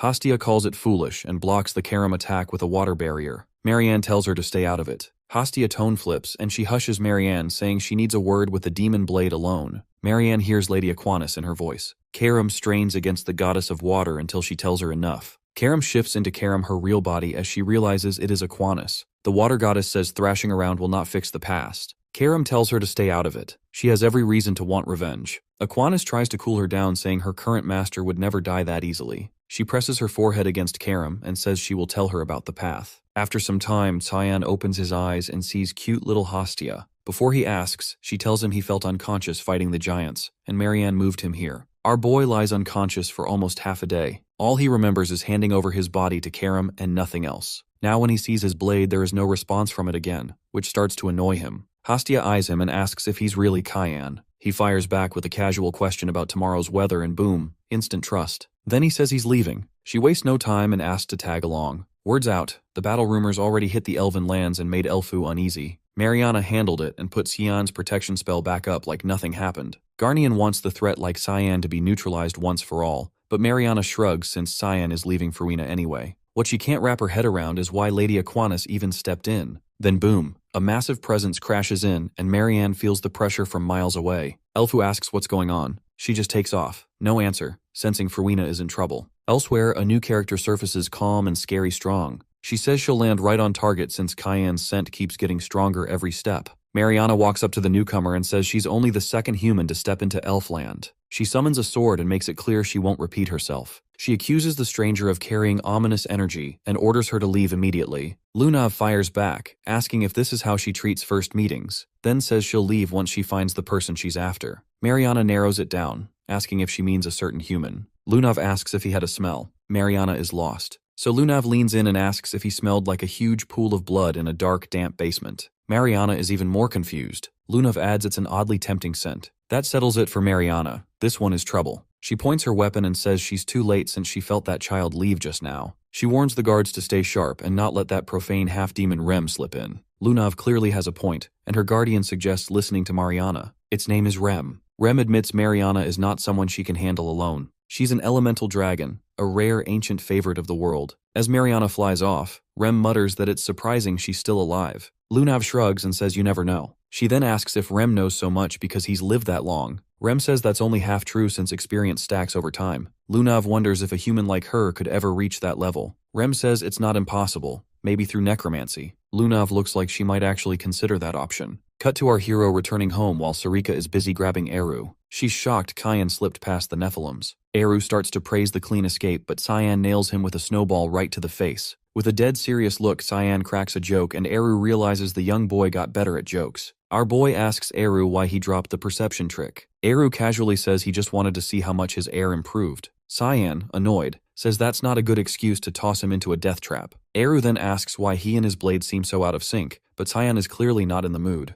Later, after hearing the story, Eru notes the fight must have been pretty wild. Both Cyan and Sarika silently agree that's on him. Cyan adds Karam has been quiet since then, and wonders if she's asleep. Eru says she likely shut herself off completely and won't wake soon. Plus, she's holding some strange energy. He can't say when she'll return, but Cyan can still use the demon blade, so no issue. Cyan shrugs it off but admits it still bothers him. Sarika then spots a kid behind him and asks what he dragged in. Cyan bluntly says it's an elf and asks her to take care of her. She snaps, asking if she looks like a daycare. The small Hastia tugs her clothes and politely introduces herself. Sarika shuts her down instantly, telling her not to interrupt elders. Hastia panics and apologizes fast. Still irritated, Sarika demands why he brought a prophet kid who should be meditating in the mountains. Cyan says she can see the future, so she might help. Eru suddenly dotes on Hastia, calling her cute and saying she's welcome anytime. Sarika explodes, telling him not to invite more trouble when he already does nothing. She rants that she's buried under the mess he left and losing patience daily, so no more burdens. Cyan quickly agrees, already thinking this won't end well, while Eru happily plays with Hastia anyway. Cut to a stoic statue.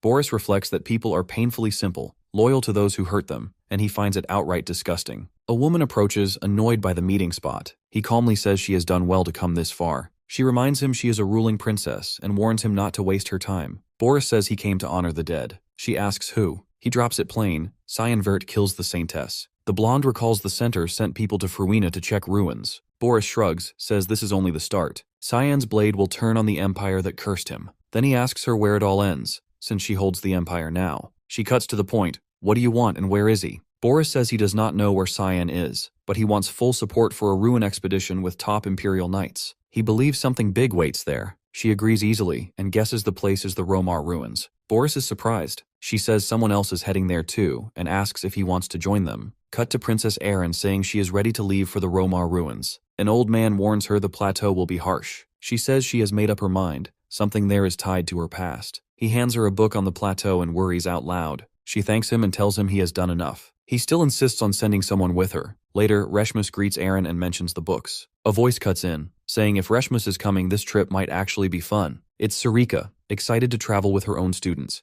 Yet she sighs inside, wondering if this is just a daycare. Transition to Hastia. She has been with our boy for 2 days and still hasn't received a single oracle. She breaks down and regrets choosing someone so hopeless to be her guardian. She even starts doubting her own foresight, wondering if she is even fit to be a prophet. As she lies there in despair, she hears someone nearby angrily asking why his fortune turned out unrequited. An ugly woman snaps back that fate cannot be changed, and if he keeps annoying her, she will have him thrown in jail. The guy ends up weeping while the woman bluntly tells him to go earn more money. Hastia watches him leave and then quietly steps into the tent. The woman asks who she is. Hastia introduces herself and asks if she is a prophet too. The woman confirms it and quickly guesses that Hastia is dealing with some kind of problem. She casually shuffles her cards and says she can read everything through them. As she lays the cards out, she asks Hastia to pick one. Thinking the granny is kind of cool, Hastia eagerly grabs a card. The granny reveals that Hastia feels stuck because she wants to help someone but has already hit her limit. Hastia nods in agreement. Then the granny flips another card and says this must be the source of her trouble. As Hastia looks at it, the granny calls it the hermit. She explains that the person Hastia wants to help is probably extremely hard-headed.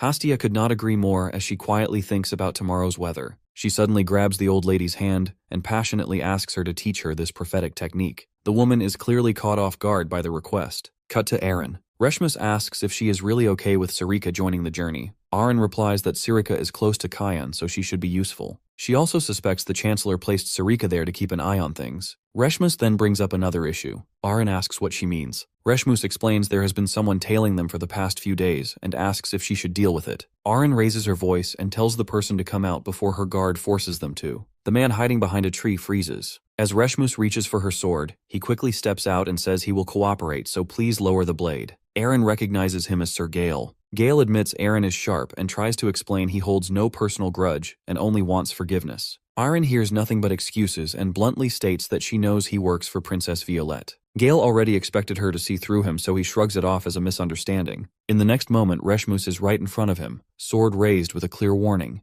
Gale instantly draws his blade and their swords clash, sending sparks flying. His expression hardens as he tells Reshmus to stay out of their conversation. Aaron shuts him down, saying she has no interest in talking to someone this rude and suspicious. Instead, she challenges him to avoid bloodshed by revealing what he reports to Princess Violette. Gale responds that he now serves in the Imperial Knights, but was once an elite knight of the Knights of Light. There is no way someone freshly graduated like Reshmus could defeat him. Reshmus shifts her footing and attacks again, this time landing a solid hit to his gut. Gale staggers back and decides to withdraw, sticking to his orders to avoid further conflict. Before leaving, he tells Aaron to tend to Reshmus's wound. Only then does Reshmus realize she has been cut. Aaron rushes to her side as Gale adds that the injury is not fatal and should heal quickly with proper magic. Aaron's expression turns cold with anger as she says she will not forget this. Gale casually replies that he is simply following orders from the Imperial family with no personal intent. He adds a final warning that many others will be watching her since she was once the fiancée of the killer Cianverte. That pushes Aaron over the edge. As Gale walks off, Reshmus apologizes, but Aaron tells her this was never a fight she could have handled alone. It is then revealed that Gale had risen to the level of Swordmaster within the Knights of Light. Only a handful in the Empire could stand against him. A little later, once he is far enough, Gale suddenly collapses, trembling from the pain of Reshmus's strike. She had nearly caught him off guard and he barely managed to defend. She was even about to release her sword aura. He never imagined someone as skilled as Reshmus would be serving Princess Aaron. As he struggles back to his feet to report this, our assassin silently appears right behind him. He turns, sensing something behind him, but it is already too late. Our assassin has moved first and struck, leaving him wounded. Gale does not know if his opponent is an Imperial assassin, but he feels far beyond his level, and every instinct in him screams the man's movement and timing are deadly precise. Gale reacts fast and activates Predator of the Abyss, lunging forward in a desperate counter. But our boy meets him head-on with Fogblade Flash. The clash is instant and decisive. Gale's skill is completely erased, and in the next moment he sees his own arm, cleanly sliced off. While Gale cries in pain, our hero asks him why a loyal vassal of Duke Vert is working for Violette. Gale asks how Cyan knows him, but that's not what our boy. He removes his mask and demands an answer. Gale is shocked to see him, and our hero coldly says his reply will decide if he dies in pain or not. We come back in time where our guy fights the top knights of Garam. They were furious since he killed their Count Pyron, but pulling off one Fogblade Stormwrap takes care of them. Still, our guy is getting annoyed by their increasing numbers and the fact he's got no reinforcement. Suddenly, a phantom beast leaps onto an opponent. It's actually Gale who showed up with reinforcement to back our guy up. The enemy realizes they get surrounded. Gale orders his men to kill without mercy. Back then, Gale was one of the rare knights who could wield the blade, a straight-up prodigy in both swordplay and summoning magic. He was also among the few disciples Yulkin personally trained from a young age. So seeing someone like him serving Princess Violette, Our hero can't help but ask why he bailed. Gale feels oddly honored that the youngest master of House Verta actually acknowledged him. Then Gale drops it. His so-called betrayal was just orders from Duke Verte, our hero's own father. Cut to the Garam Council's main hall. Old Garam asks how long he was out of it. Lunav says over 3 years. He chuckles, clearly proud his granddaughter handled everything without him. Lunav takes over the council and suggests Grandpa should rest more. He asks if she came all the way from Fruina when there's a council assembly today. She says she had her guard knight, Ramella, stand in as her proxy, and she's already dismissed all the chief scholars Garam knew, so it's not really Garam's council anymore. Garam is oddly proud of her and starts laughing. She asks why he messed with Cyan. Garam replies he wanted Cyan to marry his granddaughter, but he refused. Lunav almost loses her sanity, but Garam clears it up, saying with Cyan he could have taken over the entire continent. Now he believes she can control Cyan with Grandpa's intervention. Lunav just glares at him, which reminds him of something interesting. He asks if she's been gathering information on necromancy. She says that's the real reason she came and asks for a proper book on it. Garam tells her all books on necromancy were burned out of fear of its return. Lunav isn't buying Garam's story, so Garam warns her that the end of necromancy brings only chaos, even death for the wielder. She then shows her own power, making it clear Garam has nothing to worry about as long as she stands with him. Garam likes the answer and brings up Grimoire. He keeps books long thought lost and dares she has not read any here. He brings a book and hands it over to her. It's a necromancy book. He says he once thought of leaving her the whole library someday, but this is not early inheritance, since she is the type to get whatever sparks her curiosity. Lunav agrees and says she would have gotten it sooner or later even without his help. Dean Kundal turns serious. He warns her not to be consumed by that curiosity and not to end up like her father. Then he tells her she has what she wants and should leave so he can rest. The scene shifts to the Empire's secret lab, where someone suddenly rushes in with alarming news. When Murray demands an explanation, the man reveals that the bastard has appeared once again, instantly sending Murray into a furious rage. Outside, our guy is casually talking with the guards. A girl asks if he is really the one who messed with Garam's warp system. Our assassin questions if they aren't the guys who secretly built a warp on someone else's island.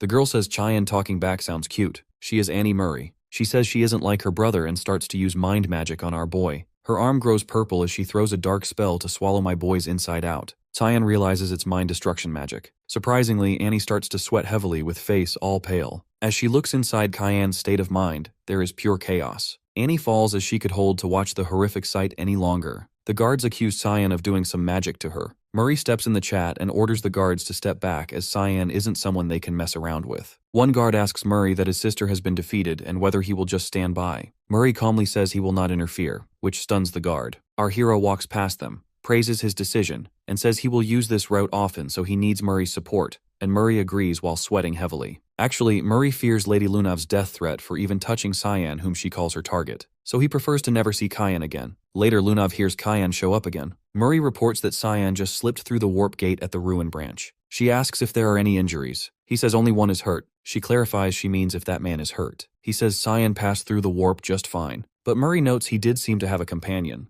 They all spot a girl chasing after him. Lunav immediately asks where he warped to. Murray says it was the Romar Plateau. As our boy arrives, he remembers Gale telling him Princess Erin had headed to the Romar Plateau. His mission was to keep an eye on Erin and report everything directly to Duke Verte. Our hero had asked what Gale's real goal was. Gale had said he wanted to uncover the truth behind everything happening. The Duke believed the Emperor's worsening condition was somehow connected to Princess Violette. He also believed Princess Erin was in serious danger, especially now that Violette was tightening her hold over the Empire. Cheyenne had asked why Gale cared so much. Gale had replied that it all came down to a promise. When our boy pushed him for an answer, Gale explained that Duke Verte had rejected every request from the imperial family to deploy the Knights of Light. He always claimed they had once been abused as personal soldiers. Cyan had wondered if that could get the Duke branded a traitor. He could not understand why someone so obsessed with protecting his family would take such a risk. Gale answered that it was because of the Duke's loyalty to the Emperor. The responsibility he carried for his children mattered more than anything else. Cyan had pointed out that it still sounded like a theory. Gale replied that he had fought beside the Duke for over 10 years and understood him better than Cyan. Our hero then cut him off and asked the real question, why Princess Erin was heading to the Romar Plateau. Gale had no clue either, but he mentioned that Romar was rumored to hold ruins containing methods capable of killing a god. Cyan had grown uneasy and wondered why Erin would ever need something like that.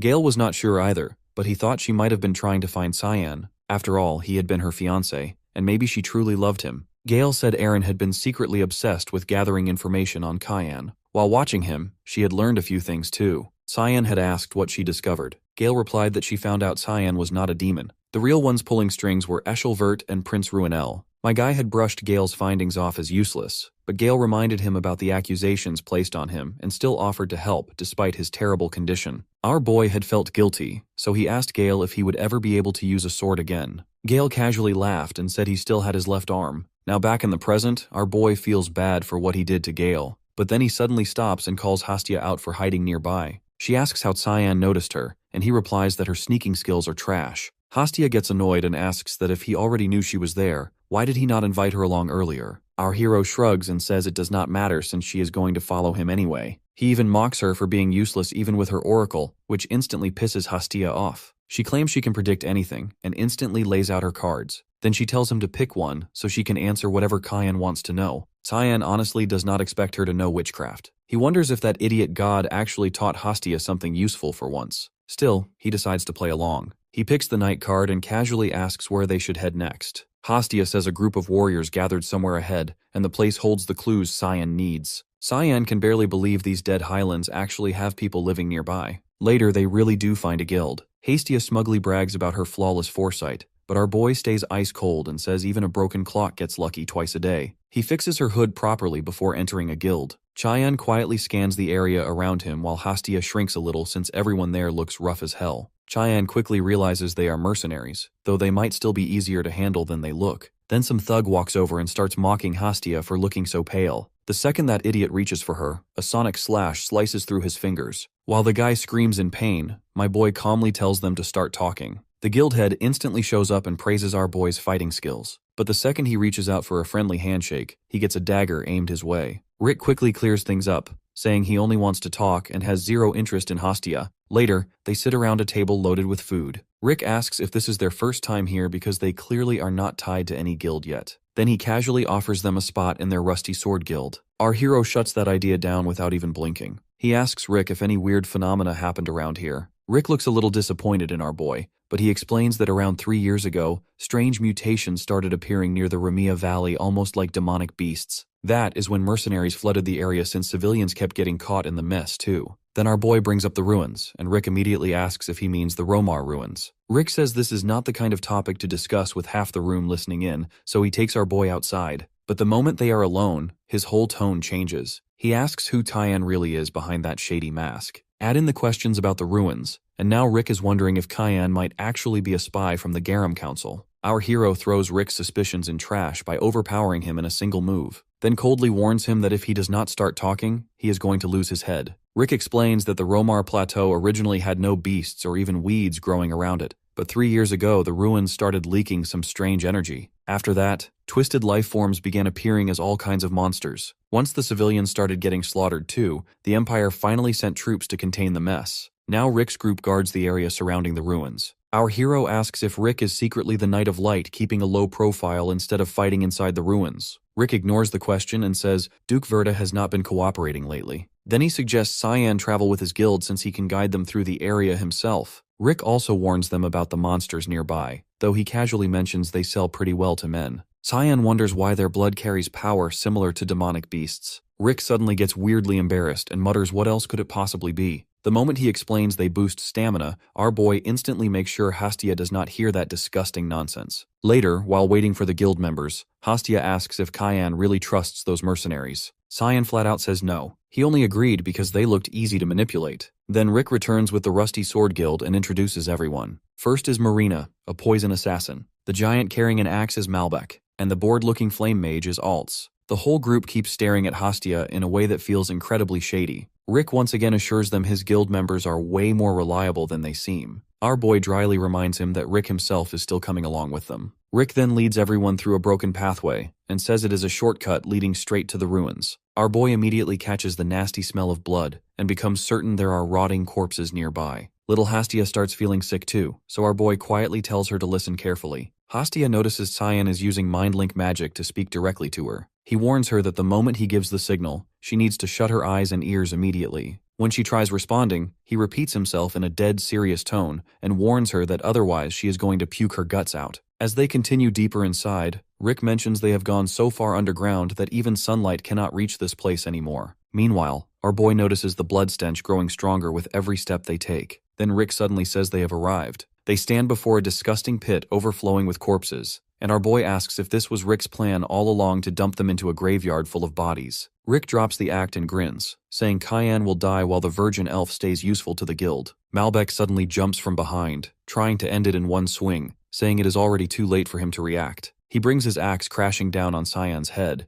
but weirdly, our boy doesn't even flinch and calmly says he knew everything from the start. The axe slams into the ground instead, and in that instant Cyan's body melts into black fog. Malbec instantly realizes he picked the wrong target and starts to feel real dread. At that moment, Hastia drops down and shuts her eyes and ears tight. Our hero activates the authority of the god of black fog. In a single move, he slices through Malbec and a nearby guard, then vanishes again inside mist-like shadows. Rick shouts to capture the elf. Marina grabs Hastia fast, but she tells her to run, which only confuses her. What she sees next is a raging fog storm tearing through everything in its path. Hastia remains untouched while Marina drops dead. Rick orders his mage to buff him and prepares to strike, but the mage cannot even track what is attacking them. Then Cyan's blade cleanly slashes Rick's cheek. The mage's staff falls, and when Rick turns, Altz is already coughing blood after being struck down by Cyan. In seconds, Rick is the only one left standing. Our hero spares him for now, saying he still needs him to find Romar. Rick stands frozen, staring at the masked figure in swirling black fog, wondering if he somehow offended a mist god, while our boy uses the skill of shadow persona. The mist seeps inside Rick's eyes and completely controls his mind. Later, they enter the ruins and finally see the massive Romar ruins. Staring at the abandoned place, Cyan says the place may look dead now, but once it was packed with people. The rumor fits too, since this used to be a temple for the goddess of death. If she was powerful enough to kill gods, then the other gods probably kicked her out themselves. Just then, Rick asks if Cyan has any orders. Acting weirdly polite, Rick tells him to just say the word. Even Cyan looks slightly annoyed by how fake nice he is acting. Hastia whispers that the man feels completely different now, but Cyan tells her to relax, since he is on their side. Our boy then orders Hastia and Rick to head back into the cave. Rick instantly complains and asks why he has to go back there again. Cyan casually replies that he does not need a reason, and tells him to guide anyone coming this way somewhere else. Rick asks again, so our boy bluntly tells him to send people the opposite direction and avoid fighting if possible. Back at the guild, the members are still furious. The bald guy is especially losing it after Cyan chopped off his hand. He swears he will get revenge personally. Then someone mentions that Cyan apparently left this morning with the Rusty Sword Guild. Another guy jokes that those dudes are basically slave drivers. The bald guy says revenge will feel pointless unless he handles the masked guy himself. Then he suddenly remembers Hastia and mutters that she looked like a white elf. Everyone knows how insanely valuable she is. Even the dagger Cyan carried looked suspiciously rare. Now the bald guy is regretting being careless because all of that could have been his. Then someone from behind asks him to explain more about the raven-haired man. The bald guy scoffs, wondering who is crazy enough to order him around. But the moment he turns, he freezes after seeing a line of Imperial soldiers and a Commander Boris standing behind him. He asks if they are from the Empire. Boris calmly says to tell him more about the dagger user. The bald guy snaps back, asking who the hell he thinks he is. Without even blinking, Boris tosses down a pile of gold coins and says that should be enough to hire everyone there. The bald guy gets humbled instantly and reveals everything he knows. Cheyenne headed toward the Romar Plateau ruins with some kids. Boris immediately realizes the kid must be the white elf prophet. He then offers the bald guy double the pay if he guides them to the ruins. The bald guy jumps up so fast that his chair crashes behind him. The soldiers nearly pull their swords, but their leader stops them. By now the bald guy is completely drunk on greed and rage. Grinding his teeth, he asks what exactly they need him to do. Cuts to Romar Plateau, Warp Gate. Aaron says using the warp gate surely saves time, while Reshmus shivers and complains that freezing weather is impossible to get used to. Lunav welcomes them warmly and says they should ask her for anything they need. She even adds that if bringing Senior Cayenne back takes this much effort, then it is worth it, making Aaron shoot her a cold glare. Back then, Dean Kundal asks Lunav why she plans to skip the lectures. He quickly figures out she is leaving because of Cyan, and Lunav gets surprised. Dean Kundal reveals Princess Aaron already informed him about her trip days ago, making everything click for her. He then asks what she plans to do about her classes, since she cannot dump them on her guard knight like the Garam Council keeps doing. Lunav calmly offers a deal instead. She proposes sharing part of the Warp Gate artifact owned by the Garam Council with the Ruin Council. Dean Kundal instantly realizes the rumors were real. Lunav calls it an academic exchange limited to the Ruin region, with one condition letting her leave whenever she wants. Dean Kundal thinks it over, then throws in his own condition. He says an academy instructor must accompany her. As the two keep exchanging icy stares, another voice cuts in. They seem to be getting along just fine. It is Sirica. She reminds them that this journey is her responsibility, and she hopes nobody causes trouble. She comes on Dean Kundal's order, but she is annoyed by the baby sitting on all of them. Lunav knows Sarika's weakness, but she moves along to protect her Nana. Sarika asks Aaron if she knows this place, and Aaron says she already visited it beforehand. A serious voice suddenly questions why they even came here. It is Rick, eyeing the girls and warning them to turn back while he is still being polite. Otherwise, he says he will not hold back just because they are women from rich families. The three instantly prepare to fight, but Sarika moves first and rushes Rick the moment he lowers his guard. She nearly twists his neck on the spot, making Rick surrender faster than expected. He even offers to guide them, leaving the girls completely confused. Sarika narrows her eyes and asks what kind of trick he is pulling now. Rick quickly claims this place is a nightmare anyway, so guiding them sounds safer than dying alone. Sarika senses zero killing intent from him, which only makes him look more suspicious. Still, she warns him that one stupid move will get his skull smashed in. Rick introduces himself properly, and Princess Erin asks what exactly makes this place dangerous enough to need a guide. Rick explains that taking the wrong path here is basically suicide since the area is crawling with horrifying monsters. Cut to a monstrous vulture chasing our boy while he piggybacks Hastia. Chayan mocks the ugly beasts while Hastia panics and tells him to stop fooling around. Our boy realizes that the second he stepped into the ruins, both demonic and normal beasts rushed him together. Then a giant deer suddenly bursts out of nowhere. Cyan instantly leaps up and smashes it using his fog shadow. Next, he slices through the vultures with his fog blade before hopping onto the back of another monstrous vulture. Meanwhile below, a giant serpent and countless monsters completely seal the entrance. But my boy stays fearless. He kills the vulture beneath him and dives straight into the starving horde below. While Hastia barely hangs onto our boy and cries her eyes out, our hero blasts the door open so hard that every monster behind it gets wrecked together instantly. He yanks his dagger out of a vulture's skull and asks Hastia if she is fine. She is already unconscious, making our boy grumble that she is completely useless anyway. Then he walks toward the creatures to figure out what they really are, because they do not even resemble mutants. They carry absolutely no mana, so our boy casually tastes some blood and realizes they are just normal animals. Hastia wakes up looking disgusted at him and calls him a total brute for licking blood like that. Our boy fires back that he needs answers about these creatures, and if her precious foresight works so well, then she should try using it herself. Hastia pulls out a card and predicts that it says the creatures are not important at all. When our boy asks what that even means, she says they need to revisit the path they came from earlier. Then she points toward a strange structure hidden inside the ruins. Our boy senses faint mana coming from it, though he still doubts it is the correct route. Even so, he releases his dark energy, causing the gate to tremble violently before rising upward. Turns out the Cyan was right about it being a hidden corridor after all, and now a brand new hallway opens before them, overflowing with dense mana everywhere. Hastia proudly shows off her fancy new skill like she actually did something incredible. What she still does not realize is that the fortune teller secretly holds nasty intentions toward her. Yet clueless little Hastia remains completely unaware of it anyway. Cut to the girls wandering across the same plateau, already doubting if they are even heading the right way anymore. Lunav asks Rick why they have been walking the same route forever. Rick calmly replies that no trouble has appeared yet, so obviously they are still on the correct path. Lunav tries to pressure him a little, making Rick wonder if they are starting to suspect him. Remembering Tyan's orders, he decides to quit looping around since he has already stalled enough time. Then he points ahead and says they finally reached the spot. Right before them stands the ruined entrance filled with beast corpses everywhere. Aaron wonders if somebody has already entered before them. Reshmus guesses it was the Imperial Army, but Aaron quickly points out they still have not arrived yet. Lunav casually says it was Senior Cyan. Aaron looks shocked and asks how she can even know that. Lunav explains that she can literally smell Cyan around here. Then she urges everyone to hurry because they are already close to finding him. Rick gets quietly moved by Lunav's absurd tracking ability. Just then, Sarika notices another route nearby. Rick explains that it is the main entrance and says they purposely took a shortcut because entering through there would have meant dealing with the Imperial Army first. Sarika suddenly announces she will handle that route herself. When the others ask why, she simply tells them to move ahead before dashing into the main entrance path alone, clearly planning to stall the army herself. The girls stand there surprised for a second, but eventually continue deeper into the ruins anyway. Rick points at the collapsed gate ahead and says, "Getting through will not be easy." A second later, a star-like explosion blasts the blockage apart and clears the entire path instantly. Rick stares in disbelief, realizing Aaron is far more dangerous than rumors claimed. He never expected the fifth princess to possess such ridiculous power. Meanwhile, Lunav notices more monster corpses scattered nearby and points them out casually. Aaron asks where these creatures even came from. Lunav replies that the ruins probably hold the answer. Meanwhile, Rick stays suspiciously far away while urging everyone to hurry over.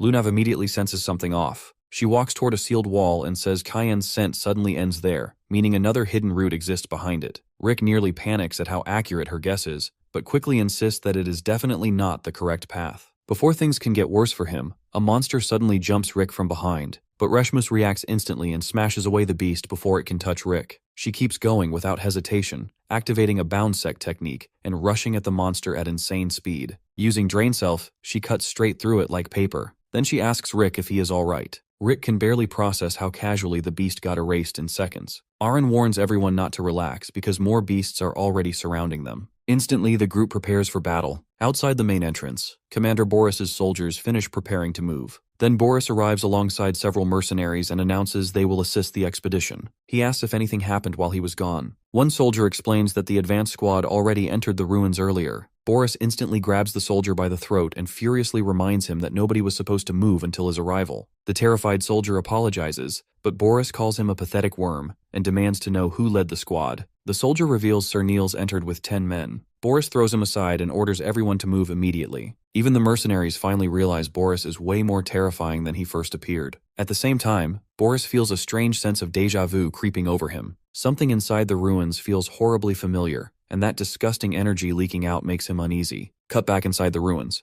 A soldier desperately runs through the corridor before a slash from behind instantly wounds him. The attacker is none other than Sarika. Niels begs for mercy. She coldly stares down at him with completely merciless eyes. Meanwhile, on our hero's side, Hastia drops to the ground because her legs are trembling from pain. Cheyenne gets annoyed and asks why she even bothered following him in the first place. Hastia points out that they have been looping through the exact same path forever. She swears she has already seen the same creepy statue multiple times now. Our boy starts suspecting some hidden mechanism is involved. Hastia nervously suggests the statue itself might be forcing them back toward it on purpose. Our boy agrees that the thing definitely has business with them. Maybe it even belongs to the true master of the ruins. Suddenly, the statue begins crying blood before the scene cuts to a severed monster head nearby. Reshmus stands over the corpse and says that should be the final one. Aaron also mentions she already cleared the monsters on her side too. She checks if everyone made it out safely. Lunav notices one member missing, the guide who brought them there earlier. She guesses the coward probably ran away while everyone else fought for their lives. Since he was useless anyway, she just tells the group to move on without him. Aaron points out they still have no clue where to go next. Lunav casually says that will not be a problem. Right then, her demon Rem suddenly appears to guide them. He admits it is not fully certain,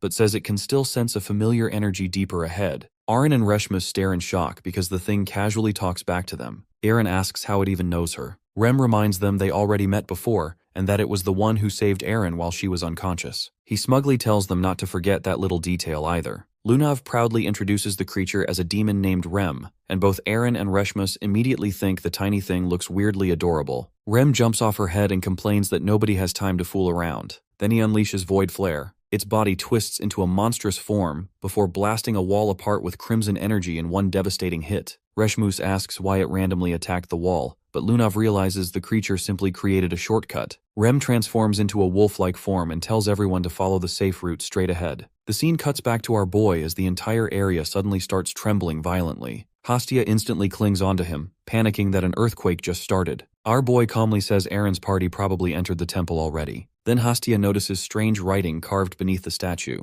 Our boy realizes they are ancient texts written in a forgotten language. Hastia somehow reads the inscription aloud, praising the goddess who rules darkness and death itself, Kali. The moment she finishes reading, dark energy starts leaking from the statue. Hastia nervously wonders if this figure could actually be the goddess of death herself. Suddenly, eerie lightning bursts across the area. Hastia freaks out and asks what is even happening anymore. Our boy realizes the text worked like a hidden key that unlocked a doorway. Instantly, both of them get dragged into a completely different dimension that feels more like a strange subspace. Hastia quietly says the place feels disturbingly similar to a tomb. Water covers the ground while our boy notes that this dimension likely belongs to the goddess of death herself. Scared cat Hastia gets chills from every corner of the place, but our boy oddly feels far more comfortable there instead. Then footsteps echo through the darkness. A mysterious figure slowly approaches them and coldly asks who dared enter this place. The stranger then questions whether they are the children Eru and Aquinas. Our boy immediately guesses the stranger must be the master of the temple,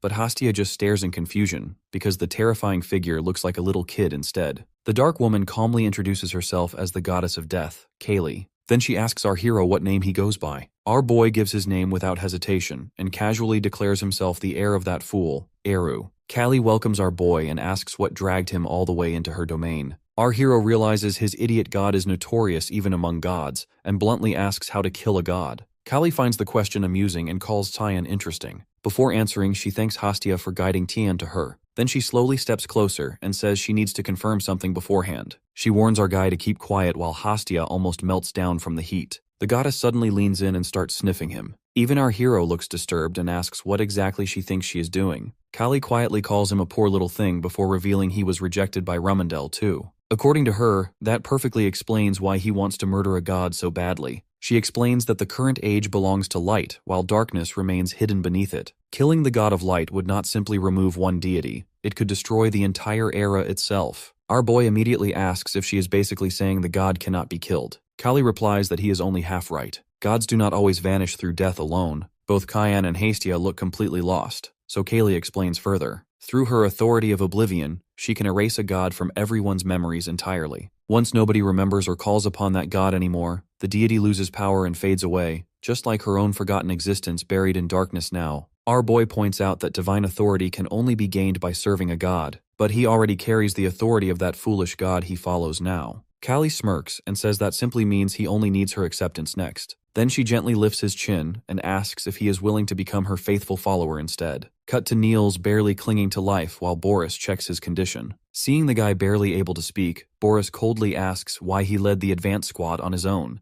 Niels desperately tells him to run, and reluctantly reveals that a demon is inside the ruins. Boris signals the mercenaries to spread out and investigate, but they hesitate and start questioning him instead. Boris instantly snaps and warns them to look carefully at what happens to people who ignore his orders. The next second, Niels' face suddenly swells up absurdly before exploding apart in a brutal mess. The mercenaries stare in shock and ask why Boris killed one of his own men. Boris casually replies the guy was already dead anyway. Besides, he was nothing more than disposable bait meant to distract attention for a moment. Right then, a greedy mammon suddenly attacks from the shadows and smashes straight toward Boris's face. Boris instantly summons a holy spear, stabs the creature on the spot, and violently pins it against the cave wall. The bald mercenary stares at the black monster in confusion and asks what the hell it is. Boris grimly says the nightmare is not over yet, so everyone stays alert. Then they notice a glasses-wearing demon silently watching Boris the entire time. Sarika suddenly plunges the whole area into darkness, and the mercenaries freak out when they can't see anything.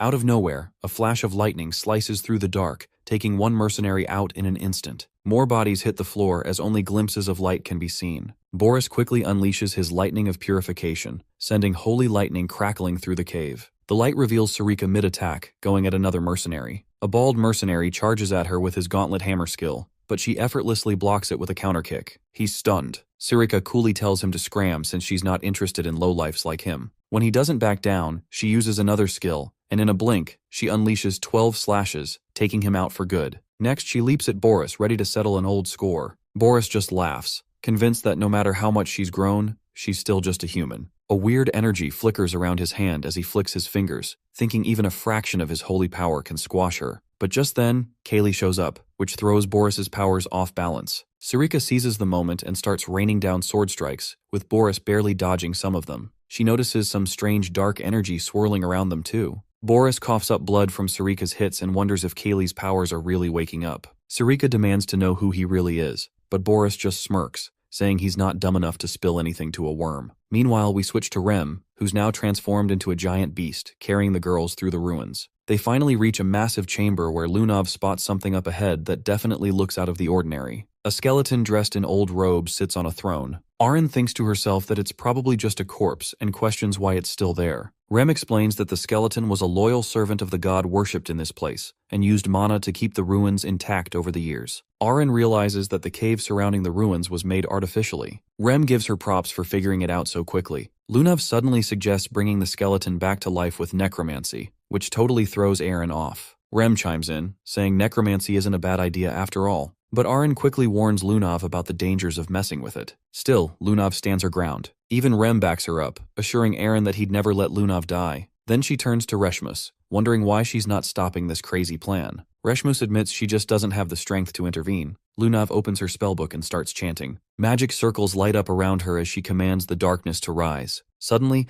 black flames burst out from the skeleton, and a growling voice asks who dares disturb it. Dark arms reach for Lunov, but she holds her ground. Rem tells her that the veil is against the revival, but it'll help her out, so she should keep going. He even jokingly mentions she can send his regards once the skeleton is up and about, and adds he might need a nap from the necromancy backlash. Curious, Lunav asks if Rem knows the skeleton. He tells her to keep her focus on the spell and just ask the skeleton later. The whole place starts buzzing with dark energy. Aaron warns Lunav that she's pushing too hard. Stubbornly, Lunav counters that the knowledge in these ruins could really help Senior Cyan, so the risks are totally worth it. She then challenges whether Princess Erin's determination matches hers. Aaron falls silent. At that moment, the skeleton cracks open its jaw, rising back to life. Dark energy explodes around the throne as the entire chamber shakes. Lunav suddenly collapses, making Aaron rush over in a panic. Lunav weakly whispers that the revival worked, and Aaron asks what she means by that. Just then, the skeleton asks if she's the one who brought him back. Lunav is speechless as the skeleton declares it's been ages since he was alive and thanks them for reviving him. He goes on about how he feels he didn't deserve it since his life was a failure, and he couldn't protect what mattered most to him,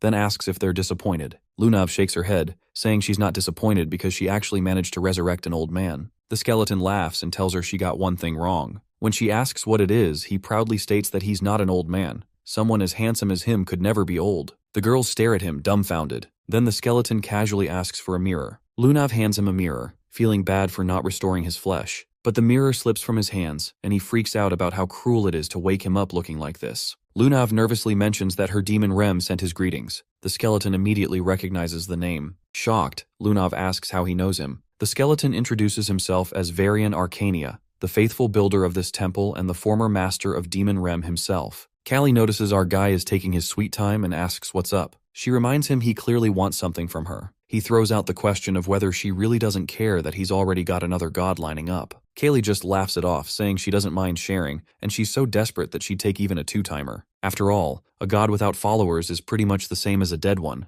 Eventually, our guy decides to pledge his loyalty to her, and Kaylee's grinning like she just hit the jackpot, telling him he made the right call. But then his eyes go wide. Hastia freaks out, calling his name as he suddenly disappears into the dark water. Now Cyan finds himself sinking through a weird red pool, totally confused about where he is. As he keeps dropping, he feels a ton of people all around him. Looking down, he realizes it's everyone he's ever killed. The undead mock him, bringing up how he thought he could just live peacefully after trampling over them, saying it's the fate he deserves. They curse Cyan and get a kick out of turning their dying hatred into his curse. Callie calmly asks if their words even make sense. Our hero questions if she really expects him to feel guilty now. She explains that those voices are his buried thoughts, and that guilt is now part of his memories. In the end, she asks if he's actually ready to face them. He just grins and pulls out his dagger, saying he hates all this complicated stuff. Kaylee is left stunned as he nonchalantly says it's way easier to just destroy everything. Then he charges forward, hacking through those memories. Even while he's taking down the undead, he shouts that they can curse him all they want because he'll keep slaughtering them over and over again. As he slices through the blonde guy, he decides he's going to be the curse of this world. Meanwhile, Hastia is nervously sniffing around,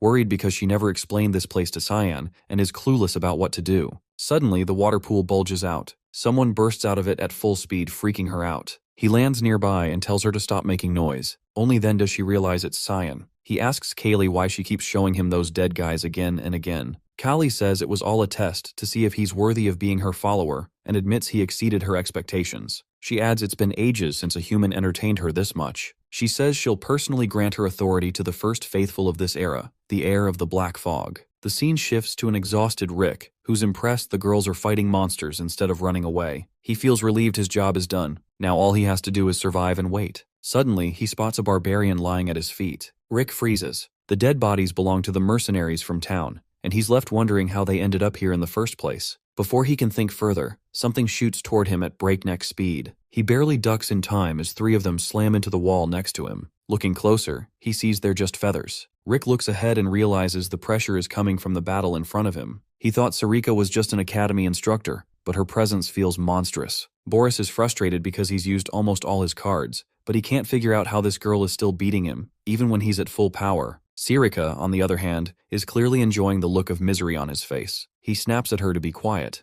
but she just casually explains that the stronger his holy power gets, the more torture this place dishes out to him. The ruins are like a giant vortex of darkness, making him easy prey. As dark energy swirls around him, Sarika decides to finish this for good so Boris won't bother Cyan anymore. She quickly pulls out her daggers and launches a fierce attack. Boris roars that she shouldn't underestimate him and swings back hard, but then he suddenly feels a sharp pain. He looks over and sees 2 daggers already stuck in his wings before he even knew what hit him. Right then, Sarika unleashes her Mistflower Blossom move and lands a heavy blow. An explosion rips through his wings, and Boris screams in agony, sweat dripping down his face as he grits his teeth. But Sarika isn't done yet. She drives her knee right into his stomach and sends him crashing onto a rooftop. Boris coughs up blood, shocked that he's actually losing to a human. She doesn't care about giving him time to recover. Instead, she leaps up again and slams him with her raging fogstorm while he's still stuck with the daggers. Now really hurt, Boris finally realizes that surviving is more important than his pride. He activates Angel Descends, and a blinding light bursts from his body. Sarika can't see through the light, but she quickly figures out he's about to blow up the whole ruin. And that's exactly what he does. The explosion knocks her to the ground, but she lands safely. Feeling a bit guilty for letting Boris escape, she notices a huge hole in the cave where he got away. Suddenly, her eyes narrow. One of the half-dead mercenaries grabs her leg. Without hesitation, she drives a dagger into its skull, realizing Boris planned to turn the mercs into puppets all along. She looks ahead and spots Rick struggling against the undead puppets but decides he's not worth her help. Rick desperately pleads for assistance, but now he's facing the consequences of his own actions. The scene shifts to the undead skeleton, who reveals that he was Rem's master ages ago. Lunav is caught off guard to find out her demon Rem used to be human. Varian explains that demon Rem is still missing a part, which is actually protecting this old, run-down temple. Aaron asks how the goddess of death, once adored by so many, ended up in ruins. Varian tells them that when the era of darkness ended, it gave way to the era of light, and that's when people slowly forgot about the goddess. To a god, being forgotten like that is pretty harsh. Because of this, he throws them a deal. If they become followers of the goddess of death, he'll hook them up with some rewards. Lunav jumps in and asks if he can seriously grant any wish. Varian calmly replies that he can and asks what she wants. Without missing a beat, she asks for the power to protect someone and promises to follow him faithfully. Suddenly, black sludge spills from Varian's mouth, and he says the first step is to stand before the goddess. Lunav is ready, but the other girls are a bit freaked out. Varian's jaw drops right off his face, and when he awkwardly asks for it back, she just hands it to him like it's no big deal. After he reattaches it, Varian pulls out an old piece of paper and reveals it has the key to finding the goddess. Lunav struggles with the ancient text and passes it to Aaron, who knows she's doing it on purpose because she thinks Aaron can figure it out better. The manuscript tells them to go through the swamp of memories in reverse and acknowledge the mother of death and darkness, Lady Caligona. The second Aaron hears the name, she freezes. Flashbacks of Caligona and a bunch of demonic beasts flood her mind. She remembers that Caligona created demons and all those nightmares that haunt humanity. Varian calmly mentions that might be true in the Age of Light, and he asks if that's a reason to hesitate. Lunav quickly says no. She doesn't care who Caligona is. She wants to be her follower to unlock the full power of the demon Rem. She's tired of letting others take what's hers. Varian nods, acknowledging her choice, and then asks the other 2 girls what they plan to do. Aaron claims she'll find her own way without taking the deal. Varian then asks Lunav for her name. After she tells him, he gently touches her forehead and wishes her a safe journey. Out of nowhere, Lunav finds herself in a bizarre celestial space filled with memory fragments. She sees the moment she was kidnapped and watches someone take her heart curve. As she focuses on that person's face, she realizes it's Cyan. She smiles, feeling certain her guess was right all along, and rushes toward him to give him a hug, saying how much she missed him. But just as she reaches him, her smile drops. Cyan suddenly backs away, and she chases after him, only to end up back in that dark pool. Finally, they see each other inside Kaylee's domain. Lunav wonders if this is a dream or just her imagination. Cyan simply asks how she got there. She slams into him, sending him flying back for what looks like a cozy hug. Outside the cave, the other girls are freaking out as Lunav passes out. Reshmus grabs her sword, demanding to know what Varian did to her. But, weirdly, she can't even pull it out. Varian coolly warns her not to misuse his name, saying Lunav's just asleep, so there's really no reason to panic. Callie chimes in, asking what it actually means to be one of her followers. Varian shrugs and says all Lunav has to do is live like one of them. Nothing too crazy. He points out that Lunav looks pretty happy while snoozing. Aaron wonders what she could be dreaming about, while Varian assumes she's content after becoming a follower. But then Aaron jumps in, saying that legends paint Caligona as an evil god. Back when Rumendel defeated her dad and stopped Kaylee's corruption, the world was basically chaotic and dark. She can't wrap her head around how anyone would want to worship someone like that. Varian questions what exactly makes Kaylee impure. Aaron just says it's because she brings death. Then Varian spills a different take on history. He points out that way back, before civilization, people were just suffering all the time. They were always dying from storms, hunger, or bad hunts. Death was basically part of life, so they prayed for it to bring peace and end their pain. That's when Lady Kali showed up, but not as some monster, but as a savior for those wanting a painless end. Seeing the girls' shocked faces, Varian jokes if they slept through their history classes. He explains that as humanity got better and escaped suffering, they stopped fearing death and moved away from the dark times into an age of light. Aaron starts to realize that this must be that age. Varian nods in confirmation. Now even Aaron is feeling conflicted about what's actually right or wrong. Then Varian hits her with a simple question. If she believed in the era of light so much, why did she even look for the Temple of Death in the first place? Her eyes go wide at that. Varian calmly points out that she probably isn't happy with Rummendell already. Suddenly the whole cave starts shaking. Aaron asks what's going on, and Varian just says it looks like an old friend has arrived. He tells the girls it's time for them to bounce because he has some urgent stuff to take care of. Before disappearing, he can't resist reminding them that at least he's a good-looking guy on his way out. Cut to Boris barreling through the Romar Plateau and crashing hard outside. One of his wings is messed up, and he lands rough on the ground. As soon as he lands, Varian greets him casually, like they're old buddies, asking if it's been a while. Boris instantly knows that voice.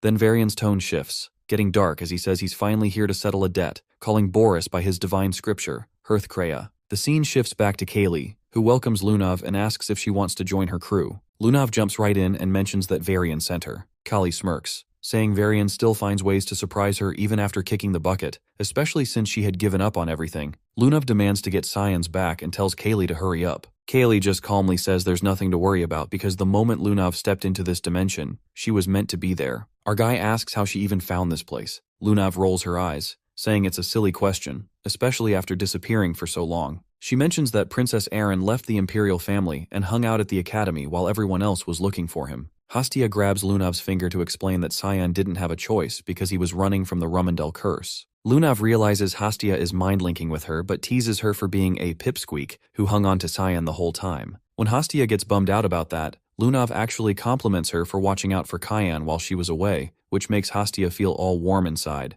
thinking maybe Lunav isn't so bad. Then Lunav asks Cyan what the Rummendell curse even is. He explains it's the punishment for going against the Holy Sword, which leads the Titans of Light and the Nephilim to chase him forever. Even if he takes them out with the Demon Blade, they don't stay dead. Lunav gets annoyed that he's dealt with all that solo and tells him to stop taking everything on his own. She claims she's finally strong enough to help him out. Our guy awkwardly points out that this isn't exactly a problem where teamwork works. Callie laughs and calls it a lover's spat, but our guy quickly denies that. Callie's all excited about having 3 faithful followers. Our hero tells her to hand over her authority if she's done chatting. Callie explains that he already got it the moment he passed the test. Suddenly dark mist starts swirling in his hand while she explains the power lets him see anyone's memories, emotions, lives, and even wipe them from existence. He quickly realizes he can use it to erase memories about gods. Callie confirms that's literally how a god gets taken out. Without wasting any time, he uses the power on Hastia, even though she's freaking out. Dark energy gets pulled from her head before she collapses. Lunav asks what he erased, and he calmly replies that he wiped her memories of Kaylee.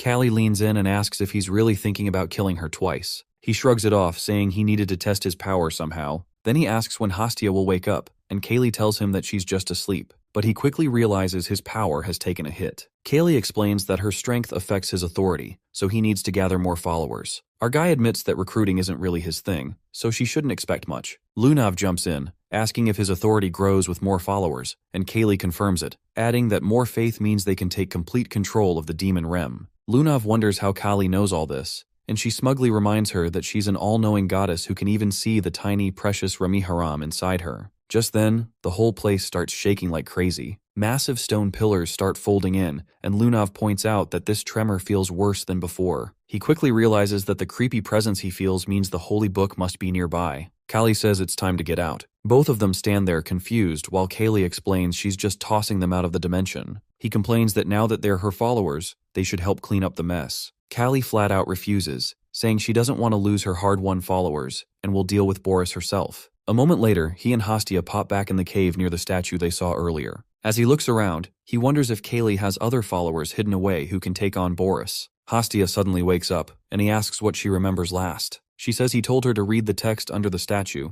which means the authority worked like a charm. Then it cuts back to Lunav, where Aaron is relieved to see her awake. But the first thing Lunav asks is where Senior Cyan is. Shocked, Aaron exclaims that Cyan is actually alive. Lunav says they can talk later because the ruins are about to come crashing down. Back in the dimension, Kaylee quietly connects to Varian and asks if he still can't find peace after death. Varian's excited to finally have a shot at getting back at the ones who took their darkness. He calls on the goddess for power to avenge her, while Boris is protected inside a glowing ring, teasing him for always finding sneaky ways to survive. Varian shoots back, saying the real counterattack is just getting started. Boris laughs and says darkness will always lose to light. That's just how things work. Varian unleashes a massive magic circle, saying it'll be different this time because he's got her backing him up. Seeing that Kaylee has awakened makes Boris nervous. He tells Varian that the dead should just accept their fate. Varian flatly refuses, saying they'll always stand against people like Boris because that's what his goddess wants, and it's the path to oblivion. The magic circle bursts into blinding light as Varian declares he'll show Boris true oblivion. A huge beam shoots forward, and Boris calls Varian crazy, yelling that he's ready to go down with the attack. Varian accepts that without hesitation, saying Boris won't take anything from them again.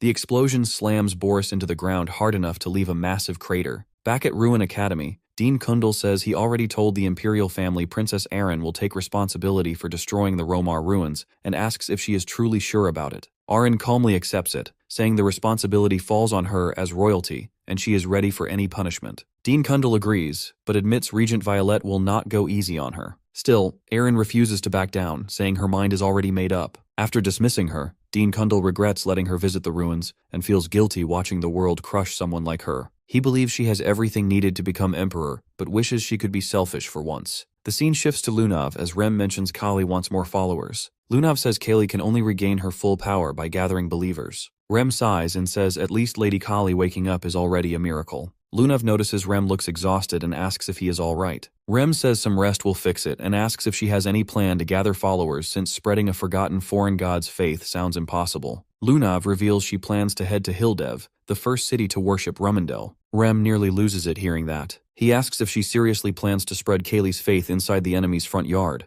Lunav casually points out that old systems always develop cracks eventually, and she simply plans to pry those cracks wide open. Rem admits she has a point but still feels the whole thing sounds insane. Lunav confidently tells him it will work, and even if it somehow fails, he will still help her anyway. Since Rumendel rejected her Kayan, she plans to hit that god exactly where it hurts the most. The scene cuts back to Reshma's training with her sword when Gale suddenly shows up and greets her. She immediately notices his missing arm and asks what happened. Gale brushes it off, saying he has his own problems and she should stop staring at it. Reshmus points out that he is still following them around even in that condition. Gale acts offended and says the least she could do is show some concern for a one-armed man. Reshmus tells him to leave if he only came to crack bad jokes because she is busy. Gale pulls out his sword and says he will get straight to the point instead. The second he moves, Reshmus instantly rushes him and smashes her sword against his sword. The impact shocks her as she realizes he switched to left-handed swordsmanship and asks what suddenly got into him. Gale casually spins his blade and says they should finally settle the fight they never finished before. Reshmus immediately gets into stance while Gale warns her not to underestimate a one-armed swordsman. The two start clashing across the area in a rapid exchange of blows. Gale quickly notices her movements became cleaner and more precise with barely any openings left. But the moment she charges mana for a powerful sword skill, Gale simply watches calmly. She thrusts straight for him but Gale ducks effortlessly. Reshmus gets caught off guard as Gale points out her biggest flaw. Her attacks are way too direct. The moment she realizes she left herself wide open, she braces for a slash. Instead, Gale casually kicks her flat onto the ground. He mocks her for panicking while Reshmus angrily asks what the point of all this is. Gale explains that if he truly wanted her dead, she would already be lying there in pieces. He admits she trains hard, but with such stiff textbook swordsmanship, she will hit her limit fast. What she needs now is a proper teacher. Reshmus asks what he means, and the scene flashes back. Earlier, our hero asked Gale to personally teach Reshmus swordsmanship. He points out that Gale clearly saw her talent too. Gale wonders why he got dragged into this instead of the academy instructors. Our boy casually sits on the table and says none of those instructors compare to the best sword in the Knights of Light. Gale asks if he is saying that while Master Yulkin is still alive. Our boy casually replies that Gale will replace him soon enough. Gale asks what happens if he refuses. Our boy immediately threatens to report him to Violet as a spy. Gale calls that unbelievably unfair while our boy reminds him he is already drowning in problems anyway. Gale finally gives up and agrees, though he warns him not to expect miracles. Our boy then asks if there is any news about Boris. Gale reveals Boris somehow survived despite taking a massive injury. Apparently, he has been hiding in secret while recovering inside the Imperial family's offices, with nobody allowed near him. Gale points out how suspicious Boris getting wrecked and the Romar ruins collapsing at the same time looks. When he asks if our boy and Erin were involved, our boy praises his detective skills instead of denying it. Gale warns him the Apostles of Light are already turning the whole thing into a conspiracy theory circus. As he gets up, Gale mentions he is heading to Princess Erin next. Our boy asks if he finally stopped tailing them around. Gale says it is only an escort mission this time since he has to accompany her to meet her new fiancé. That instantly catches our boy off guard. Gale notices Kyan visibly reacts and quietly feels they will probably meet again soon. Back in the present, Gale snaps Reshmus out of her thoughts and proudly says the Knights of Light's greatest swordsman will train her while staying with them under Princess Violette's orders. Later, Gale arrives with a carriage and thanks Eren for accepting things quietly. Eren calmly says refusing would only create more trouble for others. Gale promises to escort her safely while Reshmus cannot hold back anymore. She says this whole thing feels completely wrong. In her eyes, Violette is practically sending Eren to her death. Punishment was one thing, but forcing her into an engagement with absolute human trash is crossing the line. The scene then cuts to that very trash himself completely drunk out of his mind. A butler named Frederick enters and informs him that Princess Eren has already departed from Ruin and preparations will begin for her arrival. The arrogant drunk, young Master Barrett, smirks with that punchable rich boy face of his and says he has been waiting a very long time for this reunion. Later our boy enters Eru's domain through the gate along with Hastia. Sirika already knows Kyan contacted the Goddess of Darkness on his own and even turned into a heretic. When he asks how she knows, she casually reveals she was there too. Aren and Lunav were too stubborn, so she followed them while they searched for him, and even heard Lunav met him personally. Our boy wonders what exactly she is planning. Sirika says no matter how monstrous he may be, having faith in two gods with one body is still insane. But our hero fires back that trying to kill the supreme god was already ridiculous from the start. He never had another option. If there was even the tiniest chance, he had to gamble on it. That shuts Sirika up for a moment before she tells him to sort out his own mess and points behind him. Sitting on the throne is the Goddess of Darkness herself. Kali casually announces that since her temple is gone, she will be staying here for a while and plans to make herself completely at home. Our boy is left stunned while Kali smugly adds that this way they can meet more often. He quickly asks if Eru actually approved this. Kali calmly says he handed over his seat without much fuss. Right then, Eru pops up behind the throne looking slightly embarrassed and insists he is only lending it temporarily out of respect for his elders. Kali instantly realizes that she is far older than Eru and also someone absolutely necessary if they want to kill Rumendel. She asks if his resolve is still intact. Eru casually says he somehow feels the kid will actually pull it off. Kali calls him as carefree as ever before turning back to our boy. She tells him to prepare himself to end this era, but before that he better start gathering followers for the Goddess of Darkness. Unfortunately, our boy already looks doubtful about that part. Sarika says she already knows the perfect person for the job. He asks Cheyenne if he knows House Rabihane. Our hero says it is the family near Spanya's outskirts, and she confirms, telling him to find their youngest son who recently entered Ruin and already seems closer to their side. Our boy asks what she means and if she knows him. She says he will understand when they meet and warns him to hide his identity, since he will not be seeing just one familiar face there. This leaves our hero even more confused. Meanwhile, Aren finally arrives at Ravelon on the eastern border of the UCF Empire. Aren asks Reshmus if she is tired, but she says she is fine. Gale says training must have worn her out and then presses her bruises, making her cry in pain. He smirks and says she looks sleep-deprived and adds that surviving his training means she has rare talent, so she should keep going. Reshmus quietly thinks he might respond well to carrot and stick. Aren asks why he is suddenly so friendly and if it is because of Violette's orders. Gale calmly says he holds no grudge against her and is only doing his job, which irritates Aren even more since she still cannot relax around him. Gale tells her not to be so negative since this trip could benefit her. He explains that Ravelon borders the Spania Kingdom and House Rabihane controls the area with a giant wall that keeps demi-humans out of the Empire. When he mentions building ties with House Rabi, Aren cuts him off and says that would make it easier for the UCF Empire to control its eastern borders. Aren already knows House Rabi earned its status by protecting the eastern border. House Remil also helped them rise by supporting them through trade, and the two houses became closely connected. She explains that House Rabihane recently adopted Barrett Ruimil, the disgrace of House Ruimil.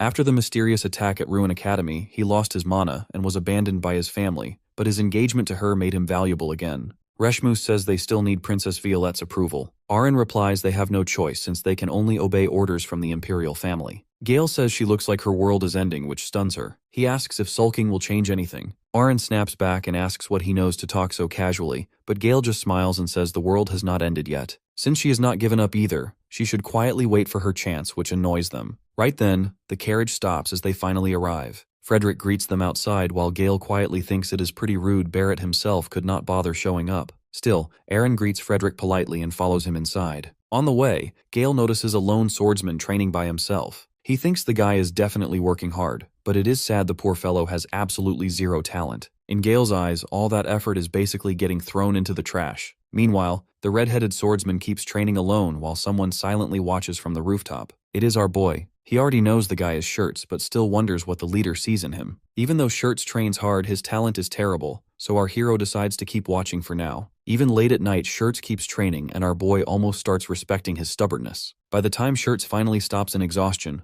our hero casually approaches and offers a spar. He says he will even use a wooden stick to make it fair. Shirts immediately assumes his brother sent him and tells Kyan to leave if this is some joke. But before he can finish talking, a sword aura flashes right past his eyes. The slash cuts a training dummy clean in half. Shirts freezes on the spot while our boy calmly finishes his sentence. If Shirts survives the fight, he gets to live. Shirts asks what this suddenly means as he realizes Tyan is strong enough to use sword aura with just a stick. He knows there is no way he can win. Our boy tells him to quit worrying and focus on not dying. Shirts points his sword and decides running would only get him killed faster, so he says dying today is not part of his plans. Our boy reads his stance and asks what exactly he plans to do next. Shirts lunges first. One swing later, our boy snaps the sword clean in half with his stick. Shirts barely processes it before getting smashed in the neck and gut. He spins through the air while our boy mocks him for falling way below expectations. While our hero boasts a little, Shirts manages to throw out his broken sword at our hero. Our boy catches the blade with 2 fingers and praises him for at least rolling well enough to fake skill. Then the boy gets blasted far back. He lands alright and activates a magic circle called Object Explosion. Our boy grins at the sight.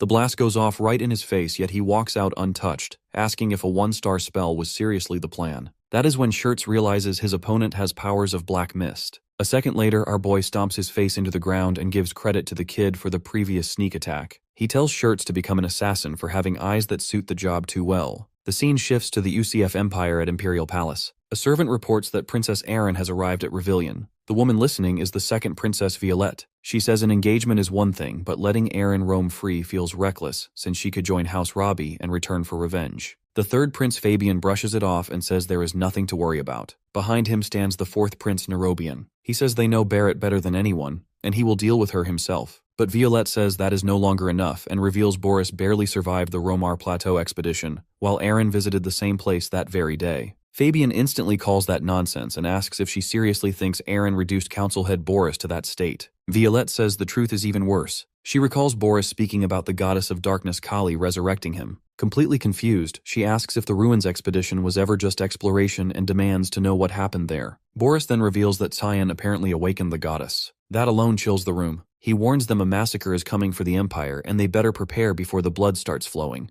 Back in the present, Nerobian says they should kill Erin first, but Fabian calls him an idiot since drawing attention now would be suicide. Violette agrees and says that is why she needs to know Barrett can erase Erin for good. Fabian calmly tells her not to panic and says even if her future fiancé is called a cripple, his talent is still monstrous. After being abandoned by his family and taken in by the Count, he stayed quiet, but Fabian says he has probably been hungry for blood this whole time and is close to losing his mind. Cuts to Shirts asking if Kyan seriously wants him to join the Mist. Our boy says yes, plus Shirts has no choice unless he wants to die. Shirts asks what he gains from it. Our hero tells Shirts will become strong enough to kill the real trash of the world quietly. Shirts asks if that means he can slaughter his own family too. Our boy looks confused because House Robbie is not even on their target list. Cyan asks him why he does that when his father is famous as the Frontier Sentinel for protecting the border from demonic beasts and traffickers near Spania. Shirts says that is exactly the problem. His father values the family more than anything while he himself is just the bastard son of some nameless woman. The house treats him like dirt. His siblings use him as a toy because he inherited none of their talent. Even Barrett, the adopted son, looks down on him. So as far as he cares, the whole house can burn.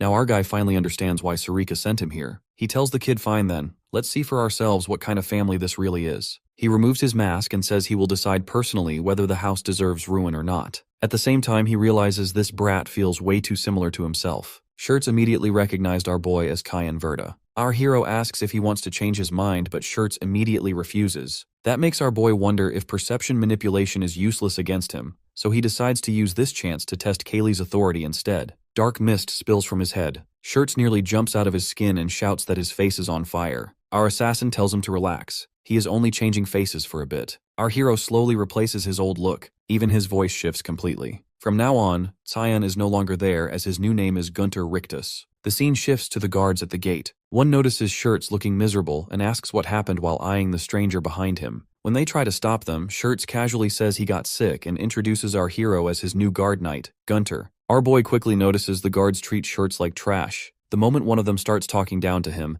dark energy leaks from our boy as he coldly says he does not waste words on weaklings and tells them to move. The guard instantly freezes and starts sweating before hurriedly announcing Shirts' arrival and ordering the gates opened. Inside, a man named Alphonse Robbie mocks Shirts for finally coming home. He keeps insulting him and asks if it is really that hard to show himself while Princess Erin is visiting, then tells him to hurry inside. His sister Rosalina Robbie joins in and says Shirts has always been pathetic and nothing more can be expected from the family's disgrace. Shirts simply lowers his head and apologizes with no excuses. Then Alphonse notices our hero and asks who he is. Still acting the part, our boy introduces himself as the new guard knight. The moment he properly sees the couple, disgust crawls up his throat. Our hero already heard House Robbie had 8 siblings, and now he finds 5 more walking piles of trash. Shirts quickly pulls him back and apologizes by saying his knight lacks manners. Even that small disrespect almost drives the siblings crazy. Shirts enters a room where a man stands quietly by the window. The moment he turns around, both Shirts and our boy greet him carefully. This man is Shirts' father, Count Robbie. He immediately notices the unfamiliar face beside Shirts and asks who he is. Our boy gives his fake introduction while quietly thinking the man carries the same heavy presence as his own father. Without warning, Count Robbie suddenly attacks and reaches for our boy's face, but he smoothly dodges to the side. Shirts panics and calls out to his father, but the Count only seems impressed by the quick reflexes. Our boy politely thanks him, and the elder says someone with skills like that can protect his son well. He then asks Shirts if he plans to quit the academy. Shirts says yes and tries to explain,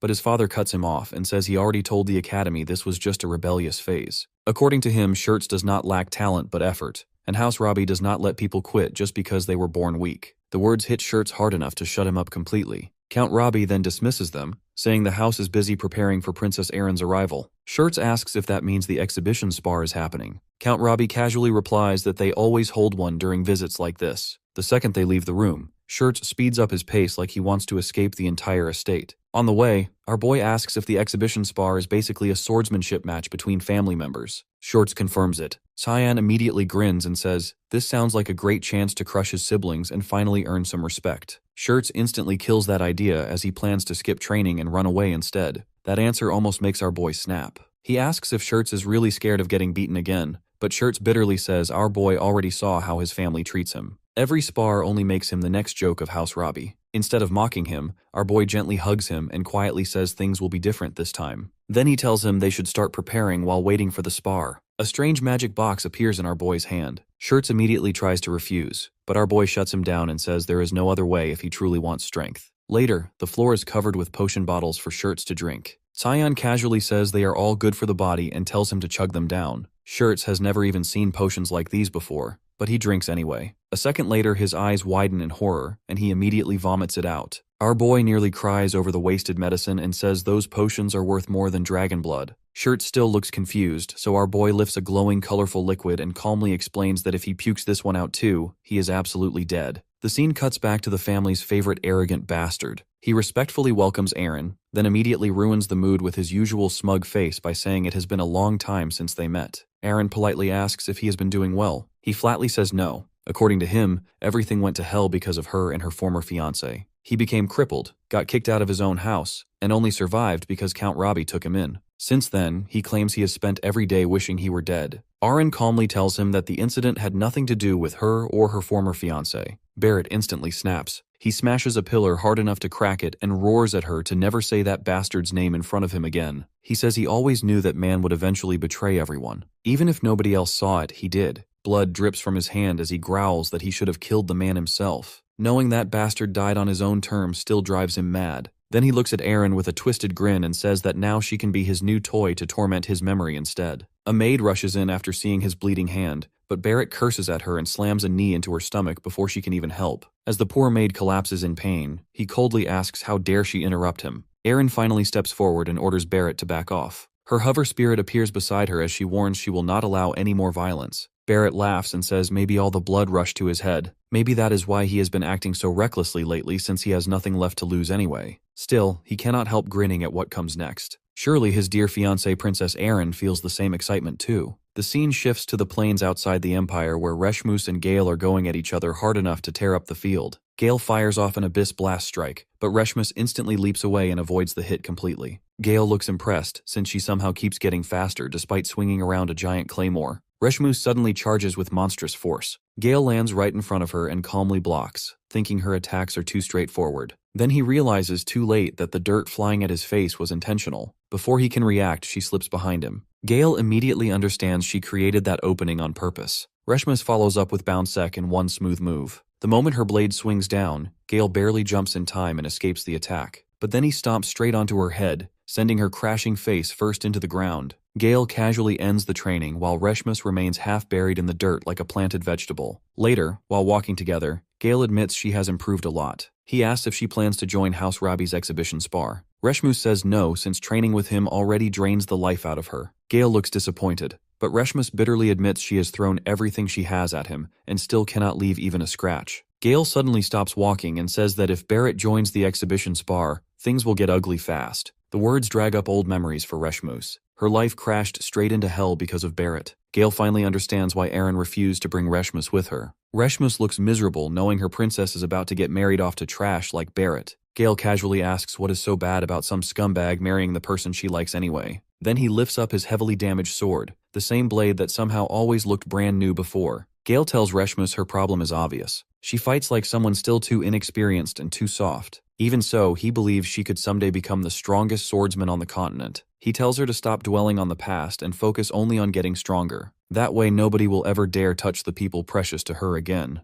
Reshmus finally smiles at that, and the two head back toward the Empire together. The next day, a referee officially began the exhibition spar and ordered all participants to take their positions. Alphonse mocks Shirts for not running and actually chose to fight. He says it changes nothing since he will still get mocked anyway. Even his own elder brother looks down on him. Then he glances at Aaron and realizes it has been a while since he stood this close to her. He cannot believe how she accepts all that just over one imperial order. Then his eyes land on the Barrett and turn nasty. A cripple like him must already be suffering enough, but our boy still plans to smash him. The referee starts the match. Alphonse rolls his sword around and mocks Shirts for always being a human sandbag. He even brings up the beatings from their academy days. Our boy already hates Alphonse after hearing he is from Ruin. That alone explains why he is such a disaster. Alphonse activates a new skill called Excel Rush and appears behind Shirts in an instant. Shirts simply turns around since he already decided the fight is over. Then a brutal strike slams into Alphonse, blocking the attack and shattering it into pieces. Shirts says Alphonse is painfully slow. He already read his movements and mana flow, so he beats him down without even using magic. One clean jab lands right on Alphonse's face. Every brother is stunned. Even the Count sits frozen. One punch is enough to send Alphonse crashing down while 3 teeth fly out. As Alphonse coughs up blood, Shirts already knows the bullying at home will only get worse. The pain in Shirts' arm tells him beating this trash is still not enough. Then our boy asks why he is even worrying about revenge. Of course they will come back for payback. Losing once only makes people hate harder. Shirts wonders if he should just lose instead.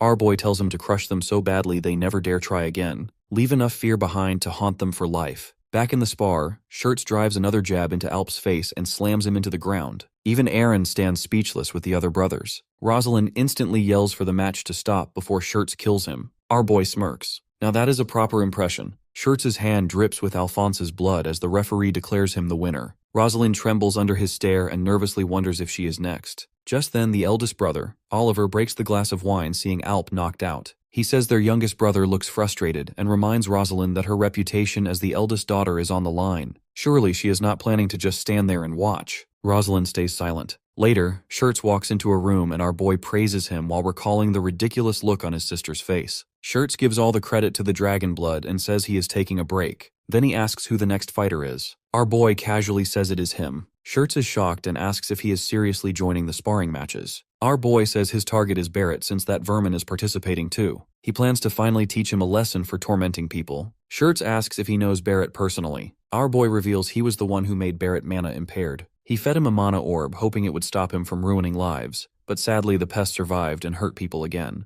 Through Shirts' memories, our hero realizes Barrett kept causing misery. At that point, he decides the problem should have been crushed from the start. Right then, Rosalind storms into the room. Shirts is about to ask why she came when she suddenly slaps him across the face. She demands to know how he dares look at her like that. Then she mocks his unknown mother and tells him to remember his place in the family. She raises her hand for another slap, but this time Shirts catches it midair. He coldly tells her she should stop before something ends up broken. Rosalind instantly starts sweating as fear creeps into her face. She quickly backs down and says she will let it slide for now. Before she goes, she warns him that his guard knight is about to get crushed because Dekao will be facing him. She proudly says Dekao is a quasi-sword saint and his guard has zero chance against him. After she leaves, our boy asks if this opponent is really that strong. Shirts explains that Dekao is the guard knight of his third sister, Ceres, a mysterious swordsman rumored to cut even stars apart with a swing. On top of that, the guy is annoyingly handsome, so Ceres practically worships him. Our boy remains cold, but Shirts just laughs inwardly since no swordsman alive is beating someone who drinks dragon blood like juice. Soon the Imperial officials call the contestants forward for the next match. Our hero steps into the arena opposite Dekao, beloved knight of Lady Ceres. The girls in the crowd are practically melting over him. Dekao proudly asks if he can feel the passionate gazes of the audience. That, he says, is the difference between them. Then he proposes a fair match. Meanwhile, the crowd keeps mocking our boy's rough appearance, though Erin cannot stop staring at him. Her heart keeps racing as if she somehow already knows him. Nearby, Barrett keeps glaring possessively at his fiancée. At the same time, Ceres Robbie loudly cheers for her knight's victory. She arrogantly talks about the overwhelming gap between nobles and lowborn trash, making Shirts think she sounds as stupid as ever. Then the match starts. Dekao instantly unleashes his signature shooting star blade, aiming to finish things in one strike. But his sword suddenly stops, because our boy catches the blade with his teeth. The sword shatters into pieces inside his mouth. Dekao freezes in disbelief since that weapon was forged from a fragment of a fallen comet. Then our boy casually smashes his forehead into Dekao's face and sends the so-called star-cutting knight flying across the arena. The audience cannot believe what they just witnessed. Moments ago they praised Dekao like a hero. Now he is rolling on the ground after getting bullied in seconds. Our boy walks away thinking it was the most boring match ever. Shirts already expected this outcome. Meanwhile, Sarah straight up faints from shock after watching her precious knight get folded like cheap laundry. Guards rush her away for medical treatment, while Rosalind quietly loses her sanity in the background. Even the father and Oliver admit the youngest son's guard knight is frighteningly skilled. Still, Oliver notices something strange about his movements. The father agrees. Without real combat experience, nobody would notice it, but his attacks come from blind spots and impossible angles. In darkness, his movements would be nearly invisible. That man is definitely an assassin. Later that night, Shirts excitedly talks about how much stronger he became in just one day. He proudly declares he is finally ready to become an assassin. Our boy says there is one condition. To gain that power, he must serve the goddess of darkness. Shirts has no clue what that means but agrees immediately anyway. Then our boy says he will begin the modification process. Shirts asks what modification even means. Suddenly our boy's arm turns pitch black. He calmly tells Shirts to stay still because he just wants to test something out. The next day, Shirts keeps crushing match after match. Now he is even using our hero's techniques. After watching his swordsmanship, the crowd cannot hide their shock anymore. His movements are too sharp and unpredictable for most opponents to handle. He even beats fighters twice his size without much effort. What confuses everyone most is his weapon choice. Nobody in the family uses daggers, yet somehow Shirts suddenly learned them and mastered them like a veteran overnight.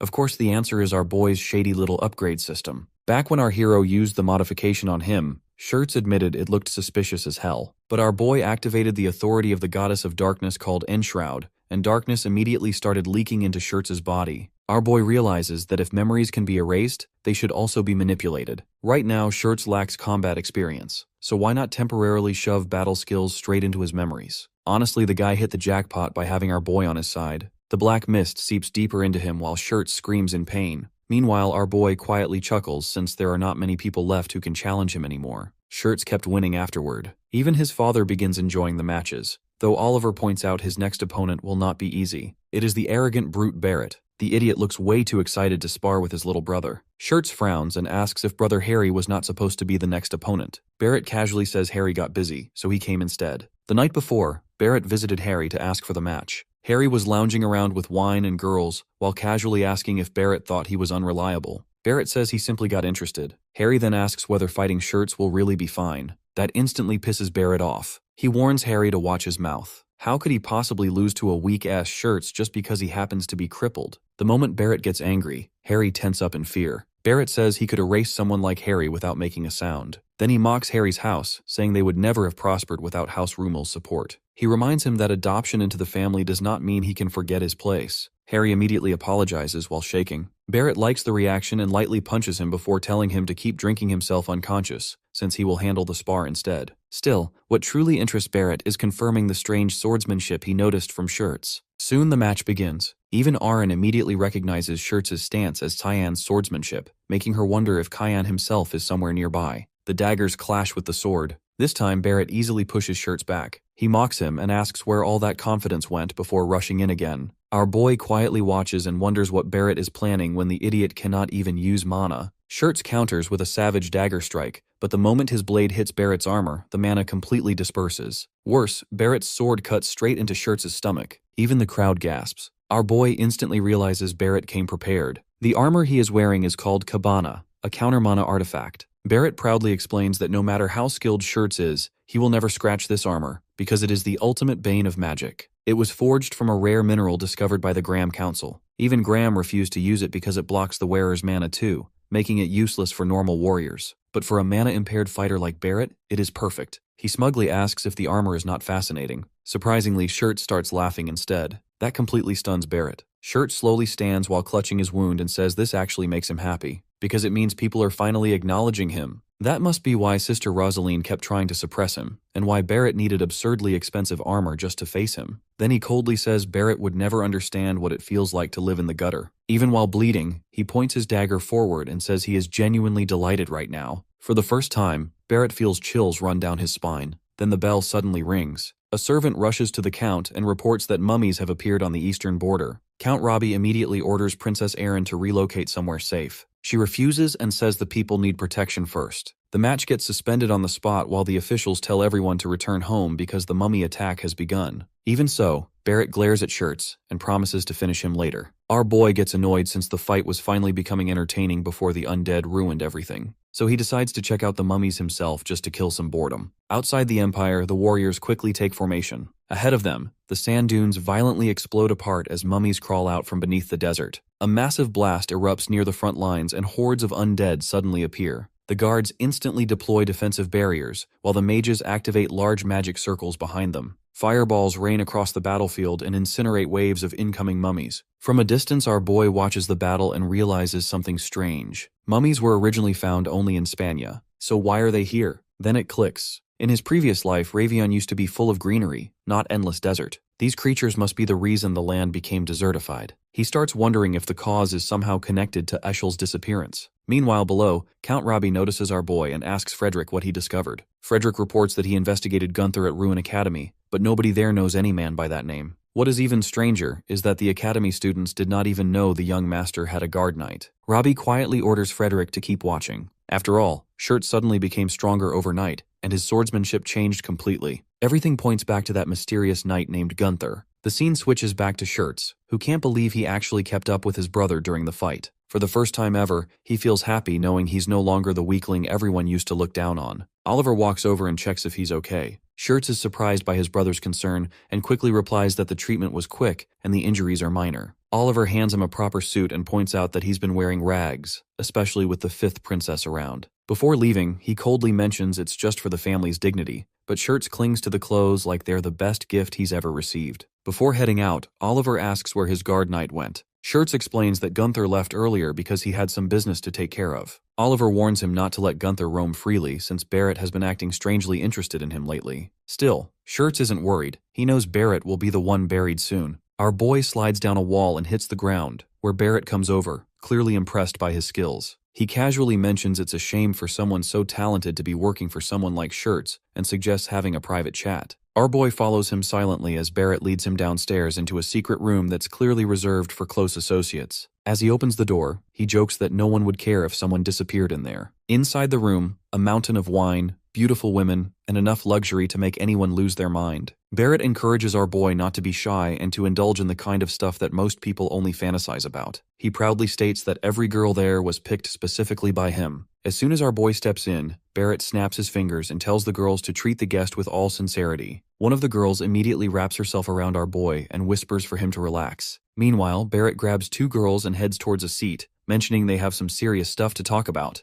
At that moment, our boy calmly activates the authority of the god of black fog. In an instant, all the girls in the room lose their heads, even the one next to him. Barrett freezes in shock while our boy effortlessly expands the darkness and activates his domain, Void. Suddenly, Barrett finds himself trapped in a never-ending dark space, with nothing around except our boy standing right in front of him. Confused, he hears our boy casually ask him what might hurt more. As our boy walks toward him, he says that killing him would be too easy since it would just leave him with a grudge. Then he reveals his face, and the moment Barrett realizes it's Cyan, his desire for revenge flares up. Cyan coldly states that Barrett's sins are too heavy for a quick death, so he's got a better plan. He'll take him out bit by bit. Barrett quickly activates his armor, shocked to see Cyan still alive. He boasts that now he can finally get back at him for messing up his mana. But our boy just gestures with one hand, and Barrett freezes up, unable to budge even a finger. Our boy glances at the fancy armor and comments on how Barrett spent a fortune on it, but it's all useless in a realm created by divine power. He calls for his dagger and, with a smirk, asks Barrett if all his wealth is enough to bribe a god.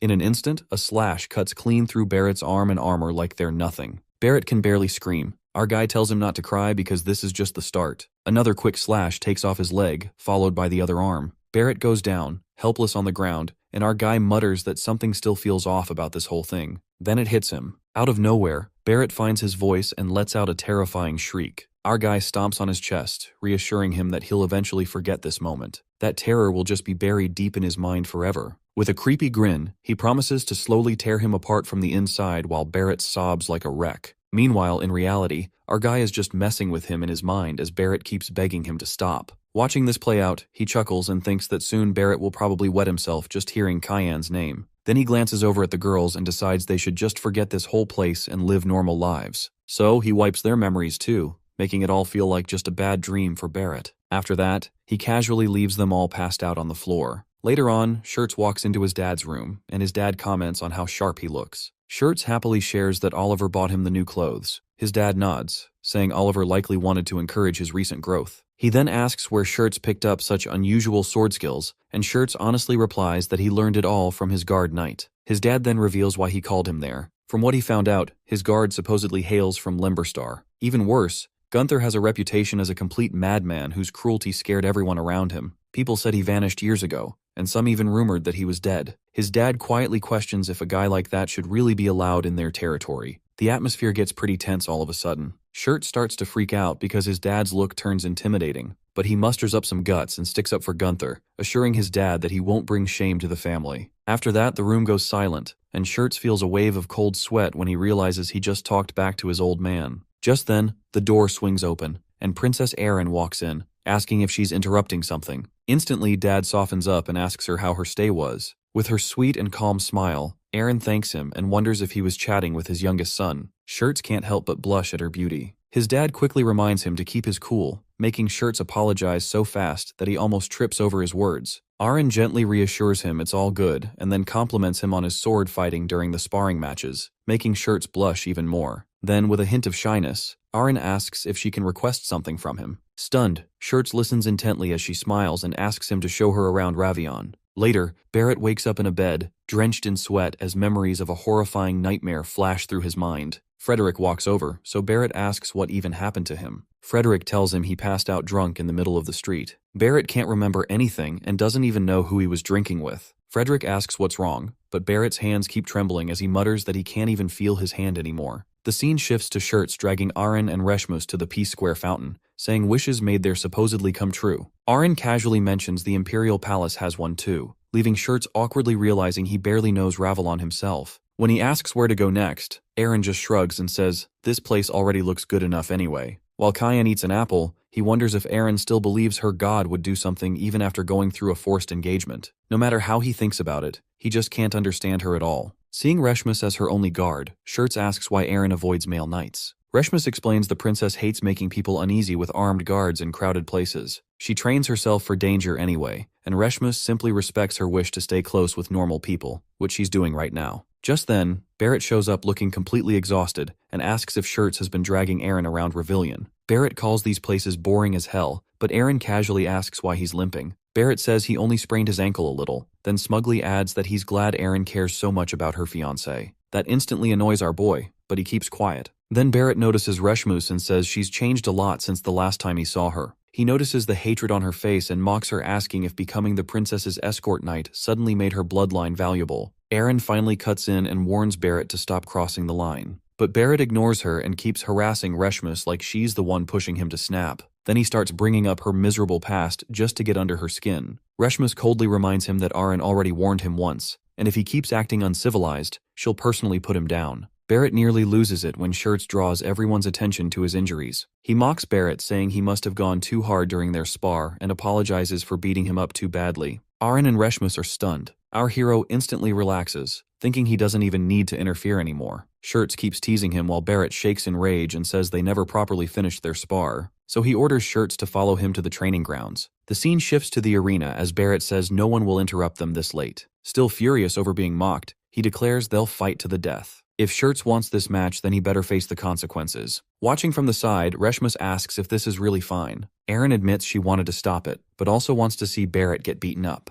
Reshmus feels the same and plans to step in and erase Barrett if Shirts gets seriously hurt. Then she looks back at Gunther and asks if he's not worried. Our boy calmly replies that Shirts clearly picked this fight because he believes he can win, so what's there to worry about? Aren reminds him that Barrett's armaments block mana, meaning most Shirts skills won't even work against him. Tyann just smirks and asks since when people started fighting with magic alone. Right then, Shirts casually tosses his dagger onto the ground. Barrett stares in disbelief and asks what the hell he's doing. Shirts simply takes a fighting stance barehanded. That instantly sends Barrett into a rage as he asks how dare he fight weaponless against him. Barrett explodes forward with insane speed, roaring that fists alone could never beat his skills. But the second his sword swings down, Shirts drives a brutal punch straight into his stomach. Barrett instantly coughs in agony as a storm of punches crashes into him from every direction. Then the final hit lands directly in his gut and sends him flying backward. Shirts admits fighting barehanded was honestly a gamble, but somehow it worked perfectly. Barrett can't even process what just happened. He wonders what Shirts did to him because he suddenly can't gather strength anymore. Parts of his body go numb and he realizes he might actually die. Then Shirts' shadow looms over him as he asks how it feels to be weak. Looking down at his older brother, he says it feels like seeing his old self and admits looking down on someone is not so bad after all. He slowly pulls back his fist, wanting to savor the moment as Barrett begs him to stop. Reshmus realizes Shirts might kill him, so Aren orders everyone to end the fight immediately. Our guy steps forward and asks if this is better for her since she would not have to suffer the engagement anymore. Aren freezes, shocked he already knows. She says even without the engagement this is wrong. He still does not fully understand her but says there is no need to interfere since someone else is already moving.